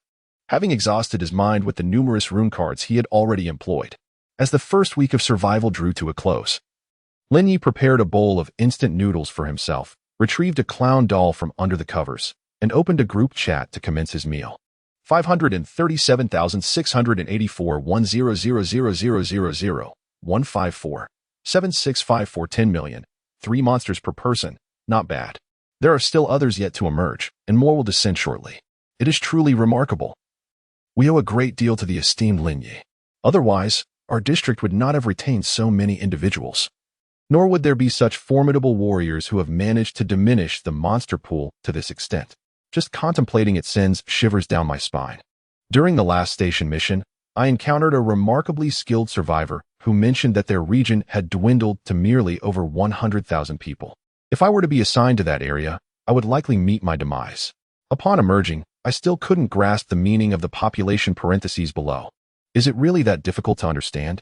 1 million. With each person facing 10 monsters, the remaining creatures will undoubtedly require our intervention soon. Are we preparing for a collective assault? I wish to seek favor from Brother Lin for a stroke of good fortune. It's hard to say.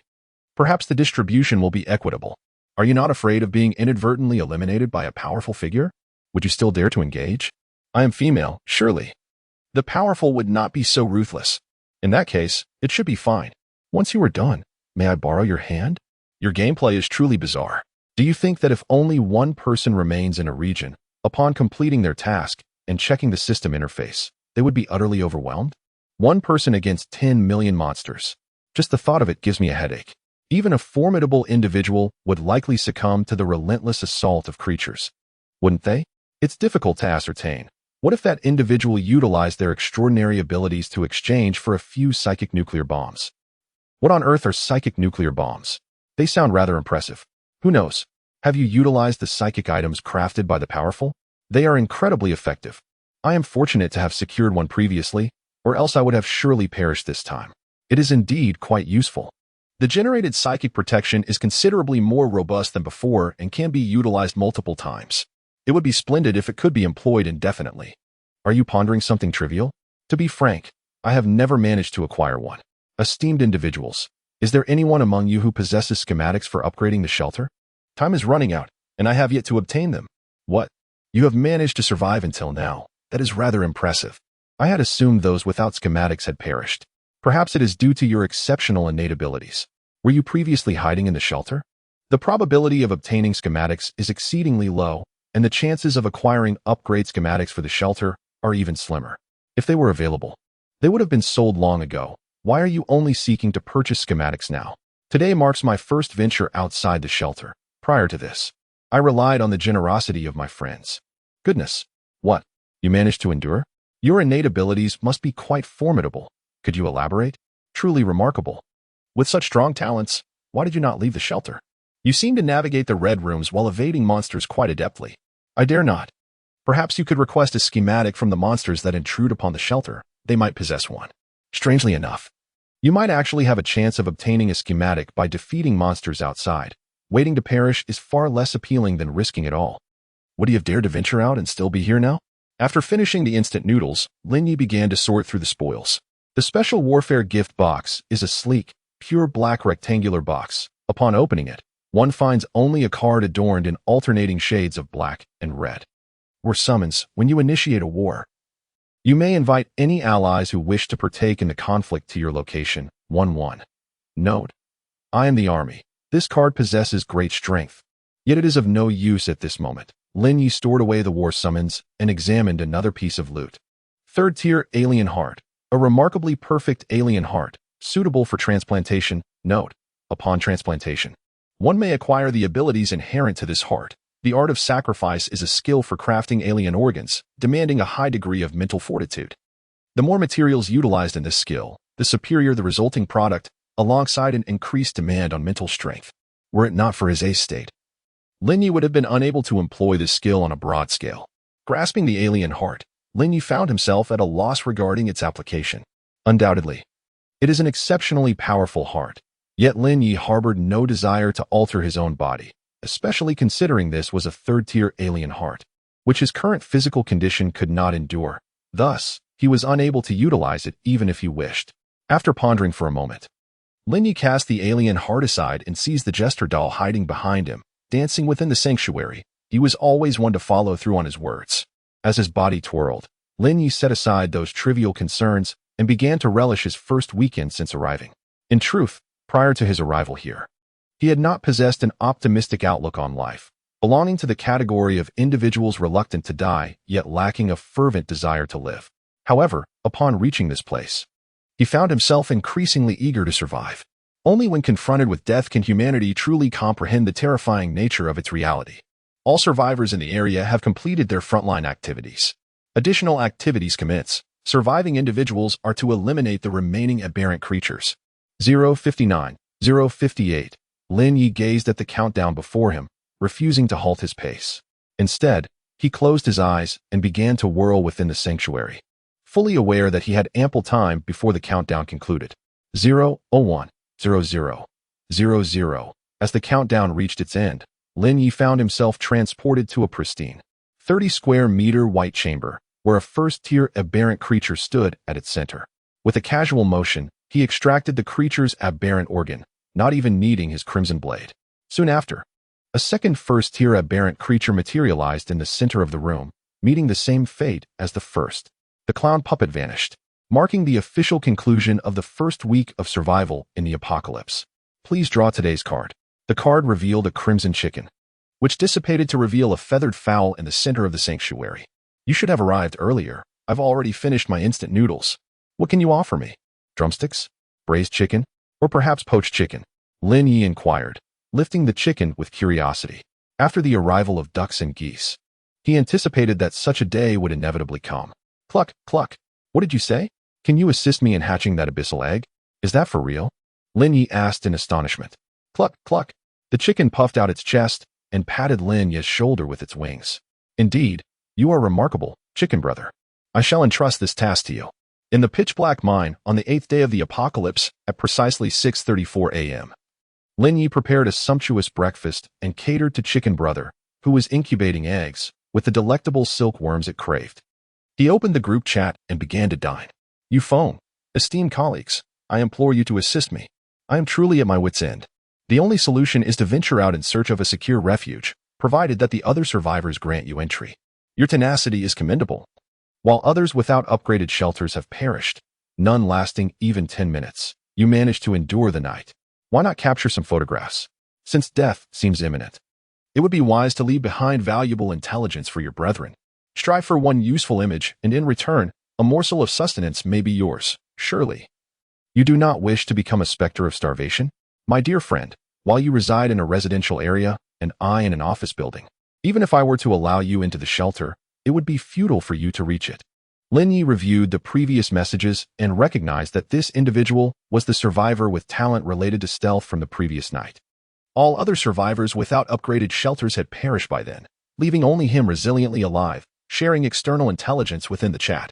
They had been in this city for a week, yet were virtually ignorant of the world beyond the shelter. Every survivor who ventured out on exploration had met with demise, without exception.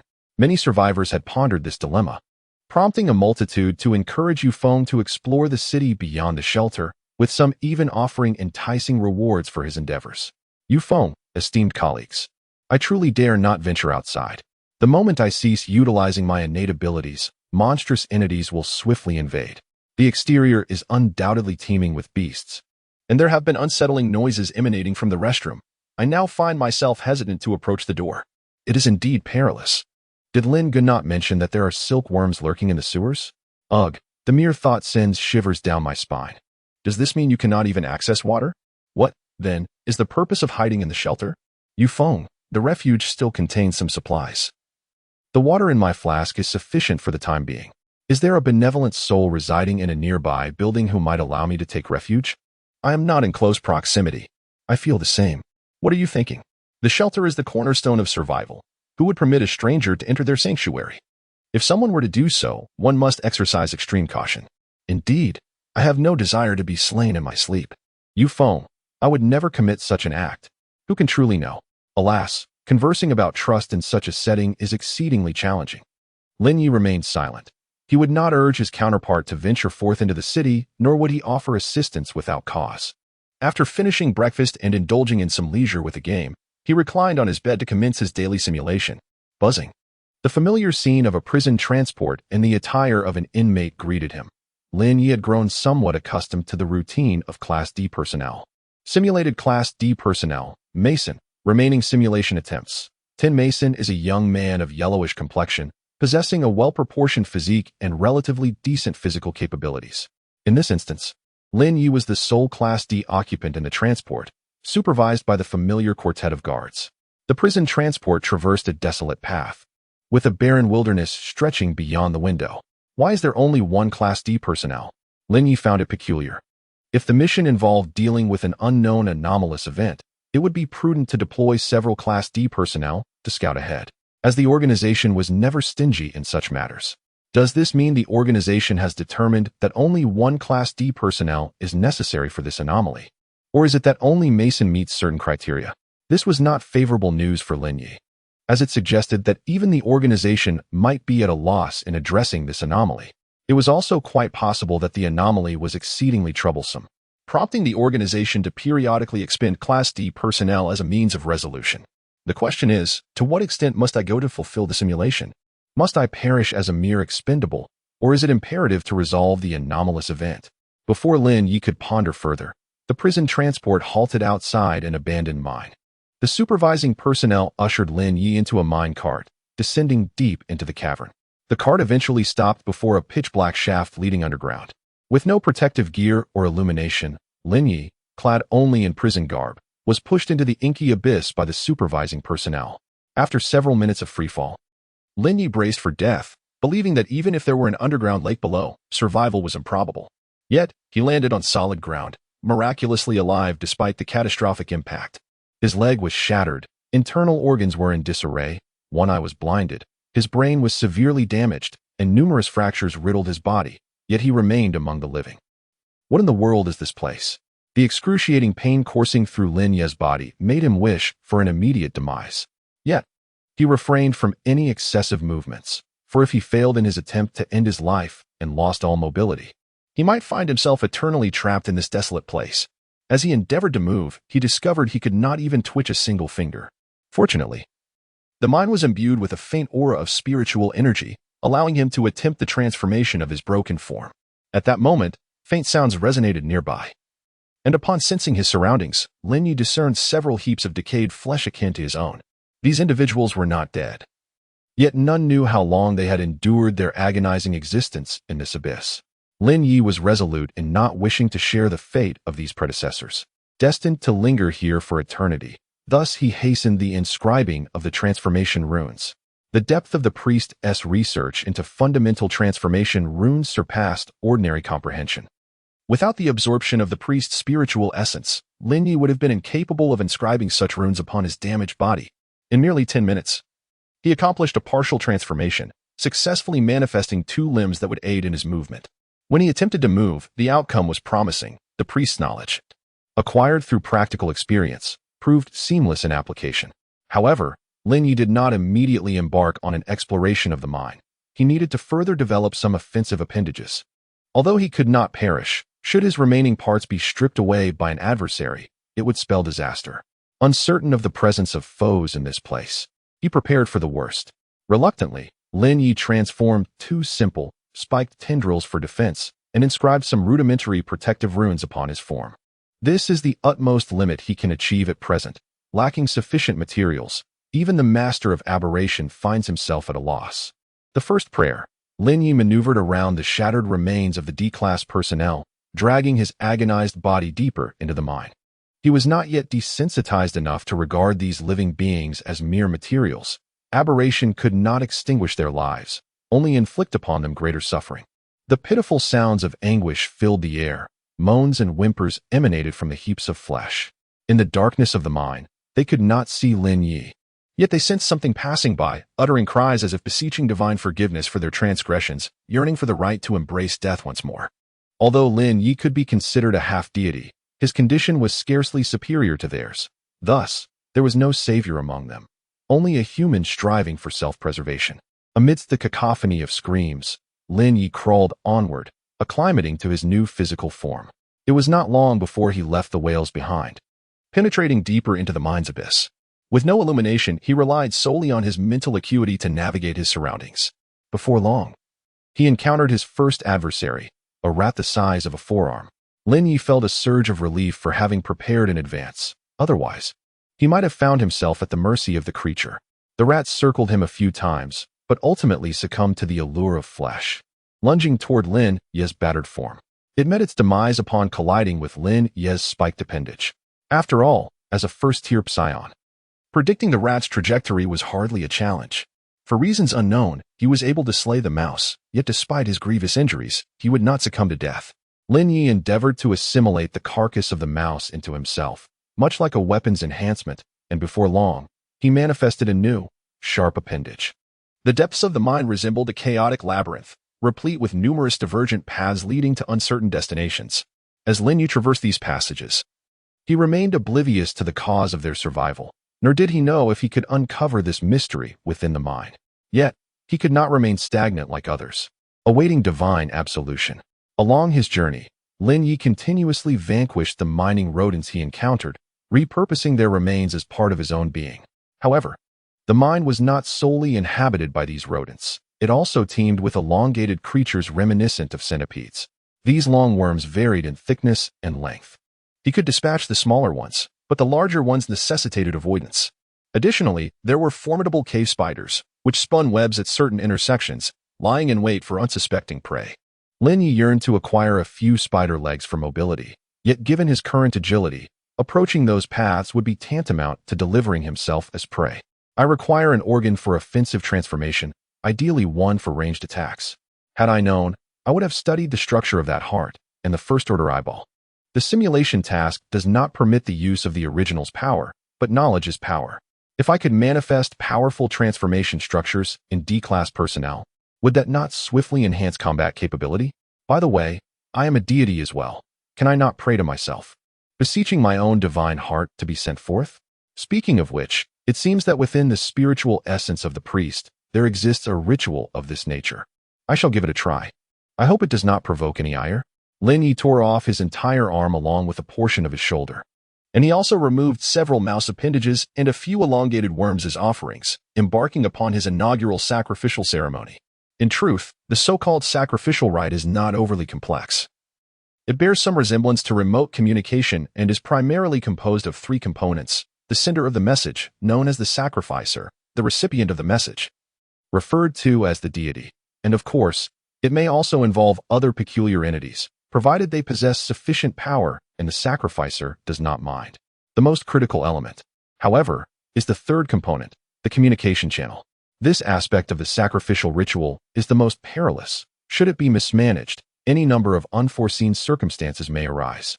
Fortunately, Lin Ye need not concern himself with this facet, for he is directly connected to the divine realm. As long as the entity on the other end consents to assist him, the sacrificial ceremony shall not falter. Through this connection, the other party should be able to project their power. Lin Ye closed his eyes, reached out to the divine realm, and began his first earnest prayer of his existence. Yet, at the very outset, Lin Ye encountered a formidable dilemma. He was uncertain of how to address the entity and whether it would even recognize him. After pondering for a moment, Lin Ye began to pray softly. "O great deity, Lord Lin Ye, please transform these offerings into a remote weapon. This evening, I shall prepare a sumptuous feast for you in gratitude." After silently reciting this several times, Lin Ye opened his eyes to find that the heap of refuse had vanished, replaced by a grotesque creation resembling a gun barrel. "I am immensely grateful for your assistance." Lin Ye spoke solemnly. After expressing his gratitude, he picked up the gun barrel and inserted it into his body. The barrel seamlessly integrated with him, beginning to grow inward until it became an intrinsic part of him, resembling the original even more than the original itself. If an unsuspecting individual were to dissect Lin Ye at this moment, they would undoubtedly conclude that the gun barrel constituted his true essence, while the rest were merely appendages. Lin Ye employed his mental faculties to sense the barrel. Yet, even nestled within his own body, he could not comprehend its operational mechanics. However, without the need for contemplation, he instinctively mastered the usage of this weapon as effortlessly as one would wield an arm, commencing the transformation of his flesh into ammunition. Lin Ye noted that the gun barrel contained a single round, far superior to his own hastily crafted replicas, rendering it excessive to employ against a mere spider. With the bullet prepared, he set out in search of a path adorned with cobwebs. It was not long before he encountered a cave spider, an organism of the first stage of mutation, measuring a meter in length, with its mutated organs situated between its abdomen and thorax. With a swift shot from his newly fashioned right hand, Lin Ye struck the spider's mutated organ, catching it completely off guard, as it had never encountered such a weapon before. Having dispatched the spider, Lin Ye proceeded to process its remains, requiring the attachment of the creature's 8 elongated legs to his own body to facilitate normal locomotion. The priest's mental crystallization contained precise knowledge of connecting alien organs, and coupled with the runes Lin Ye had learned from the assembly of humanoid forms, the task of affixing several spider legs to himself proved to be quite manageable. After 20 minutes, Lin Ye finally completed the fusion of several spider legs. Although he still walked with a slight limp, he could at last move normally. Once the spider legs were ready, Lin Ye swayed left and right as he advanced with his 8 limbs interlaced. Initially, he felt somewhat clumsy, but after a while, he gradually adapted to the sensation of multi-legged locomotion, even beginning to leap around the cavern. With 8 legs, he could exert force in a staggered manner and navigate along the walls with remarkable ease. Lin Ye commenced the eradication of the aberrant creatures within the cave, incorporating portions of their remains onto his own form, while fashioning the remainder into projectiles for his right hand. After dispatching a nest of large, elongated worms, he discovered a peculiar, multicolored mineral within their lair. This stone appeared rather unorthodox, with its vibrant hues resembling a cascade of festive lights. Lin Ye excavated the cavern walls for a while and swiftly unearthed a similar mineral. This, or is likely connected to the anomalies here. Perhaps I can trace the source of the aberrations based on the mineral's density, he contemplated. He endeavored to sense the minerals embedded within the cavern's walls and continuously advanced towards areas rich in ore. After navigating the labyrinthine tunnels for an hour, he finally located a region abundant with that peculiar mineral. It was a vast underground chamber, hollowed out and roughly the size of a football field. Its walls adorned with exposed minerals that illuminated the entire space. It appeared that some activities had transpired here previously, but now only remnants of those actions remained visible. At the edge of the cosmos, there lay a grotesque, swollen humanoid creature, its body marred by an abundance of minerals and festering sores. Were it not for the lingering vestiges of humanity in certain organs, Lin Ye might have failed to recognize that this being was once human. Of course, Lin Ye's own appearance was hardly more dignified than that of the creature before him. Behind the monster, a door crafted from stone was embedded in the wall, resembling a vigilant guard stationed at its post. Rather than attempting to communicate with the mineral beast, Lin Ye opted to leap closer, greeting it with a wave of his right hand. Thud! A bullet shattered the aberrant organs within the creature, yet it seemed utterly unfazed, roaring as it lunged toward Lin Ye. This is somewhat troublesome, but it does present an opportunity to test that bullet, he mused. After entering and exiting the mineral realm several times, Lin Ye concluded that mere attrition would not suffice to vanquish this beast. He resolved to attempt to inflict serious damage with the special bullet. The pressing question is whether, after expending that bullet, I should focus on defeating the creature or attempt to open that door, he pondered. The risk of confronting the creature is considerable. Should that bullet fail to incapacitate it, I would be the one in peril. Even if I survive, I might find myself trapped in this place. Opening the door carries its own dangers. It may prove unyielding. And who knows what lies beyond? Having made his decision, Lin Ye loaded the special bullet and once more leaped into the mineral space. The creature charged at him immediately. Its intellect may have been lacking, yet it served as a competent sentinel. Lin Ye, too, sprang toward the beast, and at a distance of less than a meter from its upper body, he fired a shot. Boom! The upper half of the creature was obliterated, its lower half collapsing helplessly to the ground. Without a moment's hesitation, Lin Ye employed all 8 limbs, leaping several times to reach the door. As he pushed it open, he sensed the remnants of the creature's torso rising behind him, rapidly charging towards him. Lin Ye hurriedly entered the door and shut it tight. Thud. The creature slammed against the wall beside the door, daring not to touch the door itself, let alone venture inside to trouble Lin Ye. Surveying his surroundings, Lin Ye found himself in a room entirely constructed of colorful ores, measuring merely 50 square meters, yet with an impressive height of over 10 meters. In the center stood a headless statue of a human figure, its chest adorned with a vibrant crystal that resembled the surrounding ores but appeared far purer. Cautiously, Lin Ye scanned the entire chamber, initially expecting it to be fraught with peril. However, after a careful assessment, he detected no immediate threats. This is odd. Could the danger lie within the statue? Positioned in front of the statue, Lin Ye felt no ominous presence emanating from it. He attempted to extract the colorful crystal from the statue. The instant he procured the crystal, a convulsion seized him, and he collapsed to the ground, lifeless. Simulation ended. Remaining simulation attempts. 10. And used simulation attempts. Retrieve core item. Retrieve. Acquired core item. Redemption Stone 1. Acquired title. Aberrant. Upon returning to the shelter, Lin Ye suddenly realized that he had resolved the anomalous incident. The state of immortality had dissipated. He had sustained severe injuries, with most of his internal organs gone, and upon the cessation of that state, he succumbed.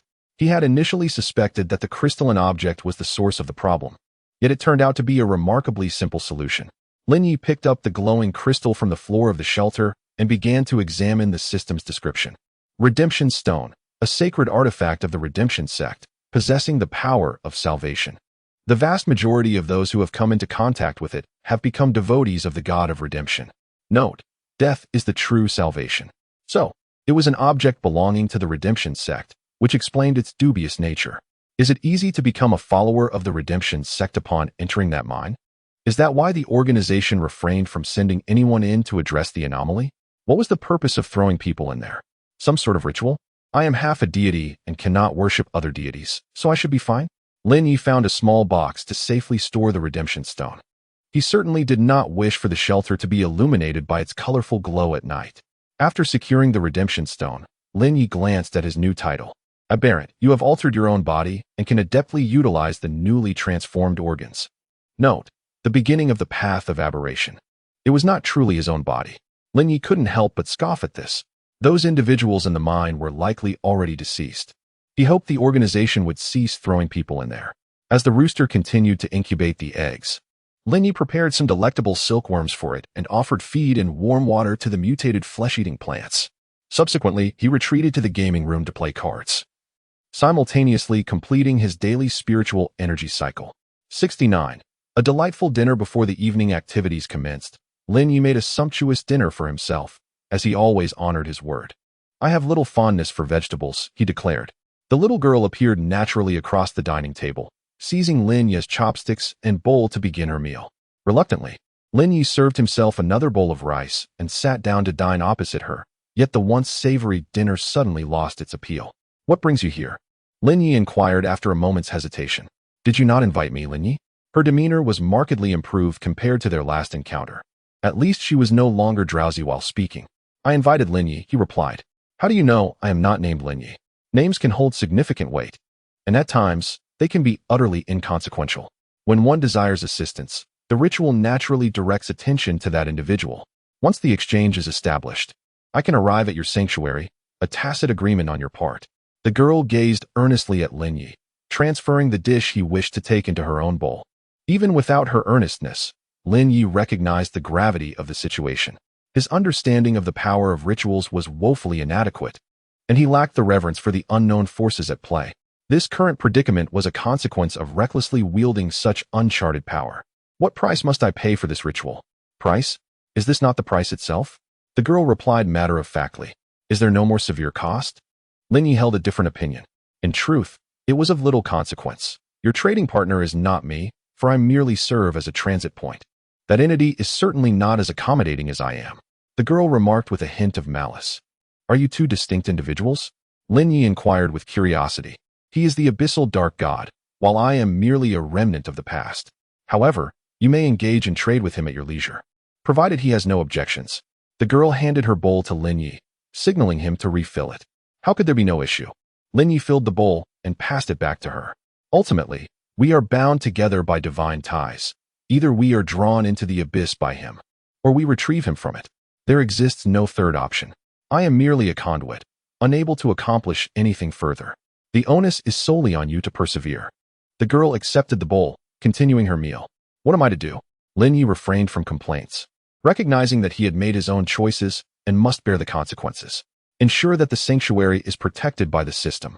As long as you remain within its protective scope, the abyss will not be able to strike at you. Strive to enhance your strength, yet do not rely on others' power. Acquire knowledge of aberration, but refrain from employing his aberrant organs on your own body, lest it lead to complications in the future."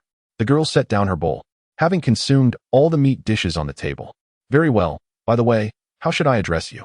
Lin Ye queried while savoring the remaining vegetables. "I have been stripped of all previous memories, thus I possess no name. You may call me Xiaohong." Upon finishing her words, she set down her utensils and vanished. Lin Ye finished the leftovers and happened to see the system notification. Nighttime activity commenced. Tonight's activity, maze exploration. Would you like to join? 9:59 join. With little time remaining, Lin Ye opened the group chat to check on his friends' statuses. 535,799 100,000. Fantastic. I can finally venture into the red maze to scavenge. Indeed, I still have several red keys left unused. Remarkably, no one has perished today. Surviving until now is no easy feat yet. That Yufeng is still alive. Lao Feng, are you going this time? Yufeng. Of course, I might not even find safety in my refuge compared to the red maze. Besides, I can hardly hold it in any longer. Haha, why not try the restroom? Perhaps those silkworms won't notice you? Yufeng, are you suggesting I go to my demise? Where's Linda Lao? Any bargains on psychic items today? Lin Ye. Yes, I just listed them. And they've already been snatched up. What the heck? You guys aren't chatting in the group, but secretly raiding the trading zone for items. Hee. I knew the big shots would list something tonight. I kept refreshing the trading interface, but unfortunately, I only managed to snag one item. Same here. Me too. You guys are truly infuriating. In the dimly lit hall, Lin Ye awoke at the center, lying upon a crimson sliding door that led to the depths below. Aside from the red door, the hall retained its former appearance. He pondered whether to delve deeper into the labyrinth, ultimately deciding against it. Yet, before descending, he resolved to unlock the adjacent storage room. After all, he had come this far and would not let the opportunity slip away. Utilizing a special key, he opened the door to discover a pair of black leather gloves resting upon a pedestal. He stowed the gloves in his backpack and approached the sliding door, opting to enter the labyrinth's depths. As darkness enveloped him, Lin Ye regained consciousness to find himself sprawled upon a deep crimson floor.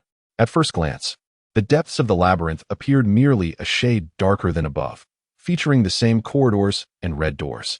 Approaching an unlocked red door, he attempted to perceive the room's interior with his mental energy, only to find that the materials within thwarted his efforts. Resorting to his usual method, he knocked on the door, and soon, a rustling sound emanated from within. Prepared for what lay ahead, Lin Ye opened the door, only to be met by a surge of blood-red tendrils that erupted from the room. Adorned with perilous crimson spikes, the tendrils appeared exceedingly menacing. Swiftly, he closed the door, redirecting his search toward the locked rooms. Though he possessed the means to confront the tendrils, he deemed it unnecessary. After traversing several corridors, Lin Ye discovered a locked room. He knocked on the door, and a forceful sound reverberated from within. Ready for a confrontation, he used the red key to unlock the door, and a robust first-tier beast burst forth. In a swift motion, Lin Ye dispatched the creature with a single strike. In this world, aberrant creatures are categorized into two types, those endowed with intelligence and those devoid of it. Such mindless beings, with conspicuous aberrant organs and limited regenerative abilities, do not warrant a second strike from Lin Ye. Upon entering the red chamber of the 72-level shelter, he discovered a solitary crimson metallic chest. Upon opening the chest, it vanished, revealing two items within: a schematic for upgrading the shelter to the second level and a low-grade spatial crystal. Would you like to utilize the schematic for upgrading the shelter to the second level? Yes. Please collect 10 aberrant organs from first-level aberrant creatures as materials for the shelter upgrade, 010. Is this truly the outcome? Is the schematic's emergence in the labyrinth's depths more favorable? Or is it contingent upon time? Lin Ye pondered, somewhat astonished. As the drop rate for schematics during system activities had consistently been low, yet this time yielded one from a single chest. He stowed the spatial crystal and continued his exploration of the labyrinth. Much like the first level, he swiftly navigated through the corridors, searching for locked rooms. Soon, he encountered a second locked chamber, but refrained from approaching the door, for a certain red liquid inundated most of the corridor, with the locked doors situated amidst it. Never mind, I shall take another path. Opting for an alternate corridor, Lin Ye quickly stumbled upon another locked room. He unlocked the door with a key, only for a first-level aberrant blood corpse to surge forth. Drawing his blade, he dispatched the blood corpse, and just as he was about to enter the room, he suddenly heard a faint tapping sound emanating from the corridor's end. Clink, clink, clink, clink. A blood corpse, equipped with 6 sharp appendages, rounded the corner and entered Lin Ye's line of sight. This grotesque entity resembles a hairless spider, its torso retaining the semblance of a human form, while what should be legs has morphed into a dark crimson tail. This abomination serves once more as a stark reminder to Lin Ye of the perils of aberration. Should one fail to regulate the extent of their transformation, this fate awaits all who absorb spiritual energy. The human spider surged toward Lin Ye, its 6 limbs rhythmically striking the floor, producing a sharp sound. Lin Ye scanned the creature with his mental acuity, identifying it as a second-tier aberrant being with 3 aberrant organs, an organ within its abdomen governing spiritual energy, and its foremost limbs and tail. Without the aid of speed runes, the creature's velocity far surpassed Lin Ye's. Thus, he remained stationary, focusing intently on its every movement. As the human spider collided with him, it thrust its 2 front limbs toward his head and torso. Lin Ye activated the aberrant energy protection of his night attire to forcibly block the assault, simultaneously plunging his crimson blade into the creature's abdomen, thoroughly mangling its internal organs. With a thud, Lin Ye swiftly retreated, knowing that the creature's innards were now in disarray. Even an aberrant being could not disregard such grievous injuries, thus allowing him time to strategize. Despite appearing unscathed, the human spider continued its advance. Yet Lin Ye sensed the instability within its body. Seizing the moment, he utilized the acceleration rune inscribed on his trousers to retreat hastily. Soon, the creature entered a weakened state, prompting Lin Ye to charge toward it and employ a cutting rune to sever its front limb.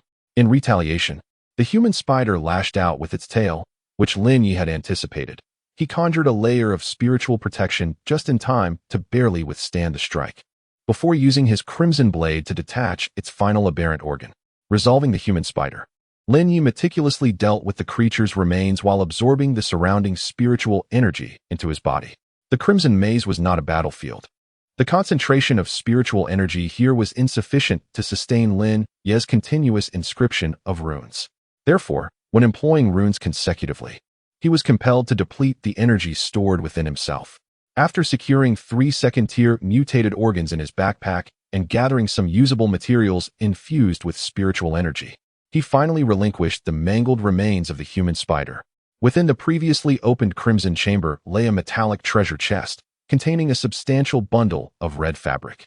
Is this some form of spiritual material? After stowing away the fabric, Lin Ye continued his exploration of the maze. During his journey, he encountered several corridors saturated with the ominous red fluid. Exercising caution, he refrained from approaching these anomalous zones. Due to the necessity of detours, Lin Ye spent a considerable amount of time locating the 3rd locked chamber. Upon unlocking the door, he was met with a first-tier blood corpse. This time, rather than dispatching it directly, Lin Ye severed its limbs and continuously excised the newly mutated appendages until it was sufficiently neutralized. Upon opening the metallic chest within the room, he discovered only a sealed metal syringe. Upon contact with the red liquid, the blood corpse began to rapidly mutate. In less than 10 seconds, it transformed from a crippled blood corpse into a diminutive human spider, its body now teeming with limbs.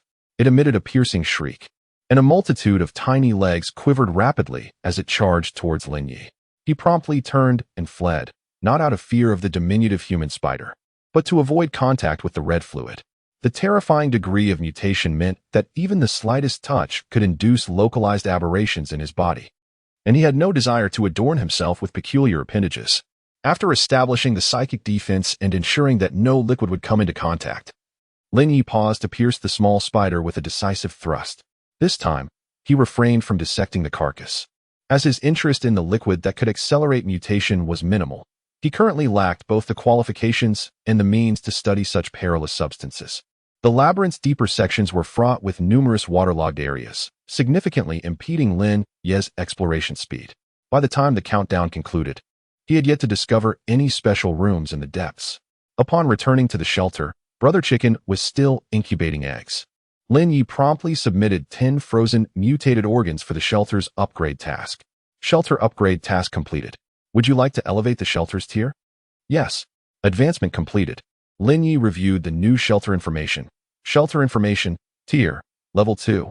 New function, basic loot storage. Status, absolutely safe, 21 days. 13 days remaining. Note, please upgrade your shelter within 21 days. The newly added basic loot storage is akin to the previous loot storage, albeit limited to 1 cubic meter and requiring survivors to actively place desired items within. This function is only available during system events. Items cannot be deposited from within the shelter nor utilized in simulated tasks. After upgrading the shelter, Lin Ye began to examine the information regarding the items he had acquired. 71. The Aberrant Abyss Worm, Black Glove, infused with psychic energy. It can activate a spatial compartment. Note, perhaps one could conceal a dagger within. Low-tier spatial crystal. A crystal imbued with traces of spatial power. Note, a fundamental material required for many blueprints. Special room teleportation card. When used in the depths of the Red Labyrinth, it can randomly transport one to a special room. Note, it is advisable not to use this card in a desperate situation. Red material. A low-tier psychic material. Suitable for crafting psychic items. Note, a quality resource, aberration injection upon injection. It will induce the growth of a specialized organ with unique functions in the injected area. Note, please use with caution, as not everyone can accommodate 2 heads. Lin Ye donned the black glove and infused it with psychic energy, swiftly perceiving a diminutive space for item storage. After several practices, he became adept at the retrieval process, capable of extracting items from this confined space in mere moments. This tool proved to be remarkably practical, albeit the spatial dimensions were rather limited. The red material was an excellent psychic resource, suitable for the creation of psychic items. He promptly submitted the low-tier spatial crystal for his task, realizing that he needed just 1 more crystal to complete the blueprint assignment for the psychic workshop. Lin Ye intended to utilize the special room teleportation card during his next venture into the Red Labyrinth. However, the accompanying notes suggested that such special rooms might harbor significant dangers. As for the aberration injection, Lin Ye decided to list it in the trading section, fully aware that he would not be using it himself. As soon as the items were hung up, Lin Ye received a flurry of private messages. Although the notes appeared rather perilous, many were willing to gamble in pursuit of the extraordinary capabilities of the specialized organ. Ultimately, Lin Ye exchanged this syringe for a piece of low-tier spatial crystal and a basic rune card.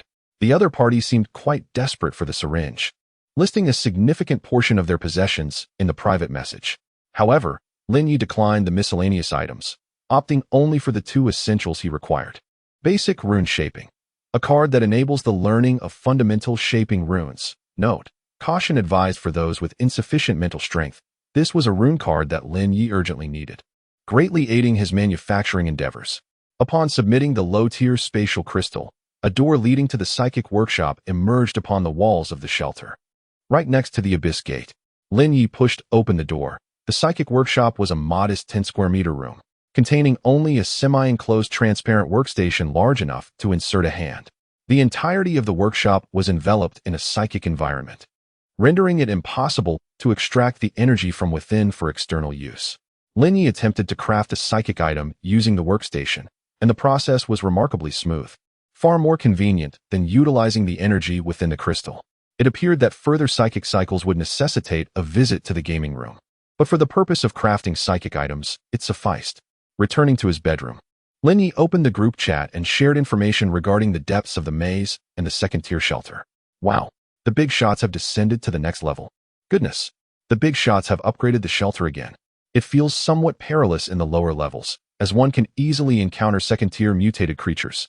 Naturally, if the system has not directed you to the entrance of the lower levels, it signifies that you are unworthy. Do you comprehend? While I am still scavenging for scraps, the esteemed ones have already descended to the next layer with great ease. It can serve as an arsenal, providing ammunition at any moment. A genius. Collect first-tier mutated organs. Euphone, dear siblings, parents, grandparents, has anyone among you discovered the blueprints to upgrade a first-tier shelter? Are you still alive? Even if you find them, what good would that do? Can they even be found now? They must be discontinued, right? Indeed, finding blueprints now would likely yield second-tier shelter upgrade plans. You foam, huh? Does that mean I am doomed? This is precisely why I urged you to venture into the city. Perhaps there are other safe zones remaining? Yes, undoubtedly. Many survivors will be unable to upgrade their shelters in time, and the city certainly harbors additional safe points. While Lin Ye was stealthily observing underwater, Chicken Brother suddenly leaped into Lin Ye's embrace, clutching a black insect in its beak. Are you hungry? Where did you acquire that insect? Shall I fetch you some silkworms? Cluck, cluck. What? Is this creature hatched from the abyssal egg? Cluck, cluck. You have worked hard. Lin Ye seized the insect and examined the system information. Mutated abyssal worm. A unique species of abyssal worm, omnivorous, suitable for breeding. Note: the beginning of bankruptcy. If raised, it may yield unexpected surprises. Oh? The abyssal worm opened its maw, clamping onto Lin Ye's index finger, enveloping it like a finger caught. Its densely packed teeth grazed Lin Ye's finger without breaking the skin. As a cat owner who frequently indulged in virtual feline companionship, Lin Ye was certain that this abyssal worm had some connection to the cat that bestowed upon him the abyss egg. Well, for now, I'll nurture it. Just for a few days. Lin Ye sliced off a piece of unfrozen aberrant organ and offered it to the abyssal worm, which eagerly devoured the morsel, its belly swelling with satisfaction. I shall name you Little Black, and hope the divine being does not take offense. Lin Ye fashioned a cozy nook for Little Black and placed the remaining aberrant organ nearby, while preparing a batch of fresh, delectable silkworms as a token of gratitude for Chicken Brother. Chicken Brother feasted contentedly, then scampered off to snuggle with Little Black in the cozy nook. After tidying up various items, Lin Ye spent some time organizing the knowledge swirling in his mind before gradually drifting into slumber. Please draw today's card. At dawn the next morning, Lin Ye rose from his bed, invigorated, and drew a card.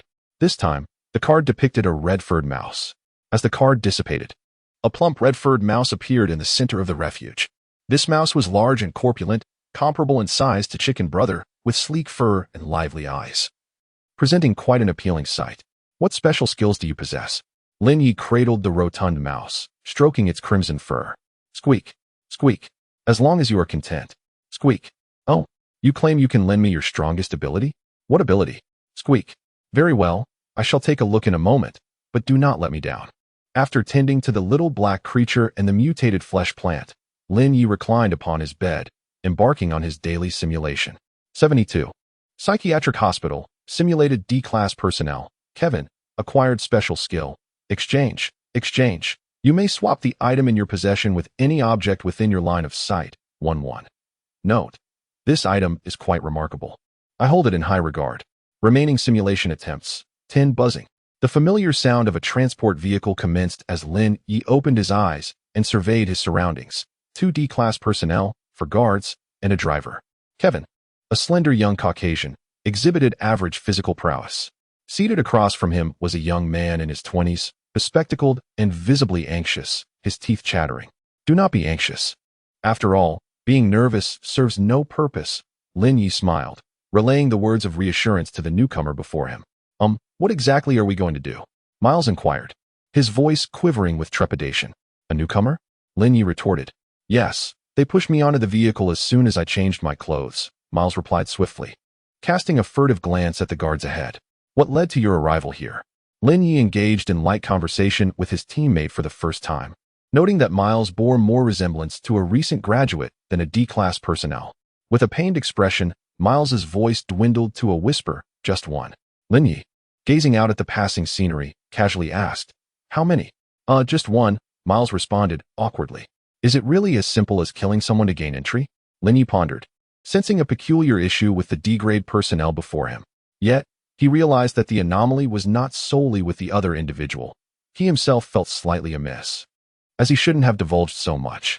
Miles uncertainly remarked, we are to work at a mental institution, which is essentially a charitable endeavor. If we perform well during our time there, it may even reduce our sentences. Gazing at the distant mental hospital situated on the outskirts, Lin Ye casually remarked. The supervising officer in front turned to glance at Lin Ye through the rearview mirror. Upon meeting Lin Ye's gaze, he swiftly redirected his attention. no longer peering into the mirror. However, others have described it as quite terrifying. I assumed we were to undertake some perilous tasks. Upon hearing Lin Ye's words, Miles noticeably perked up, his speech accelerating. They are merely trying to frighten you. In prison, it's commonplace for the old to bully the newcomers. Lin Ye continued to reassure Miles. He was uncertain of the other's circumstances, but a mentally stable anomaly was undoubtedly easier to manage than one driven to madness by fear. Thank you. You are truly a good person, Miles earnestly expressed. Naturally, I have always been inclined to assist others, Lin Ye replied with a smile. As the prison vehicle halted before the entrance of the mental institution, the supervising personnel did not require them to wear earpieces, nor did they mandate separate entry. The captain observed Lin Ye, seemingly contemplating the next course of action.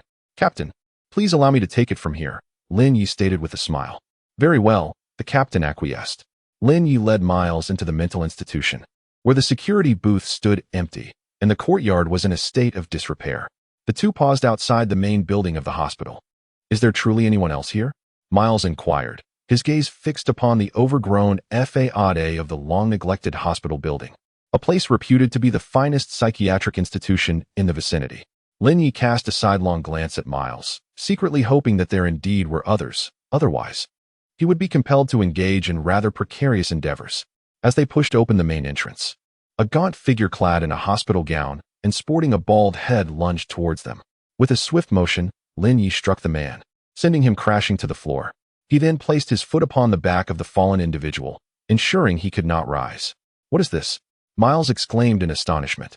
Welcome to the asylum, Lin Ye replied curtly, applying pressure to the man's back as if he were merely stepping on a rag.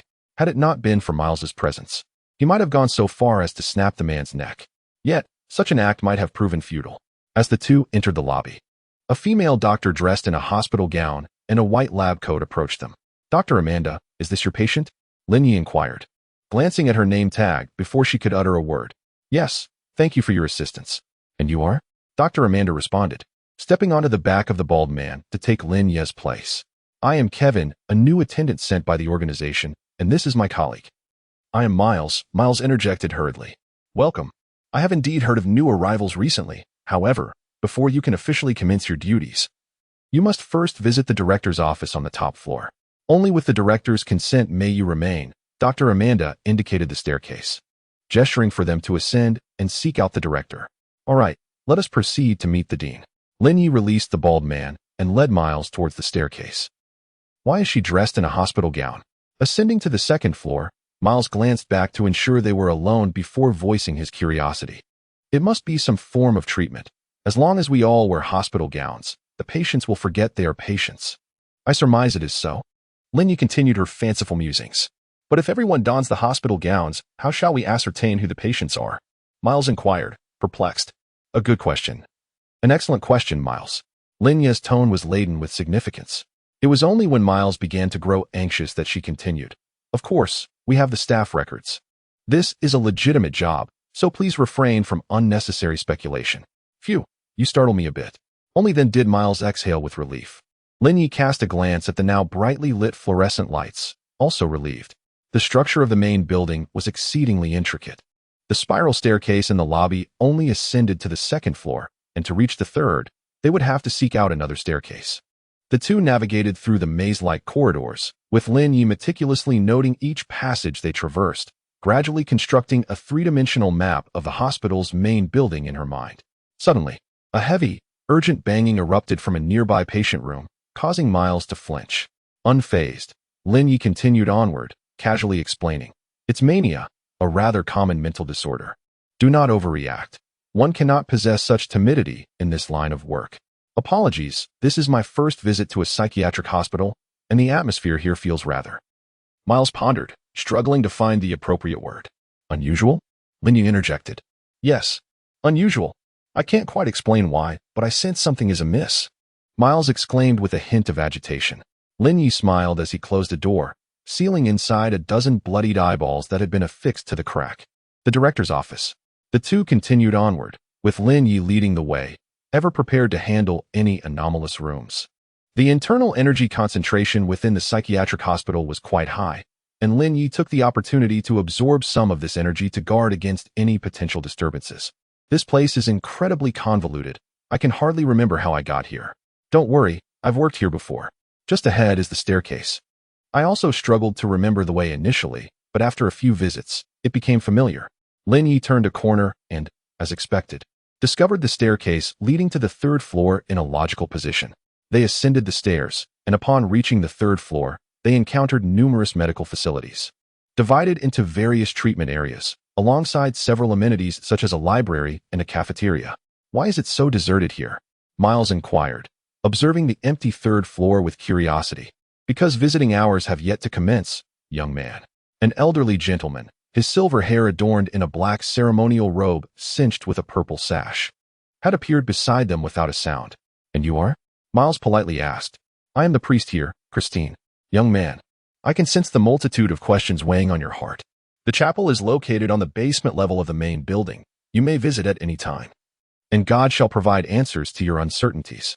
After the priest spoke, he slightly bowed to Lin Ye and descended the stairs. It seems he holds you in high regard? Miles gazed at Lin Ye with curiosity. Although Lin Ye had treated him kindly, he was acutely aware of the reasons for Lin Ye's presence here. Perhaps it was due to his status as a priest. I encountered another priest before who also showed me considerable respect. Lin Ye chose not to elaborate. The staircase leading to the fourth floor lay ahead, where the director's office was situated. He wished to hear what the director had to say before determining the course of action. The two ascended to the fourth floor, which housed the office area. Upon passing the restroom, Miles halted. I need to use the restroom. I drank a bottle of water before coming. Let's go together. Lin Ye found himself at a loss for how to reasonably decline Miles, and thus followed him, praying fervently that the restroom would be devoid of those ghastly entities. Reality cruelly dashed Lin Ye's naive hopes. As Miles stepped into the restroom, he froze in place. Lin Ye followed closely behind, only to be confronted with a restroom overrun by grotesque, blood-red tumors. An abundance of deformed masses was haphazardly piled together, resembling a mountain of flesh in the depths of the restroom, while the ceiling and walls were ensnared by writhing alien tendrils. If I were to say this is a rather unique mental patient, would you believe me? Lin Ye grasped his hair tightly, making one last desperate effort. Miles was utterly oblivious to Lin Ye's words. He gazed at the hellish scene before him, his legs turning to jelly, and he collapsed onto the ground. The lights flickered, the walls cracked, and a grotesque, tumor-like monster slowly extended its tendrils, attempting to drag Miles into its depths. Lin Ye yanked Miles out of the restroom, only to discover that the outside had become even more dreadful than the restroom itself. A cacophony of piercing noise filled the air, dark green mold festered on the walls, and blood-red handprints materialized on the floor, gradually encroaching upon the two. From afar, the sound of heavy, urgent knocking echoed down the staircase. Lin Ye pulled Miles towards the director's office, erecting a psychic barrier behind them. The psychic shield held for but half a second before shattering completely, followed by a blood-curdling scream from Miles. My leg. His shattered limb and the gushing blood floated in the air, twisted by an invisible force, ultimately bursting into a spray of crimson droplets. Lin Ye dragged Miles to the entrance of the director's office, where the door was firmly locked and silence reigned within. The blood-red handprints surged once more. Lin Ye refrained from knocking, recognizing the explicit refusal from within. The act of knocking would be too grotesque. My apologies. I shall be more cautious next time, he uttered, before snapping Miles's neck. The scream abruptly ceased, and Miles's lifeless body crumpled to the floor. As if liberated from some constraint, the blood-red handprints accelerated, instantly tearing Lin Ye's body apart. The entire asylum seemed to come alive, revealing a sinister grin at the sight of Lin Ye's corpse. Remaining simulation attempts. 9. Lin Ye opened his eyes, confronting a trembling companion seated across from him. Such a troublesome place. Can this level of anomaly truly be addressed?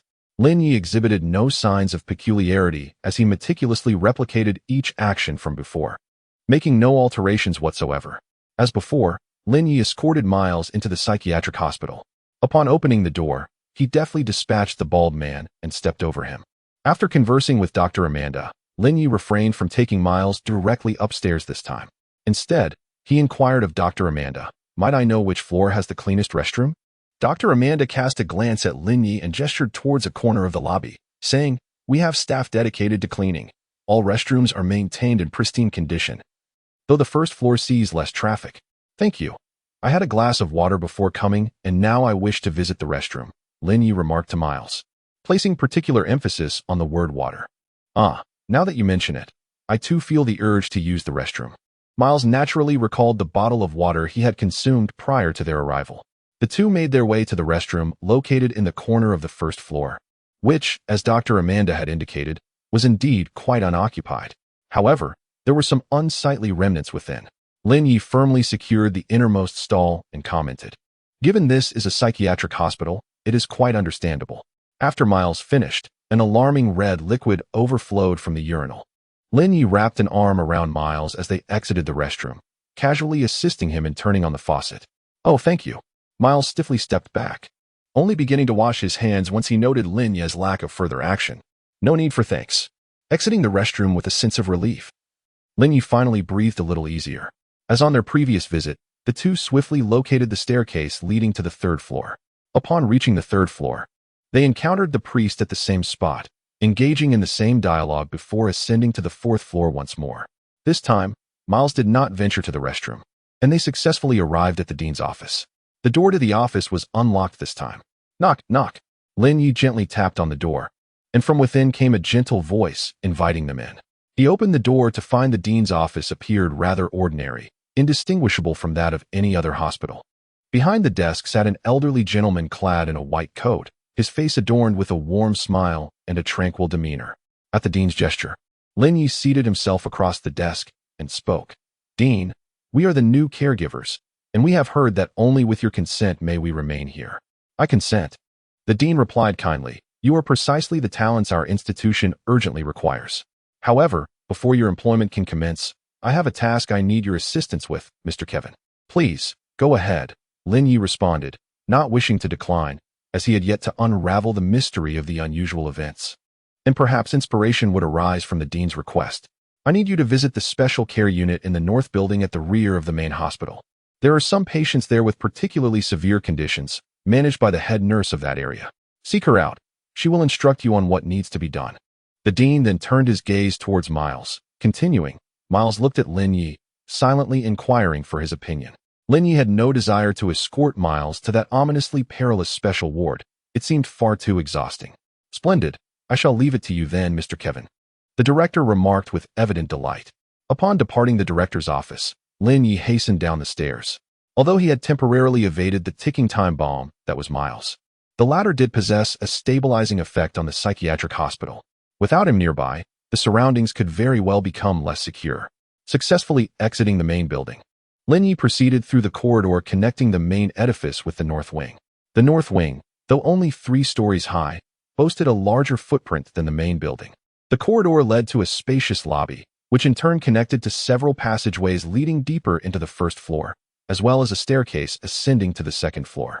As Lin Ye gazed at the reception desk in the center of the lobby, he discerned a cacophony of sounds, despite the apparent emptiness of the space. How irritating. He detested hospitals. Where's the noise coming from? A melodious voice chimed from behind him, startlingly close, such that Lin Ye could almost sense the moisture in the tone. Turning around, he found a young woman clad in a nurse's uniform standing just behind him, her scrubs visible beneath the collar. "Ms. Mia.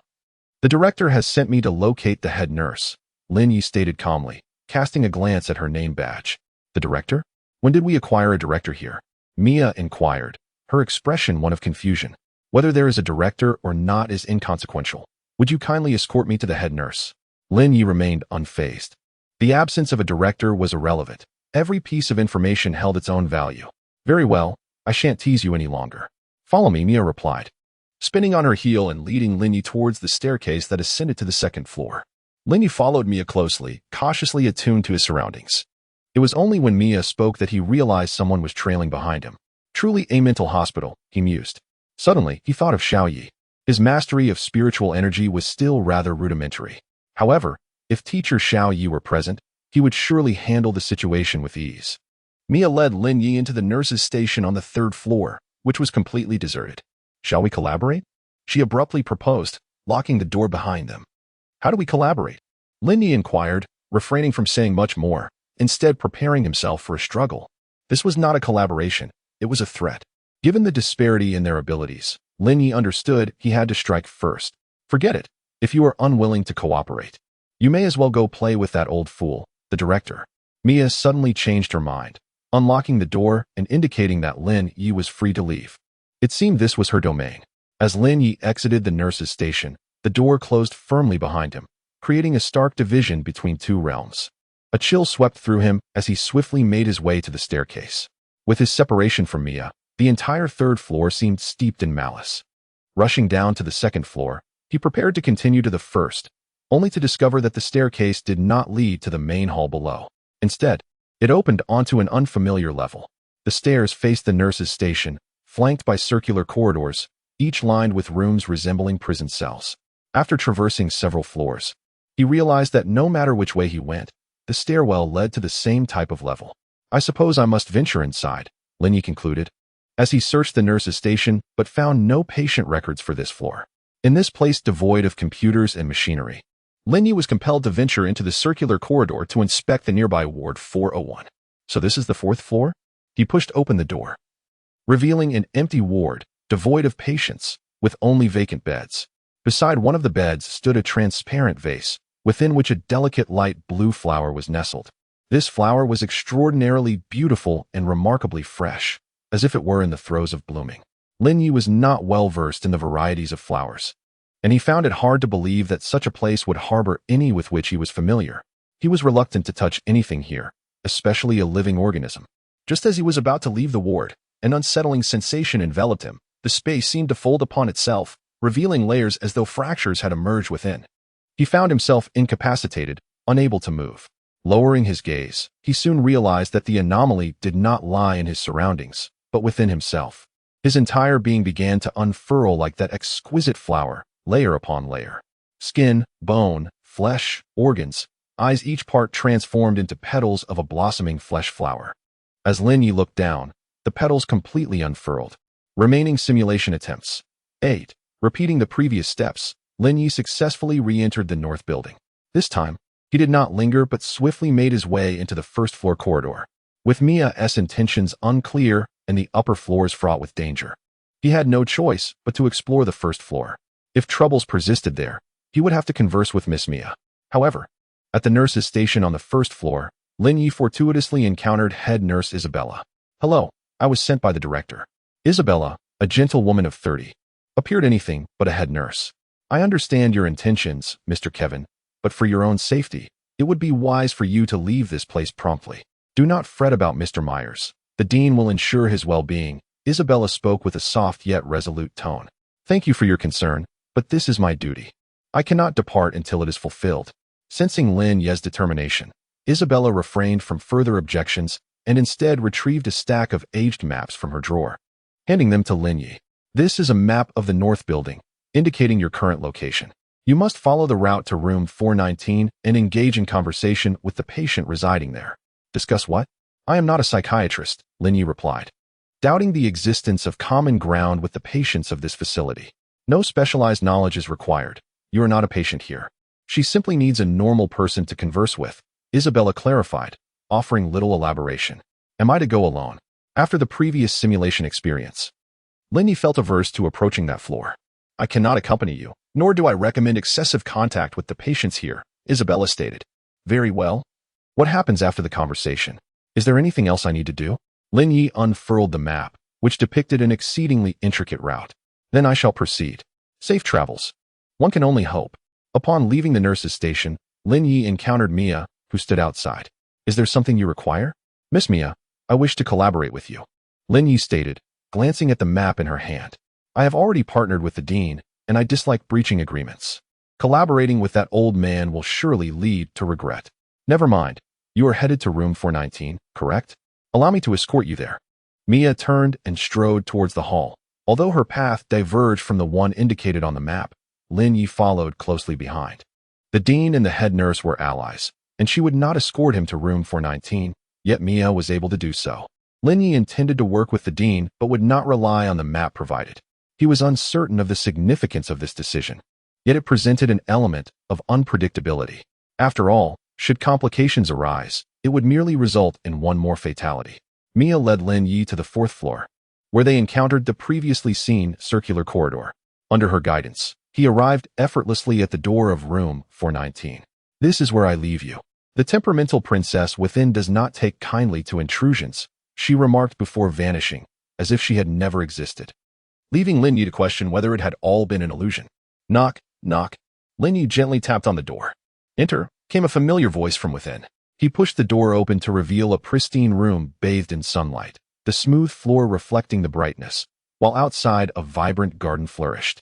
A myriad of colorful flowers bloomed, among which a delicate blue blossom caught Lin Ye's attention.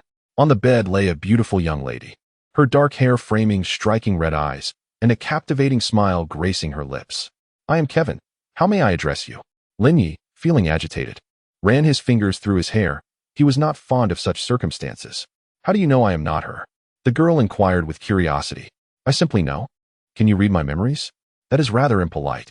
A flicker of malevolence, distinct from the intent to kill, surfaced in Lin Ye, a complex emotion he had not felt in a long time. "It is impossible. Few possess the ability to access another's memories without causing harm to their mental consciousness.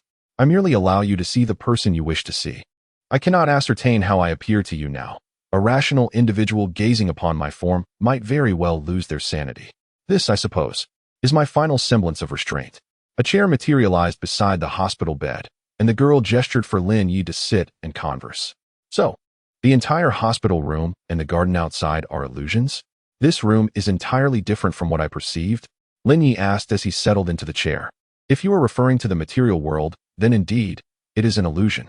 Yet, you are presently seated in a fictitious chair, inhaling the scent of artificial flowers, and beholding illusory companions. Would you care for a bite to eat?" A narrow table appeared between Lin Ye and the girl, laden with flattened, compressed delicacies. Lin Ye picked up a piece of cake and took a bite.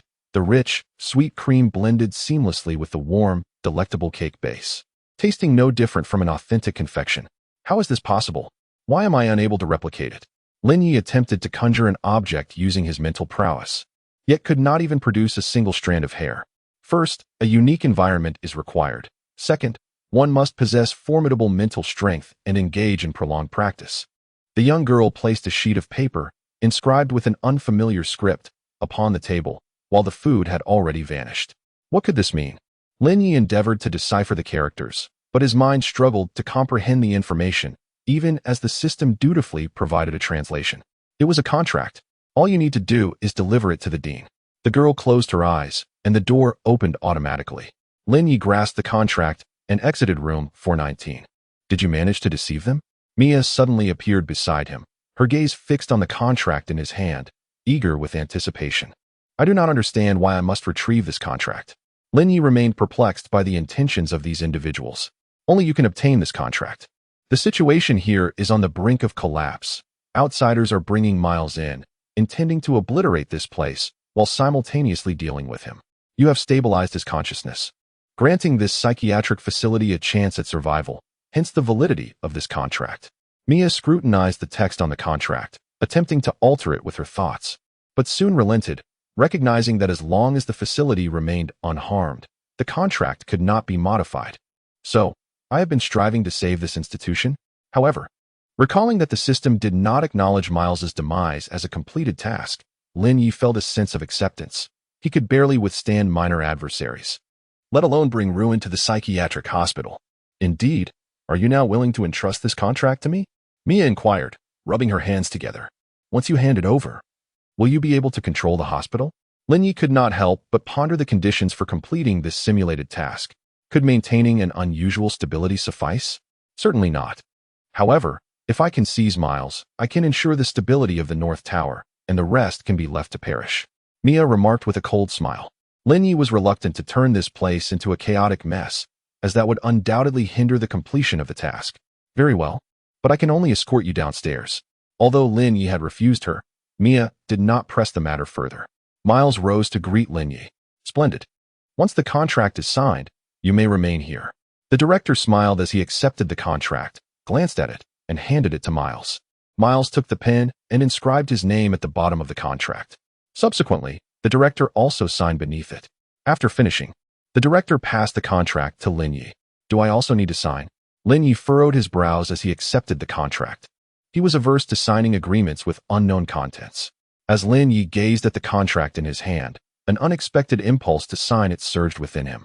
He recognized this sensation as abnormal, yet he found himself unable to exert control over his actions. This old fox is indeed cunning. Do not panic. Think it through. My body may be out of control, but my mind remains sharp. If I were to follow that map, I surely wouldn't be incapable of thought at this moment. Would I? Lin Ye slowly grasped the fountain pen, its nib gliding toward the bottom of the contract. At that moment, he suddenly recalled a peculiar detail. Why is he insisting that I sign last? Logically, Miles and I should have signed first, and then he would follow suit, correct? Conversely, it is understandable. But why did he choose to interject? Did he seize the opportunity to amend the contract? That seems unlikely. If contracts were so easily altered, they would lose their very purpose. The head nurse instructed me to converse with the patient in room 419. She seemingly did not mention the contract. Could it be that they merely require my presence in room 419, rendering the contract insignificant? Thus, Lin Ye concentrated intently, activating his special skill of exchange. At the precise moment the ability was successfully initiated, Lin Ye unhesitatingly inscribed his name beneath the contract. He was acutely aware that he had to sign the contract before the director could react. This was his solitary chance. Upon signing the contract, the designated area will transform into a simulation stronghold, allowing for repeated entry until the stronghold is destroyed for daily simulations. After completing the contract, Lin Ye regained control over his body.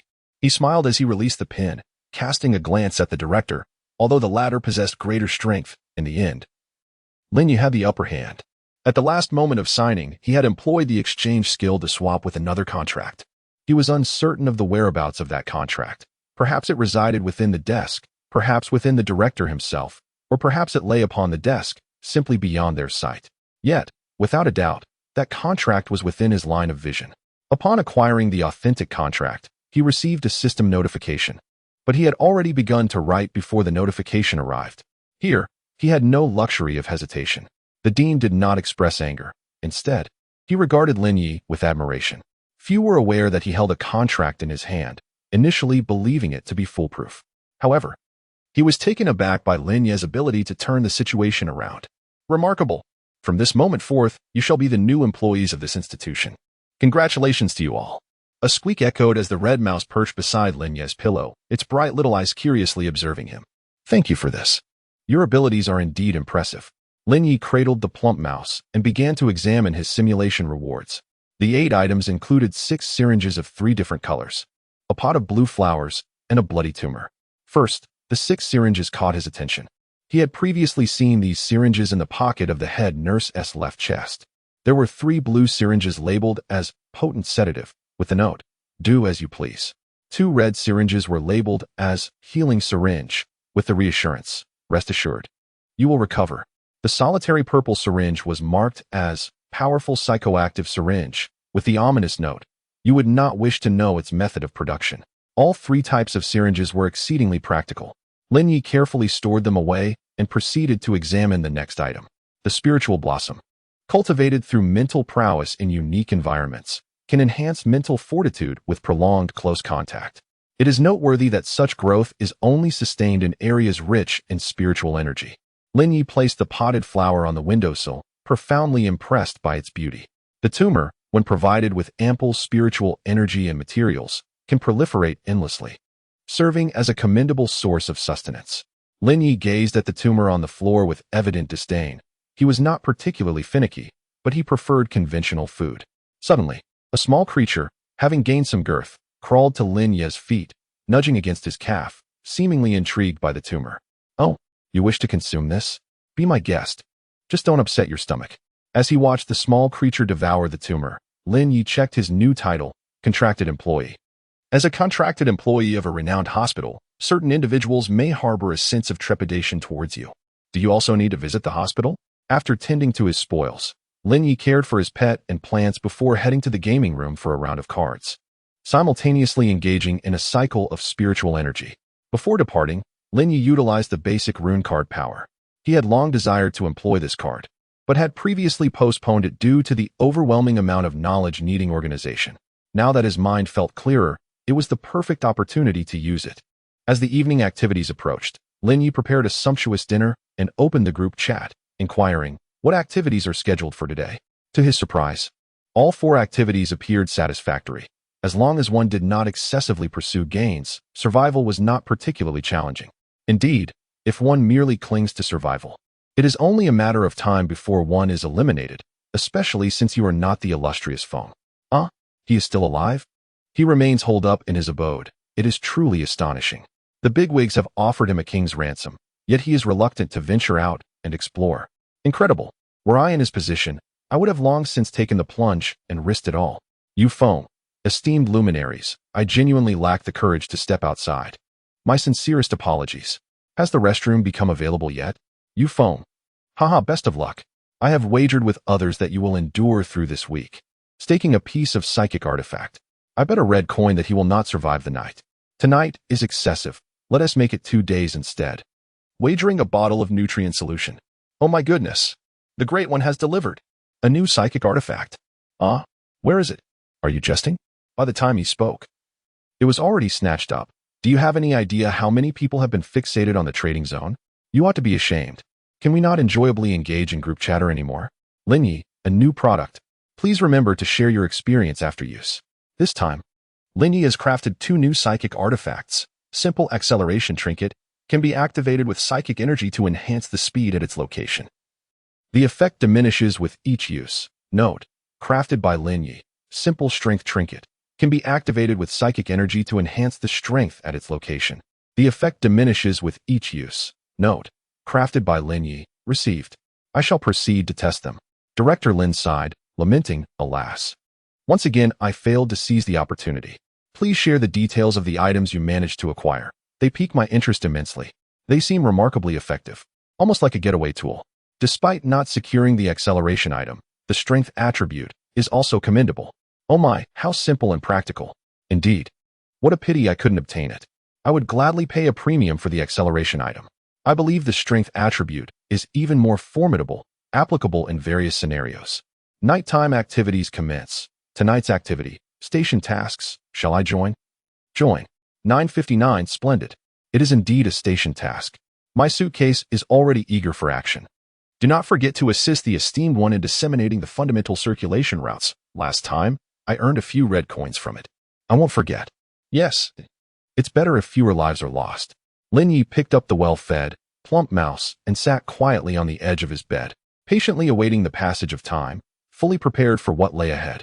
0010000 alone in the carriage. Lin Ye found himself the sole occupant of the chat room. Hello everyone, he greeted. Is anyone there? He inquired. Why am I the only one here? Yet I still feel compelled to open a chat room. Please select a station to disembark and survive until the arrival of tomorrow's train.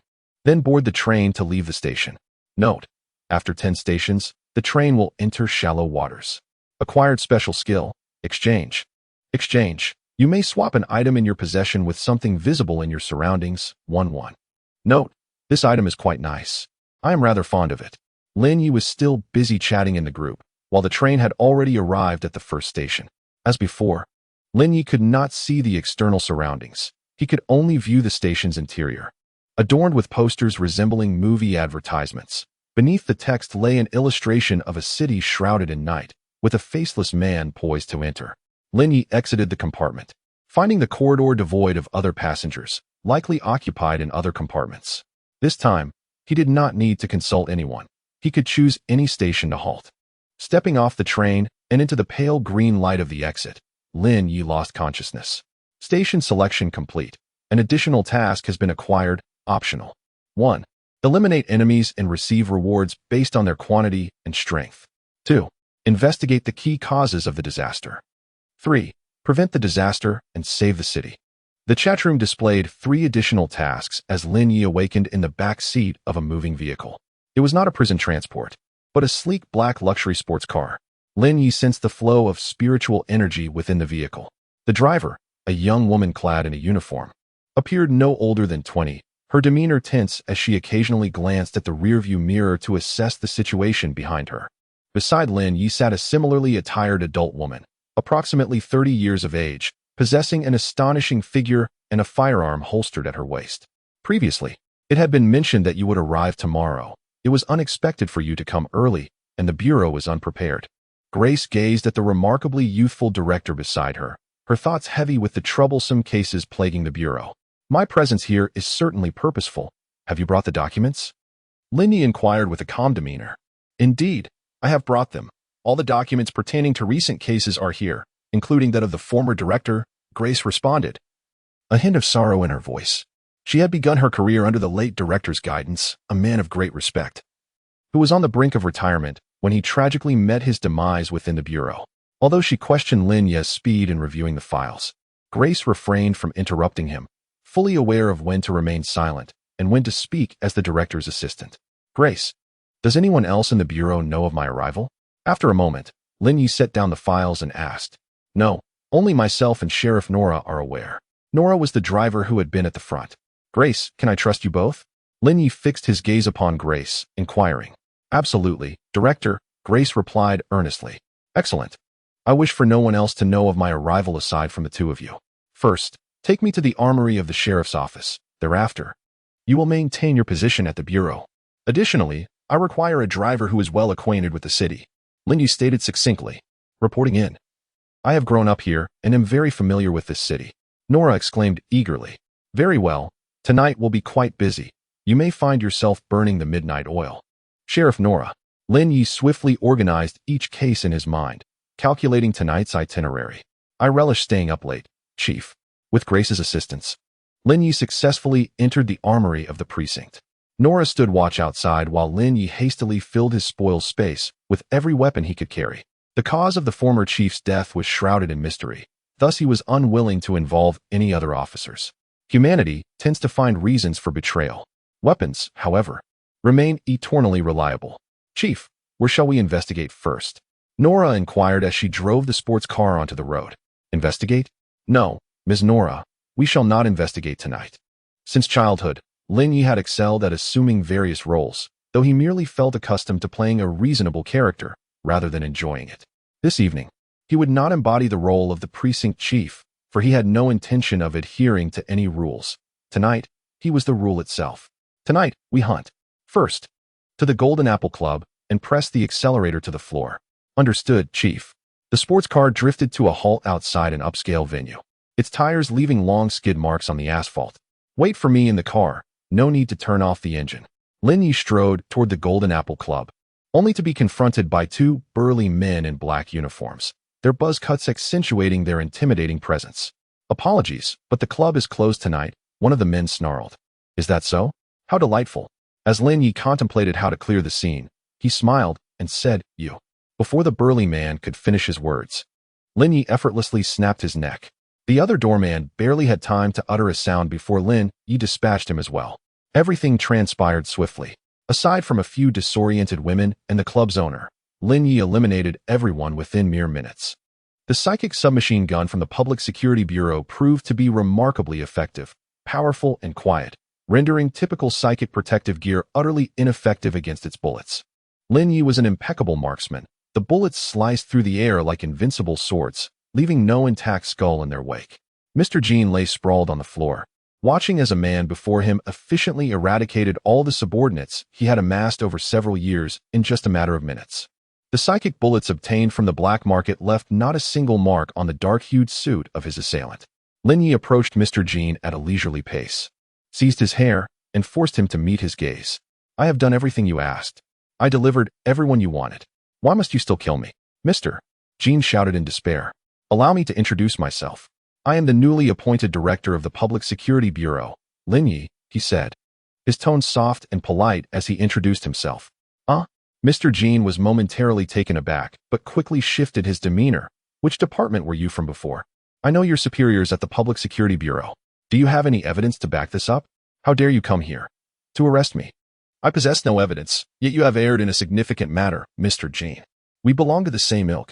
You may cause individuals to vanish at will, and I am equally capable. Your actions are in violation of the law. Mr. Jean was compelled to meet Lin Ye's pitch-black gaze, trembling as he spoke. The law holds great importance, yet it is designed to safeguard the ordinary citizens of a civilized world, and fortuitously, we are not among them. Lin Ye sensed the location he sought within the depths of the club and thus dragged Mr. Jean further into the shadows. What do you wish to know? I shall divulge everything.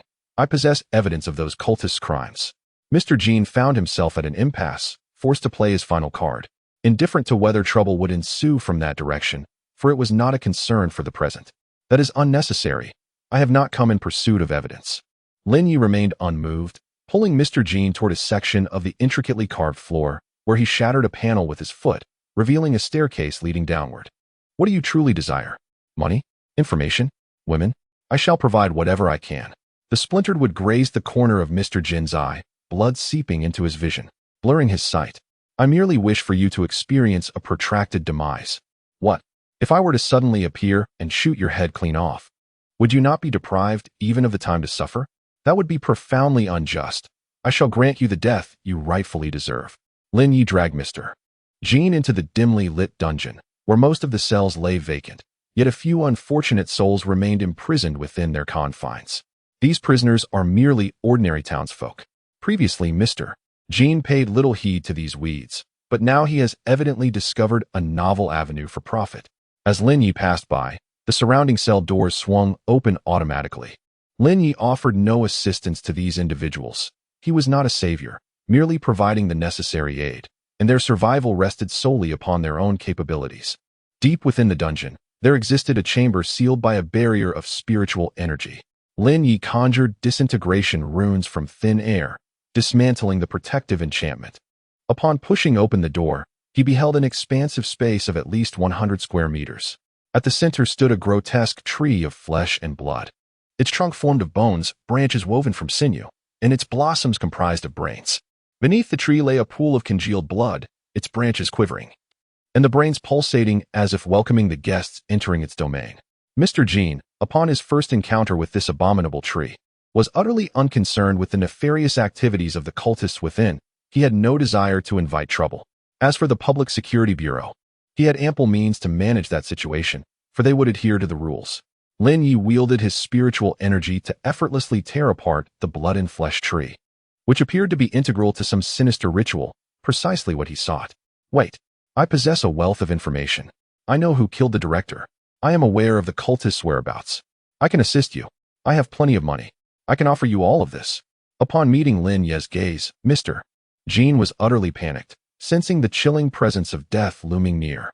I have never been particularly fond of detective films, especially those where the protagonist engages in a battle of wits with the murderer, only to have the good guys nearly wiped out before the protagonist uncovers the evidence to apprehend the suspect. In truth, if all the nefarious individuals were simply eliminated, there would be no need for clues or evidence, and the ordeal would come to a swift conclusion, with only the villains making sacrifices. Thus, in contrast, I find myself more drawn to horror and action films. Ah, help. No. With the door sealed shut, Lin Ye hummed a tune as he departed from the Golden Apple Club, heading towards the black market. Lin Ye hopped into his sports car and cheerfully remarked, "Yes, sir." Nora pressed the accelerator to the floor once more, the car racing down the street. "Aren't you going to inquire about what he knows?" Mr. Jean wields considerable influence in the city. This information might prove beneficial for our forthcoming endeavors. Grace questioned through the earpiece, perplexed. "I do not trust him. And even if he possesses knowledge, it may not be accurate. Otherwise, he would not still be in the city at this juncture." Regardless of the information obtained, Lin Ye's course of action would remain unchanged, rendering any inquiry unnecessary. He began to organize his gear, compared to Mr. Jin's subordinates. The gangs of the black market were evidently more professional, with a greater number of members, complicating matters further. However, for Lin Ye, this was merely a minor inconvenience. In comparison to the monsters encountered in simulations, these individuals were hardly more than an afterthought. Were it not for the impending main course of action, Lin Ye might have found himself bored to the point of slumber. "Sir, there are numerous gang members in the black market. Will you require my assistance shortly?" Nora observed Lin Ye as he meticulously organized his equipment, her excitement palpable as she inquired, "Is there anything I can do?" "Not necessary. Wait for me in the vehicle," Lin Ye replied, placing his gear within easy reach, fully prepared for the impending conflict. "Understood, Commander." Though Nora yearned to contribute, she recognized the imperative of obedience. Before long, the car halted outside a dimly lit alley. Armed with a psychic rifle, Lin Ye exited the vehicle and stepped into the shadows of the alley. The sound of gunfire echoed, pop, pop, pop, as he advanced, eliminating every gang member he encountered. Corpses lay strewn about, their heads rendered unrecognizable. Initially, groups of gang members attempted to encircle Lin Ye, but after several waves fell, fear took hold, and none dared to approach further. Ultimately, they were nothing more than a band of cowardly miscreants. As the body count rose, terror prevailed. Emerging from the alley, Lin Ye stood before an abandoned three-story building, the very stronghold of the gangsters. Numerous gang members brandished weapons from the windows, while a burly man on the third floor peered down at Lin Ye, exclaiming, "Are you with the security bureau? I know quite a few friends there. Perhaps there's been a misunderstanding? Oh, do you know the head of the security bureau?" Lin Ye scanned each window, revealing an enigmatic smile. "Indeed, we have shared a drink." The burly man replied without hesitation, "How could I forget?" Employing the speed rune inscribed on his pant leg, Lin Ye surged into the derelict building in an instant. The gang members hastily opened fire. Yet every bullet was deftly evaded, left trailing in his wake. With a keen sense of mental acuity, Lin Ye perceived his surroundings without the need for proximity. Through the walls, he efficiently dispatched his foes, the echoes of gunfire resounding as enemies fell one after another. Ultimately, only the burly man remained alive. He was a second-tier psion, yet this was not the reason for his survival. Feeling considerably better, Lin Ye preferred not to engage in eye contact or raise his voice. He approached the robust man, rifle in hand, noting the name on his dossier. Frank, the well-informed rat and black market manager. This derelict building was his lair. "Are you the new director of the Public Security Bureau? How may I be of service to you?" Having just eliminated all of Frank's subordinates, Lin Ye noticed Frank had no intention of avenging them. His only desire was to survive. "No, I am here to address the matter within the room behind you. Dealing with you is merely incidental." Exercising caution, Lin Ye focused on Frank's vital points, poised to strike at any moment. "I am aware of several similar locations. If you spare my life, I shall divulge all the information I possess." Frank clutched the item he intended to use in desperation, terror-stricken by Lin Ye's prowess. Despite Lin Ye being a mere first-tier psion, Frank, a counterfeit bolstered by drugs, was no match for him. "I know where the remaining locations are. The population has gone missing in droves, and there are few places nearby where rituals can still be conducted." Without warning, Lin Ye drew his crimson blade and severed Frank's right arm. The two were positioned closely enough that Frank had no time to react. "Ah!"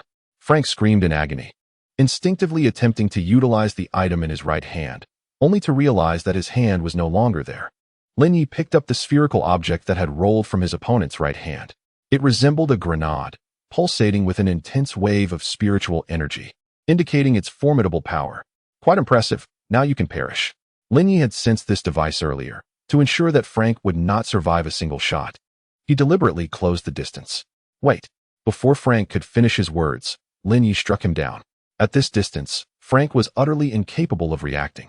After dealing with the gruesome remnants in the room, Lin Ye tidied the battlefield and replenished his arsenal before departing the derelict building. Upon returning to his sports car, Lin Ye felt an oppressive atmosphere enveloping the city, rendering the air difficult to breathe. "What? The city is on the brink of destruction?" Grace exclaimed in shock. "Do you not wonder why they dispatched me at this critical moment?" Lin Ye replied calmly. Grace confirmed, "Yes, I leave the rest to you, I assure you." Lin Ye turned his gaze to Nora, then continued, "Let us head to the church on the outskirts of the city. Perhaps due to some inexplicable sense of ritual, these cultists often choose to establish their ceremonial sites near churches."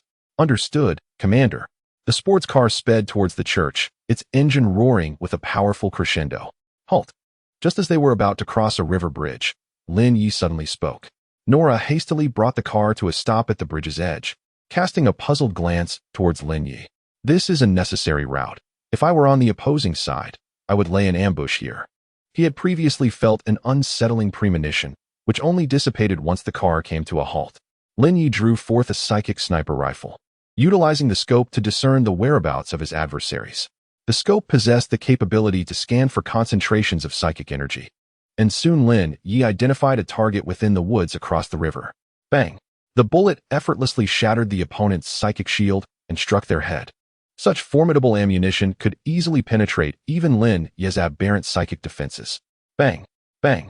The enemy commenced a frantic retreat. Yet the relentless gunfire not only persisted but escalated in frequency. Bang! Bang, bang, bang. Each bullet claimed a foe, and Lin Ye swiftly exhausted an entire magazine. By the time he reloaded with a fresh clip, the enemies had vanished. Let us depart. They have faltered. The opposition is seasoned. Having directly eliminated 8 disciples from across the river with a sniper's precision, Father Matthew remarked with an air of tranquility. Ethan's countenance was one of fury, for Mr. Jean and Rat were subordinates he had painstakingly cultivated, now irrevocably lost. The enemy's sudden appearance had left the Bureau entirely uninformed. Otherwise, he would have had myriad strategies to counter a new director. Father Matthew remained composed, contemplating a reduction in the scale of the ritual, opting to harvest the lives of merely half the city. Ethan found himself utterly unable to align with the thought process of this cult associate. He was ready to flee, while the other insisted on proceeding with the ritual. Are there not still some disciples remaining? I shall ensure their cooperation with you, Father Matthew asserted with an air of inevitability. Are they not followers of your church? Even Ethan would not consider sacrificing his subordinates. Such was the very essence of the Lamb's existence. 80. The Emerald God cult. Ethan yearned to speak further when suddenly, a gunshot reverberated from outside the church, followed by a violent explosion. The grand doors of the church were blown off their hinges as several spheres were simultaneously hurled inside. Boom. Without any delay. The moment those spheres breached the church's sanctum, they erupted with fierce detonations, reducing the entire structure to a mere ruin. Lin Ye brushed aside the swirling dust and ethereal energies, gripping a lightweight energy machine gun as he charged into the debris, unleashing a barrage upon the area where the energy was most concentrated. Rat-a-tat-tat-tat-tat-tat-tat-tat-tat. It was not until he had expended an entire ammunition belt that Lin Ye ceased fire, tossing 2 energy grenades toward the same direction he had just targeted. Boom. Just as he prepared to reload for another wave of gunfire, a magnificent tree, resplendent in hues of red and green, erupted from the center of the church, its mixed branches lunging toward Lin Ye like a multitude of sharp spears. Lin Ye activated his aberrant energy shield and swiftly retreated. The branches easily pierced through the protective barrier, yet he managed to reach the entrance of the church. Coughing, he mused, truly, the elite of the Public Security Bureau are formidable. Had it not been for this tree, I might have already met my demise. Father Matthew emerged from the ruins beneath the tree, his body riddled with wounds, all of which were healing at an astonishing rate. Ethan, who had just stood beside him, was now reduced to a mere pulp. The layer of energy protection outside the church was commendable, yet it remained too feeble. Such a false sense of security was the most perilous of all. Lin Ye surveyed the towering, blood-and-flesh plant before him, casually remarking, just moments ago, Nora, from a distance, fired her sniper rifle. A single bullet imbued with the ruin rune failed to breach the church's psychic barrier. Lin Ye, employing the speed rune, dashed outside the church and successfully breached its defenses after deploying 2 psychic grenades. Indeed, one learns that a sense of psychological security can be perilous. Father Matthew observed as Lin Ye readied his energy light machine gun, the corners of his mouth twitching slightly. He had never witnessed the Security Bureau wielding such an apparatus within the city. Do you have any final words? Lin Ye aimed his weapon at Father Matthew. Though he uttered these words, he held no belief that a mere chain of ammunition could extinguish the priest's life. He sought to instill in the priest a false sense of reliance on his weaponry. The priest spoke as if preparing to surrender. Yet his mental energy and the psychic power within him surged with unusual vitality, causing the nearby flesh and blood plant to stir restlessly as well. When it comes to kindness and survival, I must choose one. Lin Ye discreetly inscribed ruin runes on the first few bullets of the chain, unhurried in his actions. However, the priest's demeanor struck him as peculiar. It seemed as though he was stalling, yet Lin Ye could not discern any actions on his part. Initially, Lin Ye intended to delay further, planning to eliminate both the flesh and blood plant and the priest in one fell swoop, but it appeared prudent to act swiftly instead. You are correct. Before the priest could finish his sentence, Lin Ye pulled the trigger aimed at the flesh and blood plant. The bullet sliced through its form like a lightsaber, penetrating deep within. Rat-a-tat-tat-tat-tat. In the blink of an eye, the priest had moved beside Lin Ye, drawing a ceremonial dagger to thrust toward Lin Ye's head. Lin Ye continued to pull the trigger, layers of psychic energy shields manifesting before the short blade, deflecting the priest's onslaught with several collisions. The priest's strikes were incisive, capable of breaching ordinary psychic defenses. However, he had never encountered such a method of utilizing psychic protection as Lin Ye displayed. Thus, he resorted to thrusting his left hand toward Lin Ye's chest. After exhausting his ammunition, Lin Ye obliterated the flesh and blood plant before swiftly maneuvering a light machine gun to shield himself from the priest's left hand. The priest shattered the light machine gun, prompting Lin Ye to draw forth the crimson blade. As he activated the runes with a speed akin to lightning, he severed the priest's left hand in one decisive stroke. The priest relinquished his severed hand and swiftly retreated, while Lin Ye produced a psychic submachine gun concealed within his attire, unleashing an entire magazine upon the retreating figure. The sound of gunfire echoed, tat tat tat tat tat. In truth, the psychic rifle possessed greater power, yet it resided within the loot space, requiring a moment to retrieve items from there. The priest was riddled with bullets, blood spurting from his body as he retreated to the vicinity of the flesh and blood plant. You are formidable. It has been a long time since I encountered such an exceptional young individual. Alas, the time has come. You have lost. Despite the loss of a hand and his body being a grotesque mess, the priest remained calm and composed, as if he were the one in a position of advantage. Lin Ye remained silent, retrieving the psychic rifle from the loot space, and continued to fire at the priest. However, no matter how many bullets struck their mark, the priest stood unwavering, while the nearby flesh and blood plant gradually withered. Do not struggle. I share my life with it. Before its demise, no matter how grievous the injury, I can recover swiftly. Its roots extend deep underground, and even if you deplete all your ammunition, it will be in vain. You have performed admirably. Let us converse. As a third-tier psychic, the priest had not experienced such disarray for quite some time, and the individual responsible for this predicament was merely a first tier. This incited a sense of admiration within the priest. All believers are lambs of God, yet there exists a disparity among them. What to discuss? Perhaps a potent sedative could remedy this situation. But how could he approach him? Do you possess faith? The priest inquired earnestly. No. Surely I cannot place my faith in myself, Lin Ye pondered. Would you consider joining our congregation? This way, I could spare your life. Given your talents, coupled with the resources of the church, it would not be long before you ascend to the rank of a second-tier psychic, or even aspire to reach the higher echelons. The priest enticed. What church do you belong to? What advantages would joining confer? Is the deity you worship reliable?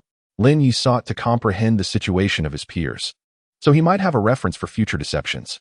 I am a member of the Verdant Deity Church, worshipping the Lord of the Emerald City.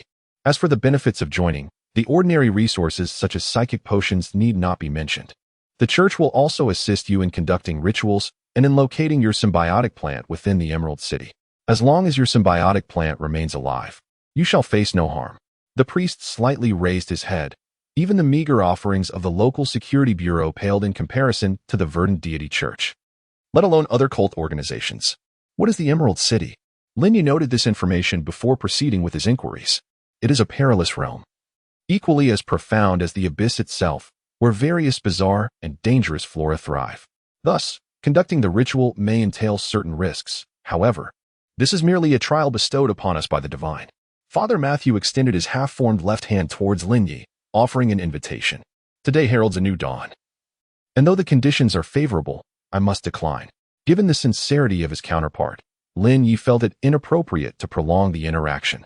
Though he had long anticipated this moment, he still felt compelled to inquire about the rationale behind it. Is it for the so-called justice? Or perhaps for those common folk, deemed lesser than mere weeds? The priest, unfazed by Lin Ye's inquiry, merely expressed curiosity. Neither, Lin Ye replied with a somewhat ethereal smile. It is simply because I harbor a dislike for you. The reasoning is as straightforward as that. Since arriving here, he had resolved not to engage in endeavors he found distasteful. Alas, what a pity, Father Matthew sighed sincerely. Come forth, wicked cultist. It is time to commence the final showdown. Lin Ye, gripping a potent sedative in his hand, responded with a smile akin to one reciting lines from a play. His trump card was firmly in his grasp, and his ultimate move was prepared, awaiting the moment his opponent revealed their hand. In the context of battle, timing is of the essence. When uncertainty prevails yet despair is not overwhelming, Lin Ye preferred to adopt a more reactive stance. The righteous sheriff. It is time to apologize for the arrogance of the law enforcement agency, Father Matthew remarked in agreement. They were not truly devout. Rather, their fervent faith ignited their very beings. In the heart of the church, the withered flesh and blood plants suddenly surged with frenzied growth as Father Matthew stepped into their midst, becoming one of the lambs.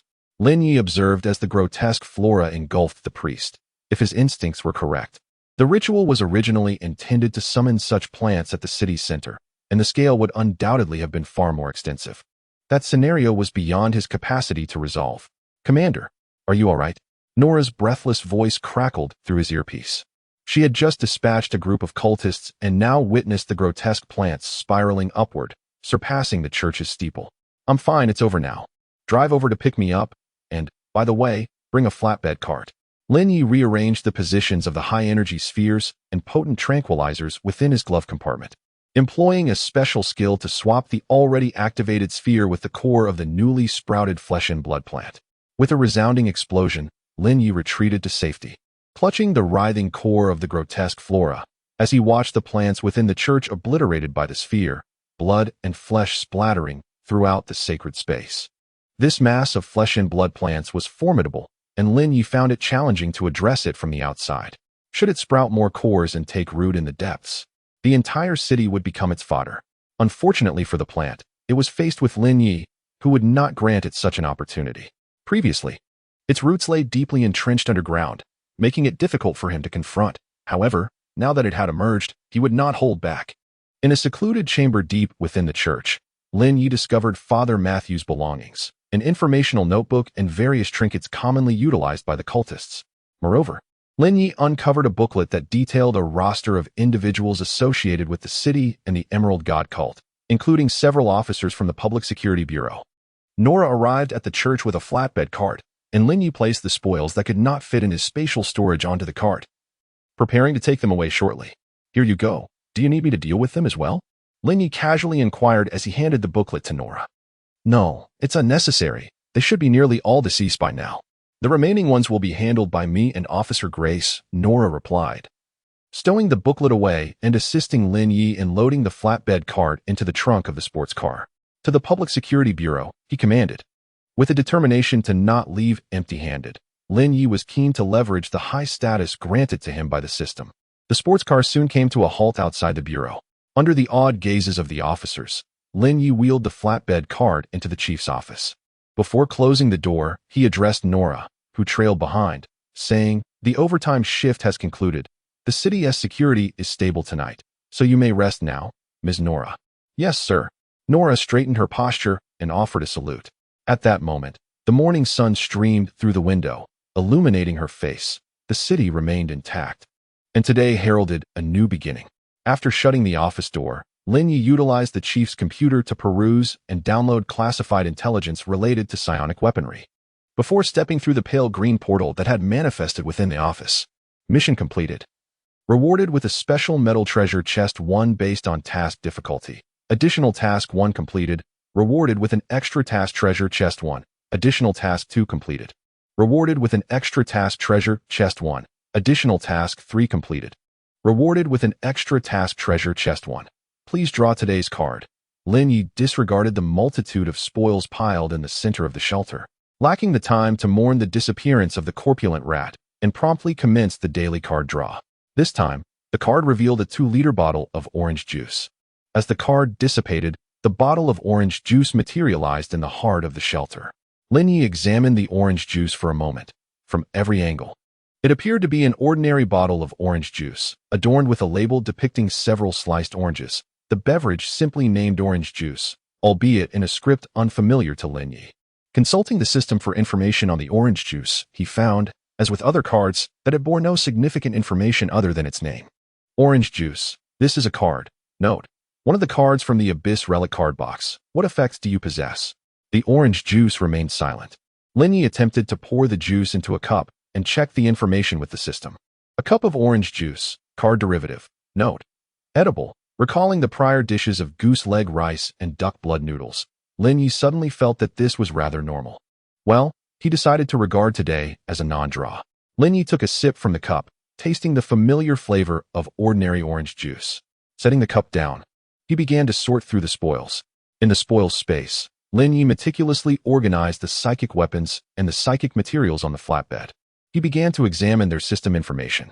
Psychic rifle, a low-tier psychic weapon mass-produced by the Federation, possessing limited power, making it difficult to inflict significant damage on mid-tier psychic users. Note. A failed attempt.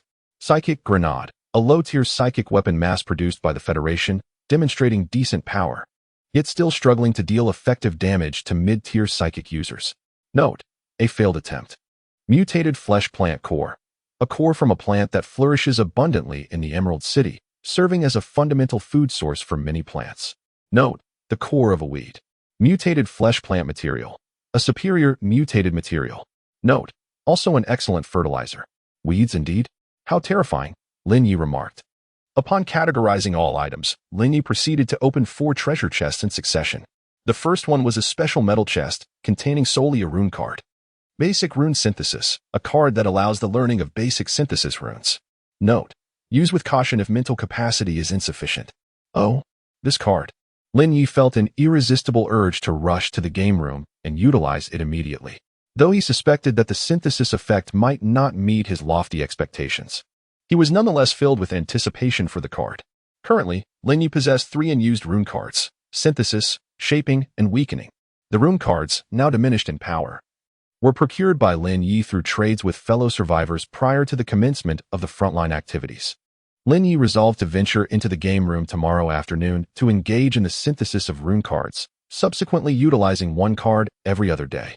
Continuing to open chests, he discovered that the treasure within the extra task 1 chest contained merely a single blueprint.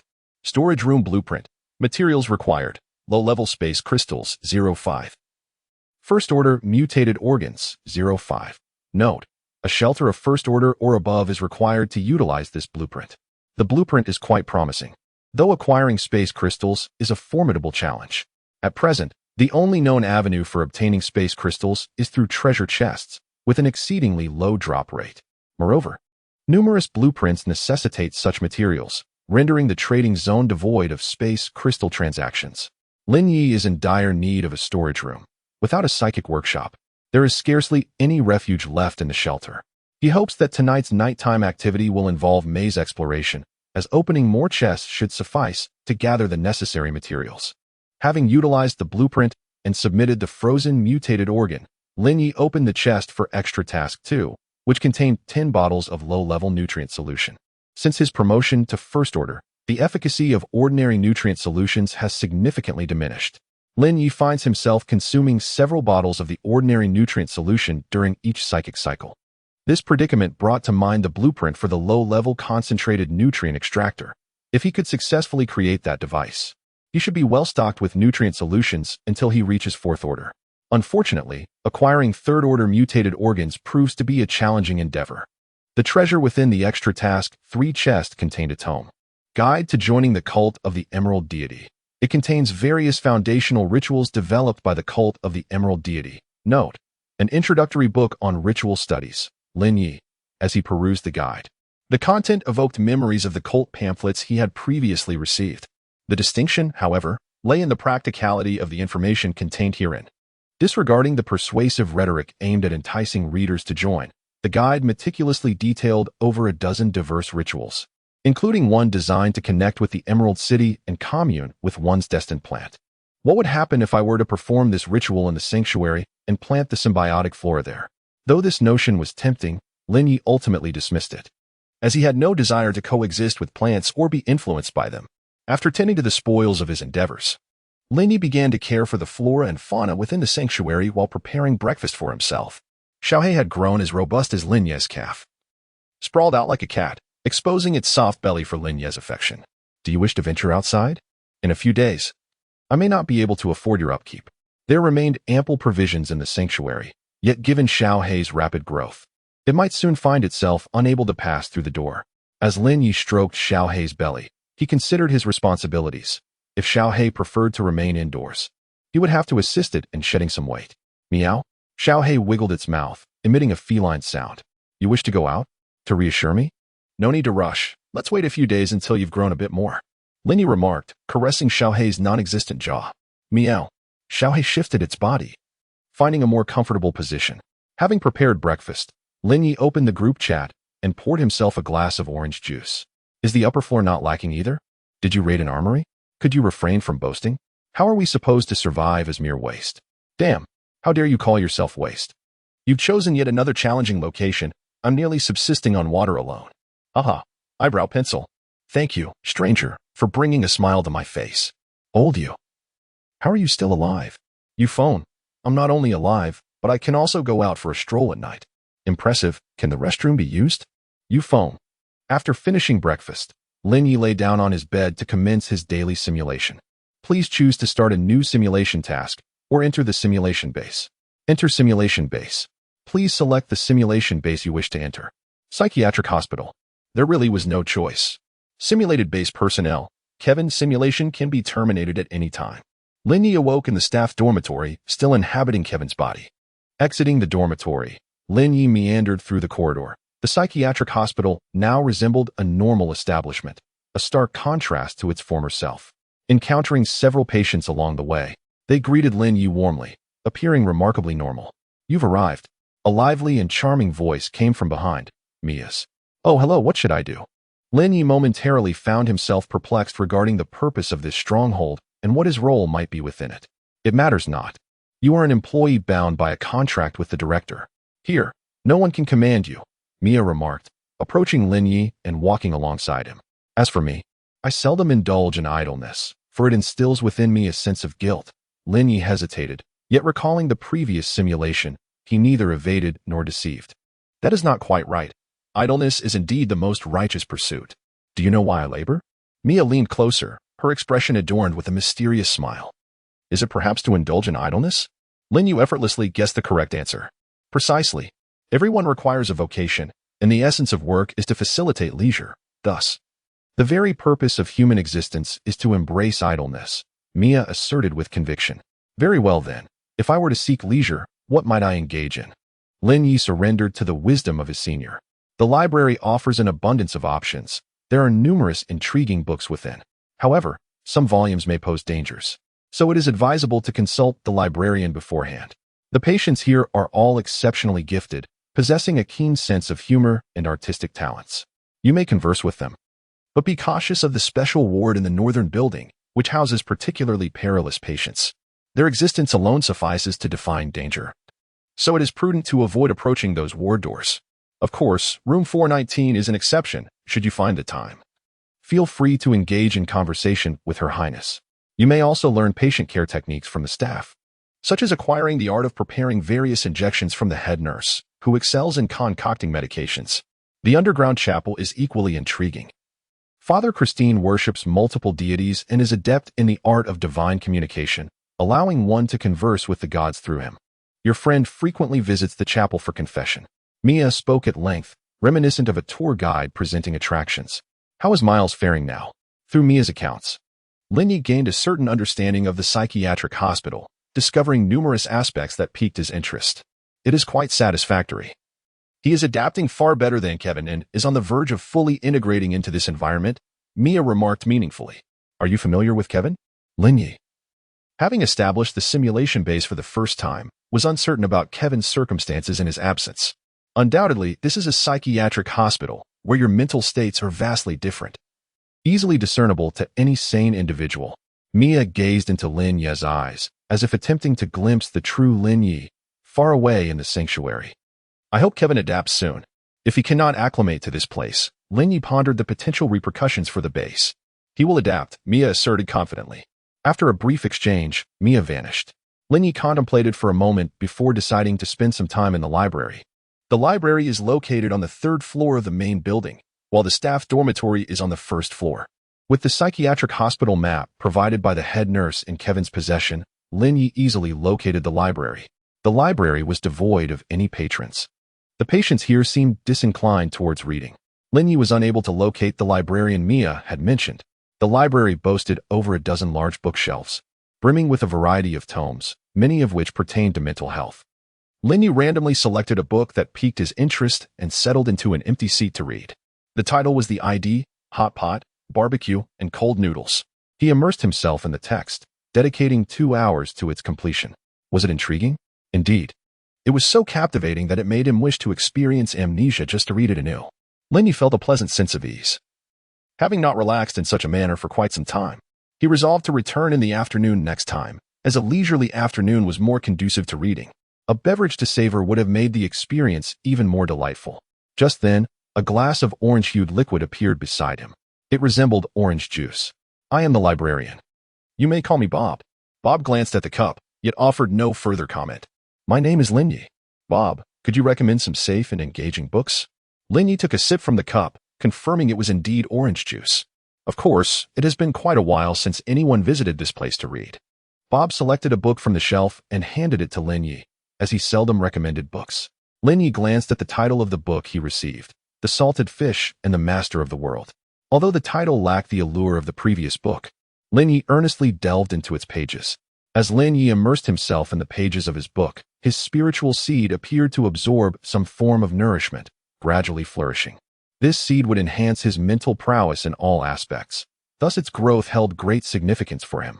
Nevertheless, even aside from this, Lin Ye found immense enjoyment in the literature surrounding him. After 3 hours, he turned the final page. How was it? Bob inquired. Lin Ye downed his 5th glass of orange juice in one swift motion. He contemplated sharing a glass with Bob, but hesitated, uncertain of the juice's composition. Following the conclusion of the simulation at the base, no items were acquired. However, the growth of the spiritual seed was of greater importance to Lin Ye. Let us make it a point to return every other day. The simulation tasks must not cease. He poured himself another glass of orange juice. Noting that the bottle remained unchanged since his departure, neither fuller nor emptier. After finishing the juice, Lin Ye proceeded to the gaming room for his daily cycle. Upon its completion, he experimented with a low-tier nutrient solution, which yielded remarkably positive results. Upon returning to the refuge, Lin Ye began to examine the 3rd-tier mutated heart. Although its vitality remained robust, it could not be left unattended indefinitely. He resolved to create a shell to store the heart. This task was not arduous for Lin Ye, who had inherited the mutation knowledge of the priest. Before dinner, Lin Ye successfully executed his heart storage plan using materials derived from flesh and plant life. A creature resembling a small dog limped around the floor, while the curious little black trailed behind, occasionally biting the dog's tail, prompting it to drag him along. How endearing. The nocturnal activities are about to commence. Lin Ye prepared himself a serving of fried rice and poured a glass of orange juice before opening the group chat to begin his meal. The nocturnal activities have been initiated. I merely wish to scavenge in the red maze. This cannot be the front line of a war, can it? No. The front line is far too perilous. With ill fortune, one might succumb to stray bullets. Nocturnal activities commence. Tonight's activity, maze exploration. Would you like to join? 9:59 join. Splendid. I can now scavenge. Well, at least it assures survival, and there is a chance to acquire blueprints for upgrading the sanctuary from the chests. Collect the red key. At 1. Collect the special room key. In the final 10 minutes, Lin Ye amused himself with a rather dim-witted puppy. The first creature he had mutated, if one could even consider it a creature. 001-00-00. Nocturnal activities commence. 3:59. Lin Ye awoke on the crimson floor, surrounded by familiar red doors. 84. Treasure room. This time, the system directly transported Lin Ye to the depths of the maze. He refrained from immediately utilizing the special room teleportation card. Instead, he prepared to explore the vicinity, seeking out locked rooms, intending to use the card only when impeded by extensive flooded areas. This time, fortune favored Lin Ye, for he soon encountered a locked room. Using the crimson key, he unlocked the door, revealing a room partially submerged in stagnant water. Within the murky depths, fragmented remains lay intermingled, occasionally writhing. A metallic chest sat half drenched in the water, the other half resting upon the floor. Lin Ye summoned his psychic energy to extricate the chest from the watery expanse, then cautiously unlatched it. Inside, he found only a collection of assorted items. 5 vials of low-grade nutrient solution, 2 low-tier energy crystals, 1 low-grade spatial crystal, and a metallic key for a special room. Some of these items were already soaked in the crimson liquid, indicating the chest was not waterproof. Lin Ye stowed away the items untouched by the red fluid, but as he turned to depart the room, he noticed, from the corner of his eye, the 2 vials of nutrient solution that had come into contact with the red liquid sprouting sharp appendages. In a swift motion, they leaped toward his back. Had this been prior to his studies at the outpost, Lin Ye would have been unable to react in time, but now, fortified by the seed of spirit, he quickly inscribed runes behind him, conjuring a fragile barrier of psychic energy. The 2 nutrient monsters easily tore through the protective shield. Yet this delay afforded Lin Ye the opportunity to respond. Without turning around, he drew a psychic handgun, firing several rounds at the approaching creatures from beneath his arm. Bang! Bang! Bang! Bang! Bang! Bang! Bang! The bullet shredded the two nutrient monsters, their remains collapsing to the floor. The water rippled ominously, as if something was about to emerge from its depths. Without a second thought, Lin Ye exited the room and closed the door behind him, neglecting to inspect the corpses. This encounter served as yet another stark reminder to Lin Ye to steer clear of the crimson liquid. No one could fathom the horrors it concealed. Upon exiting the waterlogged chamber, Lin Ye encountered several locked rooms, each housing a combination of a first-tier creature and a metal chest. The chests predominantly contained various trinkets, alongside a few first-tier psychic items. Currently, Lin Ye had little need for ordinary first-tier psychic items. Unless they possessed unique attributes, utilizing them would merely squander his psychic energy. After repeatedly stumbling upon the flooded areas, he employed a special room teleportation card. In an instant, he found himself in a crimson chamber measuring approximately 70 square meters. However, rather than feeling spacious, the room seemed rather cramped, as it housed 15 first-tier blood corpses. Additionally, suspended from the ceiling was a blood-red creature resembling a crocodile, its limbs ensnared by crimson threads. As time progressed, these threads gradually faded, indicating that the creature was on the verge of breaking free from its restraints. Lin Ye aimed directly at the creature above and fired a shot. The bullet was intercepted by a layer of psychic protection, which, upon emergence, accelerated the dissolution of the threads. As for the 15 first-tier blood corpses, Lin Ye paid them no heed. Their mutated physical attributes paled in comparison to his own. Combat is a contest of intensity and skill, and the mindless blood corpses held no advantage in either regard. The corpses collided with the psychic barrier adorned with psychic blades, impaling their own mutated organs. Lin Ye remained stationary, merely adjusting the angles of his psychic protection a few times to eliminate them. All 15 first-tier blood corpses perished, and the crimson threads binding the crocodile creature dissipated entirely. Lin Ye retrieved the psionic rifle from the loot space in advance, aiming it at the falling crocodilian creature and expending an entire magazine. The sound of gunfire echoed. Pop, pop, pop, pop, pop. The creature twisted its short limbs mid-air, desperately using the hardest part of its hide to shield itself from most of the bullets. With a deft motion, Lin Ye inscribed a collapse rune on the last bullet of the magazine. However, the effect of the collapse bullet on this relatively stable organism was rather mediocre, far inferior to its impact on unstable beings and certain structurally deficient psionic protections. Releasing the psionic rifle, Lin Ye unsheathed the red blade, instantly appearing on the opposite side of the room. The upper half of the crocodilian creature's body succumbed to gravity, crashing to the floor in two pieces, with its internally mutated organs sliced cleanly in half. This decisive strike had been meticulously envisioned by Lin Ye, yet it marked his inaugural application in actual combat. Moments prior, he had simultaneously activated the runes of speed, strength, cutting, and protection, each utilized multiple times. These were inscribed upon his dark attire, complemented by the runes of speed and cutting on the red blade. Thus, a single stroke was sufficient to vanquish the creature. This maneuver demanded exceptional physical prowess and mental fortitude. Lin Ye's heart raced violently, taking a moment to return to a steady rhythm. A deeper hued, larger crimson metal chest materialized in the center of the room. Lin Ye first attended to the remains, storing the useful parts in the loot space before opening the chest. Inside, he discovered a darker red blade and an array of miscellaneous items. 10 bottles of Tier 1 nutrient solution, 5 pieces of low-tier space crystals, a string of red keys, 2 doses of mutation serum, and a small pile of low-tier psionic crystals. Could this be the treasure chamber? The crocodile creatures were formidable, yet Lin Ye did not believe that these few monsters could justify such a price. As he gathered the spoils, a rare sense of happiness washed over him. Perhaps this was the joy of unboxing. Lin Ye licked his lips, feeling a pang of thirst. Suddenly, a familiar yellow liquid appeared on the crimson floor. He picked up the orange juice and took a sip. Why had it become thicker? The flavor seemed to have intensified. Never mind, it's harmless now, so what does it matter? Lin Ye downed the orange juice in one go. He could only place his trust in the system. Without its reliability, survival in this perilous world would be exceedingly difficult for them, the Seekers. Upon leaving the treasure chamber, Lin Ye found himself teleported to a mundane red corridor. Upon returning to the shelter, the first thing Lin Ye did was pour the orange juice from the bottle into other containers. If he was correct, the value of this substance was uncertain. However, this was Lin Ye's first experience in storing card-derived substances, and he was unsure if the orange juice would last until the morrow. Having emptied the orange juice, Lin Ye began to organize the spoils.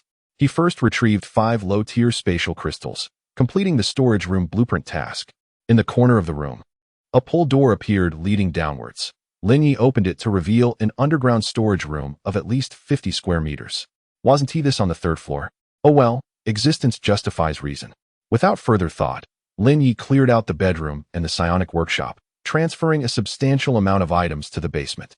It is commendable that the basement is equipped with electricity, allowing Lin Ye to finally bid farewell to the incessant noise of the refrigerator. Upon returning to his bedroom, Lin Ye began to examine the information of his possessions. The other psychic items held little significance for him. Only the new red blade could replace his previous weapon. Red blade, a second-tier weapon produced by the Red Labyrinth. Note: infused with psychic energy, it can effortlessly slice through the flesh of second-tier creatures. After organizing his spoils and tending to his pets and plants, Lin Ye reclined on his bed and opened the group chat, sharing images of his recent acquisitions. Wow, so many items. What kind of treasure chest is this? I've never seen one before. I've certainly never encountered one this large. Truly impressive. Even the treasure chests opened by top players are more substantial. Lin Ye shared information regarding the possibility of monsters and treasure rooms arising from the waterlogged chest.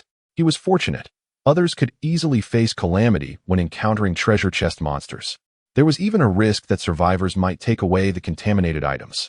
Wow. Having monsters emerge from treasure chests is so treacherous. Thankfully, a seasoned player alerted me. Otherwise, I would surely have fallen victim. 15 first-tier creatures and 1 second-tier. There's no way I can open this chest. Thanks to the seasoned player's warning, I just acquired a special room teleportation card.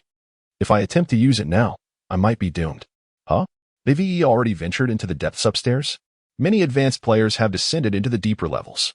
The first floor yields nothing but food from treasure chests, and there's simply too much fresh produce to store. I implore all esteemed players for guidance on how to advance. Where did you all acquire the integration potions? What is an integration potion? With sufficient mental strength and physical prowess, consuming the integration potion facilitates advancement. However, the stronger one's mental fortitude and physical attributes prior to the advancement, the more formidable one becomes afterward. It can be obtained from treasure chests in the Red Maze. As for me, I acquired it from a task chest at the station. I obtained mine from the Warfront treasure chest. Does that mean one can suppress their level? Should one enhance their physical attributes to the utmost before advancing? Nonsense. There is no comparison between unranked and first tier. Do you truly believe that merely scavenging in the Red Maze will make one stronger? Let us not forget the weekly ascension at the shelter. During advancement, one can select an organ for enhancement, so it is advisable to determine beforehand which part to strengthen. I possess 3 mutated organs. Can I enhance them all? It seems possible to control, but the total amount of enhancement power is fixed. Distributing it among 3 organs may render them rather ineffective. Indeed, it feels as though the unique characteristics of the mutated organs cannot be activated. Do mutated organs possess characteristics? Yes, prior to advancement, the differences are subtle, but afterward, they become quite pronounced. My mutated organ is my right hand. And now the skin on my right hand is remarkably resilient, impervious to most blades. My assessment is that it pales in comparison to my mutated Kirin arm. Image of mutated organs. Those of you have merely obtained cheap mutated cards, which do not measure up to my mutated internal organs. Then show us the picture. What is the point of talking without evidence? For heaven's sake, I can't just slice open my abdomen to provide a picture. It is not impossible. Let everyone see whether you have indeed undergone organ alienation. I see that. It is not impossible. Image of alienated organs, oh my. Subsequently, the group members began to engage in a battle of images, with the pictures becoming increasingly eye-watering, prompting Lin Ye to retire for the night. Please draw today's card. The following morning, Lin Ye arose from his slumber, invigorated as he drew a card. This time, the card depicted a red-haired rabbit. As the card dissipated, a plush red-haired rabbit materialized in the center of the refuge. The rabbit nimbly hopped into Lin Ye's arms, half closing its blood-red, translucent eyes, and nuzzled against Lin Ye's abdomen. Lin Ye cradled the rabbit and stroked its soft fur, noting its plumpness. What abilities do you possess? Lin Ye inquired, grasping the rabbit's ears. Chirp, chirp. The rabbit allowed Lin Ye to hold onto its ears without a hint of resistance. You claim to be incredibly swift? No danger can catch up to you? This was Lin Ye's first encounter with such a cooperative card creature. Chirp, chirp.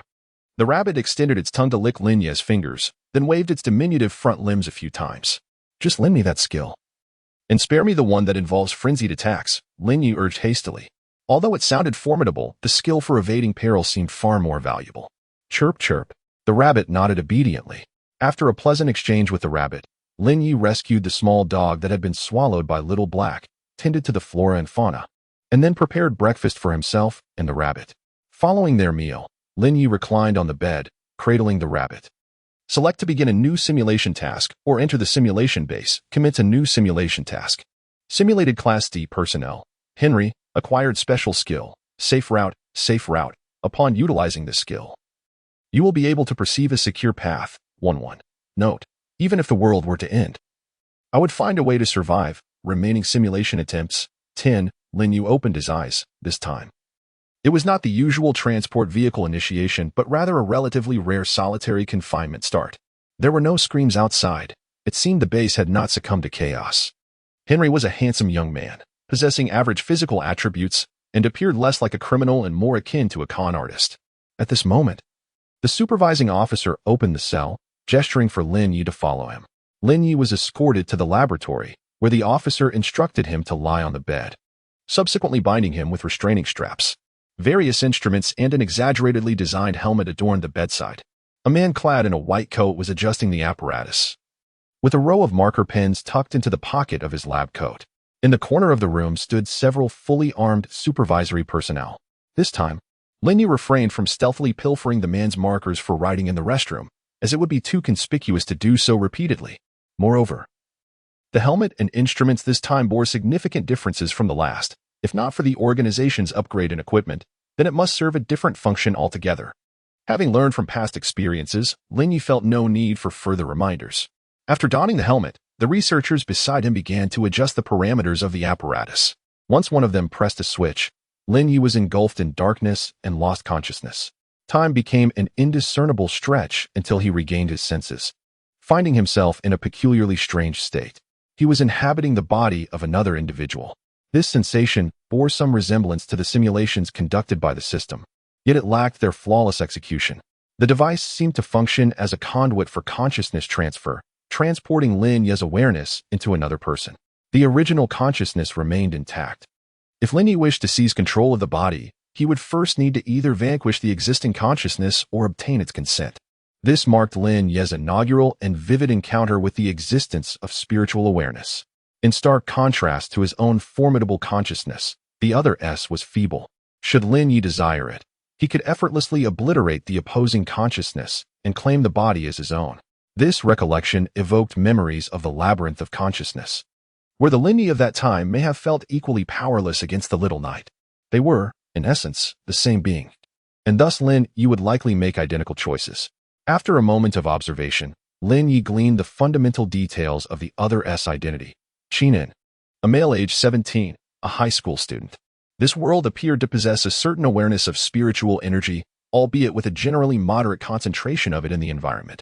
So far, Lin Ye had encountered only one teacher who had absorbed spiritual energy and had not identified any immediate threats. Consequently, he could refrain from communicating with Qinan, provided the latter did not perish within these few hours. However, an ominous premonition lingered in Lin Ye's mind. Thus far, none of the simulated tasks had been easily accomplished.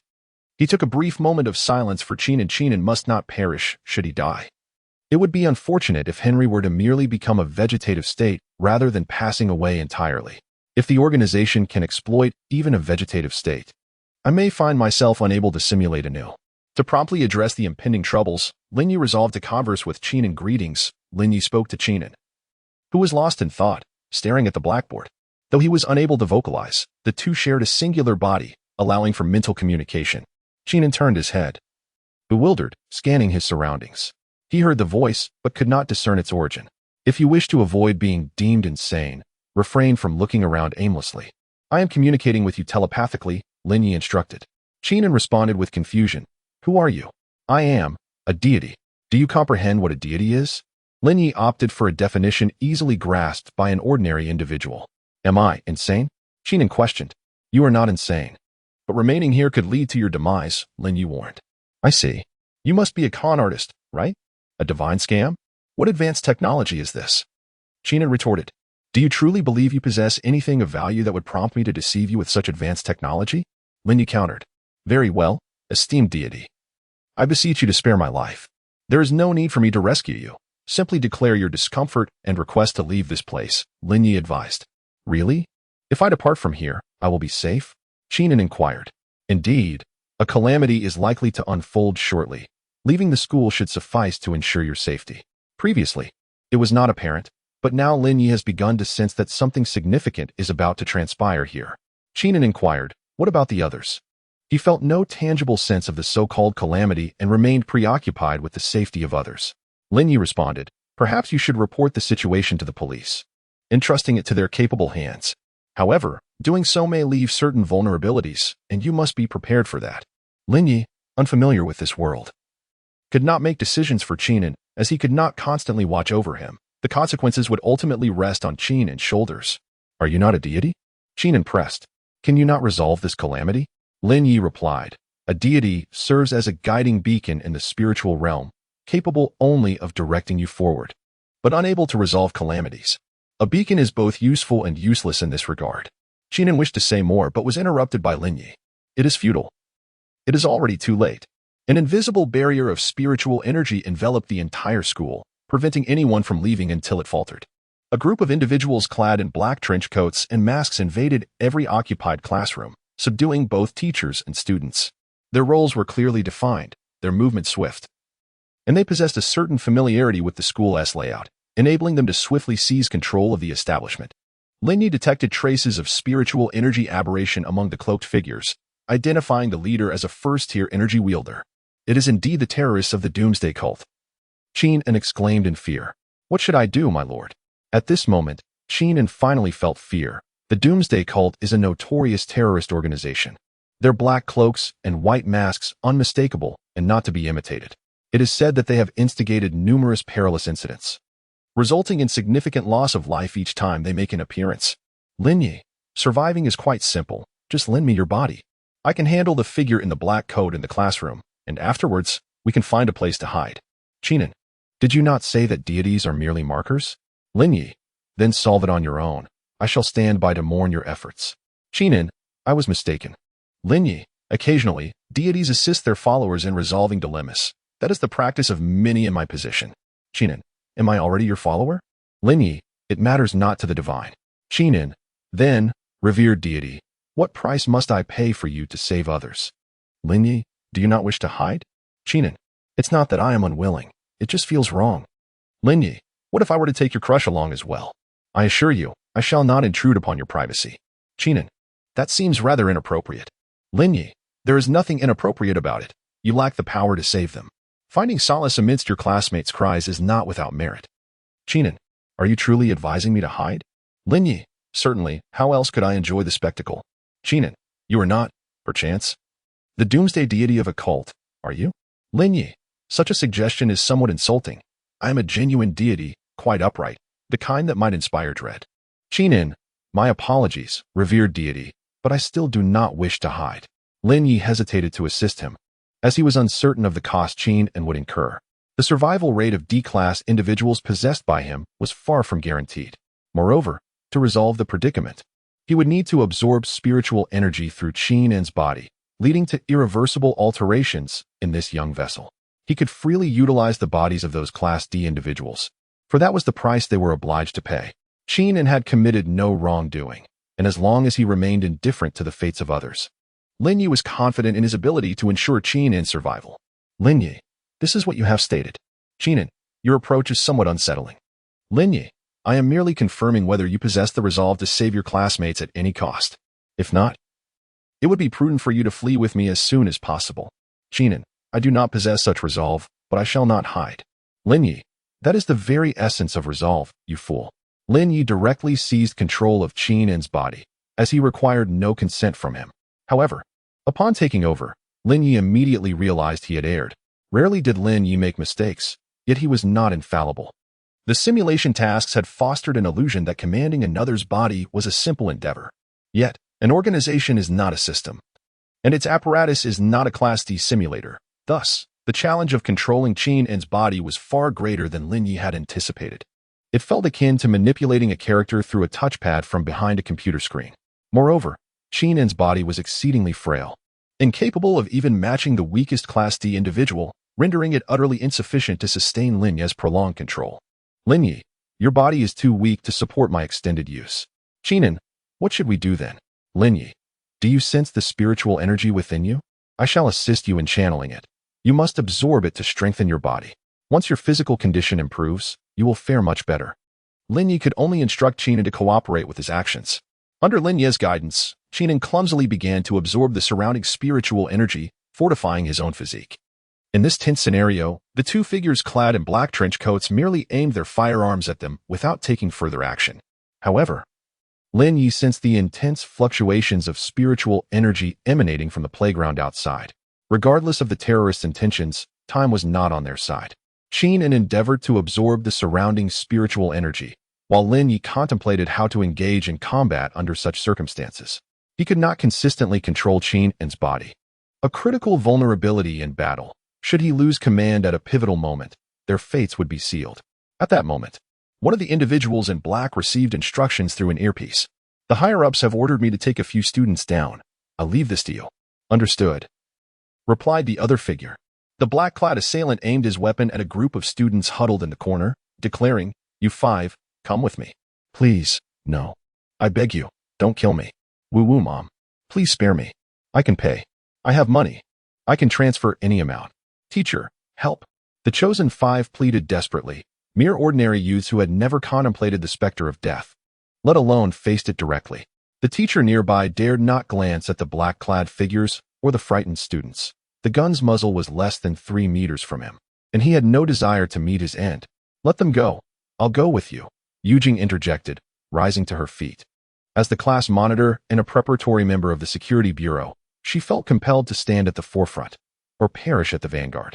Though she sought to maintain her composure, her trembling legs betrayed her unease.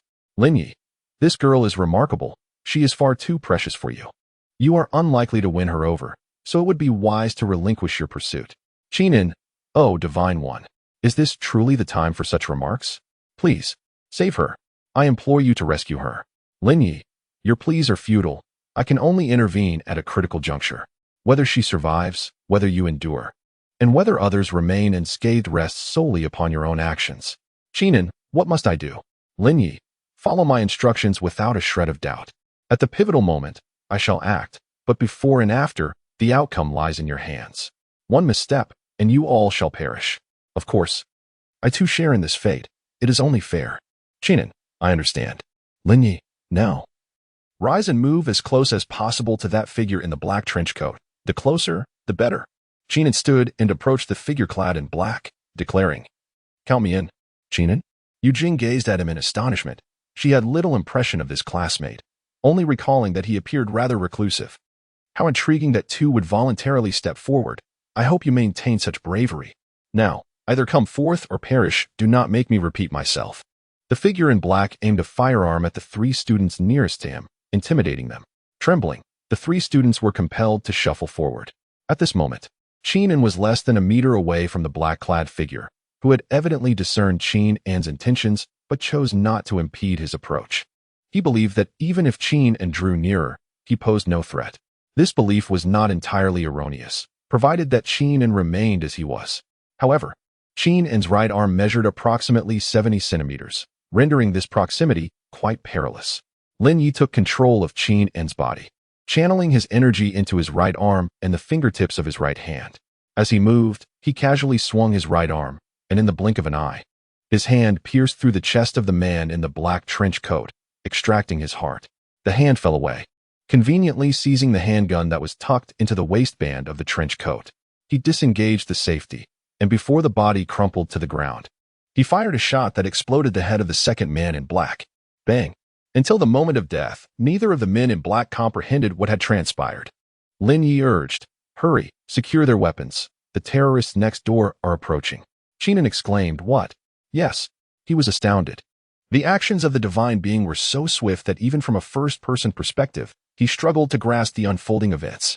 Lin Ye instructed, "Take 1 rifle and collect the magazines, grab all the handguns, and take those 2 grenades." At this moment, the students in the class began to react. Was that Qinan? What did he just do? I couldn't see clearly. It seems he killed those 2 terrorists. How is that possible? Could he be the legendary heir of ancient martial arts? No, an ancient martial arts heir wouldn't use a gun. He must be a retired soldier. But isn't he only 17 this year? That can't be true. Perhaps he fought on the battlefield at 7 and just recently retired.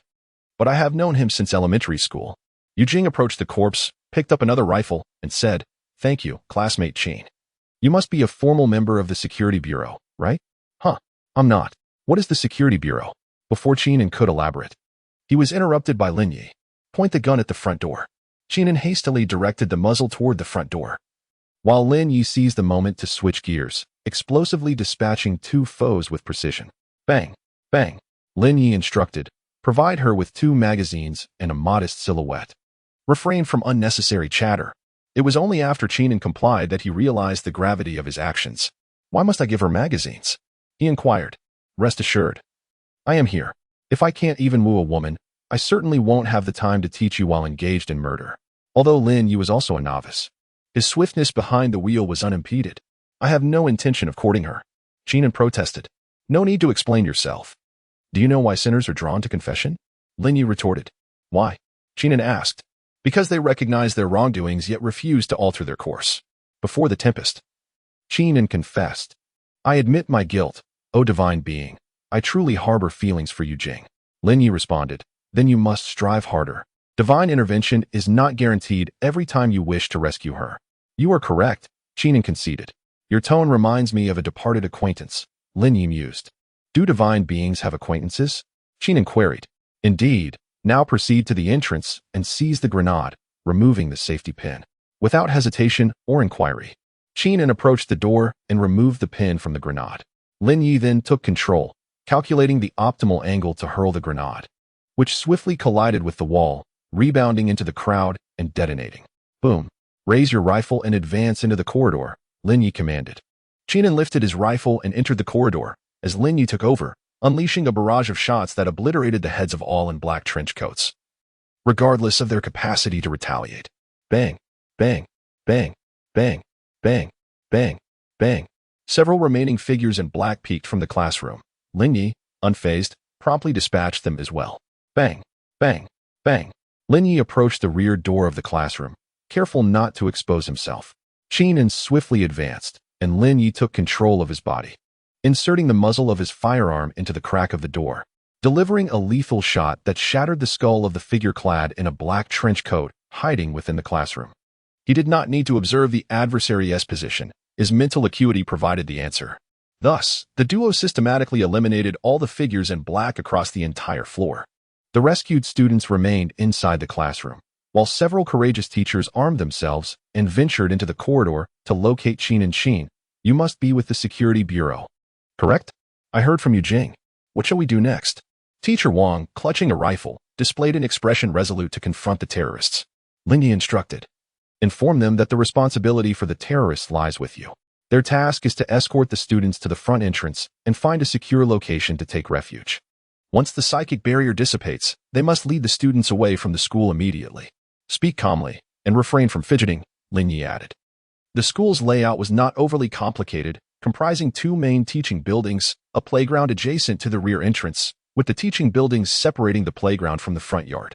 Students typically attended classes in the main building, while the auxiliary building was sparsely populated. Qin relayed the situation to the teachers, who readily agreed to guide the students to safety. "Are you sure you can manage alone? Shouldn't you take a few people with you?" Teacher Wang inquired with concern.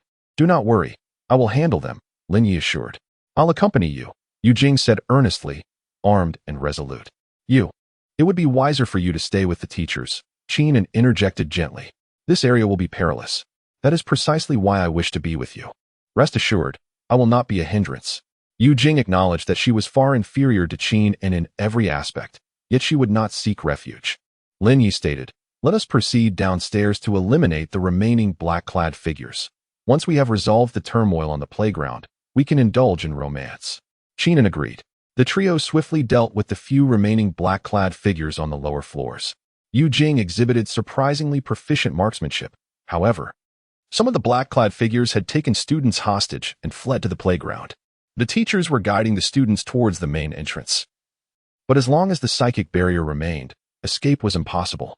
Lin Ye remarked, "Get closer, I will attempt to break through." As Qin approached the psychic barrier, Lin Ye took control of his body, attempting to sketch the collapse rune. Yet, the structure of the barrier was remarkably stable, merely quivering slightly. Lin Ye then tried to employ the cutting rune, but Qin and psychic energy was too feeble to breach the barrier. Lin Ye expressed, "This is futile. This barrier does not resemble the work of a first-tier psychic. The assailants may have utilized some sort of artifact. We must investigate the playground." Qin explained the situation to the others, and together with Yu Jing, they made their way to the playground. The campus was eerily quiet. Had it not been for the knowledge of the terrorists still present on the playground, Qin might have believed that only the two of them existed in the world. Lin Ye commented, "You might face death soon. Will you not confess your feelings to her?" Qin hesitated. "I don't truly know her. I am even unfamiliar with what the security bureau entails." Lin Ye replied, "That is inconsequential. What matters is whether you will regret not confessing when facing imminent death." Qin expressed his anxiety, "You're making me panic. I won't die soon. Will I?"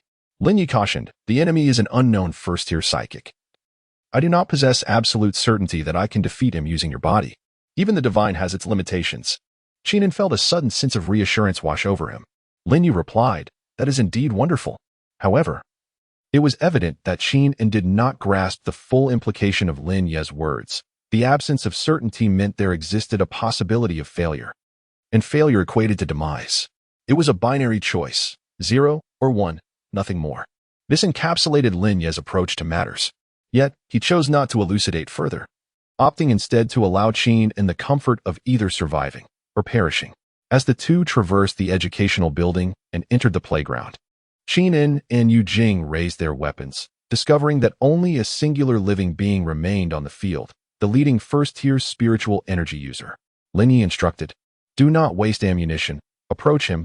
The closer, the better." The adversary was a first-tier spiritual energy user, one whose energy fluctuations were notably robust. Ordinary bullets would prove ineffective against such defenses. Lin Ye found himself unable to inscribe runes on conventional materials. Thus his only recourse lay in hand-to-hand combat. How utterly insane. Approaching an enemy while at a significant disadvantage in both strength and speed was tantamount to courting death. Qin signaled for Yu Jing to remain behind in support as he advanced alone. The center of the playground was strewn with numerous incomplete corpses, a chaotic amalgamation of black trench coats and the bodies of students and teachers alike, devoid of any discernible order. "You possess quite the audacity to approach this place. What is your name?" Chao Wenting stood amidst the carnage, having personally dispatched each of the remains surrounding him.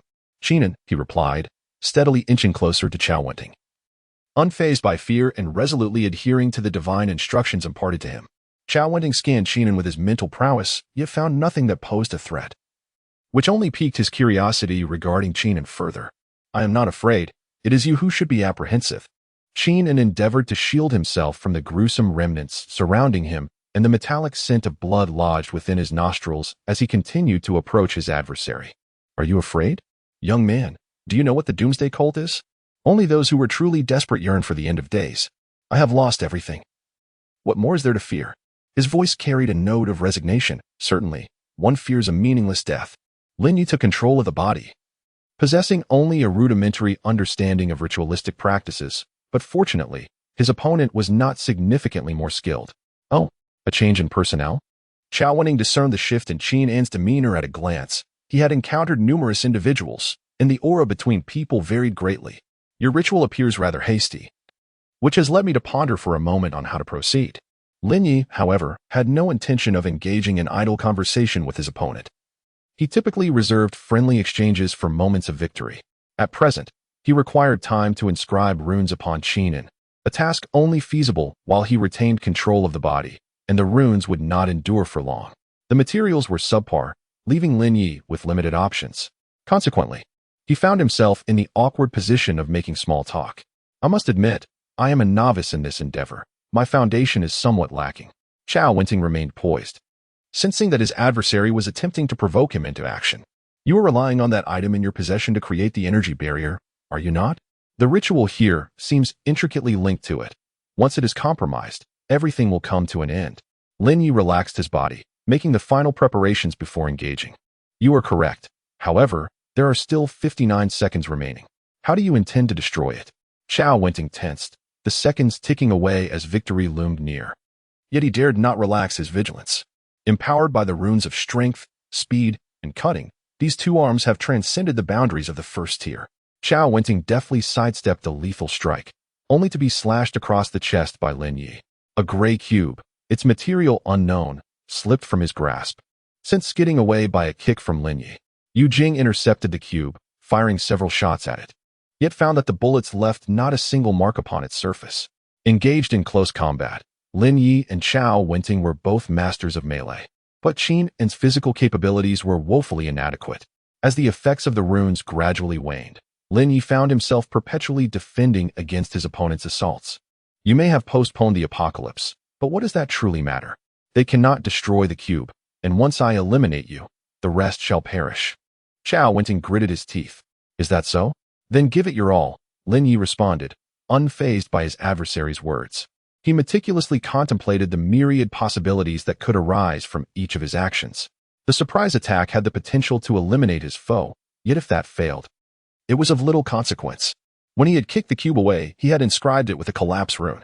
Though the cube was composed of a resilient material, it was an item capable of activating a psychic barrier and facilitating an apocalyptic ritual, brimming with unstable, high-concentration compressed spiritual energy.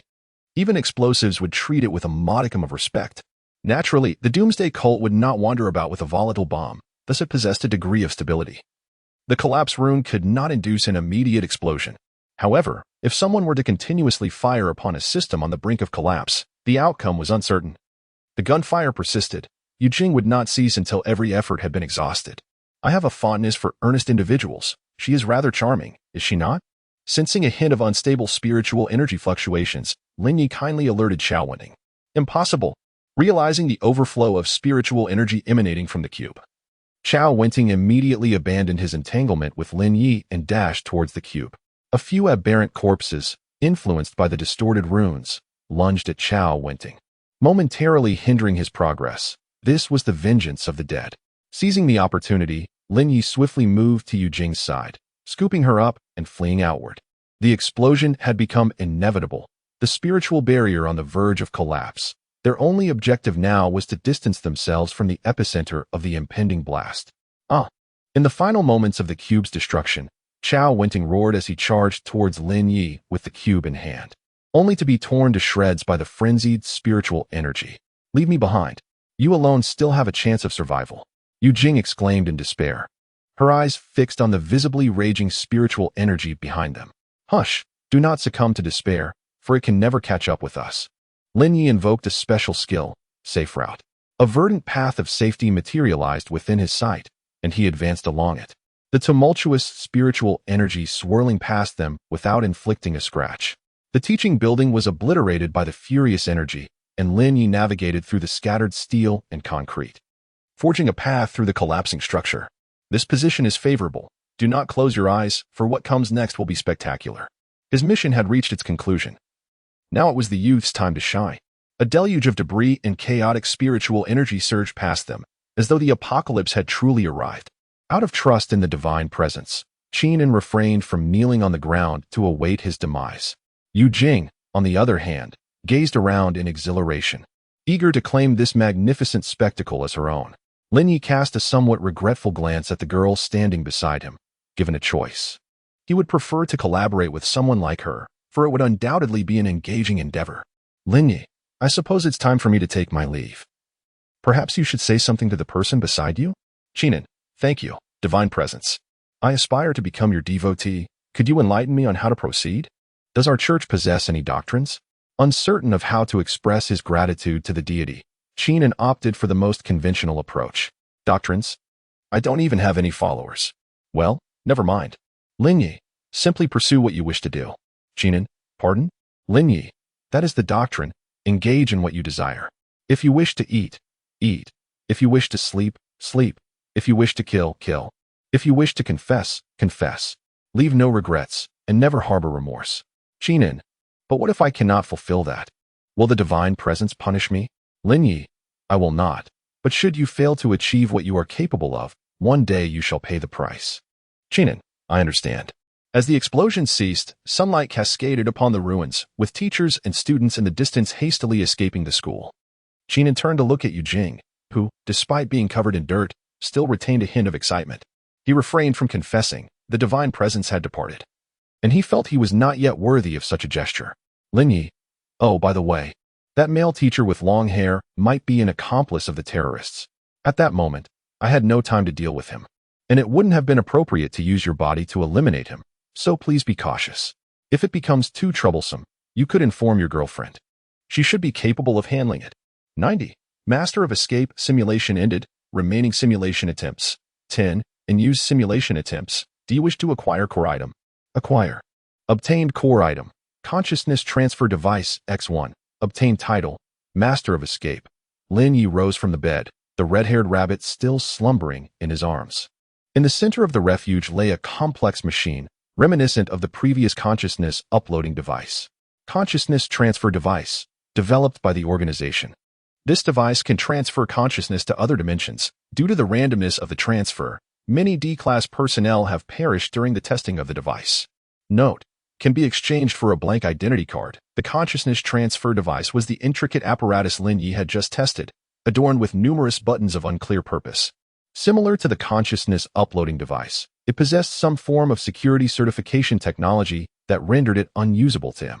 Exchange for a blank identity card.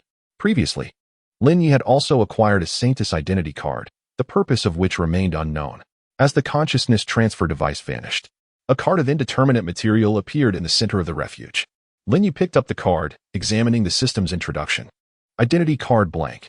Can obtain a random identity in certain events. Note: reusable, temporarily stowing away the unused identity card. Lin Ye accessed the system to review the newly acquired title. Master of Escape successfully evaded a nearly fatal crisis with ease. Note: he even had time to assist others, having organized his gains. Lin Ye took the rune cards for synthesis and 2 bottles of low-grade nutrient solution to the gaming room, as he was preparing to enhance the frequency of his psychic energy circulation.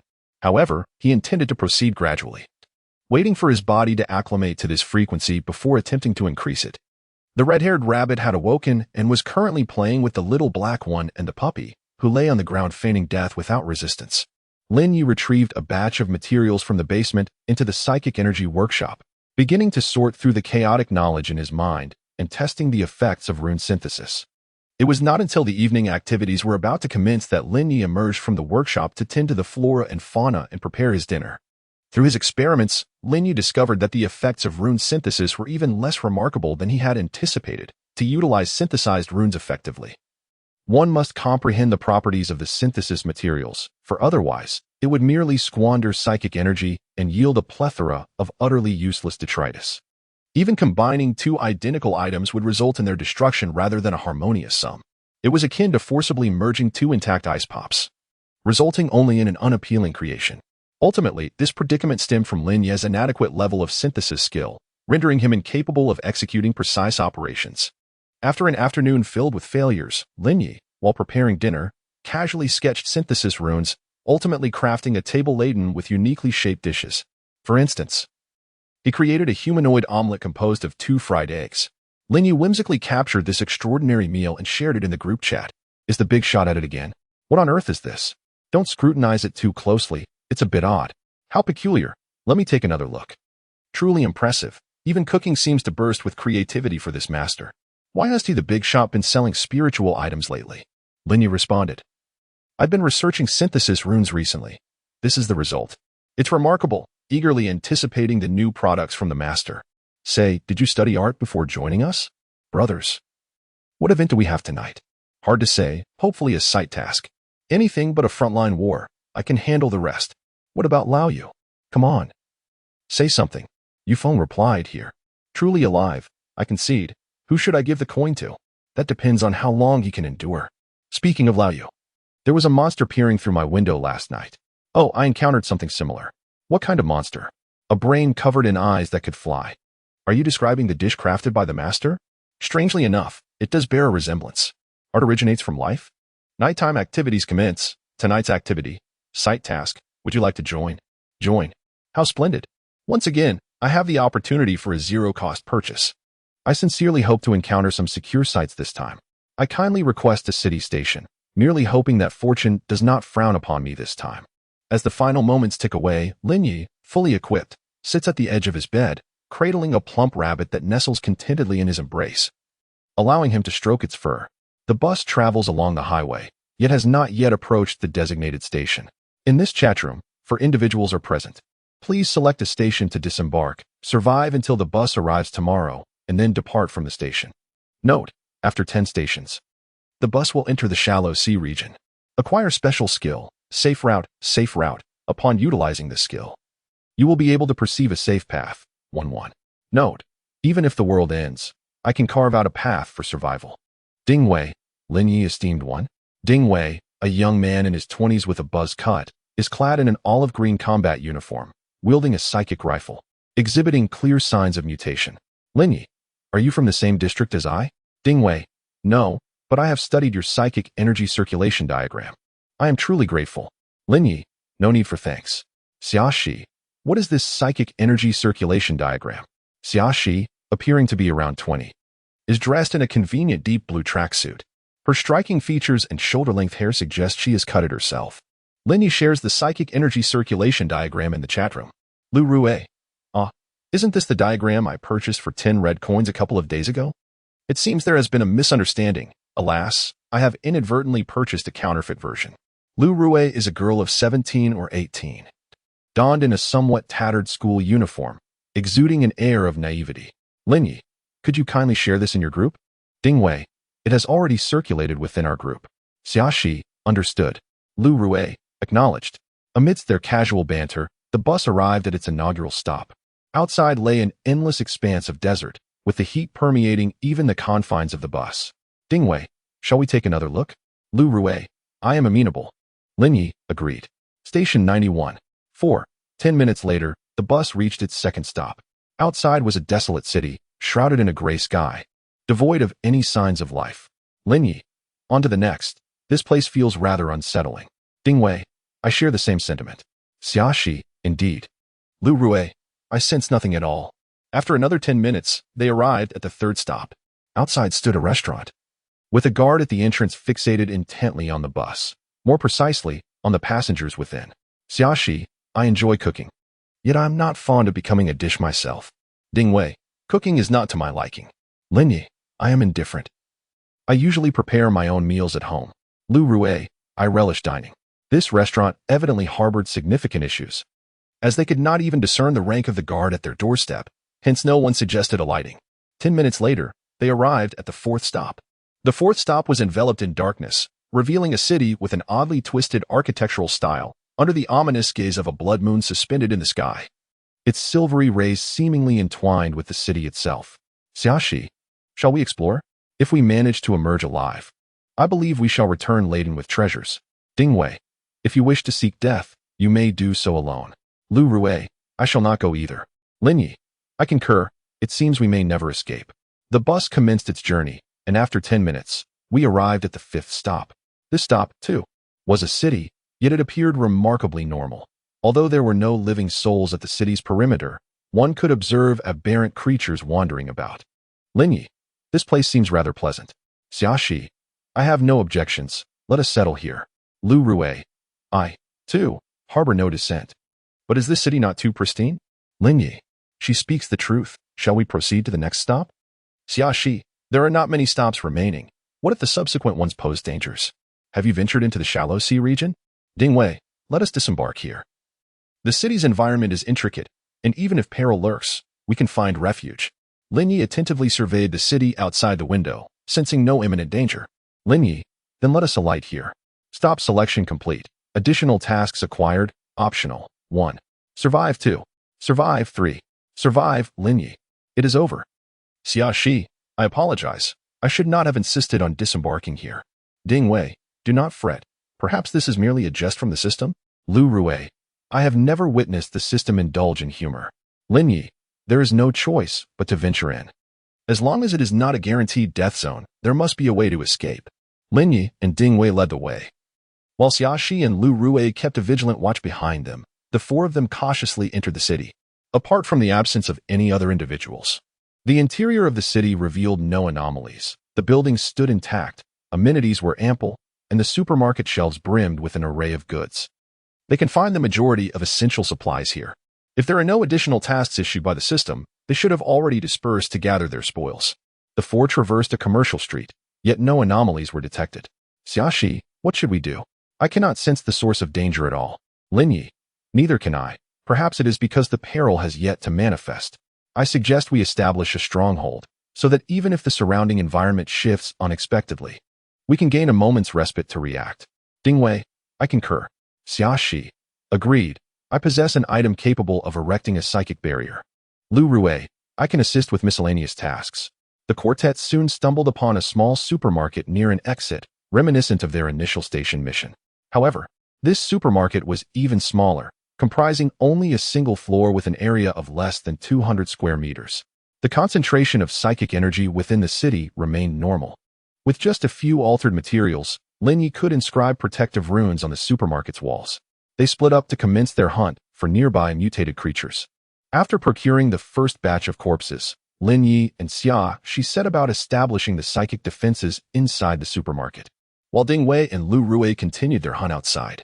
While handling the corpses, Lin Ye discovered that the mutated creatures exhibited peculiarities he had never encountered before, with internal structures that baffled him, leaving him utterly perplexed by their existence. However, time was of the essence, and Lin Ye could not afford to delve into the mysteries of the bodies, thus setting aside his thoughts. The four worked in unison and, at last, completed the fortification of the supermarket before nightfall. Dingwei, my innate ability is related to my vision, allowing me to perceive much more than others. Lin Ye, my innate ability serves as a supportive function, rendering it ineffective in combat. Xiaxi, my innate abilities are related to my spiritual items. Lu Rui, my innate abilities are linked to sports. Lin Ye, would you like something to eat? I brought some delicious energy bars that I can share with you. Dingwei, in this situation, I cannot eat anything, and besides, there are plenty of food items in the supermarket. Aren't there? Xiaxi, it's best not to consume anything from here. Lu Rui, Lin, what are you looking at? Lin Ye, orange juice. My orange juice has turned red. Dingwei, huh? What does that mean? Lin Ye, I'm not sure either. This orange juice might be affected by environmental factors, causing it to change properties. I casually poured a cup before the activity began, and at that time, the juice was still yellow. Xiaxi, look, it's raining outside. Lu Rui, why is the rain red? Lin Ye looked up, and a blood moon hung in the sky, its light weaving through the city. The city in the rain began to twist and contort, as if the reflections in water were being struck by raindrops, causing ripples to spread, and the entire city was writhing. Station number 4 Xia, she murmured softly, her voice faint. Haven't we left that station? Dingwei began to doubt his own memories. What if the subsequent stations are all in this city? Lu Rui felt a chill run down his spine, a sensation of being unable to escape this place settling deep within him. Lin Ye clutched his hair tightly. He did not believe that the following stations were all within this city. The system could handle even the abyss, and this city felt far less terrifying than the abyss. What should we do? Should we use special abilities? No, we must remain here until tomorrow morning. Even if we could find a temporarily safe location via a secure route now, there is no assurance that place will remain safe for long. Outside, various structures writhed like living organisms, shedding objects that sprouted limbs and emitted eerie howls. Lin Ye now comprehended the peculiar internal composition of those mutated beings. Perhaps due to the psychic energy shield, the supermarket they occupied had yet to transform into a monster, but it was merely a matter of time. Thick, blood-red tendrils emerged from the walls, tearing apart everything within reach. The supermarket began to leak rain. Lin Ye swung his blade, severing one of the tendrils. The second-tier crimson blade proved far more effective than the first. Fortunately, he had refrained from impulsively merging 2 crimson blades during his prior synthesis practice, as that would have yielded nothing more than a mediocre 1.5-tier blade.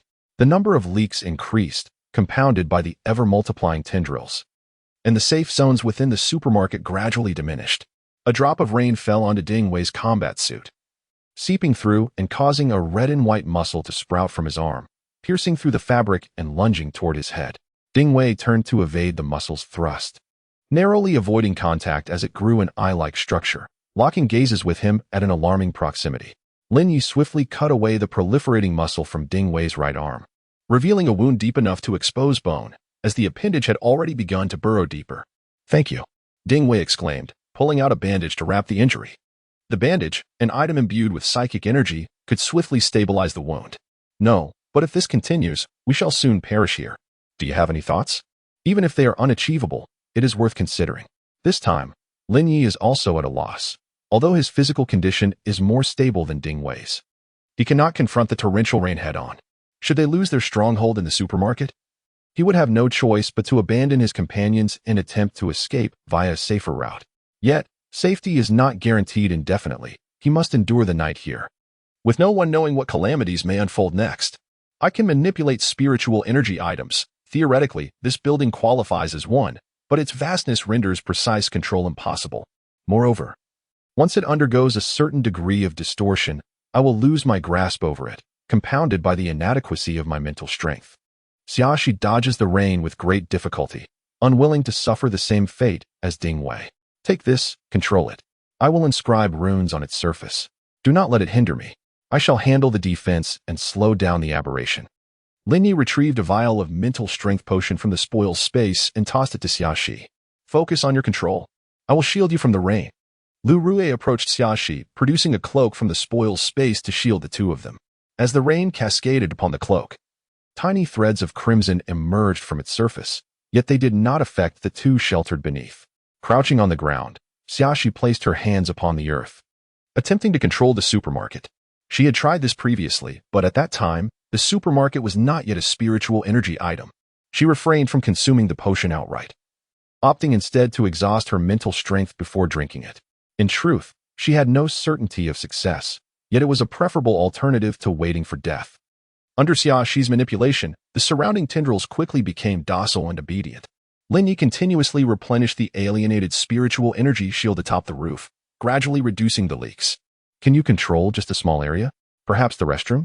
The entire supermarket is riddled with vulnerabilities, and Lin Ye cannot merely patch the gaps above them. Otherwise, once the supermarket is completely alienated, they will inevitably meet their doom. Had he anticipated such a predicament, Lin Ye would have chosen the restroom as a stronghold. No, the entire supermarket functions as a unified entity. It is on the verge of transforming into a living organism. Xiaoxi's back was drenched in sweat. This was her first experience in manipulating a spiritual energy object of such magnitude, and a moment's carelessness could lead to chaos. Oh no, the creature 100 meters to the left seems to have taken notice of us. It is charging towards us. Ding Wei, who had been observing the surroundings, suddenly exclaimed. A monstrous being, towering several stories high and adorned with gaping maws and black spines, was rushing towards the supermarket, with a multitude of grotesque alienated creatures spilling forth from its cavernous mouth. What in the world is that thing? Lu Rui could not help but cry out. It must have once been a residential building, but now it is unrecognizable. Ding Wei tightened his grip on the spiritual energy rifle, uncertain of what to do. Outside, a deadly red rain fell, leaving no place to flee. We must take action. Xiaoxi, make the supermarket move. Lin Ye tugged at his hair in frustration. The entire city was teeming with monsters, and even if the supermarket could move, their endurance would not last long. As long as I can control its degree of alienation, I can indeed make it move, but how do I control its movement? I can't even ride a bicycle. Xiaoxi felt on the verge of collapse. She was not a high school student from an island nation, and she had no ability to pilot a Gundam. Moreover, controlling a supermarket was far more challenging than maneuvering a Gundam, for it lacked even legs. Leave it to me. I will assist you in guiding its movement. Lu Rui exclaimed as he closed his eyes and embraced Xiaoxi from behind. The two attempted to communicate through their mental energies, while simultaneously channeling their innate abilities into the supermarket. Increase the degree of aberration. Manifest limbs. Xiaoxi poured a dose of psychic potion into her mouth, forcibly exerting control over the supermarket. Lin Ye had long been prepared.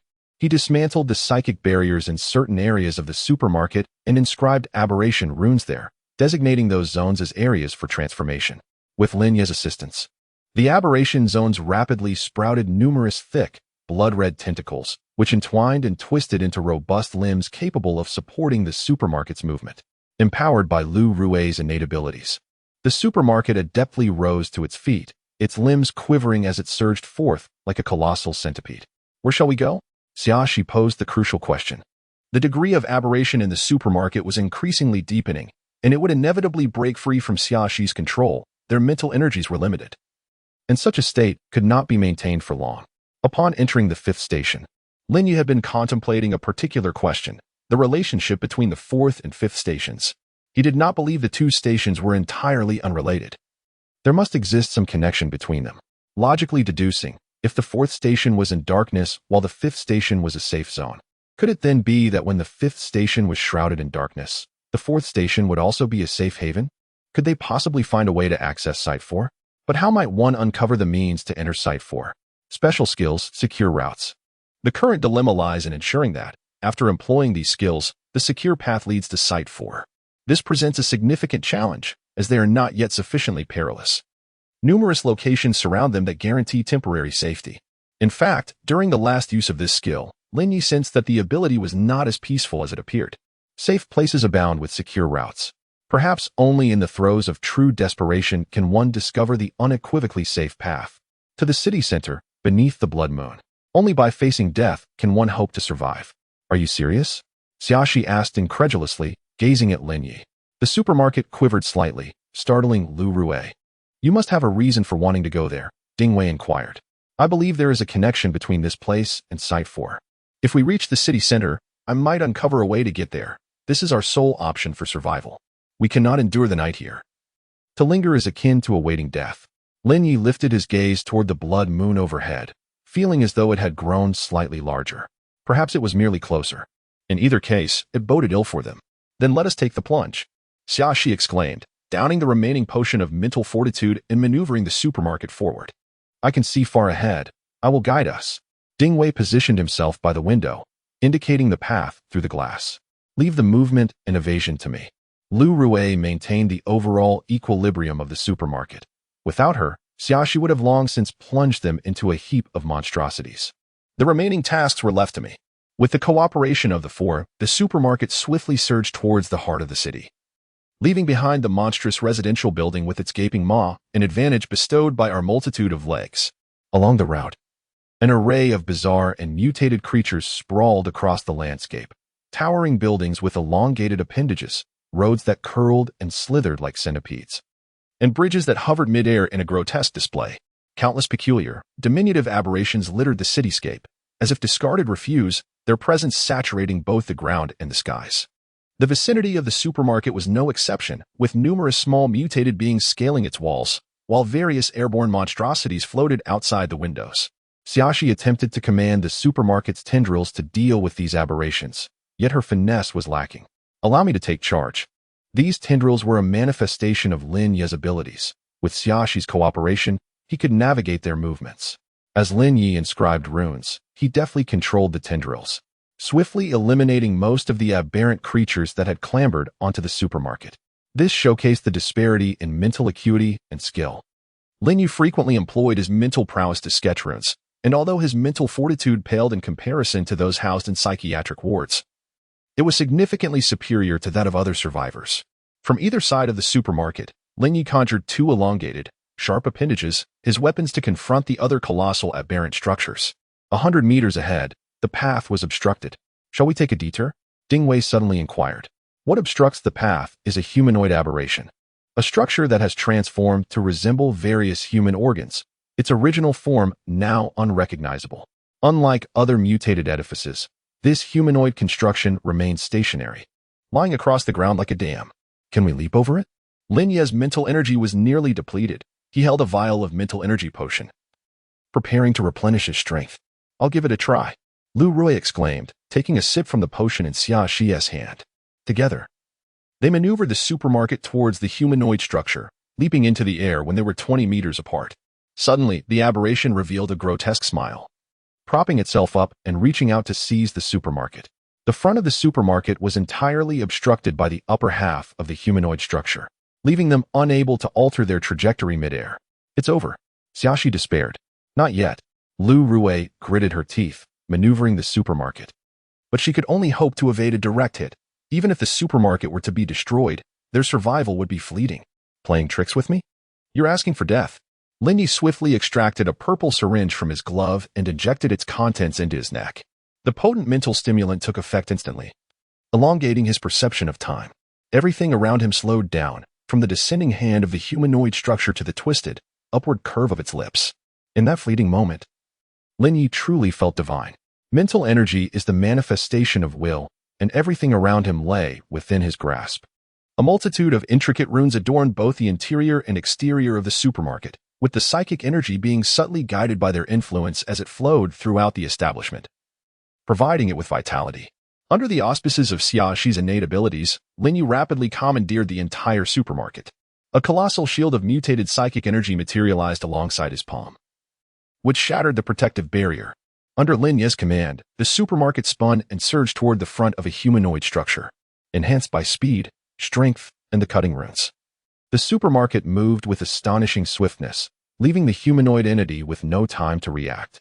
Two sharp tendrils sliced across the entity's chest as the supermarket crashed into its interior, wreaking havoc upon its most vital components. Lin Ye directed the supermarket to wreak havoc within the humanoid creature, creating a path from within the dam. After penetrating the entity, he did not hastily advance, but instead leaped to the rear of the faltering humanoid structure, using a tendril to pierce its brain and retrieve a crimson crystal, nearly half his height, which he stored within the supermarket before relinquishing control to the others. You may continue. I shall rest for a moment. With the crystal safely secured in the spoil space, Lin Ye found a stable position to sit and recuperate, feeling the toll of his earlier exertions. Xiaoxi felt slightly dizzy from the rapid spinning, but, being a first-tier psychic, quickly regained her composure. Lu Rui, on the other hand, experienced no adverse effects and learned much from Lin Ye's maneuvers. Truly impressive, Brother Lin, he thought. Ding Wei felt like the most unproductive member of the group, contributing little beyond navigation. In their seamless collaboration, the supermarket continued its advance, swiftly approaching the city's heart. The city center is replete with formidable, alien structures, and it is here that one can observe the blood moon looming ominously overhead. As they lift their gazes, the blood moon, now nearly enveloping the entire city, draws ever closer and appears to grow larger. The supermarket hastens into the heart of the city at an astonishing speed, encircled by a multitude of these bizarre edifices. Lin Ye employs a unique skill, conjuring a green safety route. He deftly guides the supermarket along this path. However, it is Lin Ye who serves as the route's essence, rather than the supermarket itself. Consequently, as the establishment navigates various assaults, it begins to fragment. Stay close if you wish to survive. Lin Ye forcefully maneuvers the crumbling supermarket, his energies depleted from concerning himself with others. In such a hostile environment, even psychic shields are rendered ineffectual. Without the safety route, they would have perished long ago. At last, just before the supermarket collapses entirely, Lin Ye discovers the termination of the safety route beneath a manhole cover in the city's center. The remnants of the supermarket tumble onto the cover, and Lin Ye swiftly moves beside it, exerting force to unseal the manhole. Darkness envelopes them below. You go first, he instructs, propelling the three individuals into the abyss before leaping in himself. The last vestiges of the supermarket are violently dislodged, rainwater cascades upon the psychic shield, and Lin Ye gazes upward at the receding manhole, where a colossal, crimson eye is poised to open, staring down at them. The so-called blood moon is merely the eye's center. Within the depths, there is no connection to the sewer. Instead, they descend into an inky, lightless passage, unable to grasp anything in their surroundings as they plummet downward. Moments later, a luminous spot appeared below, gradually descending and expanding, revealing an open well. The four individuals tumbled out of the well's mouth, the world spinning around them, and they landed naturally on the road outside. On either side of the street lay familiar blocks, some of the buildings appearing strikingly recognizable. Is this Station 4? Ding Wei inquired as he stood up. It seems to be the daylight of Station 4, Lu Rui replied, crouching at the well's edge. Having always been fond of physical activity, she was in relatively good shape. If all goes well, should we explore the surroundings and perhaps gather some spoils? Have you ever played a parachuting simulator? Lin Ye gazed upwards, waiting for nightfall and the emergence of the crimson moon before he would leap into the well. I'm quite skilled. I can make several jumps in 10 minutes. Ding Wei boasted proudly.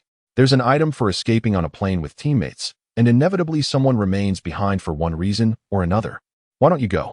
Lin Ye took a sip from a bottle of energy drink. Ding Wei chose to follow his instincts. Brother Lin, I crave a delicious energy bar. Xiaoxi sprawled out, forming a star shape as she gazed at the sky, clearing her mind. Lin Ye promptly produced an energy bar and tossed it to Xiaoxi, reluctant to waste it. Yet he truly loathed its flavor. Lu Rui reached out to catch the energy bar, unwrapped it, and took a bite. Ugh, it's quite tasty. Here, take it. She offered the bitten bar to Xiaoxi. Thank you. At that moment, Xiaoxi, having completely emptied her thoughts, accepted the energy bar, and took a bite. Ah, this is dreadful. Though she verbally expressed her distaste, Xiaoxi nonetheless consumed the remaining energy bar, piquing Ding Wei's curiosity, prompting him to request one from Lin Ye. Ultimately, the anguish was transferred to Ding Wei's countenance. Much like the principle of energy conservation, pain and pleasure are equally preserved. What one does not desire may be inflicted upon others. As twilight descended, a crimson moon graced the night sky, before the red rain touched the ground. They sequentially leapt into the abyss of a dark well. Ding Wei acquired the motorcycle he had longed for, while the others gathered a few spoils. After exchanging friend requests, the quartet boarded the return bus. Mission completion acknowledged. Reward: Special Metal Treasure Chest X1 based on task difficulty. Additional Task 1 completed. Reward: Extra Task Treasure Chest X1. Additional Task 2 completed. Reward: Extra Task Treasure Chest X1. Additional Task 3 completed. Reward: Extra Task Treasure Chest X1. Please draw today's card. The red-haired rabbit had vanished, leaving the treasure chests and spoils piled in the center of the shelter unattended. Lin Ye commenced the daily card draw. This time, the card depicted a snail. As the card dissipated, a snail the size of a fist, with a vivid red shell, materialized in the heart of the shelter. The snail crawled languidly towards Lin Ye, who held it in his hand. What abilities do you possess? Lin Ye inquired, gently tapping the snail's 4 semi-transparent tentacles with his index finger. The snail's tentacles contracted and expanded rhythmically, emitting a high-pitched sound. That sounds promising. However, I may not require your skills today. After conversing with the little snail for a while, Lin Ye began to sort through the spoils, categorizing and storing them in the basement for future utilization. Afterwards, Lin Ye cleared the spoils space, where, apart from daily necessities, there remained only a cup of red and orange juice and a crimson crystal nearly the height of a person. The system information for the orange juice remained unchanged. Lin Ye poured it into a bottle for storage as a special material. Red core, a crystal birthed within an aberrant entity contaminated by the crimson sea creatures. Note: can be utilized to create active psychic items. Inedible. Crimson sea? That enormous eye. Is the crimson sea related to the red maze? Lin Ye did not dwell on these thoughts. Speculation could never yield truth, and he would eventually uncover what he needed to know. After processing his spoils, Lin Ye commenced to open the boxes. The first was a red special metal treasure chest. Upon opening it, he found only a necklace. Red core pendant, a tier 3 psychic item. Wearing this pendant gradually enhances physical attributes. Note: prolonged wear will integrate the pendant into the body. The red core pendant was composed of crimson threads and a semi-transparent red crystal ring. The material of the threads unknown. Lin Ye adorned the pendant around his neck. Feeling no peculiar sensations, I shall try it on during the psychic cycle later. Removing the pendant, Lin Ye continued to open the boxes. This time, the 3 additional task chests were red, unlike the previous yellow ones. While the tasks were identical, the contents of the 3 chests varied. Within the first task chest lay a card. Special event card. This card can be used at the commencement of nighttime activities, allowing for a solitary special nighttime endeavor. Note: low-tier psychics are prohibited from utilizing this card. What use do you have for it? Although the note indicates a prohibition, survivors may employ any item at their discretion, yet they must bear the consequences. The chest in Task 2 contains 10 bottles of low-tier nutrient solution and 5 bottles of mental fortitude elixir. The chest in Task 3 holds a dark red dagger. Mutated dagger, a tier 3 psychic item, capable of inducing rapid internal mutation of wounds. Note: do not attempt to use it for treating injuries. 95. Anomalous incident in the Grey Realm. Lin Ye carefully stored away the mutated dagger, as he wished to avoid any self-inflicted injuries. The small black creature had grown to the size of a thigh, while the puppy still appeared rather dim-witted. The mutated flesh plants were flourishing rapidly, and neither the silkworm parasites nor the flowers of mental energy exhibited any changes. After tending to the flora and fauna for a while, Lin Ye prepared himself a sumptuous breakfast. 535,332 1 million. Brothers. A bountiful harvest. Image of items. Your words have dispelled my weariness. Image of items. Alas, I find myself at a loss with you all. Image of items. I truly envy you. Each of you gathers so little, free from the worries of cramped shelter space. Image of items. Mind your behavior upstairs. There are still those without a refuge. Image of items. Lao Yu. Did you find a proper restroom last night? Image of items. You phone. Alas. Lao Yu, you aren't fixated on the group chat, are you? You phone. What else do you think I can do? I dare not move recklessly in the shelter. Absorb spiritual energy to enhance my physique? You foam. Unlike you all, I have been in an environment rich in spiritual energy. And enhancing my body? It would be a miracle not to undergo complete transformation. This is truly dismal, my brothers. It's already Friday. Have you all upgraded the shelter? I completed mine long ago and have begun accumulating second-tier mutated organs. An esteemed player indeed. Almost there, just 2 more organs needed. The organs are nearly sufficient. Yet I have not unlocked the blueprints. The probability of obtaining blueprints in the depths of the labyrinth is quite high, as long as one is willing to venture down. Upgrading the shelter shouldn't be overly challenging, so it requires a trip to the depths of the labyrinth. Had I known, I would have descended last time. I hope tonight is the night for labyrinth exploration. The depths of the labyrinth are indeed perilous, but with the guidance of experienced players, many pitfalls can be avoided. Yes, stay away from waterlogged areas and refrain from seeking out special rooms. Locked rooms typically contain only one first-tier creature. Opening several treasure chests should yield blueprints. Understood. I will venture into the depths of the labyrinth tonight for a confrontation. Acquiring the red key. After breakfast, Lin Ye took the red core pendant and 2 bottles of low-tier nutrient solution to the gaming room. The effect of the red core pendant is remarkable. After each cycle of spiritual energy, Lin Ye can distinctly feel an enhancement in his physical attributes. He is on the verge of breaking through to become a second-tier spiritual practitioner. Yet he senses he has not yet reached the limits of the first tier and can continue to improve. If the limit is set at 10, his current physical condition stands at 8, while his mental strength has already surpassed the threshold due to various factors, including the seed of spirit. Achieving a physical quality of 5 would allow for advancement. However, such progression would result in a reduction of subsequent tier limits, and there may come a point where further elevation becomes impossible. Lin Ye is uncertain whether he can elevate his physical quality to the maximum. The Crimson Core pendant has granted him a modicum of confidence. After greeting the attendant with the hard-won crimson coin, Lin Ye departed the gaming chamber. Upon returning to the sanctuary, Lin Ye picked up the small dog and brought it into the psychic workshop, attempting to modify it. Initially, he regarded it merely as a vessel for heart storage, but this recent endeavor has illuminated his own inadequacies, prompting him to seek an additional assistant. This is not a task that can be accomplished in a short time. Thus, prior to achieving success, Lin Ye plans to utilize it to practice the mutation runes and to study the functions of each mutated organ. Today, Lin Ye intends to install the previously acquired eyeball and the core of the mutated flesh plant onto the small dog. Please select to start a new simulation task or enter the simulation stronghold. Enter the simulation stronghold. Please select the simulation stronghold to enter psychiatric hospital. Simulated base personnel, Kevin, acquired special skill, snail shell, snail shell. You can retreat into the snail shell until it shatters. You will remain unharmed. 1-1. Note, a sense of home simulation can be terminated at any time. The experiment proved to be remarkably successful. The aberrant heart seamlessly integrated with the core of the aberrant flesh implant, hybrid, and the eyeball. Now, within the little dog, the structures of flora and fauna intertwine, and 4 limbs have sprouted, allowing it to walk steadily at last.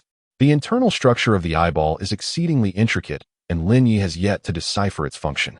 Upon arriving at the library, Lin Ye found Bob absent. He selected a book that piqued his interest, recalling how Bob had previously pointed out the shelf containing hazardous literature. As long as he refrained from those shelves, he would encounter no trouble. Although the snail's skill was commendable, Lin Ye was reluctant to find himself in a situation requiring its use. After the station mission of the previous night, he yearned solely for a leisurely reading experience. A drink would enhance the moment splendidly, as he relished sipping something while immersed in a book. Your ordered beverage, a glass of cola with ice, was placed near Lin Ye's right hand, positioned within easy reach, yet safeguarded from accidental spills. What brings you here? Lin Ye inquired without lifting his gaze. Instinctively aware of the visitor's identity, the old woman has assumed my form, so naturally, I must converse with her. Xiaoya settled beside Lin Ye, propping her chin on her hands, conjuring another glass of iced cola seemingly out of thin air before taking a sip. I am a formal employee here. I will be navigating the waters beneath their authority henceforth. Lin Ye was rather unconcerned. He could easily mingle with the dean, and if it came to worse, he could simply abandon this outpost. If it were otherwise, I would not merely engage in conversation with her. Xiao Yi smiled without mirth as she spoke. Will you come here again? I shall visit every other day, Lin Ye replied, taking a sip of his ice-cold cola. No, I do not favor your current state. And I have numerous matters to attend to in the realm of the mind. Xiao Yi rose and approached the bookshelf laden with perilous tomes. Extracting a volume bound in black, hardcover. Peruse this one. I shall observe from the side, and nothing will go awry. Lin Ye accepted the book and cast a glance at its cover. The title read Secrets of the Abyss. Ah, speaking of which, I possess a skill. Might I utilize it to read this? Lin Ye inquired about the skill's effect. Then we can select a more thrilling one. He suggested as he scanned the title of another book, Compilation of Anomalous Events in the Gray Realm. Shall I employ the skill directly? Lin Ye asked, his interest waning at the sight of the book's title. Indeed, fear not. I assure you will embark on an intriguing tale, if fortune favors you. Xiao Yi added with a hint of mischief. At that moment, Lin Ye activated his special skill, burrowing into the bright red snail shell while flipping open the book. The gray world unfurled, and Lin Ye's consciousness sank into the pages. 96. Rooftop brawl. The sky was shrouded in gray. Lin Ye lay on the rooftop of the school, gazing at the sky. He had an incessant feeling that he had forgotten many things, yet those memories seemed insignificant enough not to warrant recollection. It was akin to finishing a meal and sensing something lodge between his teeth, only to find nothing upon inspection. The breeze on the rooftop was gentle, and though the sky was dim, it lacked any chill. Lin Ye felt his limbs growing heavy, a wave of lethargy washing over him, rendering him devoid of energy. You're here, senior, a voice chimed, as half a head entered Lin Ye's line of sight. With shoulder-length ash-gray hair and pale gray eyes, it was his junior. As for her name, Lin Ye could not recall. This was quite normal, as everyone had a few indistinct faces of juniors whose names eluded them. Here, he replied. Senior, do you enjoy ghost stories? The junior asked, comfortably positioning herself beside Lin Ye. Yes, he responded, offering a perfunctory reply. I heard that recently someone has gone missing from the school, but no one remembers who it was, she continued, undeterred by Lin Ye's tone. No one remembers how they disappeared? Lin Ye inquired, intrigued, adding two more words for emphasis. Noticing his renewed interest, the junior smiled. Then it would be better if they vanished completely. Lin Ye, reluctant to trouble others with a search for himself, mused that it was still preferable to being forgotten after disappearing.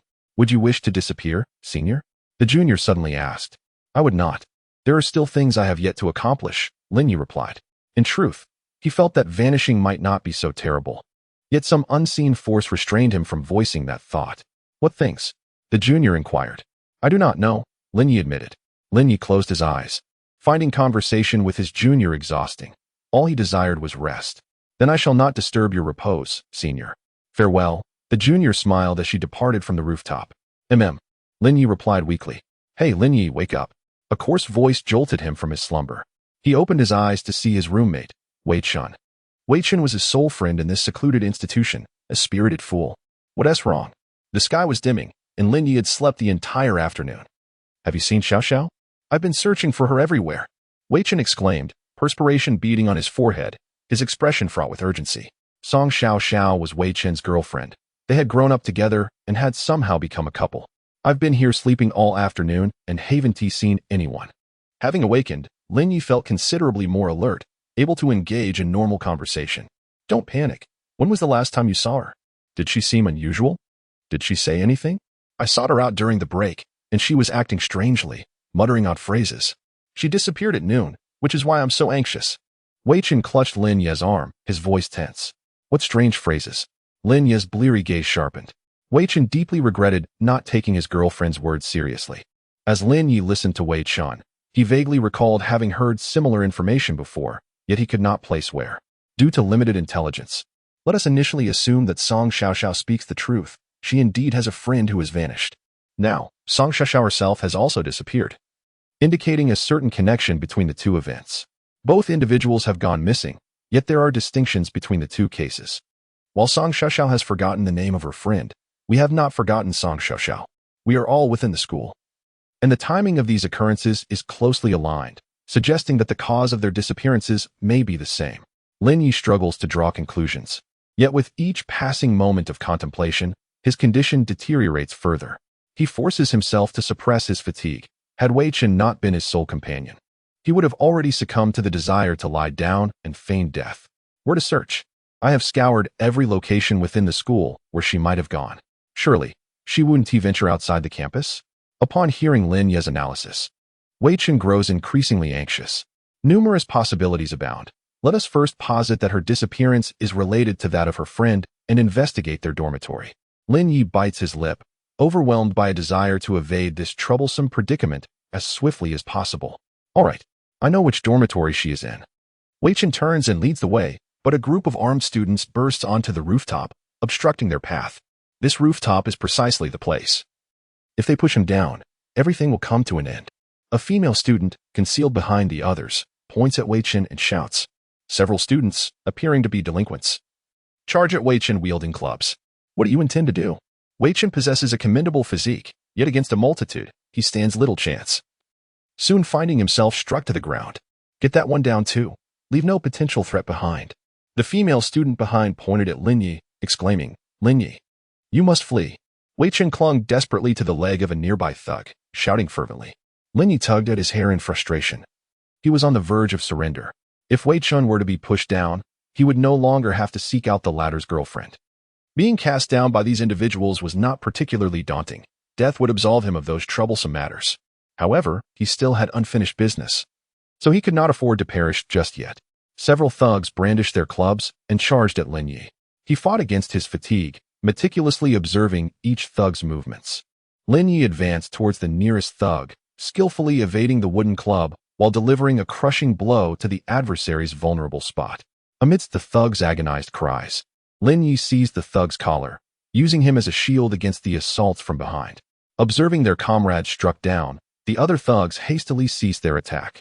Lin Ye capitalized on the moment, snatching the first thug's club and delivering a brutal blow to the temple of the closest thug. With a resounding thud, that thug collapsed.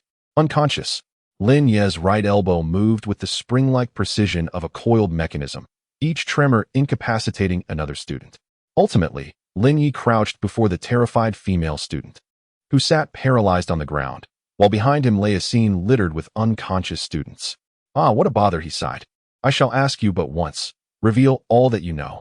After engaging in a cordial exchange with the female student, Lin Ye began to comprehend the madness surrounding him. These students were in the know. They believed a certain connection existed among the missing individuals, akin to an infectious disease. They theorized that by eliminating one of those on the brink of disappearance, they could halt the spread of this phenomenon. This was the very reason they sought to kill Wei Chen. We are on a mission to save the world. If this continues, humanity will inevitably vanish. And the one who obstructs us is the true perpetrator. Noticing that Lin Ye did not resort to violence, the female student mustered her courage to voice her accusations loudly. You are justified in your actions, but how can you guarantee that eliminating Wei Chen will halt this phenomenon of disappearance? Perhaps if every individual within the school were to be eradicated, it might ensure that this occurrence does not spread beyond these walls. Lin Ye crouched before the female student, cradling her face in his hands, forcing her to meet his gaze, and spoke with a deliberate and earnest tone. No, you cannot do this. There are so many people in the school. The female student felt a surge of panic, acutely aware of the impending specter of death. Yet, when weighed against all of humanity, these individuals could be sacrificed. After all, it is the fate of all humanity at stake. Why not start with you?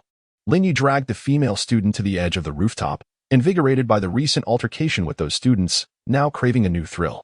Wait, Lin Ye. What are you planning to do? Wei Chen, having struggled to his feet, still slightly dazed, realized there was no time to squander. She intends to throw us off this ledge, and I believe her reasoning is sound. But has she not failed in her attempt? We need not follow her example. You must regain your clarity. Wei Chen was determined not to see his friend become a murderer. I am clear-headed. If one can evade punishment for wrongdoing, then justice loses all meaning. Do you know what the first code of law inscribed by humanity states? A malicious grin crept across Lin Ye's face. What does it say? Wei Chen, of course, was unaware. An eye for an eye, a tooth for a tooth.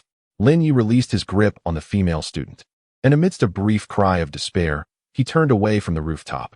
Although he still struggled to recall his intentions, Lin Ye had now completely regained his clarity. Wei Chen silently followed in his wake, uncertain of his own correctness, and now was not the time for such musings. Song Xiaoxiao resided in room 206 of the girls' dormitory, and Lin Ye swiftly located her quarters. The room was devoid of occupants, yet contained 2 beds. Where was her roommate? Lin Ye meticulously scrutinized every corner of the room, seeking any clues. She lived alone, with no roommate.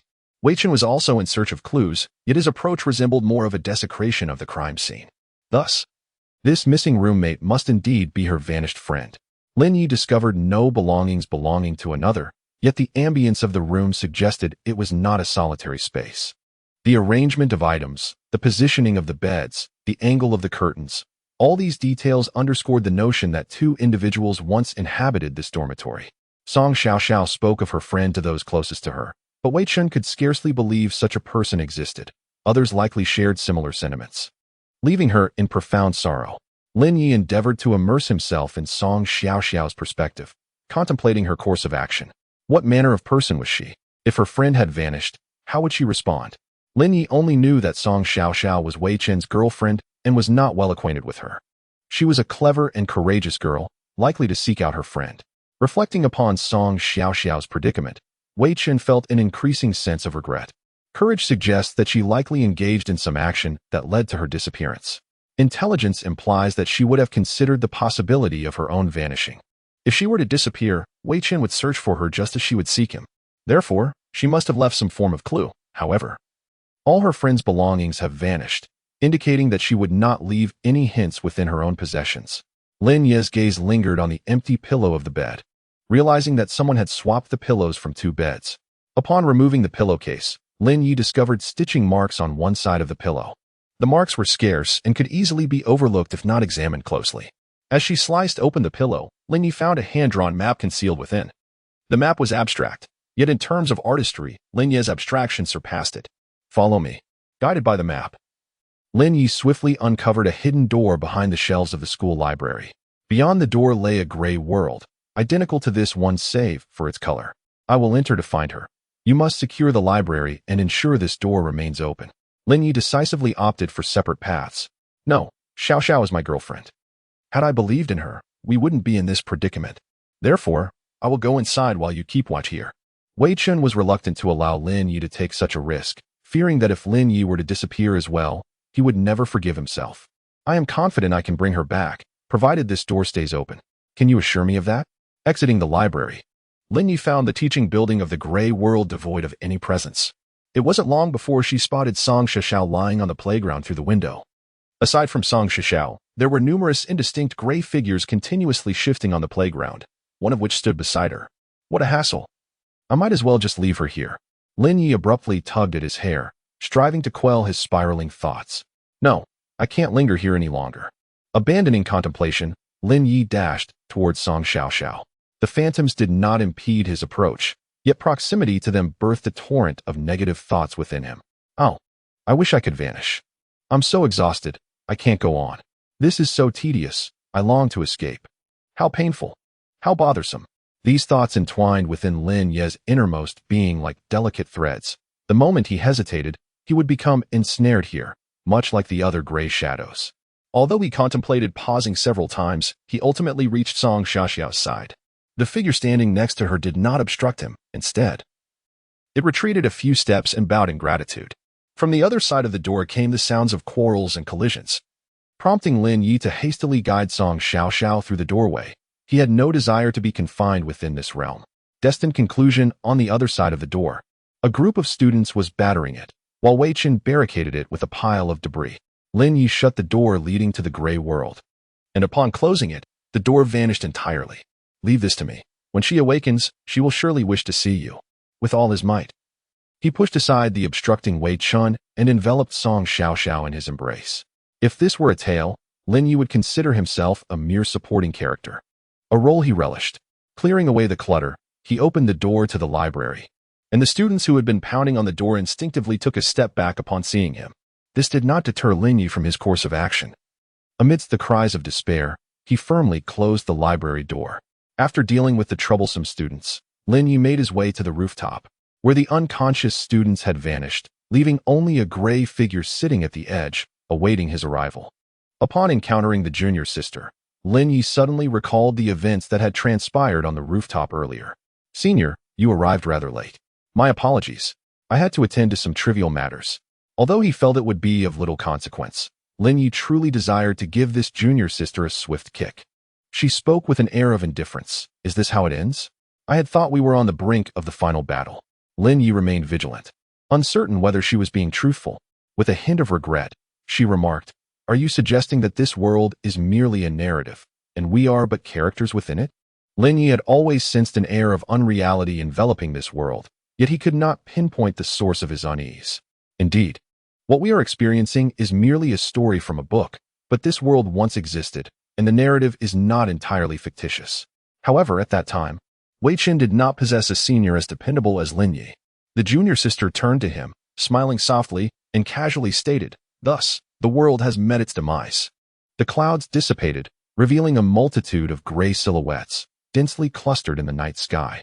They turned in unison, casting their gazes upon Lin Ye, who stood at the center of the rooftop. "Senior, I hope we can meet again in the realm of reality. Perhaps we shall engage in a duel then." A crisp sound of shattering echoed in his ears, and Lin Ye lost consciousness. "What do you think?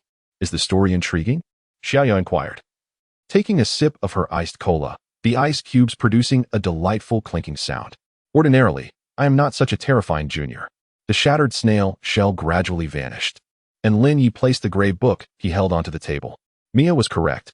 Some books indeed possess a perilous nature. The version of her within the book could be deemed charming. What would transpire if I were to vanish within it? Lin Ye pondered, sipping his cola, the ice cubes seemingly impervious to melting. He finally recalled the unfinished task at hand. His cola remained untouched. Consciousness would be absorbed by the book, merging with its essence. However, before that transpires, I shall pull you back. Xiaoya closed the volume she had just perused, titled Secrets of the Abyss, and pushed it towards Lin Ye. Having finished her cola, she casually consumed the remaining ice cubes. "Are you departing?" Lin Ye, too, relished the sensation of crunching the ice cubes in his cola. The texture was exquisitely nuanced. "Until next time," he replied. With that, Xiaoya vanished into thin air. Despite the desire to enjoy a leisurely afternoon, I found myself aimlessly occupied for an entire day. Upon departing from the realm of literature, Lin Ye could distinctly sense the growth of his spirit. This experience was not without its rewards. Indeed, one might say it was quite fruitful. Yet, a tinge of boredom lingered. The conclusion of the story had long been predetermined. No matter how fervently one strives, it all seemed futile. The little black cat writhed, emitting soft meows, while the dog nuzzled against Lin Ye's calf. A tiny snail slowly inched its way to Lin Ye's side. "Your abilities are quite useful. I shall borrow them again tonight." Lin Ye gently tapped the snail's antennae. After engaging in playful antics with the small creatures and offering them some nourishment, Lin Ye commenced preparations for dinner. The shelter was well stocked with provisions, making the act of cooking exceedingly convenient. Once dinner was ready, Lin Ye opened the group chat and began his meal. It was once again time for delightful nocturnal activities. "I hope to acquire the red maze. I have yet to unlock the blueprint. Collecting the red keys. The blueprint is secured, yet I am still short 2 organs. I might as well purchase them in the trading area. They are quite affordable. Why are they so inexpensive? I previously contemplated stockpiling them, nearly leading to my financial ruin. You are truly infuriating. There are simply too many vendors selling organs, causing the prices to stagnate. It is unfortunate that interregional trading is not permitted. During a prior station mission, I encountered an individual whose area had seen the prices of mutated organs soar. It appears that a select few experts are hoarding them, hoping for a substantial profit. Do they not fear the overwhelming casualties? How will they succeed in their war missions? Let us speak of it later. For now, let us seize the opportunities that lie before us. Such short-sightedness is commonplace. It is fortunate that our surroundings are rather amicable. The nocturnal activities commence. Tonight's event, Labyrinth Exploration. Shall we join? 9:59. Join. Splendid. The blueprints have arrived. The depths of the labyrinth await. Let us proceed. May the Great Ones bless us. I hope for the discovery of blueprints and that we may be spared from encountering second-tier creatures. Lin Ye, fully equipped, sat at the edge of his bed, awaiting the countdown's conclusion. Xiao Hei lay atop the small dog, emitting a soft, gurgling sound, while the little snail perched on Xiao Hei's head, chirping in its own manner. The trio seemed to share a unique form of communication. 001, 00, 00. The nocturnal activities commence. 3:59, 59. Acquired special skill. Snail shell, snail shell. You may retreat into the snail shell until it shatters. You shall remain unharmed. 1-1. Note: a sense of home. Lin Ye awakened upon the crimson floor, surrounded by the familiar red labyrinth. Guardian number 2. He wandered alone within the maze. While card creatures cannot depart from their sanctuary, Some within the group have attempted it. Pets are permitted to accompany their owners during the nocturnal activities. Lin Ye contemplated bringing Xiaohei along for a feast, yet the little one was currently too fragile, posing a risk of demise. Thus, Lin Ye was left to explore the labyrinth in solitude. The depths of the labyrinth remain largely unchanged. Today, Lin Ye finds himself fortunate.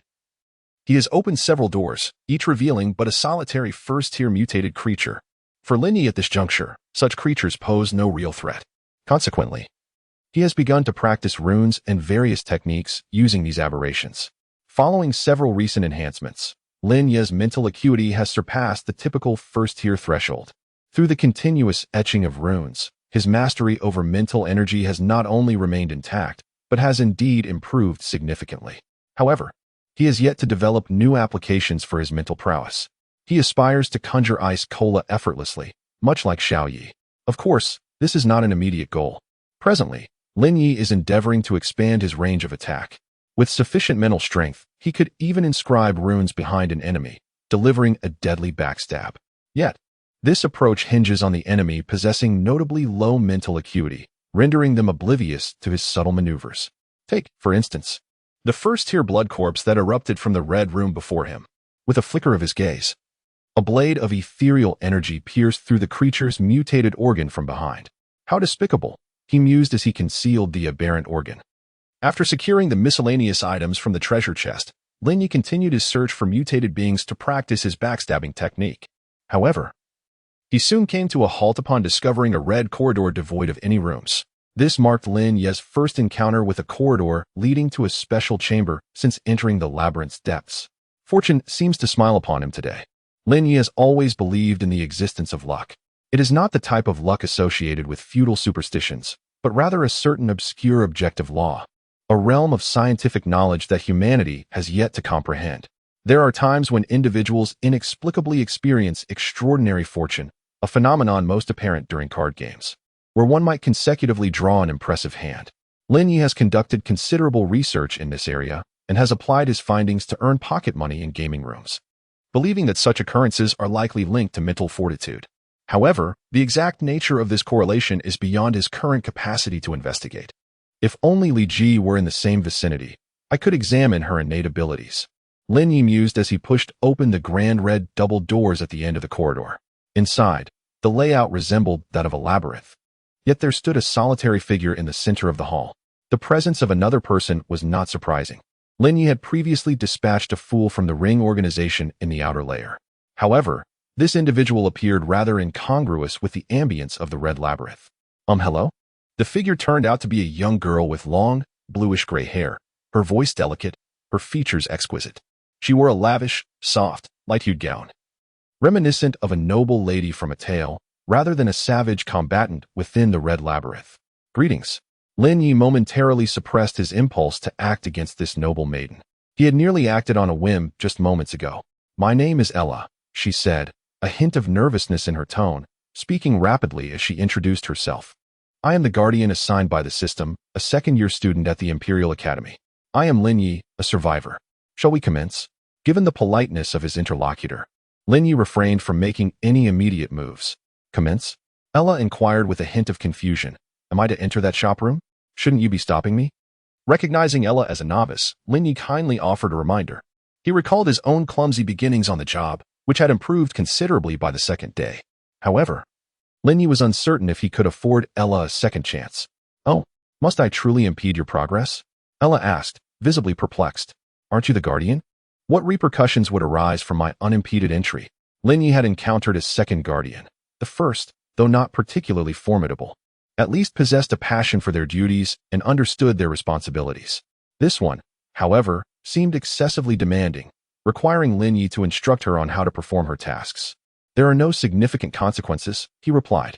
It merely results in the forfeiture of this opportunity's rewards as a guardian and a reduction in system points. Ella replied nonchalantly. Then it's entirely up to you. If you choose not to stop me, I have no desire to resort to force. Lin Ye produced a special key and unlocked the door to the shop room. The shop's interior mirrored that of the outer layer. Yet the prices on the vending machine's offerings were exorbitantly high, the cheapest item costing dozens of red coins, while the priciest, a pristine white bone, was valued at 1,000 red coins. However, These concerns were of little relevance to Lin Ye, unless he encountered the shop room every time he entered the red maze. The red coins were merely a numerical figure to him. He proceeded to clear the vending machine entirely. "Do you have a need for these trinkets?" he asked. "Regrettably, the system prohibits me from utilizing spatial items. Otherwise, I would gladly offer you some."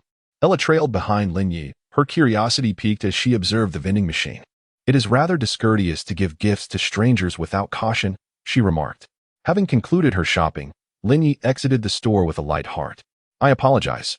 I harbor no ill intentions. Why would giving gifts be deemed impolite?" Ella trailed behind Lin Ye like a small shadow.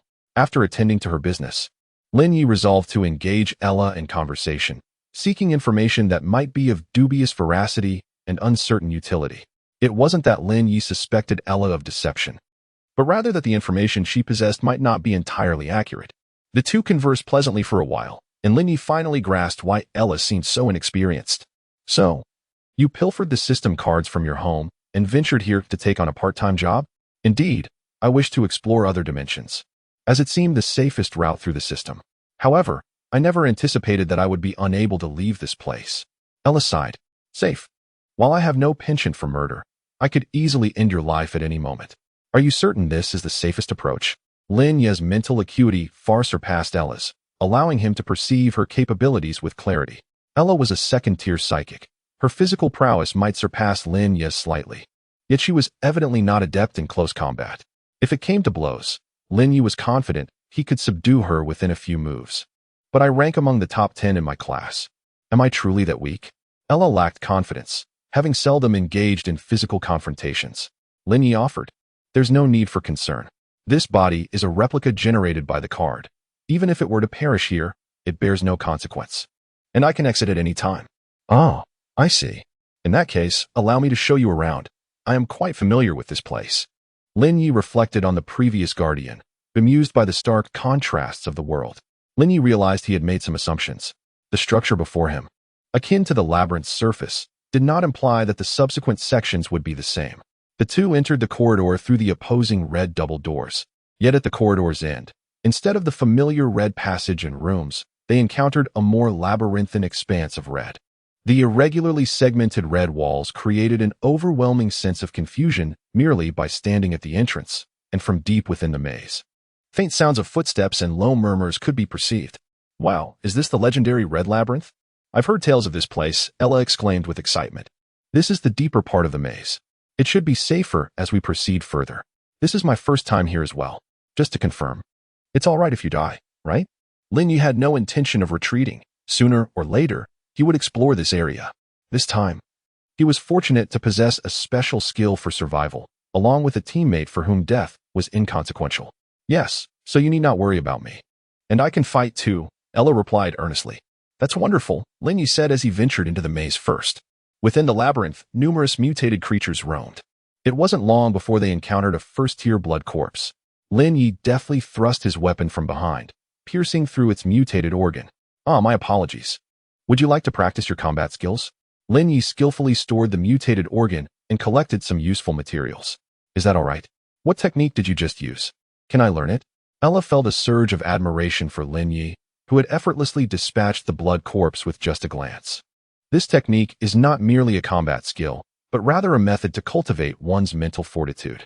It may suffice for dispatching lesser foes, yet proves ineffective against stronger adversaries. Lin Ye succinctly elucidated the usage of the backstab psychic blade.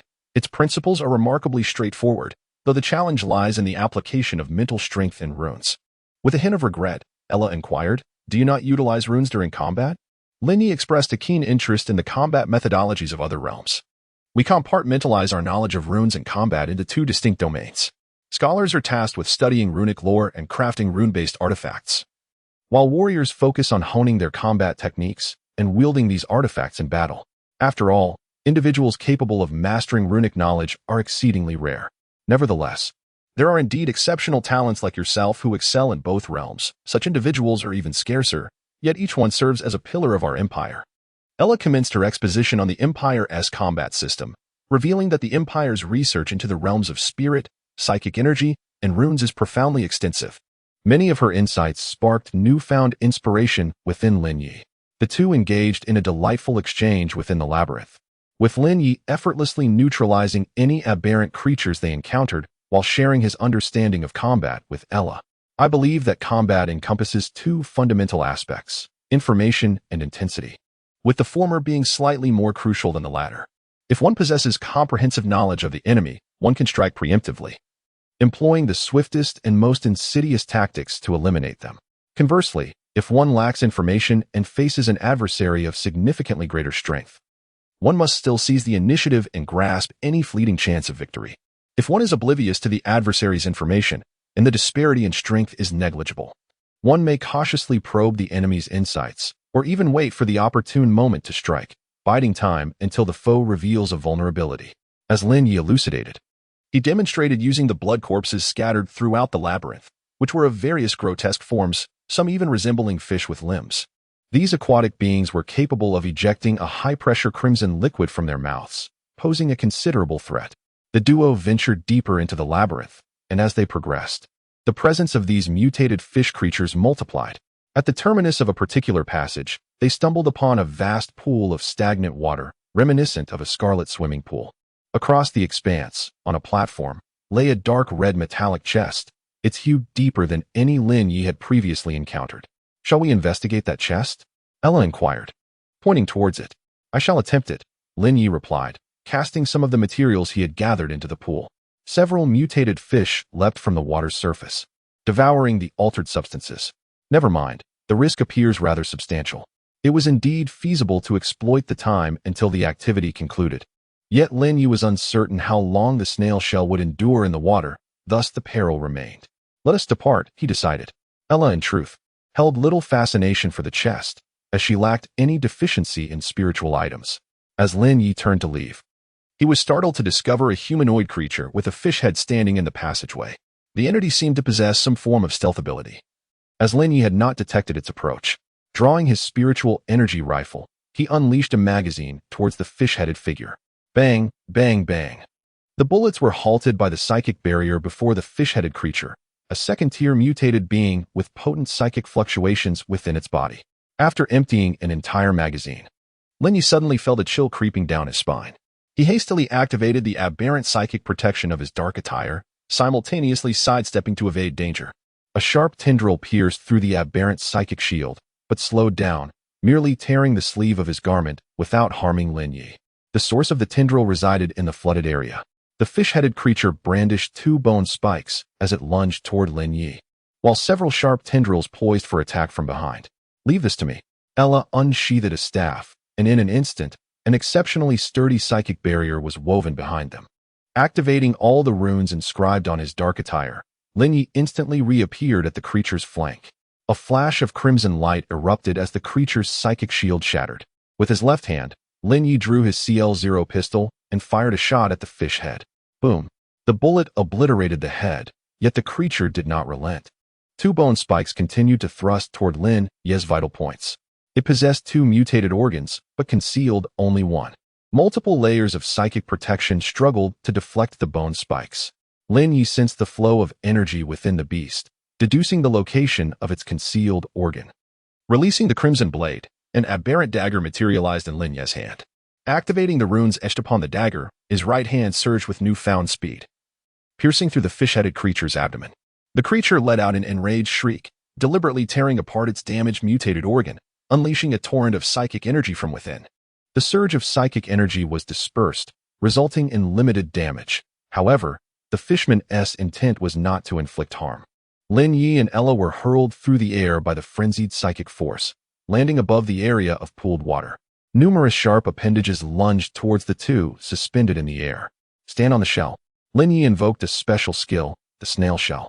The appendages struck the shell, leaving merely a series of white marks, failing to penetrate his defenses.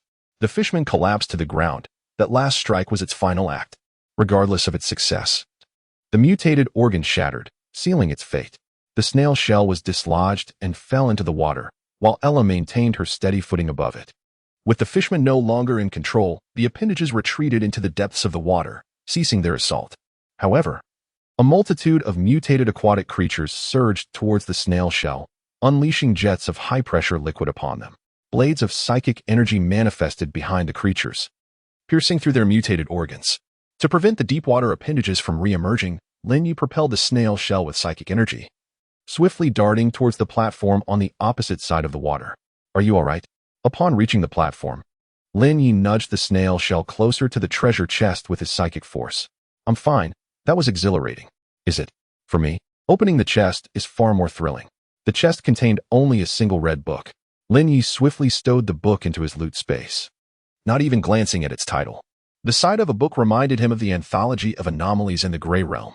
There was only one book, and books were perilous items, so he decided to secure it immediately. Do you require anything? Ella shielded him from the tendrils behind. For Lin Ye would not hoard the spoils of victory. No need, she casually declined. Our family's library is replete with perilous tomes, including ancient texts referred to as relics. Still basking in the afterglow of their victory over enemies, she continued, what exactly is a relic? How does it differ from psychic artifacts? The Abyssal Relic card box had greatly assisted Lin Ye. He recalled that the term relic had appeared in the introduction of the system's activities. Although he had formed some conjectures, he yearned to hear how other realms elucidated such items. A relic is a psychic artifact from ages past, having undergone the trials and tribulations of time. It has transformed into something distinct from ordinary psychic artifacts. Each relic possesses its own unique history and function. Some powerful relics even develop independent will, capable of acting autonomously like living beings, exercising their own rules, Ella elucidated. Within her spatial inventory lay a relic, yet it was sealed by the system, rendering it inaccessible for Lin Ye's admiration. So, have you ever heard of abyssal relics? Lin Ye inquired further. Most relics are fraught with danger, but those bearing specific prefixes are particularly perilous. Names like Abyss, Dreamland, Emerald City, Red Sea, and Gray Realm are renowned as exceptionally hazardous planes. Relics associated with these dangerous prefixes are marked within the Empire's prohibitions. Mere brief contact may result in confinement within the Empire's prisons, while long-term possession could lead to direct annihilation by the Empire. It is not merely a matter of killing, it is about complete annihilation. Such relics are exceedingly perilous. A single derivative has the potential to obliterate an entire city, and if mishandled, could even lead to the downfall of an empire. Lin Ye, you must refrain from engaging with such artifacts. Ella spoke with utmost seriousness, having been nurtured in such an environment. I understand. Lin Ye nodded in agreement, his fingers tracing the shell of a snail. Do you enjoy eating fish? Ella inquired suddenly, glancing at the convulsing aberrant fish on the floor. Generally, I do not favor foods that are cumbersome to consume. Even when it comes to fish, Lin Ye would not consider these mutated varieties. I rather enjoy it. We have many boneless fish where I come from. I shall bring some next time. That sounds delightful. I will bring some side dishes as well. And we can prepare a fish head hot pot here. The red maze is so vast that Lin Ye doubted they would encounter any more. Naturally, he would honor his promise. Is this considered a gift exchange? Ella was unfamiliar with the concept of hot pot, yet she refrained from asking, as many things require little explanation. Of course, I would never partake of a stranger's food. After disposing of the aberrant organs within, Lin Ye stored the corpse of the fish-headed creature. Then, farewell. Ella gently lifted the hem of her skirt, her smile serene. Farewell. Upon returning to the sanctuary, Lin Ye fed Little Black some fresh fish remains and organized the various materials before he began to examine the system information of each item. Sturdy femur, Tier 3 psychic item. When striking an enemy's vital point, it delivers a powerful blow with a shattering effect. Note: this is a merciful weapon, causing enemies to feel no pain. Indeed, it does not hurt. There is no fault in that. Lin Ye swung the femur, finding it akin to wielding a baseball bat, despite never having used one before. Setting the femur aside, Lin Ye cautiously extracted the liquid stored within the carcass of the mutated fish and examined the system information. Inactive Red Sea water can accelerate biological mutation. Note: not for consumption, although Lin Ye had his suspicions. The sight of the words inactive still evoked a certain oppressive feeling derived from the Red Sea. If a small pool of stagnant water is already so perilous, what monstrous entities might lurk in the unfathomable depths of the Red Sea? Never mind. This is not the time for such contemplation. Lin Ye retrieved a red tome from his loot space, entitled Survival Guide for the Shallow Red Sea. Survival Guide for the Shallow Red Sea, a book detailing how to survive in the shallow areas of the Red Sea, filled with maddening ramblings and several practical survival techniques. Note: not to be read by those with insufficient mental fortitude. What on earth is this? 102. The Great Void. Having dealt with the rather uninspiring spoils, Lin Ye tended to the small creature for a while before lying down, preparing to conclude the lengthy day. Unbeknownst to him, a small snail had crawled to his pillow, retreating entirely into its shell as if in harmony with him. Lin Ye opened the group chat and shared new intelligence regarding the depths of the maze. He expressed his gratitude to the esteemed informant. I have encountered corridors as well, but out of fear of encountering a boss, I refrained from entering. I have slain surface bosses, yet the depths seem rather perilous. He elaborated, to be frank. I couldn't even breach the boss's psychic defenses and was forced to flee, relying solely on my innate abilities and psychic items to barely survive until the countdown concluded. In truth, the Red Maze has now become a relatively safe haven. As long as one refrains from reckless wandering, death is unlikely. I surmise that those who perish daily are merely those who challenge bosses and meet their demise. Indeed, I have a formidable friend who had his name turned to black during our last exploration of the maze. At the time, I thought it was an accident, but in retrospect, it may have been a boss encounter gone awry. Those who drown are typically capable swimmers. Individuals like myself, who only dare to scavenge, remain unscathed. Remarkably, the coward Lin Ye has managed to survive this long. It is quite astonishing, Yufeng remarked. Enough of this. How do you manage to sleep at night, Lin Ye? Perhaps I should refrain from asking, as there are no monsters in my vicinity. I choose to sleep, Lin Ye replied. What else can you do if you don't sleep? Yufeng inquired. Peruse the group chat, browse the trading zone, take photographs, await nocturnal activities truly dismal, he lamented. Indeed. A moment of silence for the unfortunate big brother without a refuge. As the group chat was silenced, Lin Ye closed his eyes, bringing an end to a long day. The card drawn today features a fox. As the card dissipates, a vibrant red fox perches in the center of the sanctuary. The fox gracefully approaches Lin Ye, leaping into his embrace. The creature's expression is remarkably human-like, causing Lin Ye to hesitate momentarily before cradling it in his arms. The fox's fur is exceptionally smooth and soft to the touch, providing a delightful sensation. Hello? Unable to resist, Lin Ye caresses it a few more times, eliciting a contented expression from the fox. It squints its eyes, emitting a gentle sound. Oh, then I shall rest a little longer. Holding the fox, Lin Ye embarks on his daily simulation. Please choose to start a new simulation task or enter the simulation base. Start a new simulation task. Simulated D-level personnel, Vincent, acquired special skill, inspiration. Upon utilizing this skill, you can perceive all concealed information nearby. 1-1. Note, are you certain you wish to view it? Remaining simulation attempts. 10. Lin Ye opens his eyes, finding himself seated in the rigid chair of an interrogation room, facing a supervising agent. Have you ever been to the Great Abyss? The supervising agent inquires, offering Lin Ye no time for contemplation. I have been, he replies without a moment's hesitation, simultaneously preparing for the worst. Yet, the organization has not acted upon such a notion, suggesting it may be far more vast and intricate than he had anticipated, potentially influenced by other factors. However, if the organization were to proceed in such a manner, how would the system determine the outcome? Without D-class personnel to execute the task, is it impossible to activate the skills? Or is it as it appears now? The supervisor nonchalantly rose and exited the interrogation room. Yet the traces of his performance were too evident, and Lin Ye saw through his facade at a glance. He was both astonished and anxious. Unfortunately, it seems I have answered incorrectly. With the scant information at hand, Lin Ye had no choice but to provide an answer on the spot, resorting to a guess. The only option left is to commit suicide and retake the test, but first, I must ascertain the correct answer and analyze the expected demeanor of Vincent. Vincent was a Caucasian male in his 30s, standing at 6 feet tall, with a robust physique and commendable physical fitness. What kind of reaction should he exhibit? What does the vast emptiness signify? Why has no one entered to restrain me? Are they preparing? The concentration of psychic energy in the environment was ordinary. Lin Ye absorbed a trace of it, readying himself to disrupt his heart with psychic force. However, the anticipated onslaught never materialized. Instead, he was met by an unremarkable supervisor. The supervisor escorted Lin Ye to the prisoner transport vehicle, where he was not the first to board. Inside sat 2 D-class personnel clad in orange jumpsuits, a long-haired youth in his 20s and a bald, muscular man in his 40s. What does this mean? That supervisor must have recognized me. Otherwise, he would not have reacted that way, Yet now he behaves as if fulfilling a standard duty.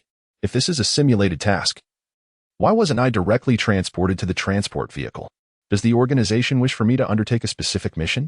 No. It may not necessarily be the organization. They have no need for such trivial maneuvers. It is likely an individual act. A member of a prestigious organization has requested my assistance in completing a certain task. Thus, discussions in the interrogation room are likely to occur daily. And should I reveal any weakness, the task will commence.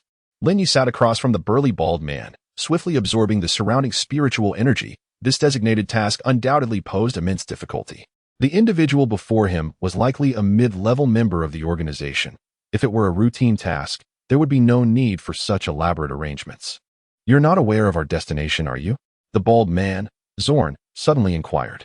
You know? Danny's eyes flickered, his mind tense. Have you ever heard of the Great Void? Zorn grinned maliciously. Damn it. I knew something was amiss when I was sent here. I do not wish to descend once more. Danny clutched his head, emitting a low, anguished groan. You have been there too? Zorn exclaimed in disbelief. Then quickly turned to Lin Ye and asked, You haven't been there as well, have you? Yes. This is it. I had assumed it was merely a routine reconnaissance mission.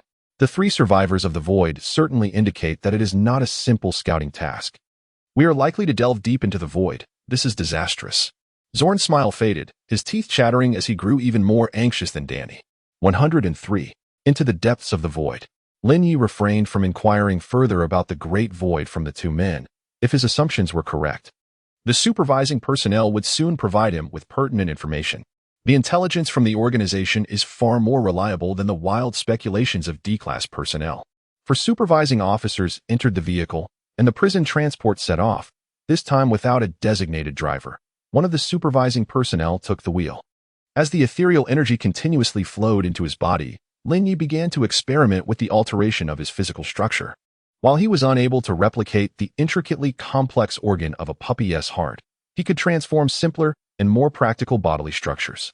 This time, Lin Ye intended to inscribe runes within his body, thereby enhancing its strength. As for the thoughts of the body's original owner, he decided it best to prioritize his own survival first, just as Lin Ye was engaged in modifying his physical form. A regulatory officer handed him a document through the isolation window. Zorn and Danny gazed at Lin Ye in astonishment. It was their first encounter witnessing a regulatory officer delivering a document to a Class D individual. Distracted, Lin Ye opened the document, which contained fundamental information regarding the Great Void and the objectives of their mission. The origins of the Great Void remained a mystery, having appeared abruptly at the edge of a city one day without warning. The void spanned several kilometers in diameter, with its depth unknown, and its interior was exceedingly perilous. The task assigned to their small team was to reach a specific coordinate located 147 meters deep within the void, where a forward base of an organization was situated.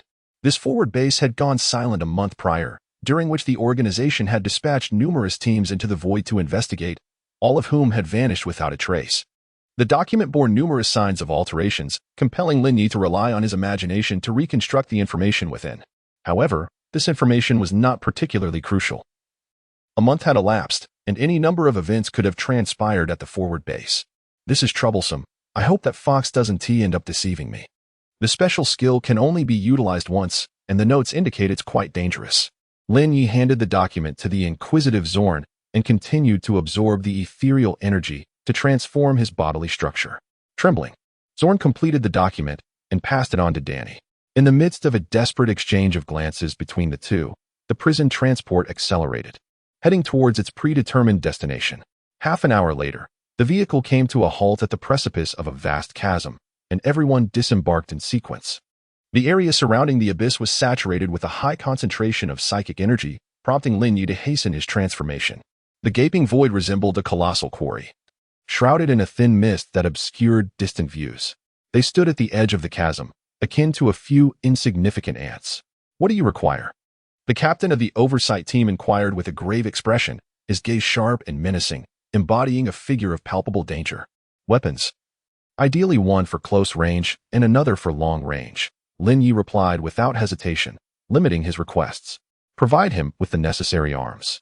A guard approached Lin Ye, brandishing a long knife and a handgun retrieved from the transport. The guard eyed Lin Ye warily, clearly reluctant to relinquish the weapons. Lin Ye turned towards the captain. who begrudgingly permitted the exchange. Both the long knife and the handgun were infused with psychic energy. The handgun was a standard issue with a magazine containing 15 rounds, while the long knife bore a striking resemblance to a prototype from the same series. "You proceed ahead and scout the path," the captain commanded Zorn. "Could I be granted a weapon as well?" Zorn ventured cautiously. "Hand him a dagger," the captain ordered. This time, the guard did not hesitate, promptly handing Zorn a dagger. Though Zorn felt discomfort, he refrained from voicing his concerns. He doubted the efficacy of weapons within the chasm, yet possessing one provided a semblance of security. The edge of the abyss revealed several winding paths that led deeper into its depths, with gentle slopes spiraling downward. One can delve into the abyss without following the designated path, yet the steep gradient increases the likelihood of losing one's way. It is said that adhering to the trail minimizes encounters with anomalies. Zorn led the way, followed closely by Lin Ye and Danny, with the captain positioned centrally and 3 regulatory personnel bringing up the rear. The team descended swiftly along the path, Zorn moving at a brisk pace. Acutely aware that the longer they lingered, the higher the mortality rate became. Should they encounter any anomalies, speed would offer no salvation. Death awaited regardless of their pace. Danny, though not as swift as Zorn, appeared to possess a certain understanding of the chasm. At times he hastened his steps, while at others he paused briefly before continuing onward. During his halts, Lin Ye sensed no irregularities, and the captain endorsed this behavior, refraining from urging him to accelerate. Soon, it was Lin Ye's turn to lead the way, his speed surpassing even Zorn's. Given the choice, he would prefer to descend alone in a fighter jet. The longer the distance, the greater the uncertainties, and the more challenging the simulated mission became. Lin Ye was determined not to expend excessive simulation attempts on the journey. Suddenly, a gunshot rang out behind him, prompting Lin Ye to halt abruptly. Drawing his pistol and scanning the surroundings, the matters behind him could be entrusted to the captain. "Number 3, report the situation," the captain commanded, turning to the regulatory personnel who had fired. "Report, I saw a creature standing at an oblique angle behind us, but it vanished when I fired." Number 3 anxiously surveyed the vicinity, searching for the creature. "Describe the creature's appearance." The captain, having sensed nothing amiss, chose not to question Number 3's account. "It was a black, humanoid creature, its head disproportionately large, and its limbs elongated. I caught a fleeting glimpse of it through my peripheral vision, but the details remained elusive." The 3rd supervisor breathed heavily, anxiety palpable in the air. "Proceed forward. Report immediately upon sighting the creature. Do not fire. I shall handle it," the captain stated with an unwavering calmness. The team advanced, but after only a few steps, gunfire erupted from behind. Bang, bang, bang. "Number 3, report the situation." The 3rd supervisor fired again, yet the captain's expression remained unchanged, devoid of any emotional response. "Ha, ha, the creature has reappeared. It is merely 5 meters behind me." The 3rd supervisor's breathing quickened, his nerves fraying. "Switch positions with me and continue moving." After the exchange, the 3rd supervisor found himself in the midst of the formation, with the captain positioned diagonally behind him. Lin Ye continued to lead the way, but mere moments later, gunshots rang out once more. Bang, bang, bang, bang, bang, bang, bang, bang. This time, the 3rd supervisor emptied his magazine, the bullets striking the captain's psychic barrier. Even after exhausting his ammunition, the 3rd supervisor did not cease. He repeatedly turned towards the rear, his finger incessantly squeezing the trigger, despite the absence of bullets. "Stop. Remain calm." The captain attentively surveyed the surroundings, yet found nothing amiss. Die, die, die, die. In the gaze of all present, the 3rd supervisor's head suddenly exploded, the headless body continuing its futile attempt to fire before finally collapsing to the ground after a half-turn. 104. The tentacle archway. Much like the captain, Lin Ye sensed nothing. The other party seemed to have suddenly succumbed to madness, exhibiting a series of frenzied actions. Yet, the mind of a madman does not simply implode. Thus, some unknown force must be responsible for this predicament. Pressing onward, the 2 anxious overseers positioned themselves at the center, while the captain lingered at the rear of the group. As they advanced, Lin Ye quickened his pace. This time, no gunfire echoed from behind, but Lin Ye discerned the captain occasionally glancing towards the side and rear. There was nothing there. The captain persevered for 15 minutes, when a violent surge of psychic energy erupted from behind. After making a final stand, the captain's headless corpse collapsed to the ground. The remaining 5 paused, the two overseers staring at the captain's lifeless body, uncertain whether to continue with their mission. Moving forward now would mean certain death. Leaving this place might offer a chance of survival, Zorn remarked to the two overseers. He and Danny were solely focused on escaping, standing together as if they had reached a silent accord. Zorn's words rang true. The overseers were equally reluctant to press onward, as none wished to perish meaninglessly in such a forsaken place. Ah, it's that monster. Bang. The gunfire did not come from the overseers, but from Lin Ye, who shot and shattered the skull of one overseer. The other overseer instantly drew his weapon, aiming it at Lin Ye. "You bastard," he shouted. Yet he hesitated to pull the trigger, for there were still 3 Class D personnel remaining, while he was now the last overseer standing. He has already attracted the attention of the anomaly. Even the captain could not survive. How long do you think he can endure? I wish to test whether the anomaly can be resolved by eliminating those it has targeted. Lin Ye explained that he still required assistance from the regulators. Indeed, he is doomed. It would be better to seek a swift release and contribute something to the team, Danny concurred. Lin Ye, also a Class D personnel, intended to involve Lin Ye, using the last regulator to divert the creature's attention before making a hasty escape. He did not believe that this monster could pursue them beyond the confines of the cave.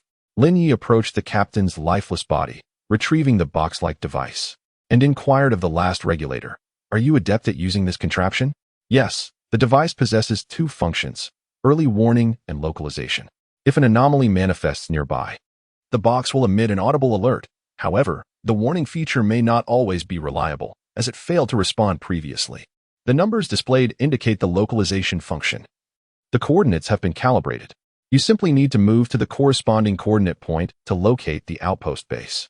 The regulator succinctly delineated the functions of the device. Lin Ye turned and ventured deeper into the void, clutching the box. "You don't still intend to execute the mission, do you? If you wish to leave, you may.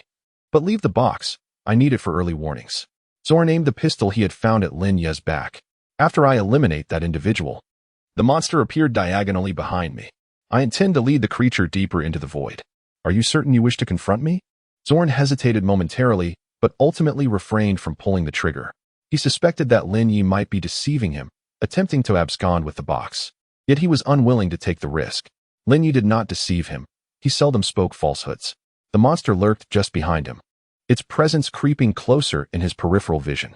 Before Lin Ye could contemplate a strategy to confront the lurking creature, a multitude of colossal tentacles, resembling archways, became discernible within the fog ahead.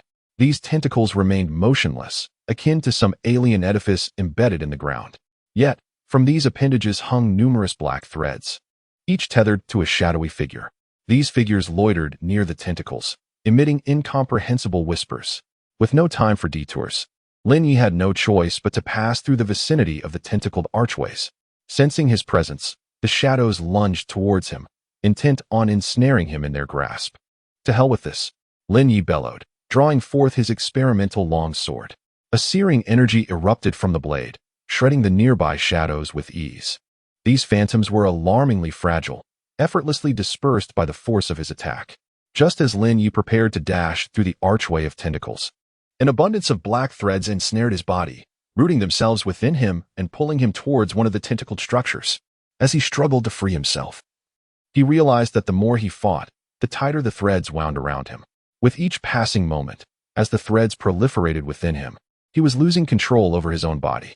Not only Lin Ye, but the lurking creature was also ensnared by the black threads, which it futilely attempted to extract from its own being. Yet, the threads only multiplied, ultimately rendering the creature as powerless as Lin Ye. "Heh. So you too can feel fear," Lin Ye mused, just before succumbing to the encroaching darkness. Lin Ye opened his eyes, seated upon the rigid chair of the interrogation room, facing a supervising officer. "Have you ever been to the abyss?" "Yes." He could feign the reaction expected of Vincent, yet it would serve no purpose. Merely wasting a day in this place, he must complete the simulation task post-haste. The supervisor departed, and after a while, Lin Ye was once again escorted onto the prison transport. As the vehicle set in motion, Lin Ye continued to undergo his bodily transformation, this time focusing on his legs. For in such an environment, speed outweighed strength significantly. The ensuing process mirrored that of the previous instance until the captain met his demise. Lin Ye refrained from any unnecessary actions, determined to identify a relatively safe route into the forward base. Once the captain's body fell, Lin Ye waited until the supervising officer glanced askew before advancing to seize the box-like device, swiftly eliminating Zorn before he could utter a word. Clutching the device, Lin Ye dashed into the depths of the abyss, leaving the trio behind, ensnared in their own delay, caught in terror. Ideally, he would evade the residual creature. However, if he could not, it mattered little, for this venture was merely a reconnaissance. Survival was not his intent. Considering the creature's movement time, the trio had delayed for a mere 1 minute and 56 seconds before the residual creature reappeared behind Lin Ye. Truly inept. Confession Room Lin Ye had no choice but to delve deeper into the abyss with the residual creature in tow. Let us see who can endure until the end. Lin Ye continued to advance towards the tentacled archway, where the depths were filled with peculiar phenomena. It was more prudent to explore a means of passage through the tentacled archway than to take a detour. Shadows lunged at Lin Ye once more. This time, he refrained from attacking them and instead attempted to shield himself with psychic energy. However, the shadows effortlessly penetrated his defense and continued their relentless pursuit.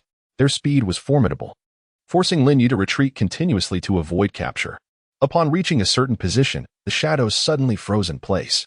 The black threads behind them were taut, resembling leashes tethering dogs. The length of these threads defined the shadow's range of movement. Lin Ye cautiously approached the nearest shadow, curious about the consequences of contact. The shadow stared vacantly at him, uttering meaningless murmurs without pause. As Lin Ye touched the shadow, it gradually dissipated into the air, akin to raindrops vanishing in the rain. Before it completely faded, it cast a grateful glance at Lin Ye and bowed in acknowledgement. A black thread ensnared Lin Ye's wrist, burrowing deep into his flesh, slowly growing within him. Simultaneously, a similar black thread appeared on the creature of leftover light. If you tell me the black thread is a gift, I might just touch someone else next time during the simulation. Yet, the black thread isn't too shabby. Lin Ye observed as the creature of leftover light was drawn by the black thread, distancing itself from him. However, the black thread within Lin Ye continued to expand. And once it completely occupied his body, this simulation would come to an end. Lin Ye once again entered the archway, and this time, the shadowy figures made no attempt to reach out to him, navigating around the dark forms and traversing through a series of tentacled arches. He finally departed from this eerie realm. Unlike those shadows, Lin Ye retained the ability to leave before becoming completely consumed. As for what would happen after that, it was a matter beyond his contemplation. He continued his descent into the abyss, the coordinates on the box-like instrument drawing nearer, when he suddenly halted. A dilapidated white spire church emerged from the mist. Despite the nearly 45-degree slope, the church stood resolutely in its place. Lin Ye harbored no fondness for the church. Thus he resolved to circumvent it. However, after circumventing the church, he pressed onward, only to encounter an identical structure ahead. Although the coordinates indicated a difference, there it stood, unwavering. A force conversion? Very well, you shall not regret this. Adjusting his orange prison garb, Lin Ye approached the church's grand entrance. The doors swung open, seemingly welcoming him. Upon entering, he noticed that the dark line that had fully claimed his right arm had ceased its movement, and the creature lurking at the periphery had retreated somewhat. Is anyone there? The church was devoid of life, containing only an altar, several rows of pews, and a confessional. Lin Ye stepped into the confessional, and the heavy door behind him closed automatically. The interior of the confessional bore a resemblance to the pitch-black corridor aboard the cruise ship, shrouded in darkness. Devoid of any sensation, he sat in the gloom, silent and contemplative. He had no need for confession, and from a philosophical standpoint, he was the one in need of an audience. Lin Ye exhibited no sense of urgency. This sanctuary could suppress the black lines and the aberrations lurking in the periphery. If he could linger here for an extended period, he might even endeavor to eliminate these two nuisances. He commenced an examination of the black lines within him, which resembled a peculiar organism, possessing a certain biological vitality. Without this church, he would have been unable to delve into the nature of the black lines. In the enveloping darkness, the passage of time became ambiguous, and Lin Ye lost track of how long had elapsed when the door to the confessional swung open. Yet, he did not vacate the confessional. His investigation into the black lines deepened, as the environment was conducive to his research, prompting him to wish to remain a while longer. Moreover, he had yet to hear the other party's confession. After a while, the door of the confessional closed once more, and a woman's voice echoed from the opposite side. "Oh God, I confess to you, I should not have obstructed your path with this church. Can you forgive me? She had not anticipated that Lin Ye harbored no need for confession, thus compelling her to confess instead. Certainly not. One must face the consequences of their transgressions. And your need for repentance extends beyond superficial matters to something far more fundamental. Lin Ye established a connection with the divine presence within this church. He could accomplish numerous feats without the need for elaborate rituals. Even the most diminutive deity is still a deity, if any clergy believe this to be her domain. She was gravely mistaken. What is happening? What ritual is this? I have never witnessed such a thing. The woman panicked, sensing that she was establishing a connection through the confessional to something distorted, otherworldly, profound, massive, and unknown, a shadow. Since you are unwilling to confess to me, go and meet him. Although I have long desired this encounter, I have yet to lay eyes upon him. Please convey my regards on my behalf. Lin Ye wore a smile imbued with goodwill. Despite the possibility that the other party might not perceive it, he felt compelled to express his benevolence. No, I confess. Greed. I lament my avarice, for I see the divine will upon you.